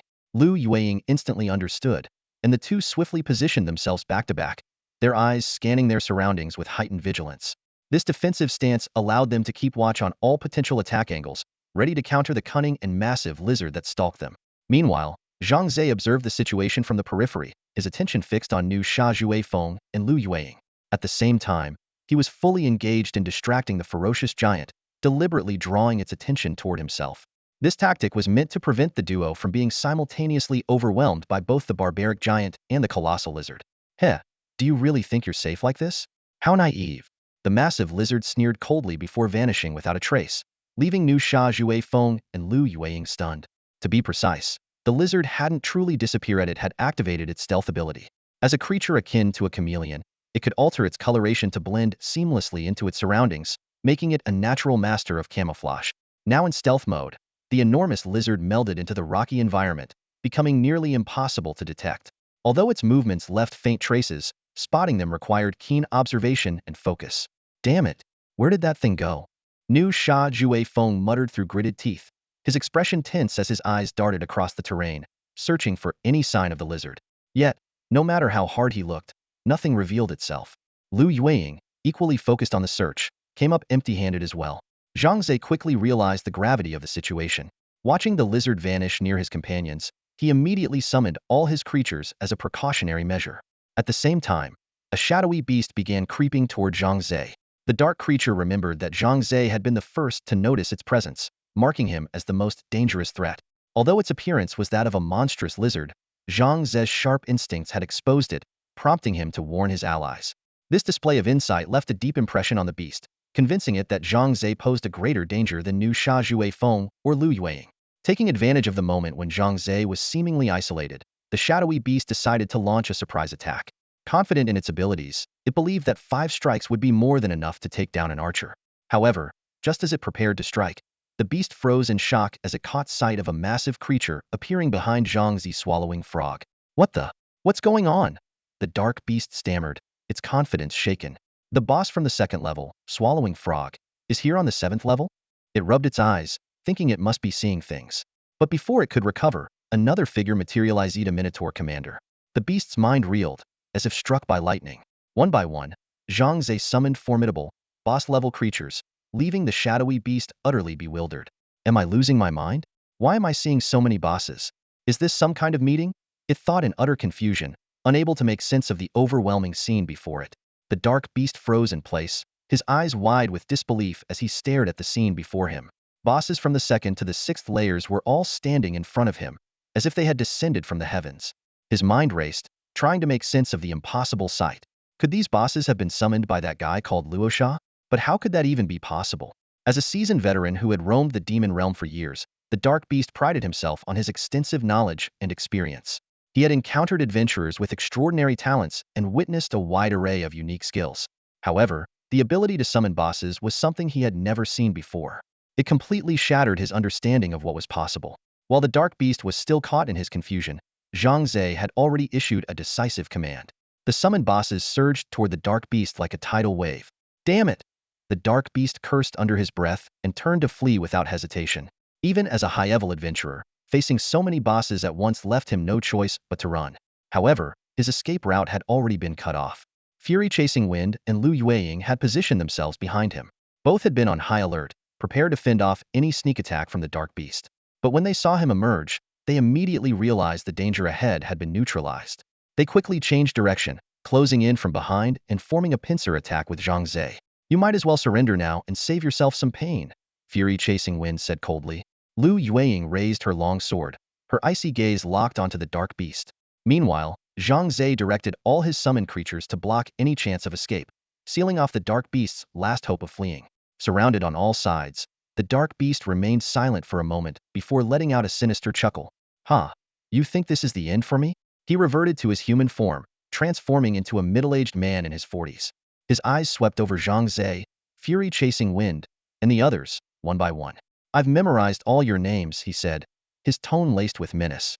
"Don't worry, at dawn, we always settle our scores. You'll be hearing from us soon enough." Before anyone could react, he swiftly pulled out a random teleportation scroll and tore it apart in front of them. In a flash of blinding white light, the dark beast vanished without a trace, leaving Zhang Ze and the others stunned. "Damn it, he got away." Fury Chasing Wind growled through clenched teeth, frustration evident in his voice. Lu Yueying tried to console him. "Sixth uncle, there's no need to be too upset. The scroll he used was random, might have ended up in a mob of monsters, or even near another boss," but Zhang Ze shook his head, cutting her off. "No, this guy isn't your average adventurer. I suspect, with his strength, he can navigate this layer of the demon realm without much trouble. He's unlikely to be in any real danger from the monsters here." Fury Chasing Wind nodded in agreement. "Brother Luosha is right. I'd wager this guy is at least at the excellent rating level. In the lower layers of the demon realm, someone of his caliber can roam freely without much concern, which is why he dared to use a random teleportation scroll so recklessly." "Excellent rating," Lu Yueying murmured, her expression filled with surprise. Could it be that all members of the Dawn organization are this strong? Yes, don't underestimate the Dawn organization, Fury Chasing Wind replied, his tone growing serious. He continued, the Demon Realm Bureau once dispatched a task force to eliminate Dawn. The entire team was wiped out. When our backup arrived, we witnessed one of Dawn's members slaughtering our squad. A shadow of emotion flickered in Fury Chasing Wind's eyes, an unsettling mix of anger and shock that Zhang Ze didn't miss. That member was incredibly skilled. Our team barely stood a chance and was killed within moments. Fury Chasing Wind took a deep breath before continuing. And mind you, our team was made up of carefully selected elites, each of them at the excellent level or higher. Yet, they were taken down so easily. The group fell into a heavy silence. After a moment, Fury Chasing Wind broke it. Enough about the past. It's not worth dwelling on. I'm close to reaching the strong rating. Once I achieve it, we'll make sure to settle the score with those bastards from Dawn. Zhang Ze understood the context. In the Demon Realm, adventurers weren't ranked by levels, but by performance ratings in the system. The ratings ranged from novice, skilled, excellent, strong, master, emperor, to godlike 7 tiers in total. Each rating represented a significant leap in power, and defeating someone of a higher rating was extremely challenging. Zhang Ze himself was still at the novice rating because he primarily relied on his summoned creatures for strength. His own abilities hadn't improved much, and he was keenly aware of this weakness. He had been actively seeking ways to enhance his personal power. Sixth uncle, what should we do next? Lu Yueying asked, turning to Fury Chasing Wind. Should we continue hunting the Dark Beast, or? Fury Chasing Wind shook his head. We have no idea where the Dark Beast teleported to, so it's unlikely we'll find him. Besides, there's a chance other Dawn members are lurking on this lair. For safety's sake, we should head back to the altar for now. He glanced around, let out a cold snort, and said, the National Security Bureau has already deployed a significant number of experts from the Demon Realm. They'll handle this bunch of scum. There's no need for us to intervene, let's just wait for the good news. Zhang Ze and Lu Yueying nodded silently and followed Nu Sha Jue Feng back to the altar. The altar was now nearly deserted. Most adventurers had logged off due to the dangers outside, planning to return and continue fighting monsters once the situation stabilized. Meanwhile, a dark beast had just taken down a barbarian giant. It quickly transformed into a lizard, using its camouflage skill to blend seamlessly into the rocky cave behind it. Didn't expect to run into an adventurer with a monster summoning talent. My luck's something else, the dark beast thought to itself with a hint of sarcasm. It then opened the team chat and sent a message. Guys, I just ran into an adventurer with a rare talent on the 7th floor, it scared the hell out of me. Kwang Dao immediately replied. What kind of rare talent? Spill it. Quiet Death chimed in. A monster like you getting spooked?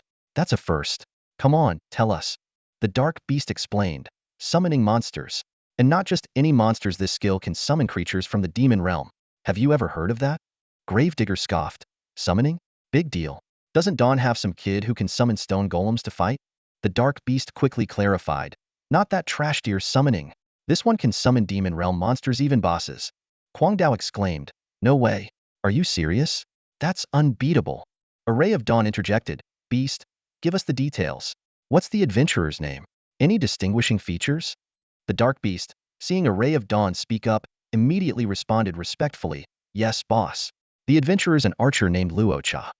He's masked, so I couldn't see his face, but he seems young, probably in his teens. Gravedigger suddenly realized. Luocha? Isn't that the kid we had a bounty on a while back? Quiet Death added. Yeah, the one who killed Death's Kiss. The dark beast recalled more details and continued. There were 2 others with him at the time, Nu Sha Jue Feng and Lu Yueying. Kwang Dao, irritated, growled. The Lu family again. I've had enough of them. Boss, how about I take the guys and raze the Lu family to the ground? Gravedigger immediately scolded him. Are you insane? Do you know who the Lu family is? They're descendants of one of the 10 founding marshals of the Great Xia Nation. If you touch them, you won't live to see the sunrise. A Ray of Dawn sternly warned. The Lu family is not someone we can afford to provoke. Kwang Dao, stay in line. Our mission is to assist headquarters in gathering intelligence within Great Xia. Don't mess things up. Kwang Dao quickly replied. Got it, boss. A Ray of Dawn continued giving instructions. Everyone's worked hard today. Just hold out for a few more hours, headquarters will take action soon, and then you can log off and rest. Also, be careful. The Demon Realm experts the National Security Bureau pulled from the front lines will arrive soon. Those guys are no joke. Don't engage them, heathen. Preserving your strength is the priority. The team responded in unison. Understood. The team chat then went silent. After bidding farewell to Nu Sha Jue Feng and Lu Yueying, Zhang Ze also logged off. The city of Tianfeng was bathed in hazy moonlight, enveloped in slumber. Zhang Ze intended to rest, but an inexplicable unease gnawed at him, as if something terrible was about to happen. He had never experienced such a foreboding feeling before. It was as if disaster was imminent. No, I need to wake my sister. Zhang Ze jumped out of bed and hurried toward his sister's room. Suddenly, a piercing air raid siren blared from outside the window. Zhang Ze jolted upright from his bed, his eyes wide as he rushed to the window. Through the glass, he saw a massive explosion erupt near the northern city wall, flames shooting skyward and thick smoke billowing into the air. Amid the fiery chaos, several enormous dark silhouettes flickered into view. Their limbs were grotesquely disproportionate, with arms longer than their bodies. Zhang Ze's pupils contracted sharply. There was no doubt about it. Those were the monsters from the demon lair. His heart pounding like a drum, Zhang Ze dashed out of his room and pushed open his sister Zhang Feng's door. "Feng, get up, now!" he shouted, urgency dripping from his voice. Zhang Feng, already startled awake, stood in her pink pajamas adorned with little bears, her face pale with fear. "Brother, what's happening outside?" she asked, her voice trembling. There was no time for explanations. Zhang Ze grabbed her arm and pulled her toward the door. At this moment, changing clothes or grabbing valuables was an unaffordable luxury. Against the demon lair monsters, every second counted. These creatures could sense the presence of humans. There was nowhere to hide. Their arrival meant slaughter and devastation. Zhang Ze was painfully aware of his own limitations. He might barely manage to fend off one monster, but two would spell certain death. And with his sister to protect, the stakes were even higher. Their only hope was to reach the nearest underground shelter as quickly as possible. Outside, chaos reigned. People, shaken from their sleep, stumbled around in confusion, only to be confronted by the horrifying sight of enormous monsters crouching by their beds, emitting chilling, maniacal laughter. "Brother, it's the demon lair monsters. I'm scared." Zhang Feng stammered, her face ashen. Zhang Ze forced himself to stay calm and said in a steady voice, "Don't be afraid. I'm here. We'll be safe once we get to the shelter." The siblings hurried down the stairs, surrounded by a sea of panicked people. Shadows flitted everywhere as cries of terror from women and children mingled with the shouts of men and the relentless wail of the sirens, creating a cacophony of fear. At the entrance to the underground shelter, several staff members were shouting instructions, urging people to stay calm and enter in an orderly manner. But in such a dire situation, who could remain rational? The crowd surged and shoved, with people yelling and cursing at one another. Zhang Ze and Zhang Feng were caught in the throng, unable to move forward or back, their anxiety mounting. Suddenly, a terrified scream erupted from the back of the crowd. "Monsters! Monsters!" The noise died instantly as every head turned in the same direction. Standing at the rear of the crowd were two colossal demon lair monsters, their heads tilted unnaturally, their gaping mouths splitting into eerie, toothy grins. They let out a cacophony of unsettling laughter. "Hee! Ho ho ho! Ha ha ha!" The crowd froze, paralyzed with fear. A man standing closest to the monsters turned ghostly pale, his legs shaking as if rooted to the ground.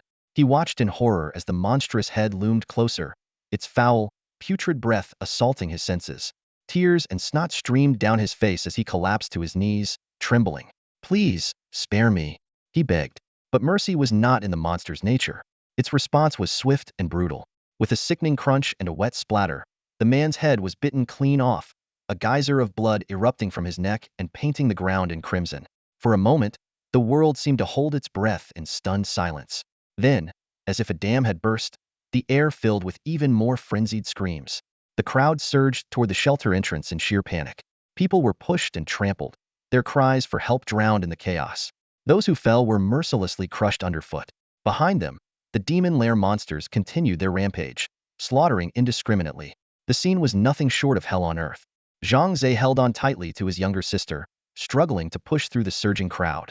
The entrance to the shelter was narrow, only wide enough for two people to pass side by side. The staff, drenched in sweat, worked tirelessly but couldn't speed up the evacuation. In the distance, monstrous creatures from the abyss rampaged like reapers, mercilessly harvesting human lives. They devoured human skulls with ravenous greed, treating brains as a rare delicacy. As the monsters closed in, Zhang Ze clenched his teeth, bracing himself for a desperate fight. Just then, a golden spear shot through the air, piercing through the throat of one of the creatures in an instant and embedding itself deep into the ground. The spear's shaft still quivered with residual force. "Beasts, had enough yet?" A cold, commanding female voice echoed from above. Everyone turned toward the source of the voice and saw a figure standing suspended in midair. It was none other than the masked woman Zhang Ze had encountered in the fallen zone. The moonlight outlined her striking, heroic silhouette. Another monster let out an eerie laugh as it crouched, building momentum. Its powerful legs shattered the hard pavement as it launched itself like a missile toward the masked woman. She remained perfectly still until the last possible moment, then leapt gracefully, like an agile gazelle, effortlessly dodging the attack. In midair, she spun, and seemingly out of nowhere, another golden spear appeared in her hand. With a swift motion, she plunged it downward. A sickening thud echoed as the spear pierced through the monster's back, pinning it to a rooftop. Blood gushed from its mouth, yet it continued to laugh grotesquely. The masked woman landed lightly atop the spear, exuding a commanding presence that seemed to radiate power. "Commander!" A group of soldiers rushed forward, saluting her. She leapt down with ease and delivered a sharp kick, sending the monster's lifeless body crashing to the ground. "Take this creature back to Professor Ouyang," she instructed coolly. The soldiers immediately sprang into action, securing the monster with ropes and hauling it away with a crane. The masked woman's gaze flickered briefly to Zhang Ze before resting on Zhang Feng's pale face. Without a word, she disappeared into the night with a few swift movements. Gunfire and explosions erupted around them as the National Security Bureau's troops began their counterattack. Survivors, guided by the staff, hurried into the underground shelter, leaving behind a grim scene of headless corpses scattered across the ground. The shelter, buried 20 meters underground, had originally been a wartime air raid facility but was now repurposed as a sanctuary against the abyssal monsters. The spacious hall was crowded with terrified survivors, the air thick with fear and despair. Staff members handed out blankets, water, and food, but supplies were limited and required formal requests for distribution. Zhang Feng huddled close to her brother, still trembling.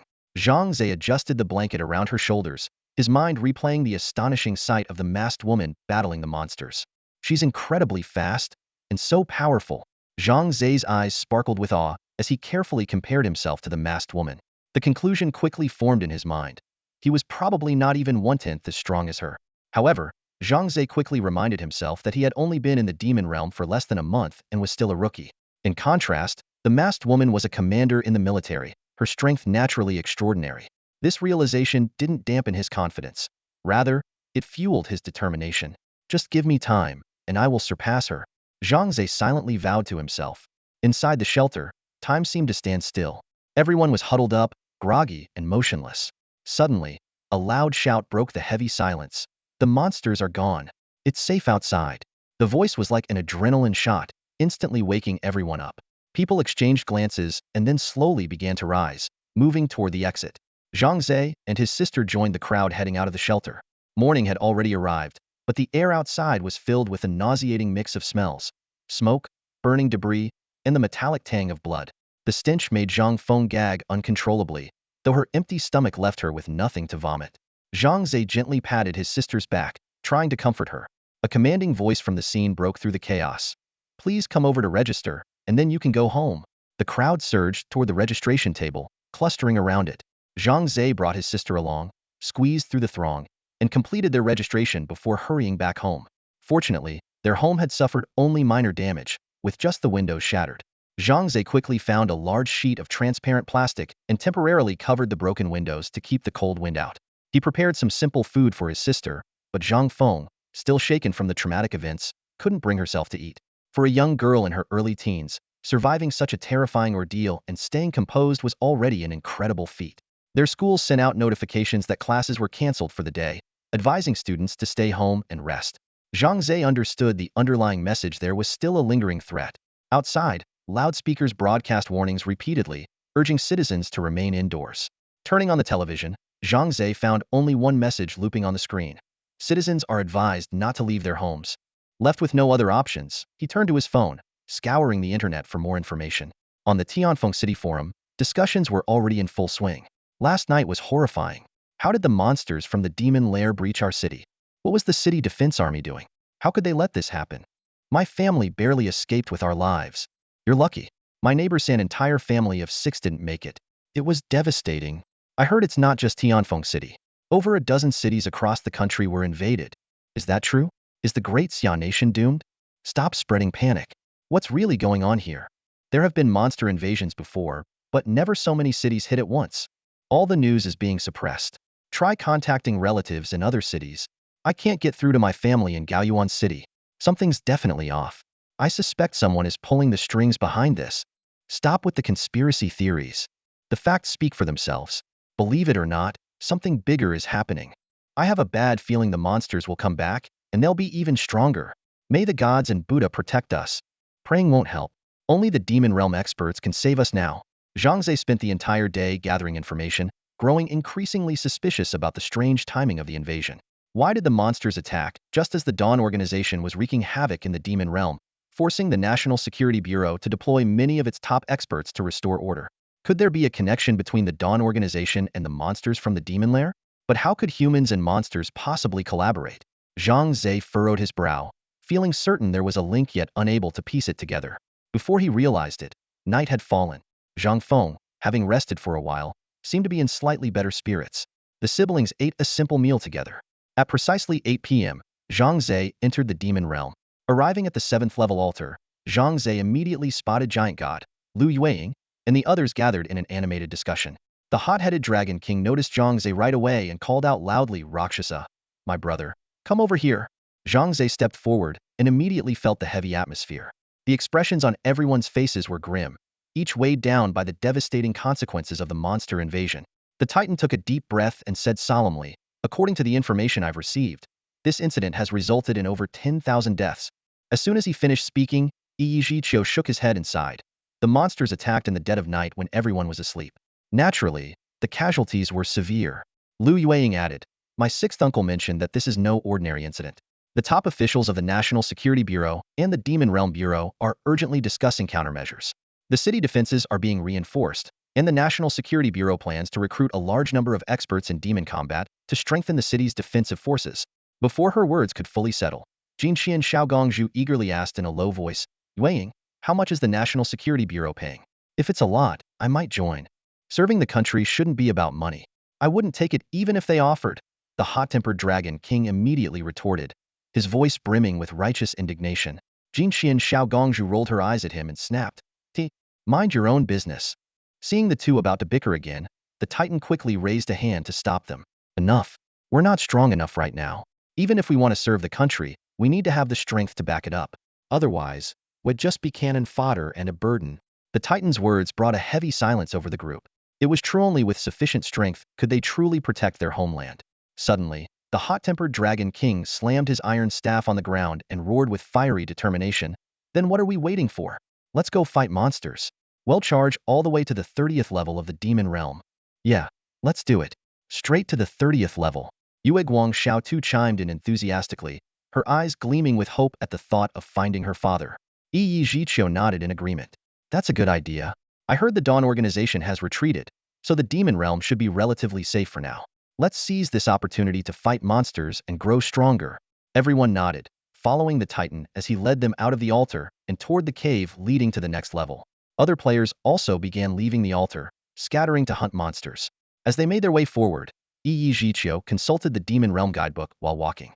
Suddenly, his brows furrowed. This is going to be tough. The boss on the 7th level, the two-headed giant, is located in the deepest part of the cave. There's a stone gate outside that only opens every 12 hours, and each time, only one team of up to 3 people can enter. Jinxian Shaogongzhu's eyes widened in frustration. "What?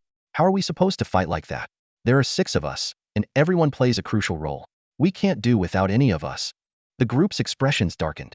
They had never fought separately before, and this time they were facing a boss, not just ordinary monsters. Even with all 6 of them, defeating the two-headed giant would be a challenge. Reducing their numbers to 3 made the mission seem nearly impossible. As everyone was lost in worry, the Titan stepped forward, his voice firm and resolute. "Let's not lose heart just yet. I believe that with proper planning, we still have a chance to succeed." The Titan pondered for a moment before presenting a well-thought-out plan. He suggested splitting the team into 2 groups, each consisting of 3 members, to enter the final boss room. The first group would include himself, Yi Zhiqiu, and Jinxian Xiaogongzhu. The second group would consist of Luocha, Lu Yueying, and the irritable Long Wang. The Titan explained the reasoning behind this arrangement in detail. As the tank, he could absorb damage at the front line. Yi Zhiqiu's Ice Storm skill could control the battlefield, and Jinxian Xiaogongzhu would focus on protecting the team. While the lack of a primary damage dealer might slow their progress, it would ensure safety.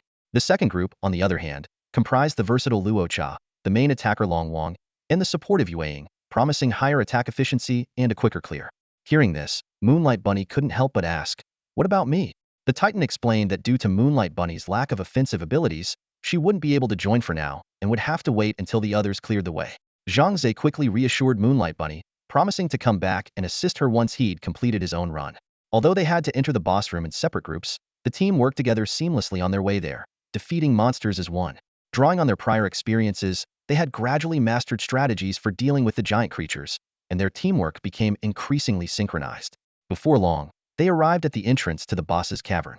The cavern was vast, as spacious as a football field, with smooth, polished walls that were clearly man-made. The walls were covered in murals, most of which depicted scenes of giants wreaking havoc. One particular image of a two-headed giant stood out, leading Zhang Ze to speculate that this might be the final boss. At the far end of the cavern stood an enormous bronze door, clearly too massive to be opened by human strength alone. A group of adventurers had gathered in front of it, speaking in hushed tones as if waiting for something. Among them, two individuals stood out. One was an elder known as Fengyun Jusher, a man nearing 60 but still standing tall with an air of authority. Two long blades were strapped to his back, marking him as an offensive warrior. The other was a young man called Chunjia Quangshao, a fellow archer like Zhang Ze, though he wielded a short bow rather than a long one. Zhang Ze silently contemplated the differences between the weapons. Long blades allowed for maintaining distance from an enemy but were less practical in close combat, whereas short blades were better suited for melee. Long spears could be thrown to deal significant damage, while short spears were more effective as concealed weapons. As for long bows and short bows, let's start with the characteristics of longbows and short bows. Longbows are renowned for their long range and high damage, but their bulky design results in slower attack speeds. In contrast, shortbows excel in rapid firing. While a longbow can shoot one arrow, a shortbow can release 3 or 4 in the same amount of time. This gives shortbows a notable advantage in terms of speed. However, the unique charging mechanism of the longbow balances this gap. When fully charged, a longbow can deal massive damage, potentially taking down a weakened target in one shot. Shortbows, though fast, lack this kind of lethal power, making them better suited for harassing enemies and supporting roles. At that moment, a group of people caught Zhang Ze's attention. One of them introduced himself as the Chun family mad young master. Zhang Ze thought to himself, this must be the infamous Chen Feng. The arrogance in his flamboyant title already spoke volumes about his personality. Aside from Chen Feng's group, there were also other adventurers nearby, their faces filled with anger as they pointed and whispered about the mad young master and his companions. Clearly, they were unhappy with their behavior.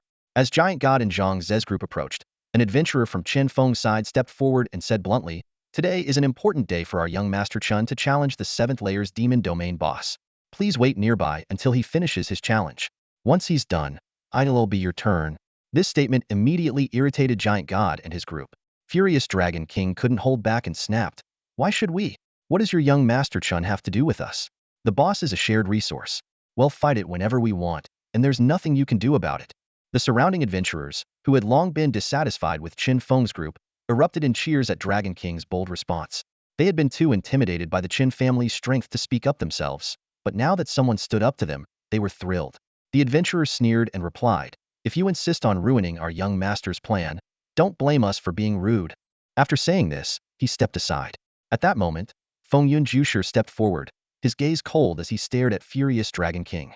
In a deep voice, he said, "If you're so dissatisfied, why don't we have a duel? If you win, we'll give up the spot.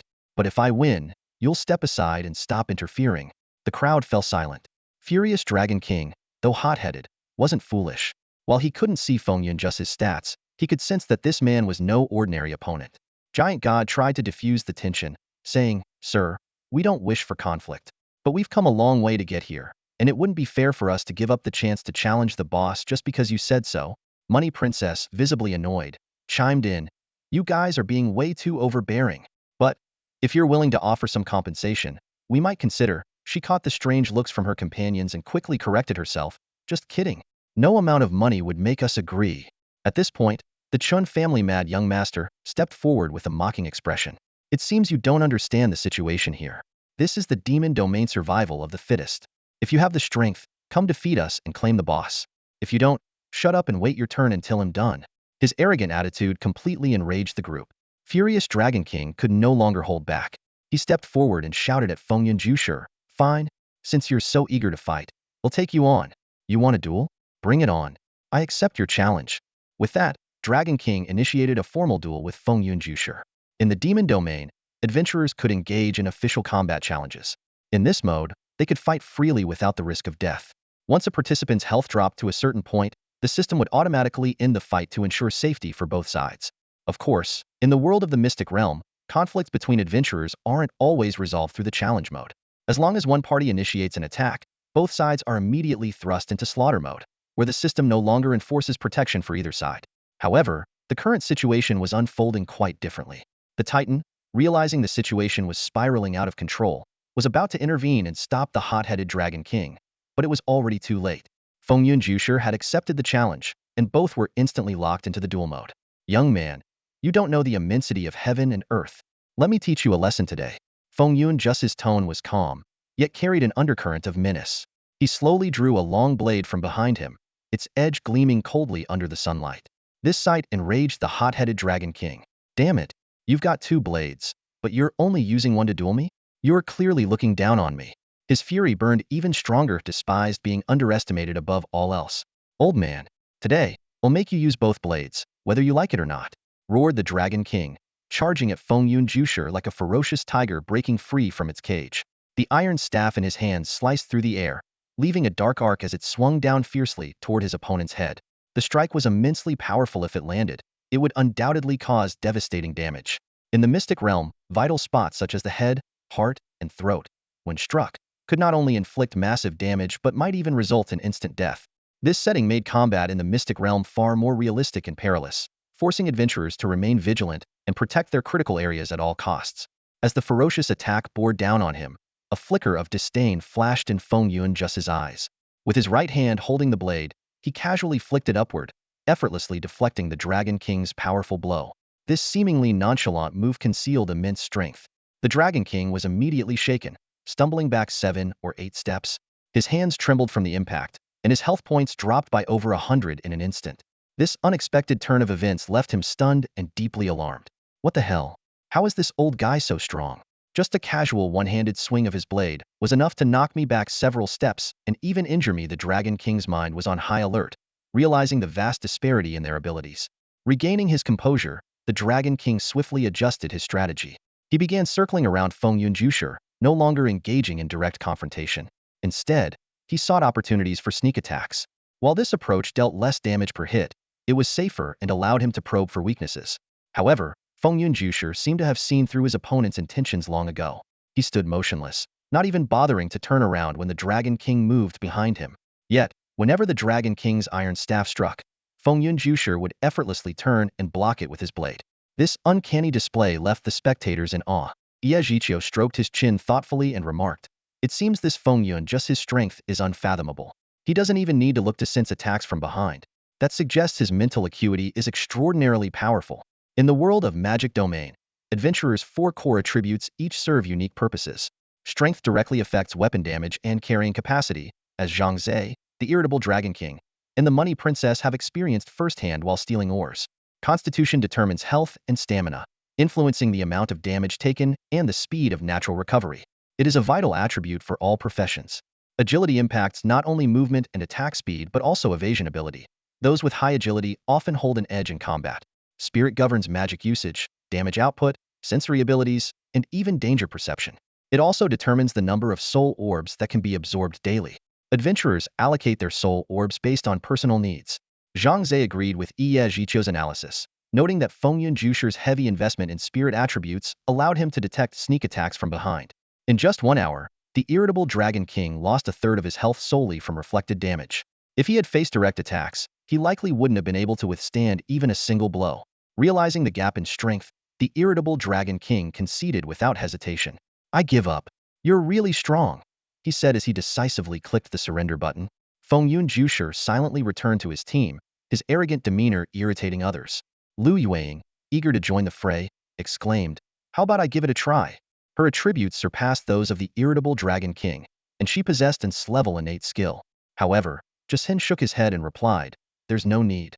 Fengyun Jusher is at least at the elite level. We're no match for him." Iejichio agreed, saying, "Jushin is right. This old man is formidable. We should avoid provoking him." The Money Princess pouted angrily, saying, "That old guy must be a top-tier expert hired by the Qin family to help their young master defeat monsters." Her guess wasn't far off. Fengyun Jusher had indeed been invited by the Qin family to assist Qin Feng in passing challenges. However, he wasn't motivated by money. With his strength at a powerful level, Wealth was nothing but numbers to him. His primary reason for accepting was to repay a favor owed to the Qin family. The arrogant Qin family prodigy watched his titan and the others silently stepped aside, the smug expression on his face growing more pronounced. He swept his disdainful gaze across the crowd, a contemptuous smirk curling at the corners of his mouth. What happened to all that bravado from earlier? If you're not satisfied, come challenge me again. Let's see who gets the last laugh. Titan and his group were visibly seething, their eyes burning with fury, but they were powerless. All they could do was glare coldly at Qin family prodigy, gritting their teeth in frustration while waiting for him to face the two-headed giant. Strutting back to his group with a spring in his step, Qin family prodigy exuded an air of superiority. Glancing at his wristwatch, he frowned slightly and impatiently addressed Fengyun Elder. Elder Gao, when is that little creature you mentioned supposed to show up? We've already been waiting for half an hour. Fengyun Elder remained calm, his tone steady. No need to rush, young Master Chen. The appearance of that little creature is unpredictable. We can only wait here, but rest assured, once it arrives, the bronze gate will open, and we'll be the first to enter. It won't take up too much of your time. Chen family prodigy nodded reluctantly, realizing he had no other choice. Meanwhile, Money Princess was glancing around, puzzled. What are they waiting for? If they're going to fight the boss, just go in already. Isn't this a waste of time? Titan explained. You didn't read the Demon Realm guide, did you? The boss on this floor is as timid as a mouse and hides behind the door most of the time. To lure it out, we need to wait for a special little creature to deliver its food. Only when the boss opens the door can we rush in and fight. What? That complicated? Money Princess frowned and muttered in frustration. A boss-level creature being this cowardly? It's a disgrace to the bosses of the Demon Realm. Her remark drew a wave of laughter from those around her. One adventurer chuckled and said, Young lady, you just don't get it. This boss isn't cowardly, it's clever. It knows it can't beat adventurers, so hiding buys it more time. Money Princess shrugged dismissively. What's the point? It's going to respawn after dying anyway. Time passed quickly, and about 15 minutes later, a small giant appeared at the entrance of the cave. This creature was vastly different from the giants everyone had seen before. It was roughly the size of an average human, neither a savage giant nor an ogre, but a unique type of giant. It carried a tray laden with food, clearly on its way to deliver a meal to the two-headed giant. The sight of the food-delivering giant sparked excitement among the crowd, especially Qin family prodigy, who finally saw his chance. He eagerly turned to Fengyun Elder and asked, Elder Gao, is that little giant the one delivering food to the two-headed giant? Once the door opens, we can rush in, right? Fengyun Elder nodded but cautioned, that's correct. But remember to not startle it. If it gets scared and runs away, or worse is killed, we'll have to wait a long time for another one to appear. Qin family prodigy immediately tensed up and barked orders at his subordinates. All of you, step back. Don't scare the little giant. He then turned to the other adventurers and commanded, you two keep your distance and don't disturb it. The other adventurers were infuriated by his arrogance. One of them protested, who do you think you are? We're not your lackeys. Why should we listen to you? You've already claimed the boss for yourself. Just fight it and leave us alone. Qin family prodigy sneered. Fine, go ahead and scare the little giant away.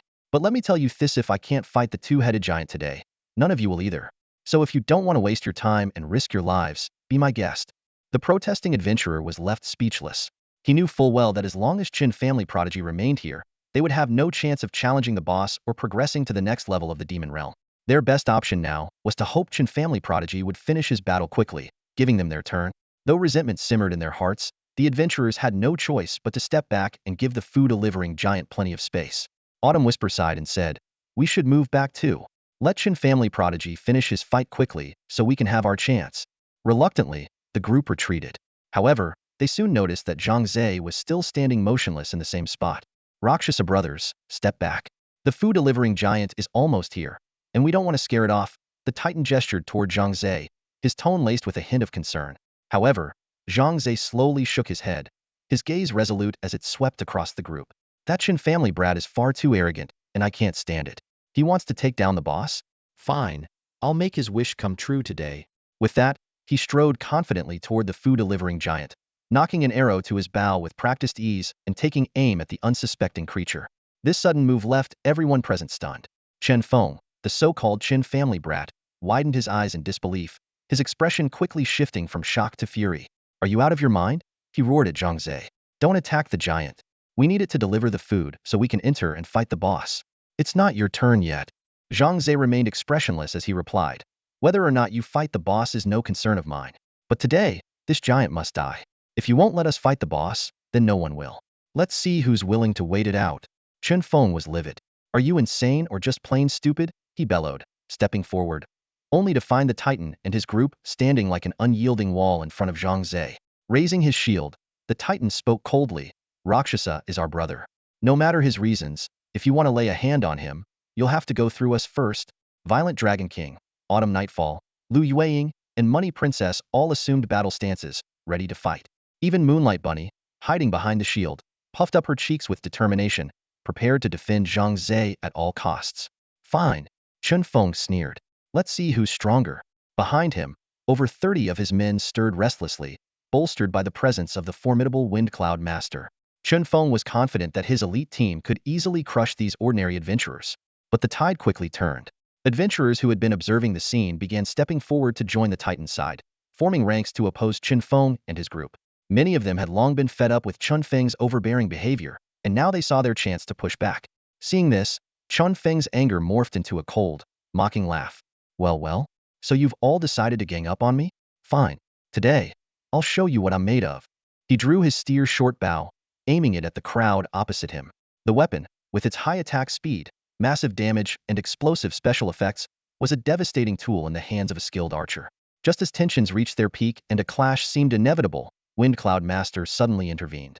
Chen Feng, stand down, he ordered, his voice calm but firm. Calling Chen Feng and his men back, he explained gravely, the situation has been tense lately. You know the Dawn faction has been running rampant in the Demon Realm, slaughtering ordinary adventurers. Both the Demon Realm Bureau and the National Security Bureau are investigating, trying to restore order. If we cause bloodshed now, it could draw unnecessary trouble. My advice is to avoid conflict with these adventurers. As a senior advisor to the National Security Bureau, Feng Yunjusher had a sharp grasp of the current situation. Fully aware of the turbulent times, he advised the Chun family's arrogant young master not to stir up trouble. Although the young master didn't dare to offend Feng Yunjusher, he still retorted defiantly, "You're lucky this time, but next time, you won't get off so easy." With that, he left reluctantly with his subordinates in tow. The adventurers, including Just Hin, felt a surge of joy as they watched the young master retreat. As a disadvantaged group, it was their first time forcing a powerful financial conglomerate like the Chen family to back down. This filled them with pride and a sense of accomplishment. However, Feng Yunjusher suddenly stepped forward and said coldly, "I understand your frustration, but this won't benefit you in any way. If we can't defeat the boss, neither can you. We're all stuck here, and this will only end in mutual destruction. The Chen family has the time and resources to endure this, but you're just ordinary people you can't afford to. In the end, you'll be the ones regretting it." His words struck a nerve, leaving the adventurers feeling uneasy. Most of them had ventured into the demon realm for livelihood reasons. Now, with no income and families depending on them, the situation seemed increasingly futile. Many began to waver, their gazes shifting between the bronze door and the food-delivering giant approaching slowly, debating whether to stop Zhang Ze. At that moment, Zhang Ze suddenly spoke up, "Don't worry. Even if I kill this giant, I can still make sure everyone gets a shot at the boss." His confident declaration left the crowd stunned, unsure where his assurance came from. The young master of the Qin family sneered and mocked, "Talk is cheap. I could also claim that everyone will get a chance at the boss. Sure, just wait a year or two, and everyone will eventually get a turn." Unfazed, Zhang Ze steadied his longbow, which had been drawn for some time. As soon as the food-delivering giant entered his range, he released the arrow. It flew like lightning, striking the giant's throat. A damage number of 511. Rakshasa appeared, and the giant dropped its tray, spilling food everywhere. Clutching its throat in pain, it knelt but didn't die immediately, instead turning and fleeing toward the cave's exit. Zhang Ze quickly knocked another arrow, aiming at the giant's back. The arrow pierced through the air and struck the giant's heart with precision. 872. Rakshasa critical hit. The giant let out a final cry before collapsing with a resounding thud. The crowd watched in complex silence. The Qin family's young master and his group were both furious and helpless. The giant they had waited for so long had been slain, meaning they now faced another lengthy respawn timer. The adventurers felt a brief sense of satisfaction, but were also weighed down by the prospect of an even longer wait. Battling against such powerful capital forces seemed like an uphill struggle with slim chances of success. The young master cursed angrily, glaring at Zhang Ze.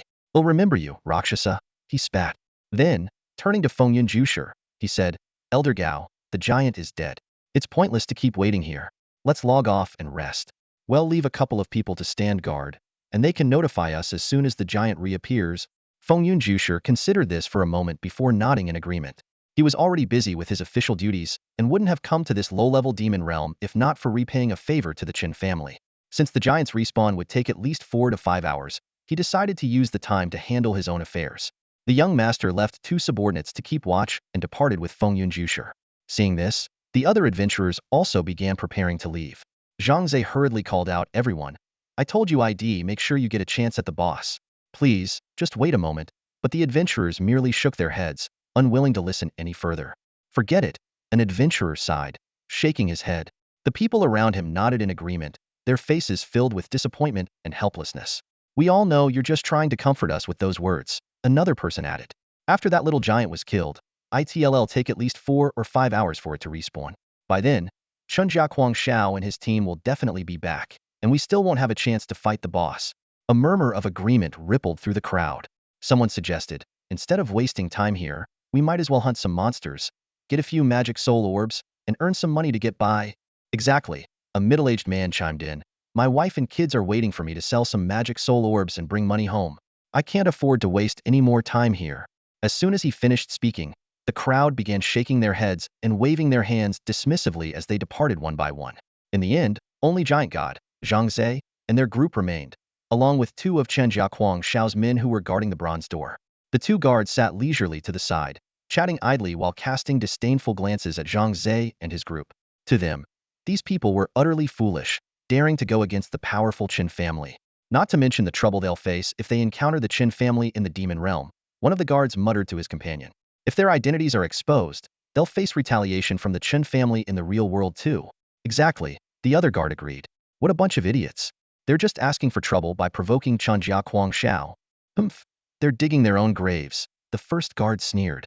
These people are risking their lives just to prove a point. It's not worth it. The 2 of them looked at Zhang Ze and his group like they were fools, their eyes brimming with contempt. Giant God let out a small sigh and turned to Zhang Ze. "Brother Luocha, can you tell us what you're thinking? Why did you kill that little giant earlier?" The hot-tempered Dragon King also spoke up. "Brother Luocha, I admire your bold move, but I don't understand why you did it. How does it help us?" The rest of the group also turned their attention to Zhang Ze, waiting for his explanation. Zhang Ze smiled faintly and said, "No need to rush, everyone." He walked straight to the bronze door and suddenly summoned a creature. A little giant holding a tray full of food appeared behind him. "What the? Isn't that the little giant?" Someone gasped in shock. "How is this possible?" Another person exclaimed, eyes wide with disbelief. "We're so dumb." Giant God suddenly realized. "How could we forget that Brother Luocha's special skill is summoning?" "Haha, now it all makes sense," Dragon King said excitedly. "Brother Luocha, you're a genius." The group finally understood Zhang Ze's plan. From the start, he intended to kill the little giant and then summon it using his skill. This way, he could control the little giant at any time to open the bronze door. Chen Jiaquang Shao and his team assumed the little giant wouldn't respawn for hours, so they left. Little did they know, Zhang Ze had been waiting for them to leave all along. As for the other adventurers, Zhang Ze genuinely wanted to help them. His plan was to let Giant God and the others finish fighting the boss and then lend the little giant to the other adventurers. This way, they would only have to wait an hour for the boss to respawn, rather than 4 or 5. Unfortunately, the adventurers didn't trust Zhang Ze and lacked the patience to wait, so they left. That was their choice, and there was nothing Zhang Ze could do about it. "Little giant, open the bronze door," Zhang Ze commanded. The little giant nodded and walked up to the door. It let out a strange sound, like the call of a whale, resonating through the thick bronze door. About a minute later, the bronze door began to open slowly. Although the sound of the door opening wasn't loud, it was enough to alert the 2 guards nearby. They turned their heads and stared in shock at the now open bronze door, their mouths agape in disbelief. They couldn't comprehend how the little giant that Zhang Ze had supposedly killed earlier was now standing there. They had been keeping a close watch on the cave entrance and hadn't seen any creatures entering or leaving. Where on earth had this little giant come from? While the 2 guards were still dumbfounded, Giant God and the rest of the group were already prepared to enter the bronze door. Initially, it was agreed that Giant God's group would go first, but Giant God suddenly patted Zhang Ze on the shoulder and said, "Brother Luocha, this time, you should go in first." Zhang Ze was momentarily surprised, and Giant God explained, "If it weren't for your quick thinking in killing the little giant and outsmarting Qinjiaquang Shao, would still be stuck here waiting. This victory is all thanks to you, so you deserve to go first." After a brief moment of thought, Zhang Ze nodded in agreement. There was no need to be overly modest. Once he finished, it would soon be Giant God's turn. Wasting time on formalities wasn't worth it. With that, Zhang Ze led Dragon King and Lu Yueying into the bronze door. As they stepped inside, the door slowly closed behind them. Of course, before entering, Zhang Ze had already returned the little giant to his summoning space to prevent it from being accidentally harmed by anyone else. Wait, did I just see what I think I saw? One of the henchmen widened his eyes in disbelief, turning to his companion with a puzzled expression. I swear I just saw that delivery giant we killed earlier. His companion looked equally shocked, shaking his head. How the hell should I know? This is insane. He frowned, deep in thought. Normally, those small monsters take hours to respawn after they die. Could this be some kind of special event? The first henchman scratched his head, clearly just as confused. Suddenly, he clapped his hands together. What are we even doing guessing here? Let's report this to the young master immediately. Without wasting any time, the two henchmen made a quick decision. One stayed behind to guard the bronze gate, while the other hurried back to the altar to log out and report this strange occurrence to the Chun family's young master. Meanwhile, Zhang Ze, the irritable Dragon King, and Lu Yueying had just stepped through the bronze gate. Behind them, the door closed with a heavy clang, sealing them inside. The cave was dimly lit, with only a thin beam of light streaming down through a small hole in the ceiling, serving as the sole source of illumination in the shadowy space. Zhang Ze scanned the surroundings cautiously. The cave wasn't very large, roughly half the size of a basketball court. At the far end of the cave, a massive two-headed giant sat on a crude stone chair. Though much of his body was shrouded in darkness, his heavy breathing was clearly audible. The irritable Dragon King lowered his voice and whispered to Lu Yueying and Zhang Ze, "Let's not alert him for now. Assess the situation first before we make a move." Zhang Ze and Lu Yueying nodded silently in agreement. However, as soon as the words left his mouth, the Dragon King suddenly charged forward, brandishing his weapon, completely disregarding his own advice. Zhang Ze could only smile wryly, while Lu Yueying sighed and pressed her palm to her forehead. Didn't he just say not to alert the giant? She muttered under her breath. As the Dragon King ran, he shouted, "I thought about it, and it's better to strike first." As he entered the attack range, the two-headed giant slowly rose from his stone chair. Both of his massive heads turned to face the Dragon King, and four eyes locked onto the intruder. "Where is my food?" one head demanded. "And who are you?" "You idiot," the other head snapped. "It's obvious they're adventurers. They're here to kill us." "What? Adventurers?" the first head exclaimed. "How did they get in here?" "Imbecile," the second head roared. "Of course, we opened the door and let them in." "That's impossible," the first head argued. "Our guards were at the door. How could they be adventurers?"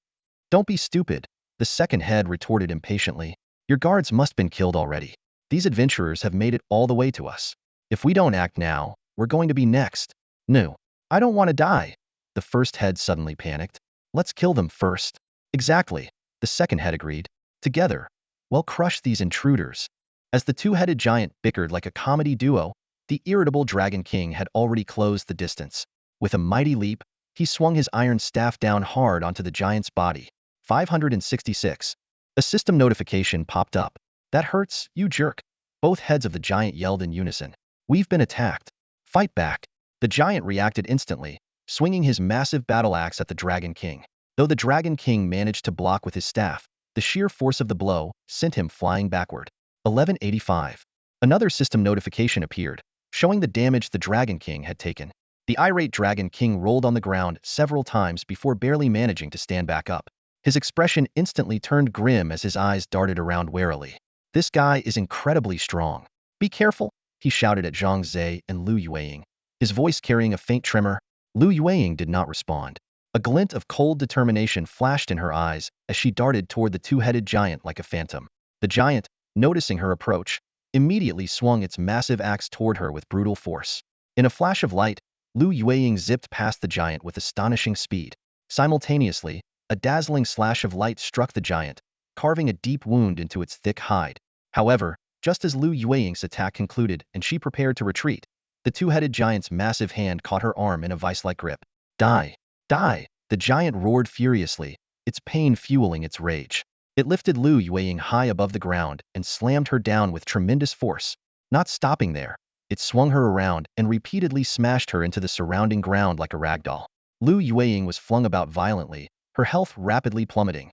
Worse yet, she had completely lost the ability to fight back or even break free. The Dragon King, seeing the dire situation, rushed forward to rescue her. But before he could get close, the giant used Lu Yueying as a weapon, smashing her directly into him. The impact sent the Dragon King flying like a kite with a broken string. Zhang Ze frowned deeply and quickly drew his longbow, taking aim at one of the giant's heads while channeling his power. At the same time, he summoned all of his creatures to his side. This was a critical moment in the battle against the boss. There was no room for holding back. With no outsiders around, Zhang Ze unhesitatingly called forth all his most powerful bosses, ready to face the formidable two-headed giant Hedon. 116. Wavecaller 121. Wavecaller 124. Wavecaller 133. Wavecaller, for mermaid healers tirelessly wave their arms, continuously restoring the health of both the Dragon King and Lu Yueying. Their efforts barely kept both of them at about 50% health. Lu Yueying, in particular, had been severely battered. Despite her high-quality equipment and formidable strength, the relentless assault from the two-headed giant would have likely ended her without the healer's assistance. Zhang Ze felt the energy in his bow reach its peak. Without hesitation, he released the arrow. It shot out like a streak of black lightning, striking one of the giant's heads squarely on the forehead. Arg, that hurts. Who was it? Who hit my brother? The injured head let out a piercing scream. Though the shot caused significant damage, it was not fatal. After all, as the final boss of this level, the two-headed giant's strength was far beyond ordinary. Zhang Ze's arrow alone was not enough to bring it down. Furious, the giant yanked the arrow from its forehead, sending blood splattering everywhere. It immediately locked eyes on Zhang Ze in the distance and let out a thunderous roar. It's you. It's him. Kill him. Both heads shouted in unison, their shared rage focused entirely on Zhang Ze. Zhang Ze remained calm, noticing that Lu Yueying had been rescued and moved to safety by the Dragon King. It seemed his earlier attack had served its purpose, successfully diverting the giant's attention and freeing Lu Yueying. Now in a safe zone, Lu Yueying's equipment was on the verge of breaking apart. A few more hits from the giant, and not only would her gear be destroyed, but her life would also be in grave danger. Rakshasa, be careful, she shouted anxiously toward Zhang Ze, her usual composed demeanor replaced by rare alarm. Even in life-threatening situations, she typically stayed calm. But seeing the giant charging at Zhang Ze with its massive axe made her heart race with worry. The Dragon King, equally tense, turned to Lu Yueying and said, "Take a moment to recover here. I'm going to help brother Rakshasa." Lu Yueying gritted her teeth, determined to join the Dragon King in the fight. Without further discussion, the two circled around to flank the giant, preparing to launch a surprise attack and relieve some of the pressure on Zhang Ze. However, Zhang Ze's situation was not as dire as they imagined. He had several boss-level summoned creatures aiding him in the fight against the two-headed giant. Although these summoned bosses were lower-tier demon realm monsters, their status as bosses still gave them enough power to hold their own against the giant. Zhang Ze's lineup of summoned creatures like the Devourer Frog, Minotaur Commander, and Kobold Mine Overseer were all formidable in their own right. As a result, the battle reached a temporary stalemate, with neither side able to gain the upper hand for the time being. "You despicable adventurers!" one of the heads of the two-headed giant roared. "How dare you summon so many allies? Well, summon reinforcements of our own." It turned to the other head and barked, "Second brother, you take control of the body for now. They'll summon our helpers immediately." The first head closed its eyes, chanting under its breath. Suddenly, a pitch-black shadow split off from the giant's own shadow and swiftly rose from the ground, forming a dark clone that was identical to the two-headed giant. Without hesitation, the shadow clone launched a ferocious attack on Zhang Ze. Zhang Ze narrowed his eyes, quickly realizing that he needed to take out the two heads of the giant, especially the one capable of summoning. He swiftly drew his longbow, aimed at the summoning head, and fired several arrows in rapid succession. The two-headed giant, as if anticipating this, immediately raised one massive hand to shield both heads. Zhang Ze's arrows struck the giant's thick arm, causing only negligible damage. Frustration flickered across Zhang Ze's face. At that moment, furious Dragon King and Lu Yueying flanked the giant from behind, launching a relentless assault on its back. A series of massive damage indicators floated up from the giant's rear, clearly causing it significant trouble. "Curse you!" the two-headed giant bellowed. "There are more adventurers behind us. We're being attacked on both sides." It promptly recalled its shadow clone and commanded it to engage furious Dragon King and Lu Yueying, hoping to alleviate the pressure. Despite having less health, the shadow clone matched the original in both attack power and speed, quickly forcing the two adventurers into retreat.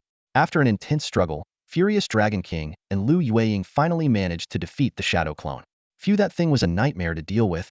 Furious Dragon King panted, catching his breath. Both of them were utterly exhausted. They had been locked in battle with the two-headed giant for over an hour.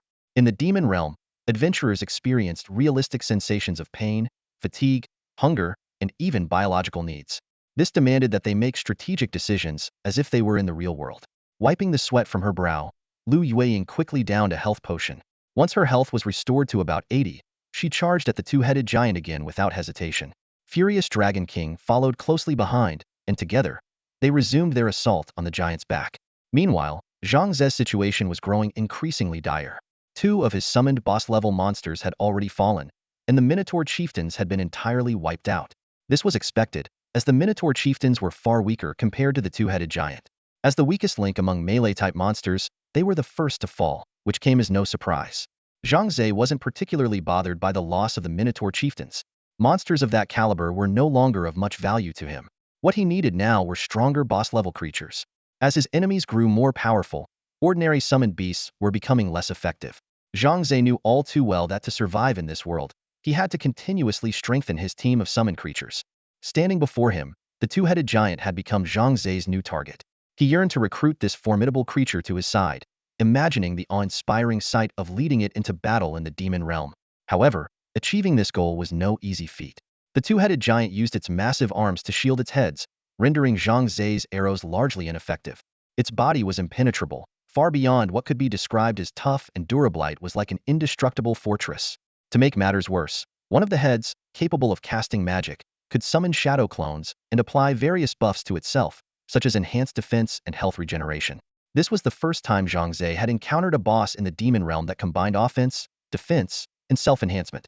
He had to admit that as he delved deeper into the realm, the monsters were growing exponentially stronger, especially the bosses, whose difficulty levels were skyrocketing. Clenching his teeth, Zhang Ze pondered his strategy. Although his summoned creatures were numerous, their individual strength paled in comparison to the two-headed giant. His only advantage for now was relying on sheer numbers to barely hold their ground. However, as time passed, the giant continued to stack its buffs, enhancing its attributes across the board. The damage inflicted by Zhang Ze's summons had dwindled to barely triple digits. Just as Zhang Ze furrowed his brow in frustration, Lu Yueying and the hot-tempered Dragon King launched a coordinated attack from behind him. Together, they delivered a devastating critical hit to the two-headed giant, 15,755. The five-digit damage shocked everyone. It was hard to believe that such a massive blow could land on the giant, considering it had accumulated over a dozen layers of buffs. Haha, that was awesome. The Dragon King laughed triumphantly. I never imagined our innate skills could combine like that. Lu Yueying smiled and chimed in. Neither did I. I didn't expect our skills to merge into a single attack, and the damage was additive. This is definitely a new discovery. Exactly. A groundbreaking discovery, the Dragon King said proudly. We might be the first ones to figure this out. We could be making history here. Zhang Ze was taken aback and quickly asked, What are you talking about? How did you do that? How were you able to deal so much damage to the two-headed giant? What method did you use?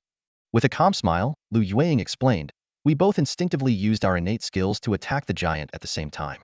It wasn't planned. To our surprise, our attacks merged, creating an additive effect that inflicted massive damage. It seems to be even stronger than a normal critical hit. It took over 10,000 points of health from the giant in one go. It was incredibly satisfying. Zhang Ze was stunned. He had never imagined that adventurers' innate skills could be combined, let alone that the damage would be cumulative. This was undoubtedly a groundbreaking discovery. The Dragon King, still brimming with excitement, turned to Lu Yueying and proposed, Yueying, let's try it again and see if we can merge our skills one more time. All right. Lu Yueying nodded in agreement. The two of them prepared their stances, activating their innate skills once more, ready to unleash another powerful assault on the two-headed giant. This time, the innate skills of Lu Yueying and the irritable Dragon King did not merge, so there was no stack damage. The Dragon King shook his head in confusion, while Lu Yueying pondered for a moment before offering a guess. Maybe our timing was off when we used our skills. We didn't synchronize properly. Let's practice a bit more once we get the hang of it and achieve better coordination. It should work. The Dragon King readily agreed, and the two began waiting for their skills to cool down, preparing to try again. Zhang Ze, watching from the sidelines, was speechless. He thought to himself, these two really don't know how to pick their moments. Experimenting with skills in the middle of a boss fight? Seriously? Still, Zhang Ze joined in on the analysis. While fending off the two-headed giant, he contemplated the possibility of skill merging. He theorized that this effect might only apply to active attack skills, whereas passive abilities like his and Giant Gods might not be compatible. He also wondered if similar effects could occur with mage-type classes, such as combining wind and fire spells. Quickly snapping his focus back to the battle, Zhang Ze resumed firing arrows. The four Murloc healers were busy restoring the team's health, while the devouring frog relentlessly spat fireballs at the two-headed giant. Up front, Summon bosses like the Goblin King and the Kobold Mine boss were locked in a tough struggle with the giant, but the level gap was evident, and they were steadily losing ground. Fortunately, the irritable Dragon King and Lu Yueying continued their assault from the rear, keeping the two-headed giant's attention divided. As their teamwork grew more synchronized, the instances of skill merging increased, occasionally dealing significant stack damage and causing major trouble for the giant. Finally, the two-headed giant could no longer endure the pain. It bellowed, "It hurts. It hurts so much." Turning abruptly, it focused all its fury on Lu Yueying and the irritable Dragon King. "I'll kill you. Tear you to pieces," it roared, its mountain-like body barreling toward the pair. Seeing this, Lu Yueying and the Dragon King immediately retreated. Sensing an opening, Zhang Ze seized the moment, firing arrow after arrow at the back of the giant's head, targeting the one capable of casting spells. Suddenly, the two heads of the giant began to argue over their next target. One head wanted to eliminate Zhang Ze first, while the other insisted on dealing with Lu Yueying and the Dragon King. The disagreement escalated, and the two heads, each controlling one arm, started fighting each other. The Dragon King was dumbfounded. "What the? Is the boss seriously fighting itself?" Lu Yueying quickly snapped him out of it. "Stop staring. Take advantage of this and finish it off." Realizing the opportunity, Zhang Ze immediately commanded all his summoned creatures to launch a full-scale attack on the two-headed giant. His longbow never stopped, sending a flurry of arrows straight at the spellcasting head. The battle reached its climax as everyone poured their efforts into defeating the giant as quickly as possible, determined to bring this grueling fight to an end. 575. Rakshasa 15,172. The ferocious attacks from the furious Dragon King and Lu Yueying struck the two-headed giant like a relentless storm, dealing a continuous barrage of damage.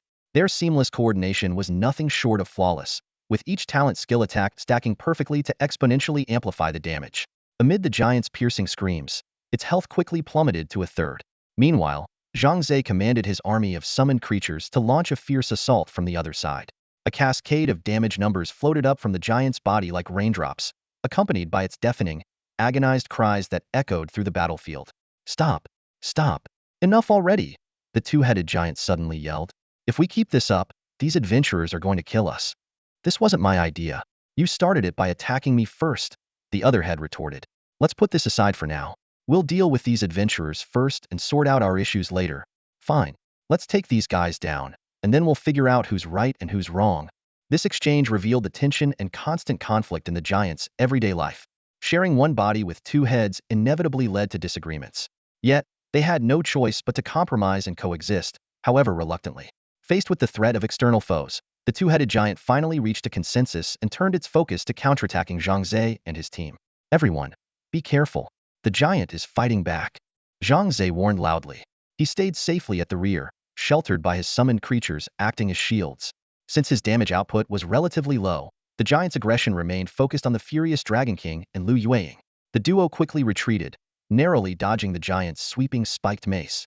The weapon roared through the air, and if it had connected, it would have drained at least a quarter to a fifth of their health. However, the furious Dragon King and Lu Yueying refused to back down. As soon as the giant's attack ended, they surged forward again, unleashing their talent skills simultaneously. 16,004. Blood and damage numbers erupted once more from the giant's body. The two pressed their advantage, skillfully evading the mace's attacks while landing ferocious blows with their weapons. Zhang Ze, meanwhile, didn't let up either. His longbow continuously fired arrows. He noticed that the health of the spellcasting head was dropping significantly, and he resolved to finish it off, focusing his attacks on it. Observing that the two heads of the giant had separate health bars, Zhang Ze deduced that eliminating both would bring the giant down. He decided to concentrate all firepower on the spellcasting head and commanded his summoned creatures to join the assault. Under the trio's relentless onslaught, the two-headed giant staggered and its health dwindled to a pitiful 10%. Finally, after a sustained barrage from Zhang Ze, the spellcasting head exploded from a well-placed arrow, showering the ground with a gruesome mix of red and white. The other head, oblivious to what had happened, continued to chatter away with its brother. After a moment of silence with no response, it turned to look and was instantly horrified. "Ah, brother, what happened to you?" The dim-witted head still failed to grasp the situation, even as half of its body went limp due to the death of the other head. With a thunderous crash, the two-headed giant lost its balance and collapsed to the ground, unable to rise again. "Finish him off while he's down," the furious Dragon King roared, charging forward with Lu Yueying to launch a vicious assault on the fallen giant. Zhang Ze continued firing arrows at the remaining head and shouted, "Don't kill him completely. Leave the last bit of health for may want to finish him off. Why? The furious Dragon King looked puzzled, unable to understand Zhang Ze's unusual request. Beside him, Lu quickly grabbed the irate Dragon King to stop him from continuing his attack. She urgently said, "Wait, have you forgotten about Rakshasa's summoning ability? Any monster he kills, he can summon later. We should let Rakshasa finish off this two-headed giant, so he can gain the ability to summon it." The Dragon King froze for a moment before suddenly realizing the logic behind her words. If it had been anyone else suggesting this, he might have been reluctant after all. Who doesn't want to land the final blow themselves? But since it was Zhang Ze's suggestion, he had no objections.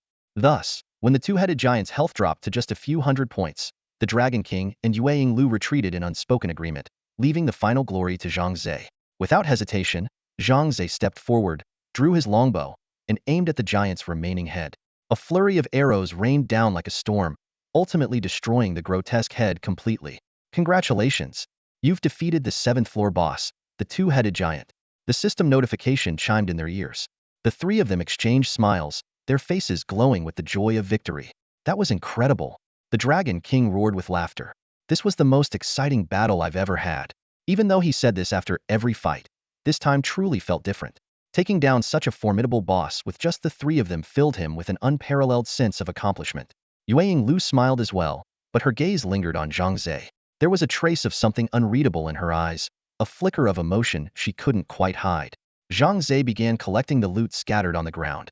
Among the spoils were a large number of magic soul orbs and various useful items, but what stood out the most were two rare pieces of equipment, an A-grade rapier and a bronze chestplate. Without much hesitation, Zhang Ze decided to give the rapier to Lu and the chestplate to the Dragon King. He remembered the Dragon King mentioning that he lacked a suitable piece of armor, and Liu's weapon was already battered and on the verge of breaking. In the demon realm, the inability to repair equipment was a significant challenge. It was said that a wandering blacksmith could only be found on the 20th floor, but they were only on the 7th floor now. A long journey lay ahead. For adventurers, having reliable equipment was crucial, not just for its performance but also for the synergy between the user and their weapon. When Zhang Ze handed out the equipment, the Dragon King accepted it without hesitation. His straightforward nature made him see it as a well-deserved reward. Lu, on the other hand, initially wanted to decline. However, the moment her eyes fell on the exquisite rapier, she couldn't look away. Her current weapon was just a standard greatsword, a gift from her 6th uncle Nu Sha Jue Feng. After countless battles, it was now so worn that it could fall apart at any moment. A weapon wielded with skill and precision by an adventurer can unleash its full potential. This is what is known as compatibility. Although the rapier in Lu Yueying's hand wasn't of high grade, it had accompanied her for over a year, becoming like a close companion. She cherished the sword, partly because quality rapiers were hard to come by. Those on trading platforms were either exorbitantly priced or had inferior attributes. At this moment, Zhang Ze presented her with a fine sword. Though it wasn't a rapier, it was still a swift attack weapon, and its excellent attributes made Lu Yueying's heart flutter. Noticing her hesitation, Zhang Ze directly traded the sword to her with a smile and said, "Don't hesitate anymore. This sword is yours. We can't make use of it, but you can. It belongs to you and no one else." Lu Yueying hesitated for a moment, but finally took the sword under Zhang Ze's encouraging gaze. She softly said, "Thank you." "Thank me for what? This is well-deserved."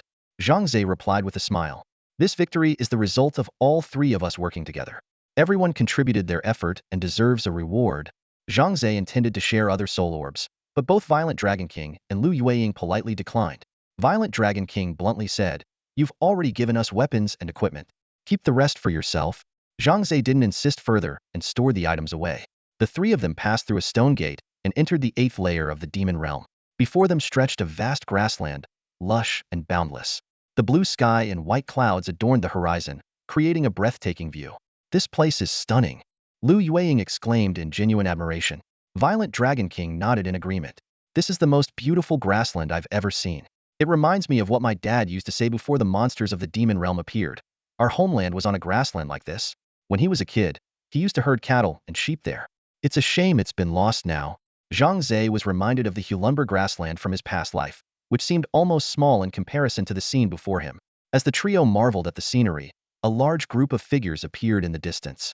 At first glance, it seemed like cavalry galloping across the plains, but upon closer inspection, they realized it was a battalion of centaur warriors.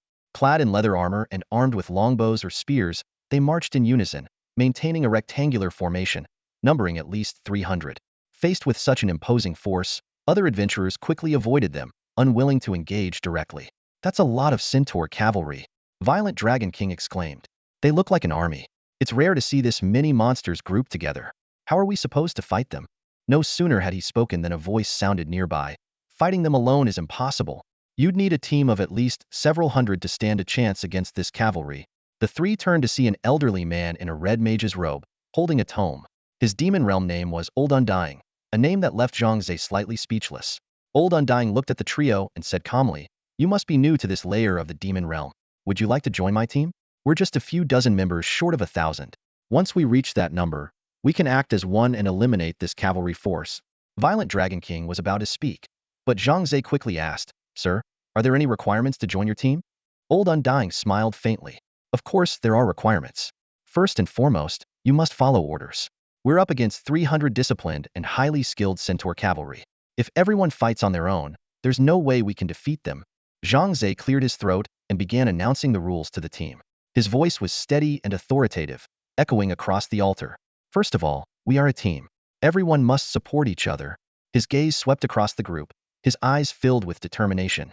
"Secondly, the distribution of loot will be managed by me." He paused briefly before adding, "I'll do my best to meet everyone's needs, but absolute fairness might not always be possible." Finally, his tone grew slightly more serious. "Each new member is required to contribute 10 soul orbs as a team fee. After all, commanding battles involving thousands of people is no small expense. A little contribution isn't too much to ask, is it?" As soon as Zhang Ze finished speaking, Lu Yueying and the hot-tempered Dragon King exchanged glances. A subtle, knowing smile appeared on all three of their faces. They all understood the truth. They had encountered yet another seasoned con artist. Zhang Ze politely declined, saying, "Thank you for the offer, sir, but we're not looking to join any team for now. If we need to, we'll come back to find you." With that, the three summoned their guiding spirits and prepared to leave the 8th level altar, heading back to the 7th level.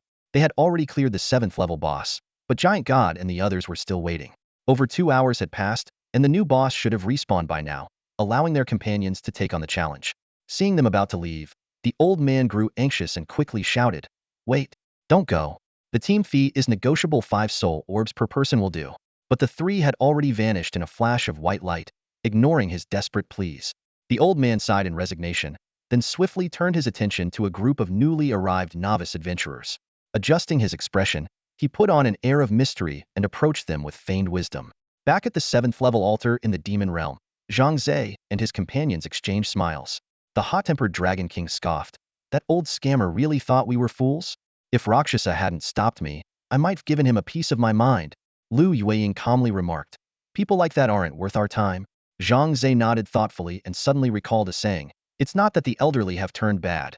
It's that bad people have grown old." The Dragon King wholeheartedly agreed. "Well said, Rakshasa. These days, people will do anything for money." The three chatted as they made their way toward the 7th level boss room. Suddenly, several figures appeared on the altar. It was Fengyun Jushi, Qianjia Huangshao, and their group. The two parties ran straight into each other, and Qianjia Huangshao froze for a moment. "What are you doing here?" Qianjia Huangshao asked coldly. "My men said you entered the boss room. Is that true?" Zhang Ze ignored him and turned to leave. Lu Yueying followed suit, maintaining her silence. Only the Dragon King glanced back with a mocking smile. "Not only did we enter the boss room, but we also took down the boss. We just came back from the 8th level, and we're about to let our companions take on the twin-headed giant." Fengyun Jushi and the others were stunned, especially Fengyun Jushi. He hadn't believed his subordinates at first, as the respawn time for the food-gathering giant was notoriously long. Had once waited 4 to 5 hours for it to reappear. This time, however, the giant had respawned in less than 3 hours after being defeated, a fact that was hard to believe. Fengyun Jushi remained skeptical but followed along at Qianjia Huangshao's insistence to verify the situation. Along the way, he muttered to himself, how could the food-gathering giant respawn so quickly? The two groups arrived one after another outside the twin-headed giant's chamber. There, Giant God and the others were still waiting by the bronze doors. As soon as Golden Princess spotted Zhang Ze and his team returning, she waved excitedly and called out, "You're finally back. We were so worried about you." The Colossus smiled and asked, "Judging by how excited the three of you look, you must have taken down the two-headed giant, right?" "Of course," the irritable Dragon King replied smugly, puffing out his chest slightly. "With me, the Dragon King. Here. No boss stands a chance." Before he could finish his sentence, the Princess of Wealth rolled her eyes at him sharply. With a smirk playing at the corner of her mouth, she retorted, "Braggart. Curious, Ie Zhiqiu leaned closer, his eyes gleaming with eagerness. Come on, tell us, what was that two-headed giant like? How did you beat it? Teach us a thing or two, so we can learn from you.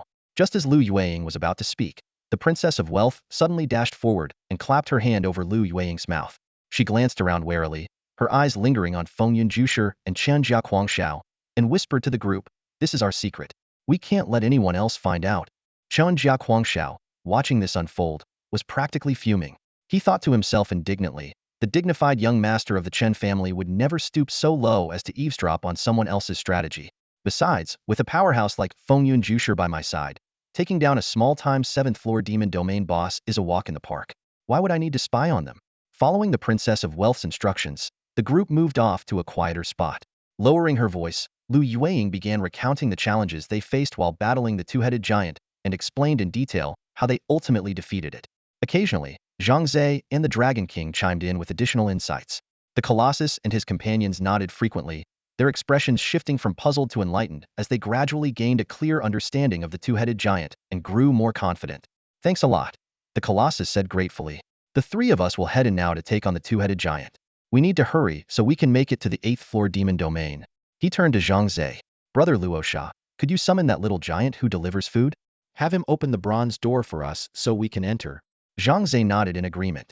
The group made their way to the bronze door, their movements catching the attention of Chen Jiaquangxiao and Fengyun Jusher. Young master, that archer over there named Luosha is the one who summoned that little food delivery giant. One of Chen Jiaquangxiao's subordinates whispered, pointing at Zhang Ze. Chen Jiaquangxiao and Fengyun Jusher exchanged a glance before both fixed their eyes on Zhang Ze. They watched as Zhang Ze snapped his fingers lightly, and in an instant, a blurry figure materialized beside him, solidifying into the little food delivery giant. What? He can summon monsters? Fengyun Jusher exclaimed, his brow furrowing in surprise. Chen Jiaquangxiao's expression also showed a flicker of shock, but he quickly masked it with disdain. So that's why he killed that little giant, because he can summon it. Humph, it's nothing impressive. Nothing impressive? Fengyun Jusher cast a sidelong glance at Chen Jiaquangxiao and shook his head. Young Master Chen, you shouldn't underestimate this adventurer named Luosha. The summoning technique he's using is far from ordinary. In all my years of experience, I've never encountered an adventurer who could summon monsters from the demon domain. Chen Jiaquangxiao froze for a moment. Noticing the serious expression on Fengyun Jusher's face, his heart sank. He quickly asked, Master Gao, are you saying this summoning technique is exceptionally powerful? Absolutely. Fengyun Jusher's eyes gleamed with intrigue as he analyzed the situation. Think about it. This adventurer, Luosha, killed the little food delivery giant, and now he can summon it. Doesn't that suggest that his summoning technique is triggered by defeating a monster? If we assume that Luosha can summon any monster he kills, then wouldn't that potentially include boss-level monsters? Now imagine if he can summon bosses, and even multiple bosses at once, perhaps several, a dozen, or even dozens of Themdo. You think you'd stand a chance against him? Chen Jiaquangxiao felt a sudden chill run down his spine after hearing Fengyun Jusher's explanation. Cold sweat broke out on his back, and beads of perspiration formed on his forehead. The boss-level monsters in the demon realm were all formidable opponents. If this person named Luosha could truly summon a group of such monsters, even elite adventurer teams would struggle to handle them, let alone a solo fighter. Mr. Gao, Chen Jiaquangxiao's throat was dry, and his voice trembled slightly. Are you saying this Luosha is basically invincible? In his mind, Luosha's image instantly became towering and insurmountable, like a massive mountain blocking his path. Fengyun Jusher didn't respond, but the grave expression on his face spoke volumes. Meanwhile, Zhang Ze directed the little giant to open the copper door. He watched as Just Hin and the other two entered before the door slowly closed behind them. Zhang Ze, Lu Yueying, and Long Wang stayed outside, waiting for news from within. Mr. Gao, what should we do? Chen Jiaquangxiao asked in a low voice. Fengyun Jusher's eyes flickered with thought before he suddenly walked over to Zhang Ze and his companions. He approached Zhang Ze with a warm smile on his face. Young brother Luosha, I noticed earlier that you summoned a little giant to deliver food. Your talent skill is quite intriguing. May I ask, what rank is it? A level or slevel? Zhang Ze narrowed his eyes, carefully scrutinizing Fengyun Jusher and unwilling to reveal anything. However, Long Wang, standing nearby, couldn't resist showing off. My brother's talent is slevel. How about that? Impressive, right? Zhang Ze felt speechless at Long Wang's eagerness to boast. Fengyun Jusher raised an eyebrow, his smile widening. And slevel talent, I see. That explains it. Young brother Luosha, I happen to have some connections with the National Security Bureau. Talents like you are exactly what the country needs. Would you be interested in joining the bureau? I could recommend you. The three of them were stunned. In the Great Xia Nation, the National Security Bureau held an unparalleled position, directly answering to the highest leader. Even the military had to defer to it when it came to matters of national security. Long Wang, thrilled, exclaimed, "This is a great opportunity. Brother Luocha, don't miss it." Say yes to this old man. Lu Yueying also nodded in agreement. Her sixth uncle, a senior official in the Demon Realm Bureau, often mentioned that the National Security Bureau was a place filled with experts and a platform where one could truly make a name for themselves. However, to everyone's surprise, Zhang Ze calmly shook his head. "Thank you for the offer, but I'm still a student and haven't even earned my level 1 Demon Realm Fighter certificate yet. I feel there's still a lot I need to work on. I'd like to hone my skills further before considering anything like joining the Bureau." Zhang Ze's reasoning remained steadfast. Until he was strong enough, he didn't want to expose his abilities prematurely. He also needed to protect his younger sister and didn't want to bring unnecessary trouble to his loved ones.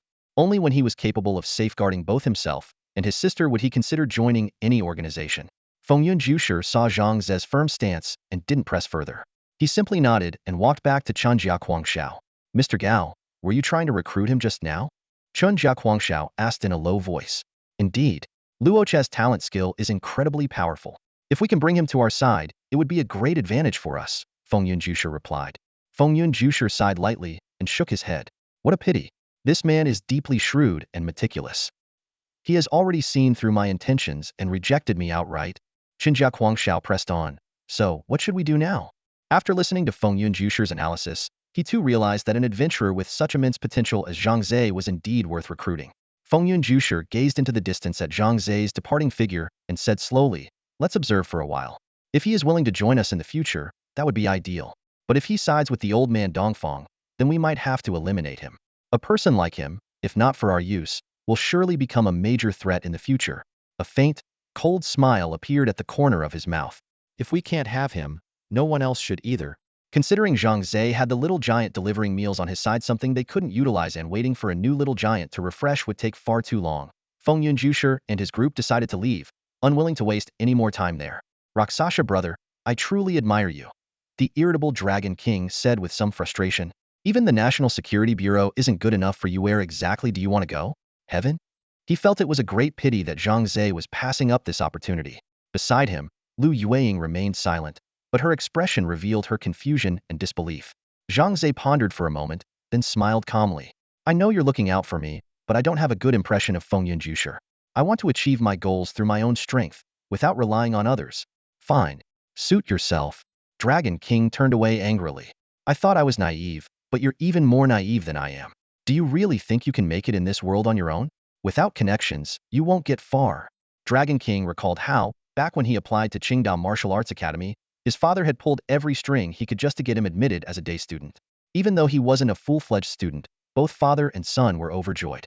However, the bitterness of that experience remained fresh in his memory, especially seeing his father bowing and scraping to certain influential figures, as if he were a servant. It left a sour taste in his heart.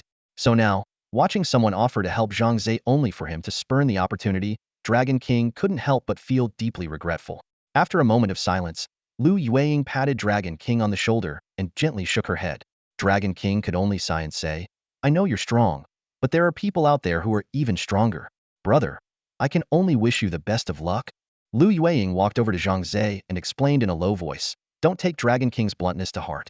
His father went to great lengths just to get him into Qingdao Martial Arts Academy as a day student. Dragon King's dream is to join the National Security Bureau after graduation and serve the country, but we all know the chances of that are slim.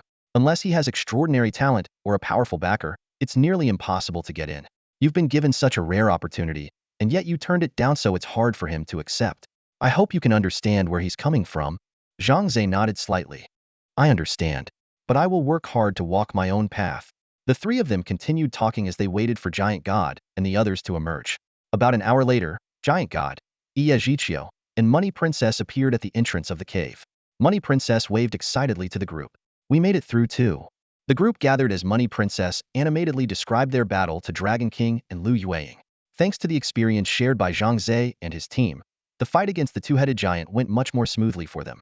Although there were a few minor mishaps along the way, they ultimately emerged victorious without any major issues. After defeating the two-headed giant, the three of them received some excellent rewards.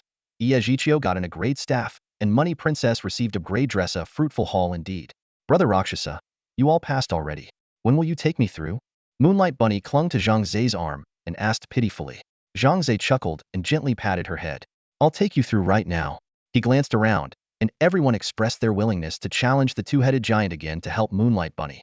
After all, their swift success was largely thanks to Zhang Ze's guidance. After some thought, Zhang Ze decided to enlist Giant God's help. The main reason Zhang Ze chose Giant God to join the team was to protect Moonlight Bunny.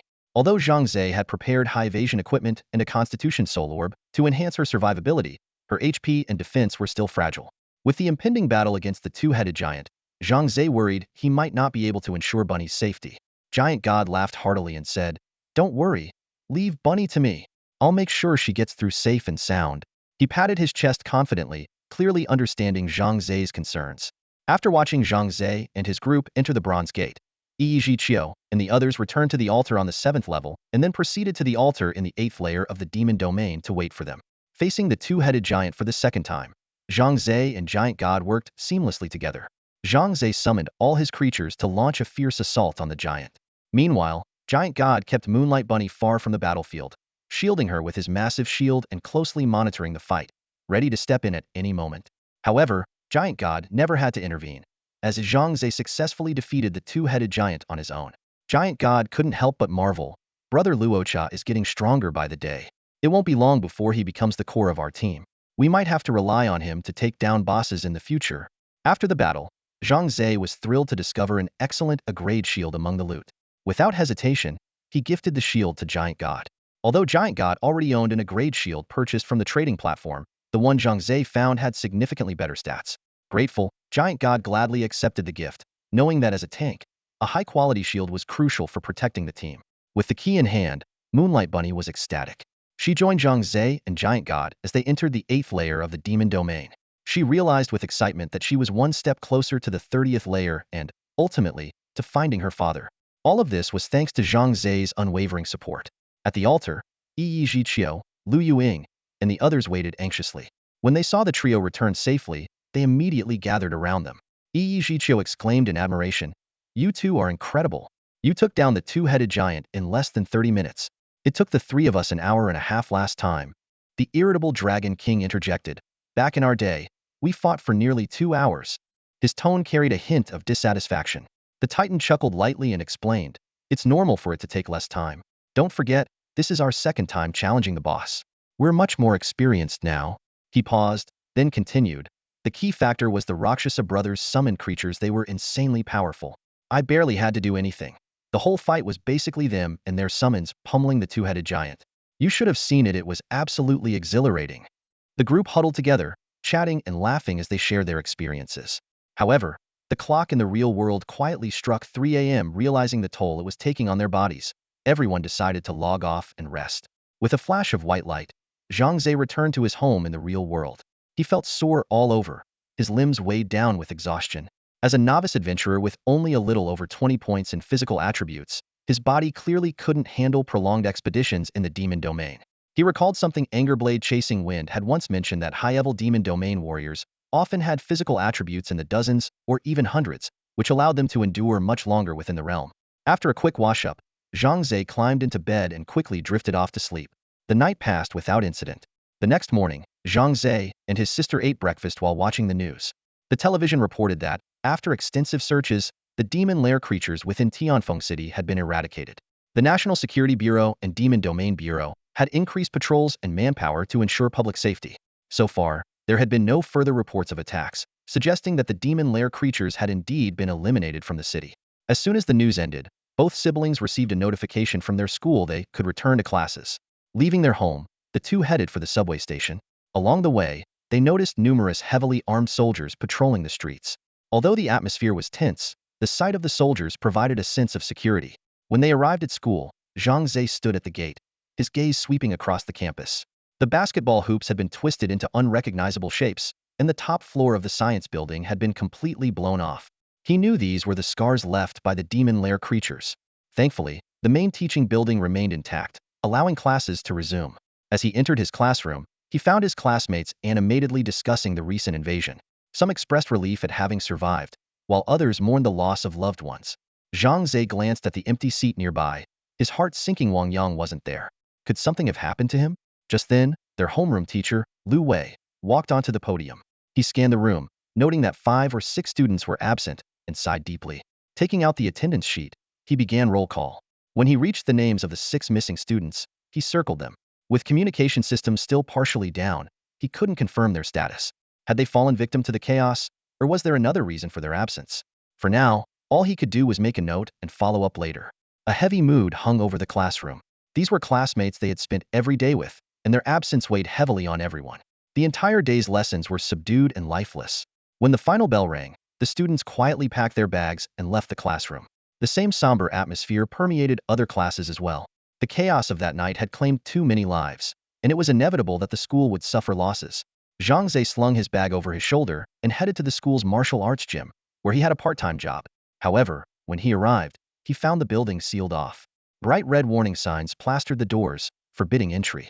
Puzzled, he approached an elderly janitor sweeping nearby and learned that the gym had been damaged during the demon lair attack. A large section of the roof had collapsed, making the building unsafe. As a result, the school had temporarily closed it. Looks like this job isn't happening anymore. I wonder if the school will still pay me for this month. Zhang Ze muttered to himself, shaking his head as he walked away from the gym. When he reached the school gate, a sleek, black luxury van suddenly pulled up in front of him. The door slid open, revealing a man and a woman seated inside. It was none other than Li Zihao, chairman of the Shanha Group, and Sister Jiang, the manager of the Yunding Club. Li Zihao greeted him with a warm smile. Zhang Ze, my young friend, hop in. There's a big charity event happening in Tianfeng City tonight. Let me take you to experience it firsthand. Zhang Ze shook his head and politely declined. A charity event? Sorry, I'm not really interested. Don't be so quick to say no, Li Zihao said enthusiastically, his eyes sparkling with anticipation. This charity event is a gathering of the most influential people in society, government officials, CEOs, and A-list celebrities.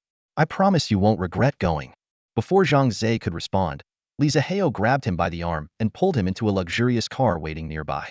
Zhang Ze's face was full of resignation. He had never been fond of social events like these. Just as he was about to come up with an excuse to leave, Zhang Jie put down her phone and spoke with a hint of urgency in her voice. Brother Hao, the CEO of Gauss Medical Equipment Group has already arrived. They're waiting for us. Gauss Medical Equipment Group? The name immediately caught Zhang Ze's attention. He recalled that Yang Nuo had mentioned this company before, and his sister Zhang Feng was currently using one of their artificial kidneys. A thought crossed his mind. Perhaps he could use this opportunity to talk to the CEO and find out when the latest model of artificial kidneys would be available. Seeing that Zhang Ze was no longer trying to back out, Li Zihao gave a satisfied smile. This trip wasn't just about showing Zhang Ze the ropes. More importantly, it was his chance to showcase the new ally of Shanha Group, a highly promising expert in the magical domain. With this trump card, Li Zihao no longer had to worry about being challenged, like the incident with Wu Tianqing. The car came to a smooth stop in front of Yunding Clubhouse. The entire venue had been tightly secured by the police, and only those with invitations were allowed entry. The parking lot was filled with luxury cars, and an array of wealthy elites and dignitaries were steadily making their way inside. Following Li Zihao, Zhang Ze couldn't help but feel out of place. His simple attire stood out awkwardly amidst the sea of tailored suits and glittering jewelry. However, with Li Zihao leading the way, no security guards dared to stop them. The interior of the clubhouse had been meticulously arranged. The stage was grand and imposing, and the seating looked fresh and pristine. Each table was adorned with exquisite wines and delicacies, while servers carrying trays weaved through the crowd, ready to attend to the guests' every need. After ensuring Zhang Ze was settled, Li Zihao and Zhang Jie went off to mingle with other guests. Feeling bored, Zhang Ze grabbed a glass of juice from a passing server's tray. Just as he took a sip, someone gave his shoulder a firm pat. Zhang Ze, what the hell are you doing here? A familiar voice rang out. Zhang Ze turned around and was surprised to see Wang Yang. His face immediately broke into a smile. Wang Yang, what are you doing here instead of being at school? I thought you. Never mind, as long as you're okay. Seeing his old friend safe and sound, Zhang Ze finally felt a sense of relief. Wang Yang let out a hearty laugh, grabbed a glass of brandy from a server, and plopped down beside Zhang Ze. Throwing an arm around his shoulder, he explained with a grin, I got lucky. The night of the incident, I hid in my basement and didn't come out until the next afternoon. Looking around the opulent venue, Wang Yang suddenly asked, by the way, how did you even get in here? You need an invitation to enter, and with your, realizing his words might come off as rude, he quickly apologized. Zhang Ze waved it off, unfazed. It's fine. You're right, I didn't get an invitation. I was brought here by someone. Who? Wang Yang asked curiously. Li Zihao, Zhang Ze replied casually. Wang Yang nearly spat out his drink. He stared at Zhang Ze in disbelief. Wait, did you just say Li Zihao invited you? Wang Yang then launched into an animated explanation of Li Zihao's prominence. He was the wealthiest man in Tianfeng City, the head of Shanhe Group, and a billionaire tycoon with a net worth in the hundreds of millions. Not only was he a powerful local figure, but he was also rumored to have connections to international big shots. Compared to him, Wang Yang's family business, worth only a few million, was utterly insignificant. Wang Yang still remembered an incident when his father wanted to meet Li Zihao to discuss business, but the earliest available date in Li Zihao's schedule was 3 months later. Now, staring at Zhang Ze in disbelief, he questioned, "You're not lying to me, are you? How could Li Zihao possibly invite you? You're just a student." Zhang Ze shrugged, a hint of helplessness flashing across his face. "Honestly, I didn't really want to come. If he hadn't been so insistent, and if I didn't have someone I needed to meet, I wouldn't have shown up." Hearing this, Wang Yang became even more convinced that Zhang Ze was bluffing. Just then, the grand doors of the venue swung open, and a group of people strode in with great fanfare. Leading the entourage was a young man dressed in extravagant fashion, followed by a dozen black-suited bodyguards, exuding an air of authority. Isn't that the young master from the Chen family in Jiangbei? What's he doing here in Tianfeng City? Who knows? Folks from Jiangbei have always looked down on us, calling us the sick men of Daxia, weak and incompetent. Yeah, they even claim we can't protect our own land. They conveniently forget that if they hadn't spent a fortune hiring experts from country, they wouldn't have been able to hold their ground either. True, Jiangbei is more developed than our region, but we're no pushovers. Every year, we have the highest number of people signing up for military service. That's all well and good, but when it comes to dealing with monsters from the abyss, sheer numbers don't count for much. You need strong fighters from the abyssal domain. It's just that we're short on talent here. Otherwise, would we let them strut around like they own the place? Whispers spread throughout the venue. Meanwhile, Li Zihao and Sister Jiang, having just finished greeting an important guest, also noticed Chen Feng's arrival. The two exchanged puzzled glances. "I don't remember sending an invitation to the Chen family. Why is Chen Feng here?" Li Zihao frowned, his displeasure evident. As the sponsor of this charity event, his goal was to raise funds through an auction to donate to families who had lost loved ones in the abyss monster invasions. On the surface, it was a philanthropic effort, but it also served as a platform for business and networking. As such, every guest had been carefully selected by Li Zihao either business partners or high-ranking officials from key sectors, all influential figures in Daxia. While he had extended a few invitations to Jiangbei, the number was minimal and highly selective. Naturally, individuals like Wu Tianqing and Chen Feng, who had a contentious relationship with him, hadn't made the list. Chen Feng's uninvited appearance was both unexpected and unwelcome. Sister Jiang observed the situation closely before leaning in to whisper in Li Zihao's ear, "I know why he's here. Look over there." Following her gaze, Li Zihao saw Chen Feng heading straight for a corner where a beautiful young woman was seated. Lu Yueying? Li Zihao immediately understood. So, Chen Feng's uninvited arrival was all for Lu Yueying. This kid dares to come to my turf to chase after a girl? Li Zihao's expression darkened, and he stepped forward, ready to confront and expel Chen Feng then and there. "Zihao!" Sister Jiang quickly grabbed his arm, stopping him. "Don't act impulsively. While the Chen family in Jiangbei may have their differences with us, if you cause a scene and things escalate, it'll ruin our charity gala and give the Chen family an excuse to retaliate. It's not worth it." Li Zihao paused to consider her words and realized she had a point. With a heavy snort, he turned away, deciding to let it go for now. Meanwhile, Wang Yang and Zhang Ze had also noticed Chen Feng's dramatic entrance. "Seriously? What the hell?" Wang Yang exclaimed in anger, his fists clenched tightly. "That scumbag Chen Feng is actually trying to hit on our genius goddess? Shameless." Zhang Ze curiously turned to look at Wang Yang. "You know Chen Feng too?" Wang Yang scoffed, curling his lips in disdain. "Of course, I know Chen Feng. Let me tell you, the business circle isn't that big. It's just the same group of people. I've often interacted with them while tagging along with my dad." He shook his head, his tone dripping with contempt. "That guy struts around like he owns the world, looking down on everyone." Leaning closer to Zhang Ze, Wang Yang lowered his voice conspiratorially. "His arrogance isn't just because the Chen family is wealthy and powerful. It's also because I heard he awakened its class talent. He's one of the few in Jiangbei with such a gift, so naturally, he's highly regarded." No wonder, Zhang Ze nodded slightly, deep in thought. His gaze shifted to Chen Feng, who was now standing in front of Lu Yueying, wearing a confident smile and saying something to her. Lu Yueying, however, maintained a distant and polite demeanor, though it was clear to anyone paying attention that she had no interest in him. Zhang Ze assumed Chen Feng would take the hint and leave, but to his surprise, the man brazenly sat down next to Lu Yueying. He even attempted to drape an arm around her shoulders, as if intending to pull her into an embrace. Initially unfazed, Zhang Ze suddenly felt a surge of anger at Chen Feng's audacious behavior. He abruptly stood up, his sudden movement startling Wang Yang beside him. "Hey, what are you doing, man?" Wang Yang asked, bewildered. Without responding, Zhang Ze strode toward Chen Feng, his expression dark and resolute. By this time, Lu Yueying had already noticed Chen Feng's intentions. Her brows furrowed, and her voice turned icy. "Young Master Chen, kindly remove your hand." Her tone was as restrained as it could be, given the circumstances. If not for the ties between the Lu family and the Qin family in Jiangbei, she might have already lost her temper. Chen Feng, however, seemed unfazed. With a smirk, he replied casually, "Yueying, don't be so cold to me. We're destined to be husband and wife someday. Why not start getting to know each other now and build some chemistry?" "What did you just say?" Lu Yueying's eyes widened in disbelief. Could the rumors she had heard possibly be true? Chen Feng chuckled smugly. "You heard me. My grandfather and your grandfather had an agreement years ago, a betrothal, if you will. Back then, they couldn't fulfill it because they both had sons. But now, with us, it's perfect in being the man and you being the woman. A match made in heaven." Lu Yueying shot to her feet, her face a mixture of shock and anger. Her voice trembled as she said, "Stop spouting nonsense. I will never marry you." Leaning back lazily on the sofa, Chen Feng sneered. "It's not up to you. Are you really going to defy your grandfather's wishes? Or are you saying the promise your family made back then was meaningless?" Lu Yueying froze, her body stiffening. She couldn't defy her grandfather's wishes, but the thought of marrying this despicable man was unbearable. Chen Feng's reputation as a playboy had long reached even Jiangdong. Everyone in their circles knew of his countless flings with women whose names he probably couldn't even remember. Marrying him would ruin her life. Then, as if a light bulb went off in her mind, an image of a masked young man flashed before her eyes. Her expression shifted from fear to determination. She spoke firmly, "Young Master Chen, regardless of whatever arrangement was made between our families, my life is my own to decide." With that, she turned to leave, but a group of black-suited bodyguards immediately blocked her path.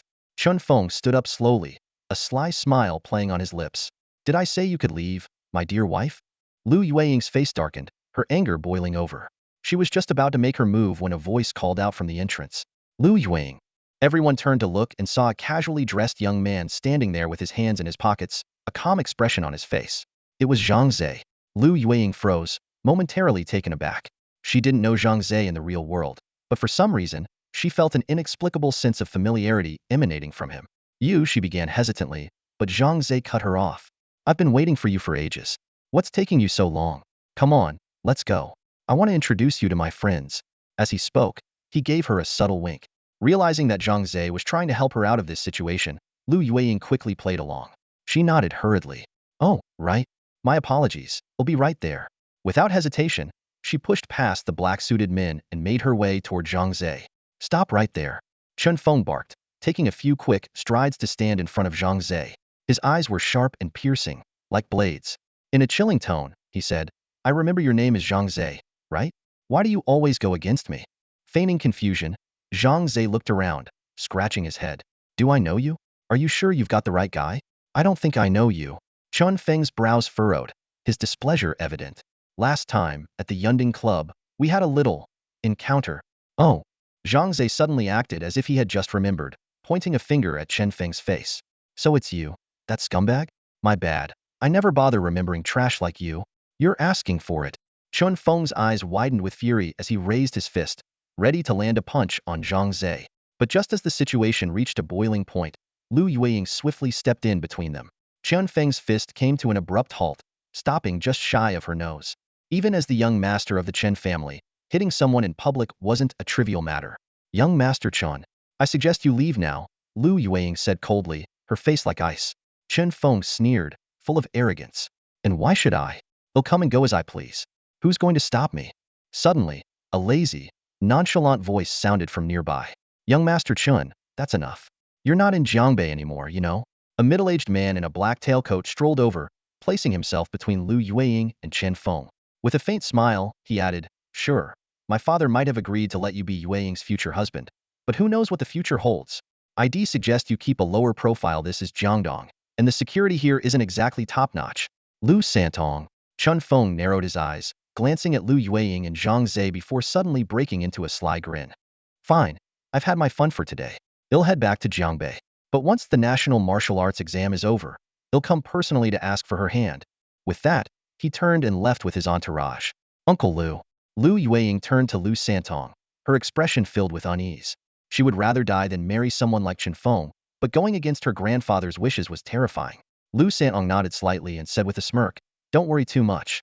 They'll talk to your father, and well approach the old man together. I'm sure he'll understand." Probably. Lu Yueying sighed inwardly.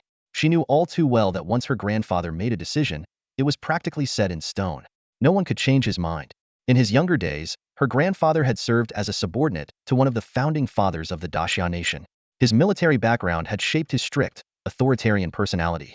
Even after retiring, he carried those habits into family life, demanding absolute obedience from everyone. Lu Yueying vividly remembered an elder in the family who had been severely punished for defying her grandfather's orders, beaten so badly they were nearly killed. Since then, she had always felt a lingering fear of her grandfather. Turning to Zhang Ze, Lu Santong smiled warmly. "Young man, thanks for stepping in for Yueying earlier. By the way, have we met before? You seem oddly familiar, like an old comrade from the battlefield." Zhang Ze hesitated for a moment before replying vaguely, "I feel like I've seen you somewhere too, but I can't quite place it." Not wanting to reveal too much, he quickly changed the subject. "Anyway, my friend's waiting for me. I should get going." After bidding them farewell, Zhang Ze returned to his friend Wang Yang. Wang Yang was pale with fear, beads of sweat on his forehead. "Are you out of your mind? How could you mess with someone like Chen Feng?"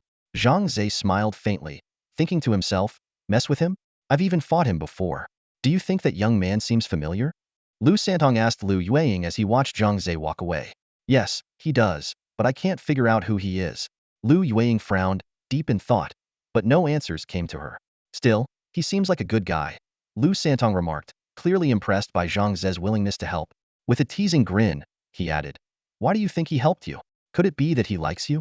"Uncle Lu, stop talking nonsense."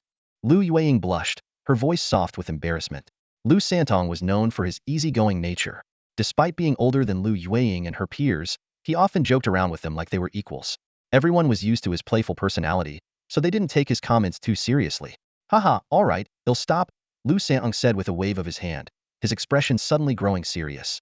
"By the way, that big shot is supposed to be here today. When they arrive, we'll go pay our respects. Hopefully, this will help you secure a position in the National Security Bureau." "Got it." Lu Yueying nodded solemnly. This was her true purpose for attending the banquet. With only about 10 minutes left until the banquet officially began, most of the guests had already arrived. Li Zihao and Sister Zhang stood by the entrance of the grand hall, craning their necks and glancing eagerly toward the doorway, as if waiting for someone important to show up. Li Zihao anxiously glanced at his watch, his brow furrowed. The agreed time had long passed, yet the important figure was still nowhere to be seen. He turned to Sister Zhang next to him and quietly asked, "Any news?" Sister Zhang shook her head and replied softly, "I just tried contacting them again, but no one at the National Security Bureau has received any updates. Don't worry though, that big shot should still show up." Li Zihao let out a sigh, his gaze shifting back and forth between the entrance and his watch. Suddenly, his eyes lit up, and he quickly grabbed Sister Zhang, heading briskly toward the main entrance. A modest jeep slowly pulled into the parking lot, its license plate bearing the striking red characters for National Security. Li Zihao and Sister Zhang hastily adjusted their attire and stood at the entrance, ready to greet the arrival. The car door opened, and the first to step out was a veiled woman, a mysterious figure Li Zihao had once seen in the occupied territory. She swiftly moved to the back seat and respectfully helped an elderly man with gray hair step out of the vehicle. The old man had kind eyes and a gentle demeanor, leaning on an iron walking stick as he moved forward. Seeing Li Zihao and Sister Zhang approaching, he smiled and explained, "There was a bit of a delay at the bureau." Li Zihao quickly responded, "Your dedication to the people and your responsibilities far outweigh our small matters, sir." The old man waved his hand dismissively, his tone earnest. "That's not right. A promise is a promise. It should never be taken lightly. Besides, this charity event is for the people of Tianfeng. I had to come." He turned to the veiled woman beside him. "Xiaoqin, let's head inside. We shouldn't keep the other guests waiting." The three of them entered the hall, where all the guests immediately stood up, their eyes fixed on the elderly man. "Mr. Kong, you're here." "Good evening, Mr. Kong." "Director Dongfang, welcome." "Greetings, Director." Respectful greetings echoed throughout the room. Dongfang Dikang smiled and waved to the crowd in acknowledgement. Once he and Xiaoqin had taken their seats, the other guests followed suit, and the charity gala officially began. Zhang Ze couldn't help but be drawn to Xiaoqin. He had already learned from Wang Yang that Dongfang Dikang was the director of the National Security Bureau, and Xiao Qin, who stayed close to him, was undoubtedly a key figure in the bureau as well. Zhang Ze recalled her appearance during the monster invasion and began to ponder. Suddenly, Xiao Qin turned her head, her sharp gaze locking onto Zhang Ze's. Startled, Zhang Ze quickly lowered his head, pretending to sip his water, but it was too late. Xiao Qin had already noticed him. Inwardly, Xiao Qin thought, so, this kid showed up too. A realization dawned on her, and she leaned over to whisper something into Dongfang Dikang's ear. Dongfang Dikang's expression remained unchanged, his gentle smile unwavering. He responded softly, if you think he's promising, then bring him into the National Security Bureau. But make sure to thoroughly investigate his background first. We can't let a wolf into the fold. Understood, Director. Xiao Qin replied quietly. As the final guest took their seat, the charity gala officially commenced. After a series of dazzling performances by celebrities, Li Zihao stepped onto the stage to deliver a speech. He expressed gratitude to the distinguished guests, condemned the evil monsters of the abyss, and mourned the loss of their fellow countrymen. Sitting in the audience, Zhang Ze listened absent-mindedly, wishing for the gala to end quickly so Li Zihao could introduce him to the CEO of the medical equipment company. Li Zihao's impassioned speech was met with thunderous applause. As the clapping subsided, he announced the next segment of the evening, the auction. Ladies and gentlemen, the items up for auction tonight are rare and invaluable works of art. Many of these pieces were originally displayed in museums, but with the invasion of the abyssal monsters, much of our territory was lost, and these treasures were displaced. Today, we've collaborated with renowned collectors who have graciously offered their prized possessions for auction. All proceeds will go toward helping impoverished families who have lost loved ones. Li Zihao strode towards one side of the stage as the massive screen behind him lit up. Images of famous antique paintings began to flash across the screen. These were the stars of today's auction. In fact, the owners of these collections had already struck a deal with Li Zihao. They weren't donating their treasures for free. Li Zihao had agreed to fully compensate them with the auction proceeds. For the owners, it was a win-win situation. A guaranteed profit and a chance to earn a good reputation. Zhang Ze had learned of these behind-the-scenes arrangements from Wang Yang. Though Wang Yang wasn't particularly strong academically, he had a sharp understanding of such dealings. Zhang Ze stared intently at the screen until, suddenly, a familiar painting appeared. His eyes widened instantly. I recognized it immediately. It was the very same gift for Prince Junfu that he and Lu Kai had risked their lives retrieving from the occupied zone for Boss Li. Zhang Ze's brows furrowed in confusion. How could this painting, which had ended up in Boss Li's hands, now be here? Could it mean that Boss Li was present as well? Zhang Ze quickly turned around, scanning the crowd. Sure enough, he soon spotted Boss Li. The man was laughing and chatting with Li Zihao and a few other prominent business figures. Zhang Ze narrowed his eyes, and realization dawned on him. It was clear now Boss Li had sought this painting specifically to auction it off in an event like this. Today's charity gala was undoubtedly the perfect opportunity. Rage boiled within Zhang Ze. This heartless scoundrel was profiting off treasures that others had risked their lives to secure. He gritted his teeth, struggling to contain his fury. Despite Lu Kai's warnings about how dangerous Boss Li could be, Zhang Ze knew he could no longer stand by. He had to stand up for Lu Kai, for the late Lao Ba, and for the fearless madman who had paid the ultimate price. Zhang Ze's gaze turned icy as he leaned towards Wang Yang and whispered, "Brother, I need your help with something. Will you do it?" "What is it?" "Just tell me," Wang Yang replied without hesitation. Zhang Ze quietly explained his plan. As he spoke, Wang Yang's face turned pale. Stammering, he said, "What? Bro, are you serious? Do you even know what you're doing? This is a gathering of nearly every elite in the country. If we mess this up, we might not even know how we die." Zhang Ze replied calmly, "I've thought it through many times. Nothing will go wrong. The only question is whether you're willing to help. If you're not, I understand, I'll figure out another way." Wang Yang fell silent, torn.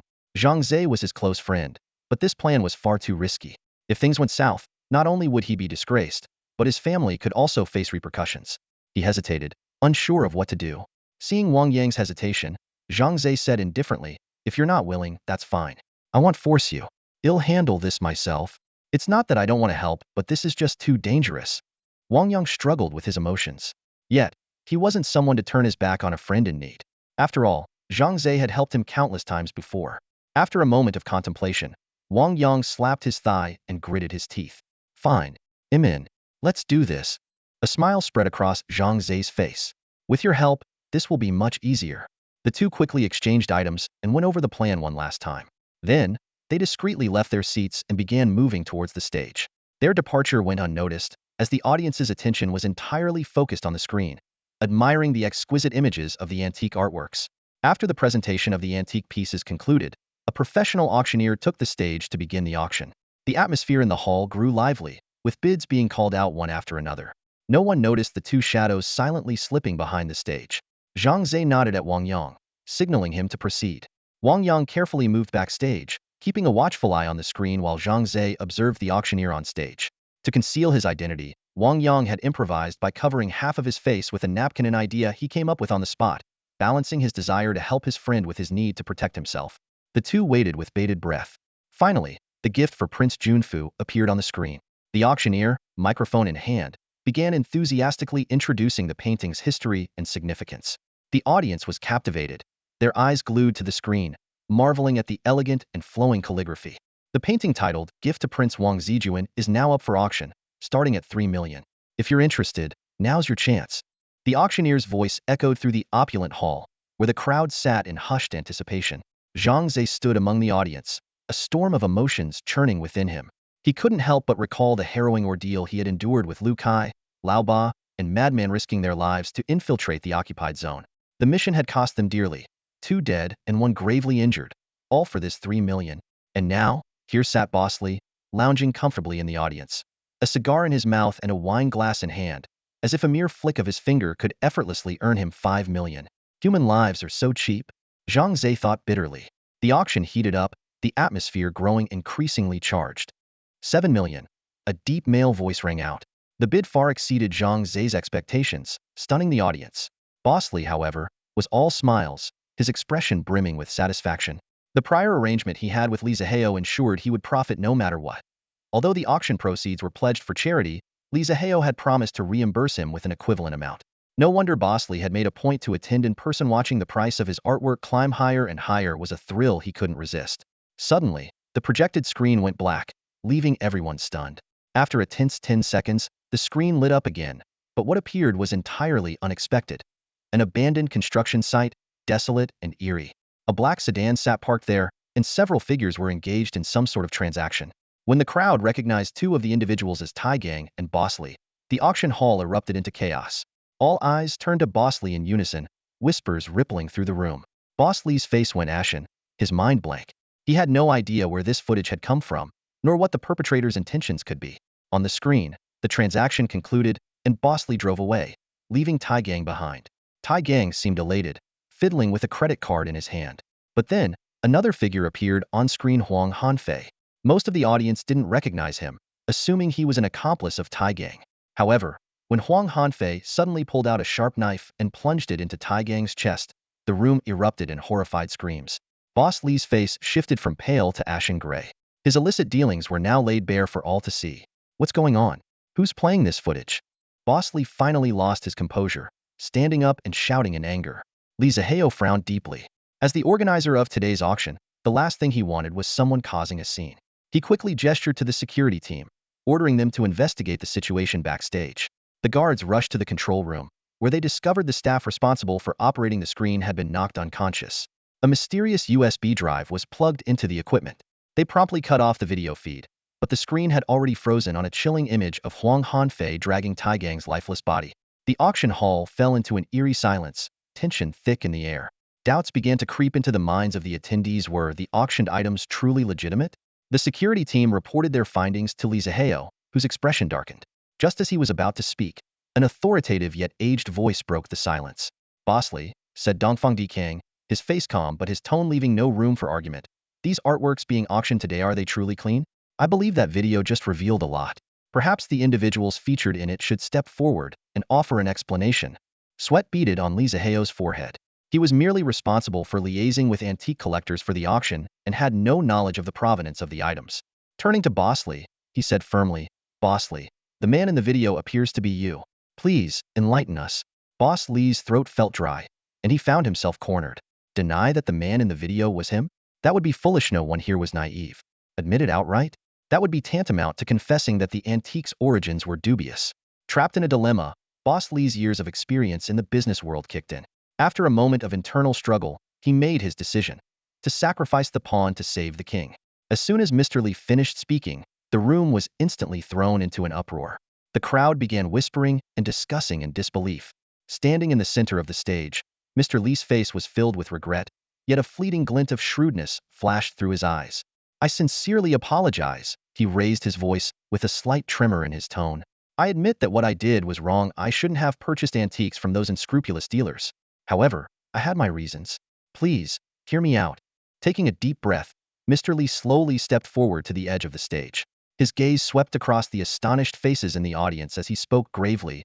The reason I did this was out of sheer desperation. That man threatened to destroy this precious piece of art, right on the spot. In order to protect our Dacia nation's cultural heritage, I had no other choice but to act as I did. My intentions were good, and I had no desire to break the law. I hope you can all understand. The murmurs in the audience grew louder. Those illegal traders are absolutely despicable, someone exclaimed.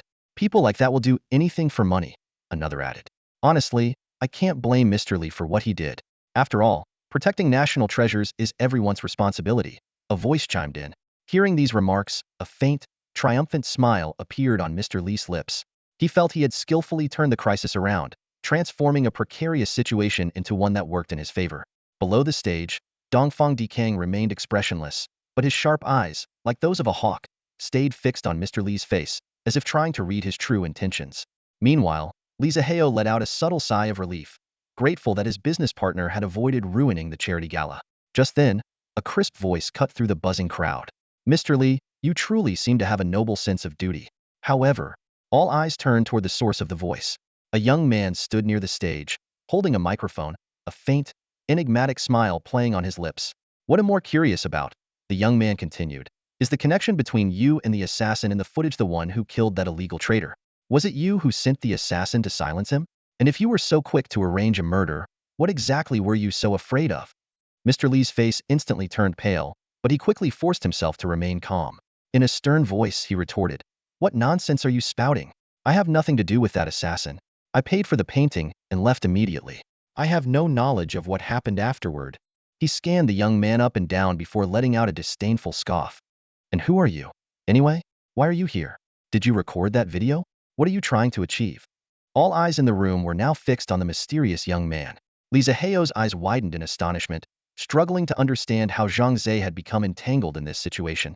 On the other side of the room, Xiang Shaoqin also stared at Zhang Ze on the stage, her beautiful eyes filled with disbelief. Xiang Shaoqin stood amidst the crowd, her gaze firmly fixed on Zhang Ze, who was on the stage. Her thoughts drifted back to those perilous days in the occupied zone, recalling the first time she met Zhang Ze. Back then, she had discovered Zhang Ze and another man acting suspiciously in the occupied area. If not for Zhang Ze's previous impressive actions and his loyal character that had left a deep impression on her, she might have already turned him over to the police. Now, watching Zhang Ze boldly confront and expose Boss Li in front of everyone, Xiang Shaoqin couldn't help but nod to herself in approval. That kind of courage and determination was truly extraordinary. Beside her, the elderly Dongfang Dikang squinted his eyes, keenly catching the subtle changes in Xiang Shaoqin's expression. In a low voice, he asked, "That young fellow on stage, is he the one you want to recruit into the National Security Bureau?" Xiang Shaoqin gave a slight nod. "Yes, Director, that's him." Dongfang Dikang's lips curled into a faint smile. "Heh, he's definitely not an easy one to deal with. Aren't you worried you're bringing trouble upon yourself? If I'm not mistaken, this one's a troublemaker and not an obedient one at that." Xiang Shaoqin, however, seemed unfazed. She replied calmly, "Director, is there anyone in the National Security Bureau who's easy to deal with?" Dongfang Dikang burst into laughter, his voice hearty and full of amusement. "Oh, ha ha ha, you're absolutely right. There's not a single compliant person in our bureau." Waving his hand, his tone suddenly turned reflective. "I'm getting old. I don't have much energy left. From now on, the affairs of the bureau will be in the hands of you younger folks. I'm ready to retire and enjoy my twilight years in peace." Xiang Shaoqin quickly tried to dissuade him. "Director, you're still as strong as ever. It's far too early for you to retire." But Dongfang Dikang slowly shook his head, his expression growing serious. "If I don't step down soon, there are some people who won't take kindly to me staying. While I still have some influence, you should hurry and build your own team. You can't rely on just yourself to contend with Su Yuewen." Xiang Shaoqin was silent for a moment before nodding solemnly. "Understood, Director." Meanwhile, tension was mounting on the stage. Boss Li, struggling to suppress his anger, maintained a facade of composure, though his face was ashen. He stared coldly at Zhang Ze, his voice laced with veiled threats. "I hope you understand what you're saying. Our nation, Dacia, is a country governed by law. Every word you utter can be used as evidence, and I will not hesitate to sue you for defamation. Let me reiterate, I do not know that corrupt dealer, nor do I know that assassin, and I have never had any dealings with them. Everything you've accused me of is baseless slander. The audience broke into a flurry of murmurs, with most people leaning toward Boss Li's side. After all, compared to the relatively unknown Zhang Ze, Boss Li's reputation in the business world carried far more weight. Li Zihao, wiping the sweat from his forehead, rushed onto the stage. Apologizing profusely to the crowd, he then leaned in close to Zhang Ze and whispered urgently, "Brother Zhang, what are you doing? Boss Li is an upstanding businessman. I've worked with him before, has always been a man of his word. I think you must be mistaken." Zhang Ze glanced around and saw that most people were looking at him with doubt in their eyes. Only a few Wang Yang, Lu Yueying, Lu Santong, and Xiang Ziakan still had expressions of trust. The odds were stacked against him. Sensing an opportunity, Boss Li pressed his advantage, his voice rising in anger. "Since you claim him involved in these matters, then show us the evidence. If you can't, I demand an explanation here and now." The crowd immediately chimed in. "Yeah, if you've got something to say, back it up with proof.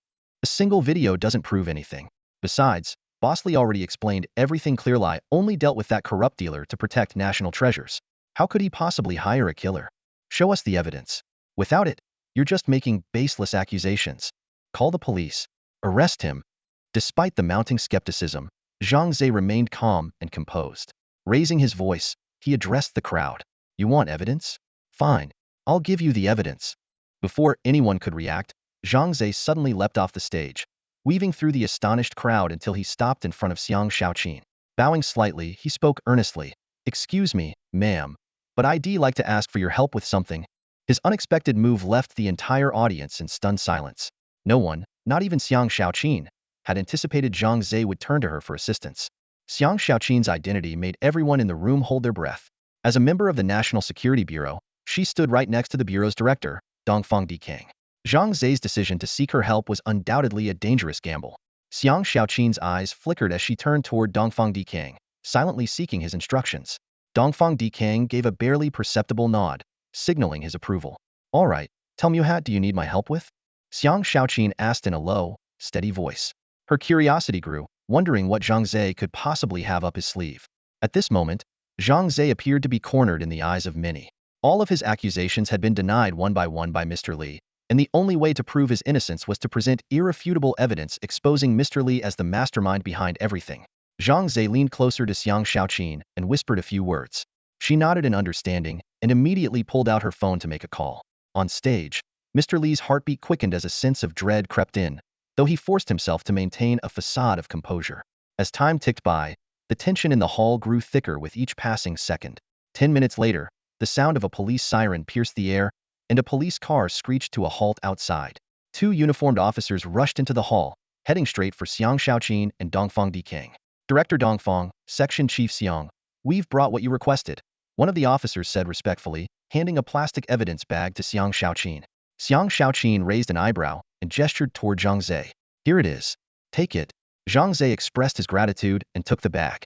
In front of everyone, he pulled out an item. All eyes in the room turned to him, and some even stood on tiptoe, straining to see what it was. Zhang Ze strode confidently onto the stage, holding the item high for everyone to see. "Ladies and gentlemen, please take a look. This is a cell phone. It belonged to the hitman named Huang Hanfei," he announced.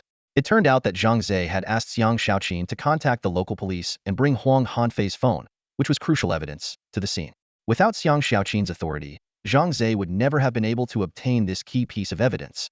"Now, what I'm going to do is dial every number stored on this phone," Zhang Ze declared, his gaze sharp as he locked eyes with Mr. Li. "If even one of these numbers connects to Mr. Li's phone, I think we all know what that means."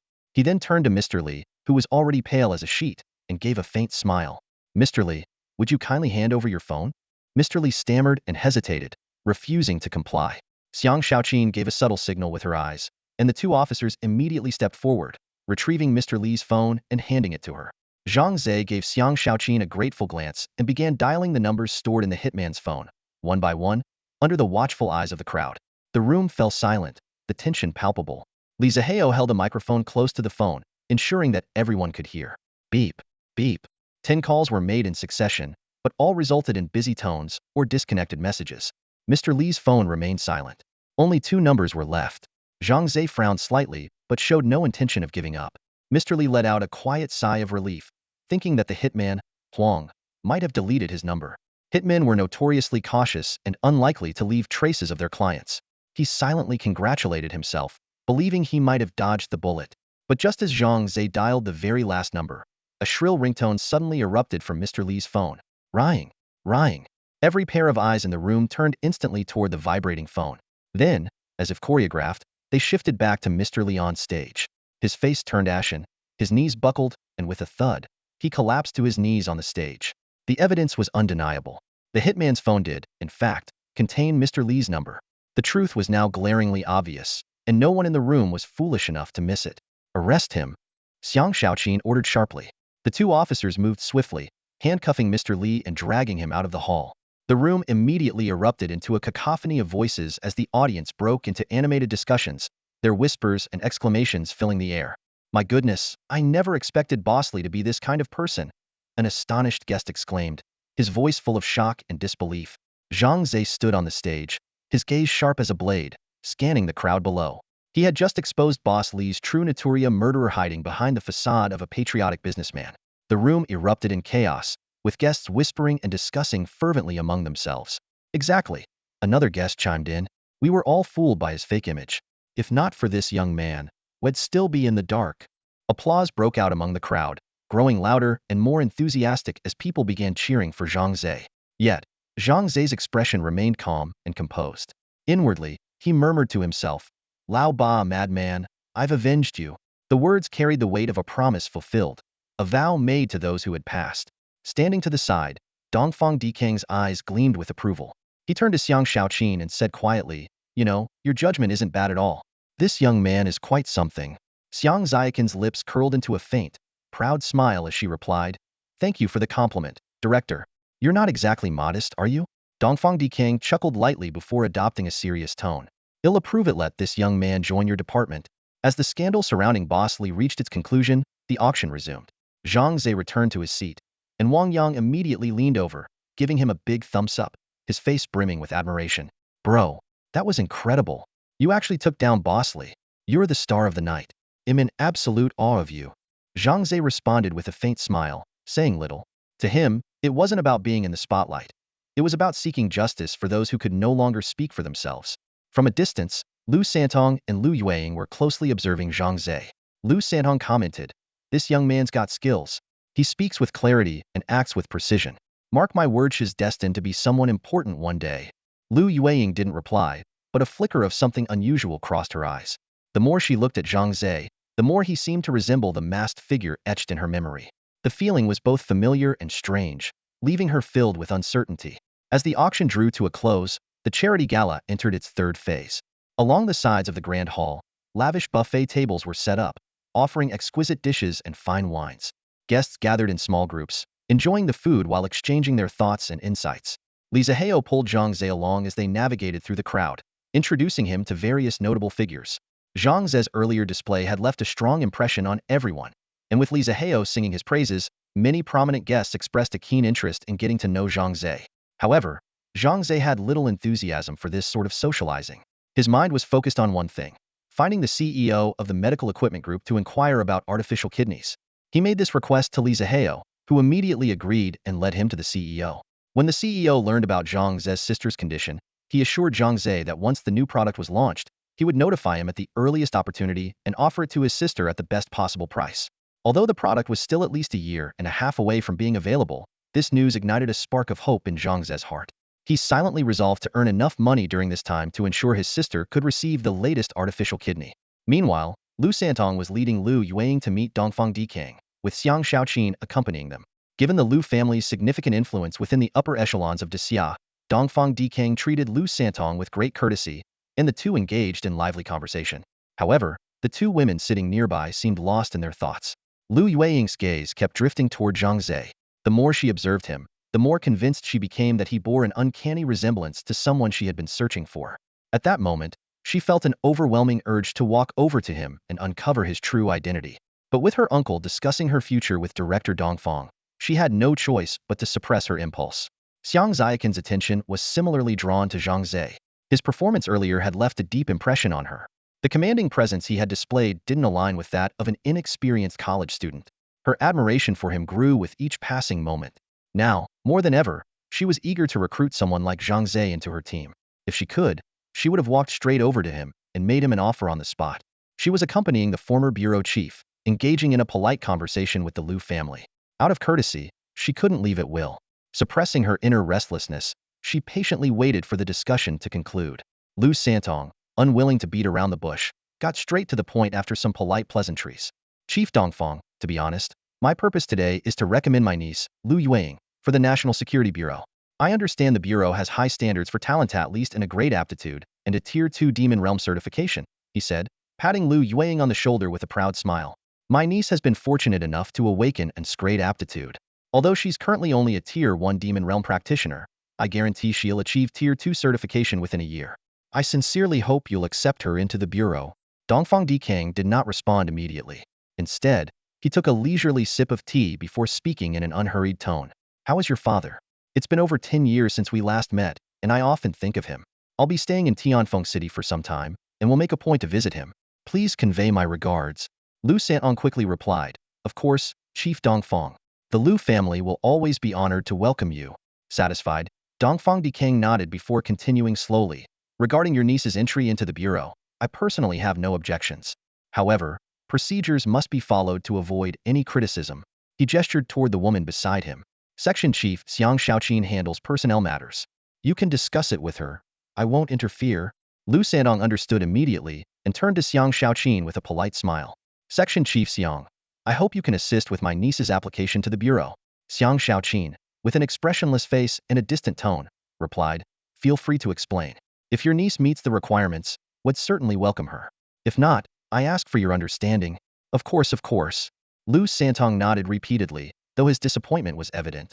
It seemed his influence wasn't enough. If the family elder had intervened, success would have been almost guaranteed. Unfortunately, the elder had always insisted on merit-based achievements and refused to use connections for personal gain.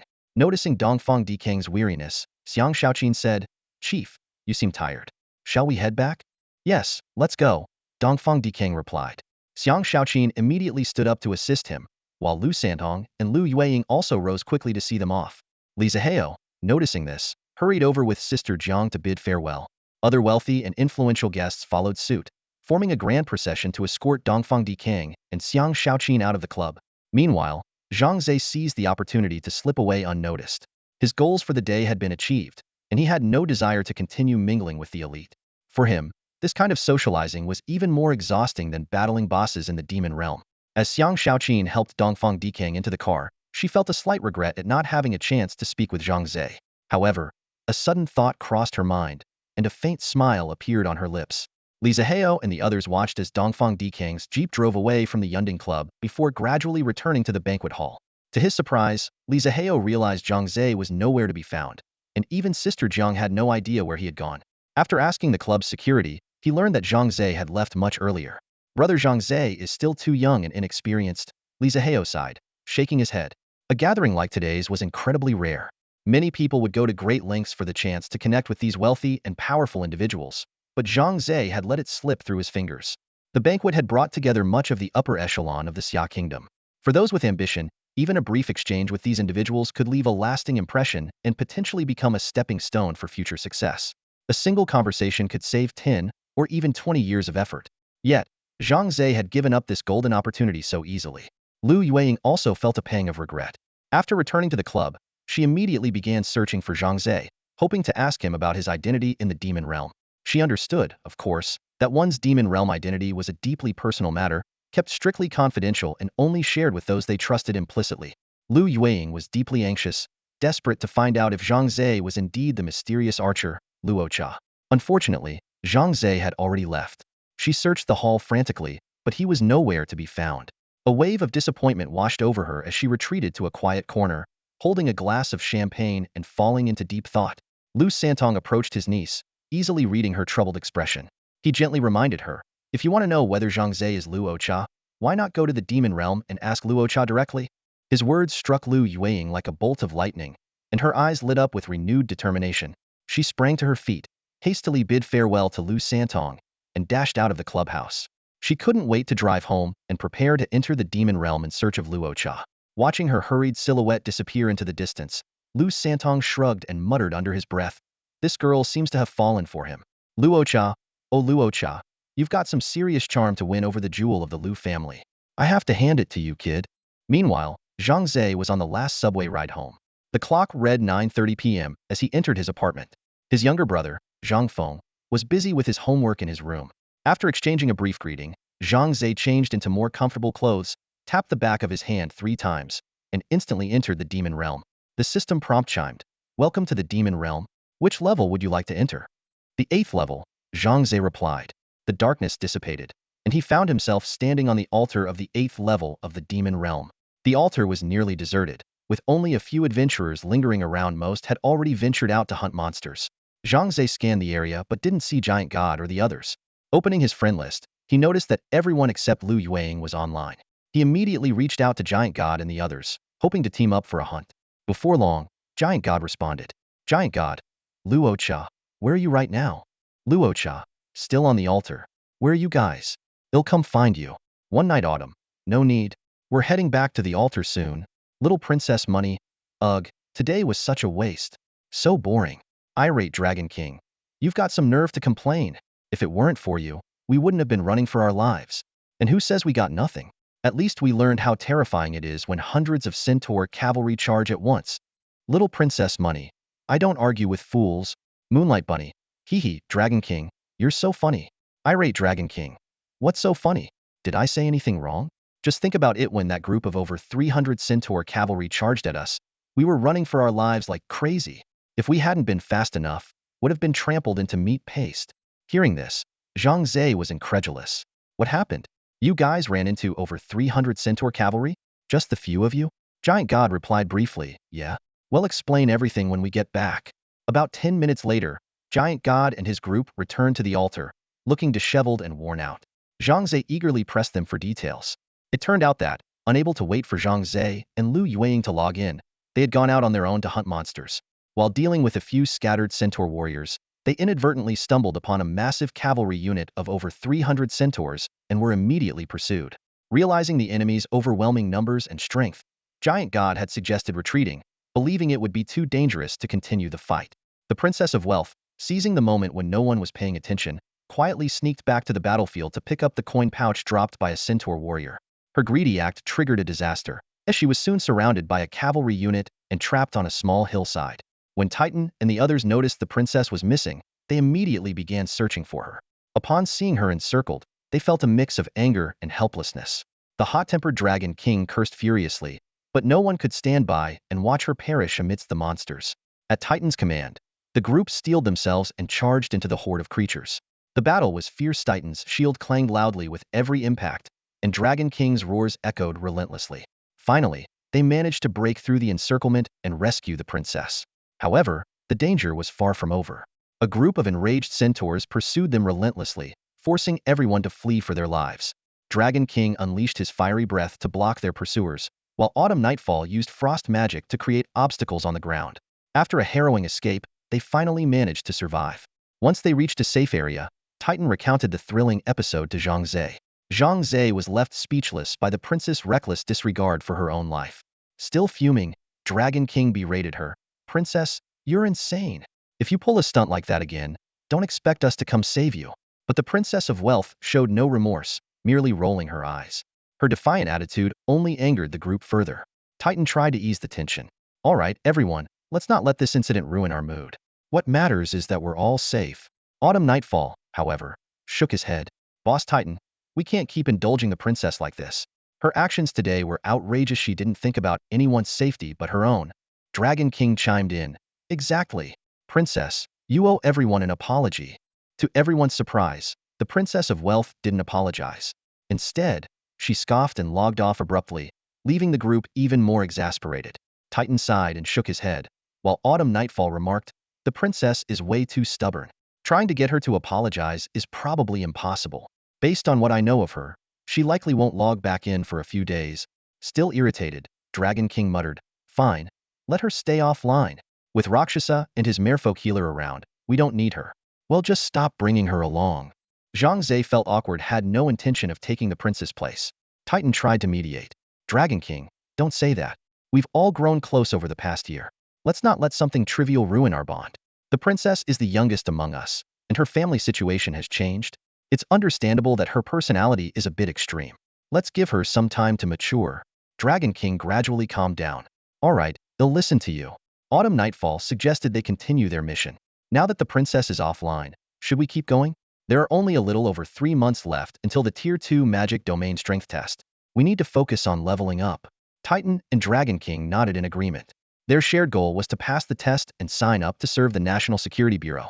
Titan also mentioned that Moon Shadow hadn't logged in yet. Just as he finished speaking, Lu Yueying appeared on the altar, perfectly timed like the saying, "Speak of the devil and he shall appear." That's all for today. Thank you so much for watching. I hope you guys enjoyed. If you wish to have another part of this recap, please give us at least 1,000 likes. Please don't forget to comment and subscribe to our channel for more content like this. Until next time.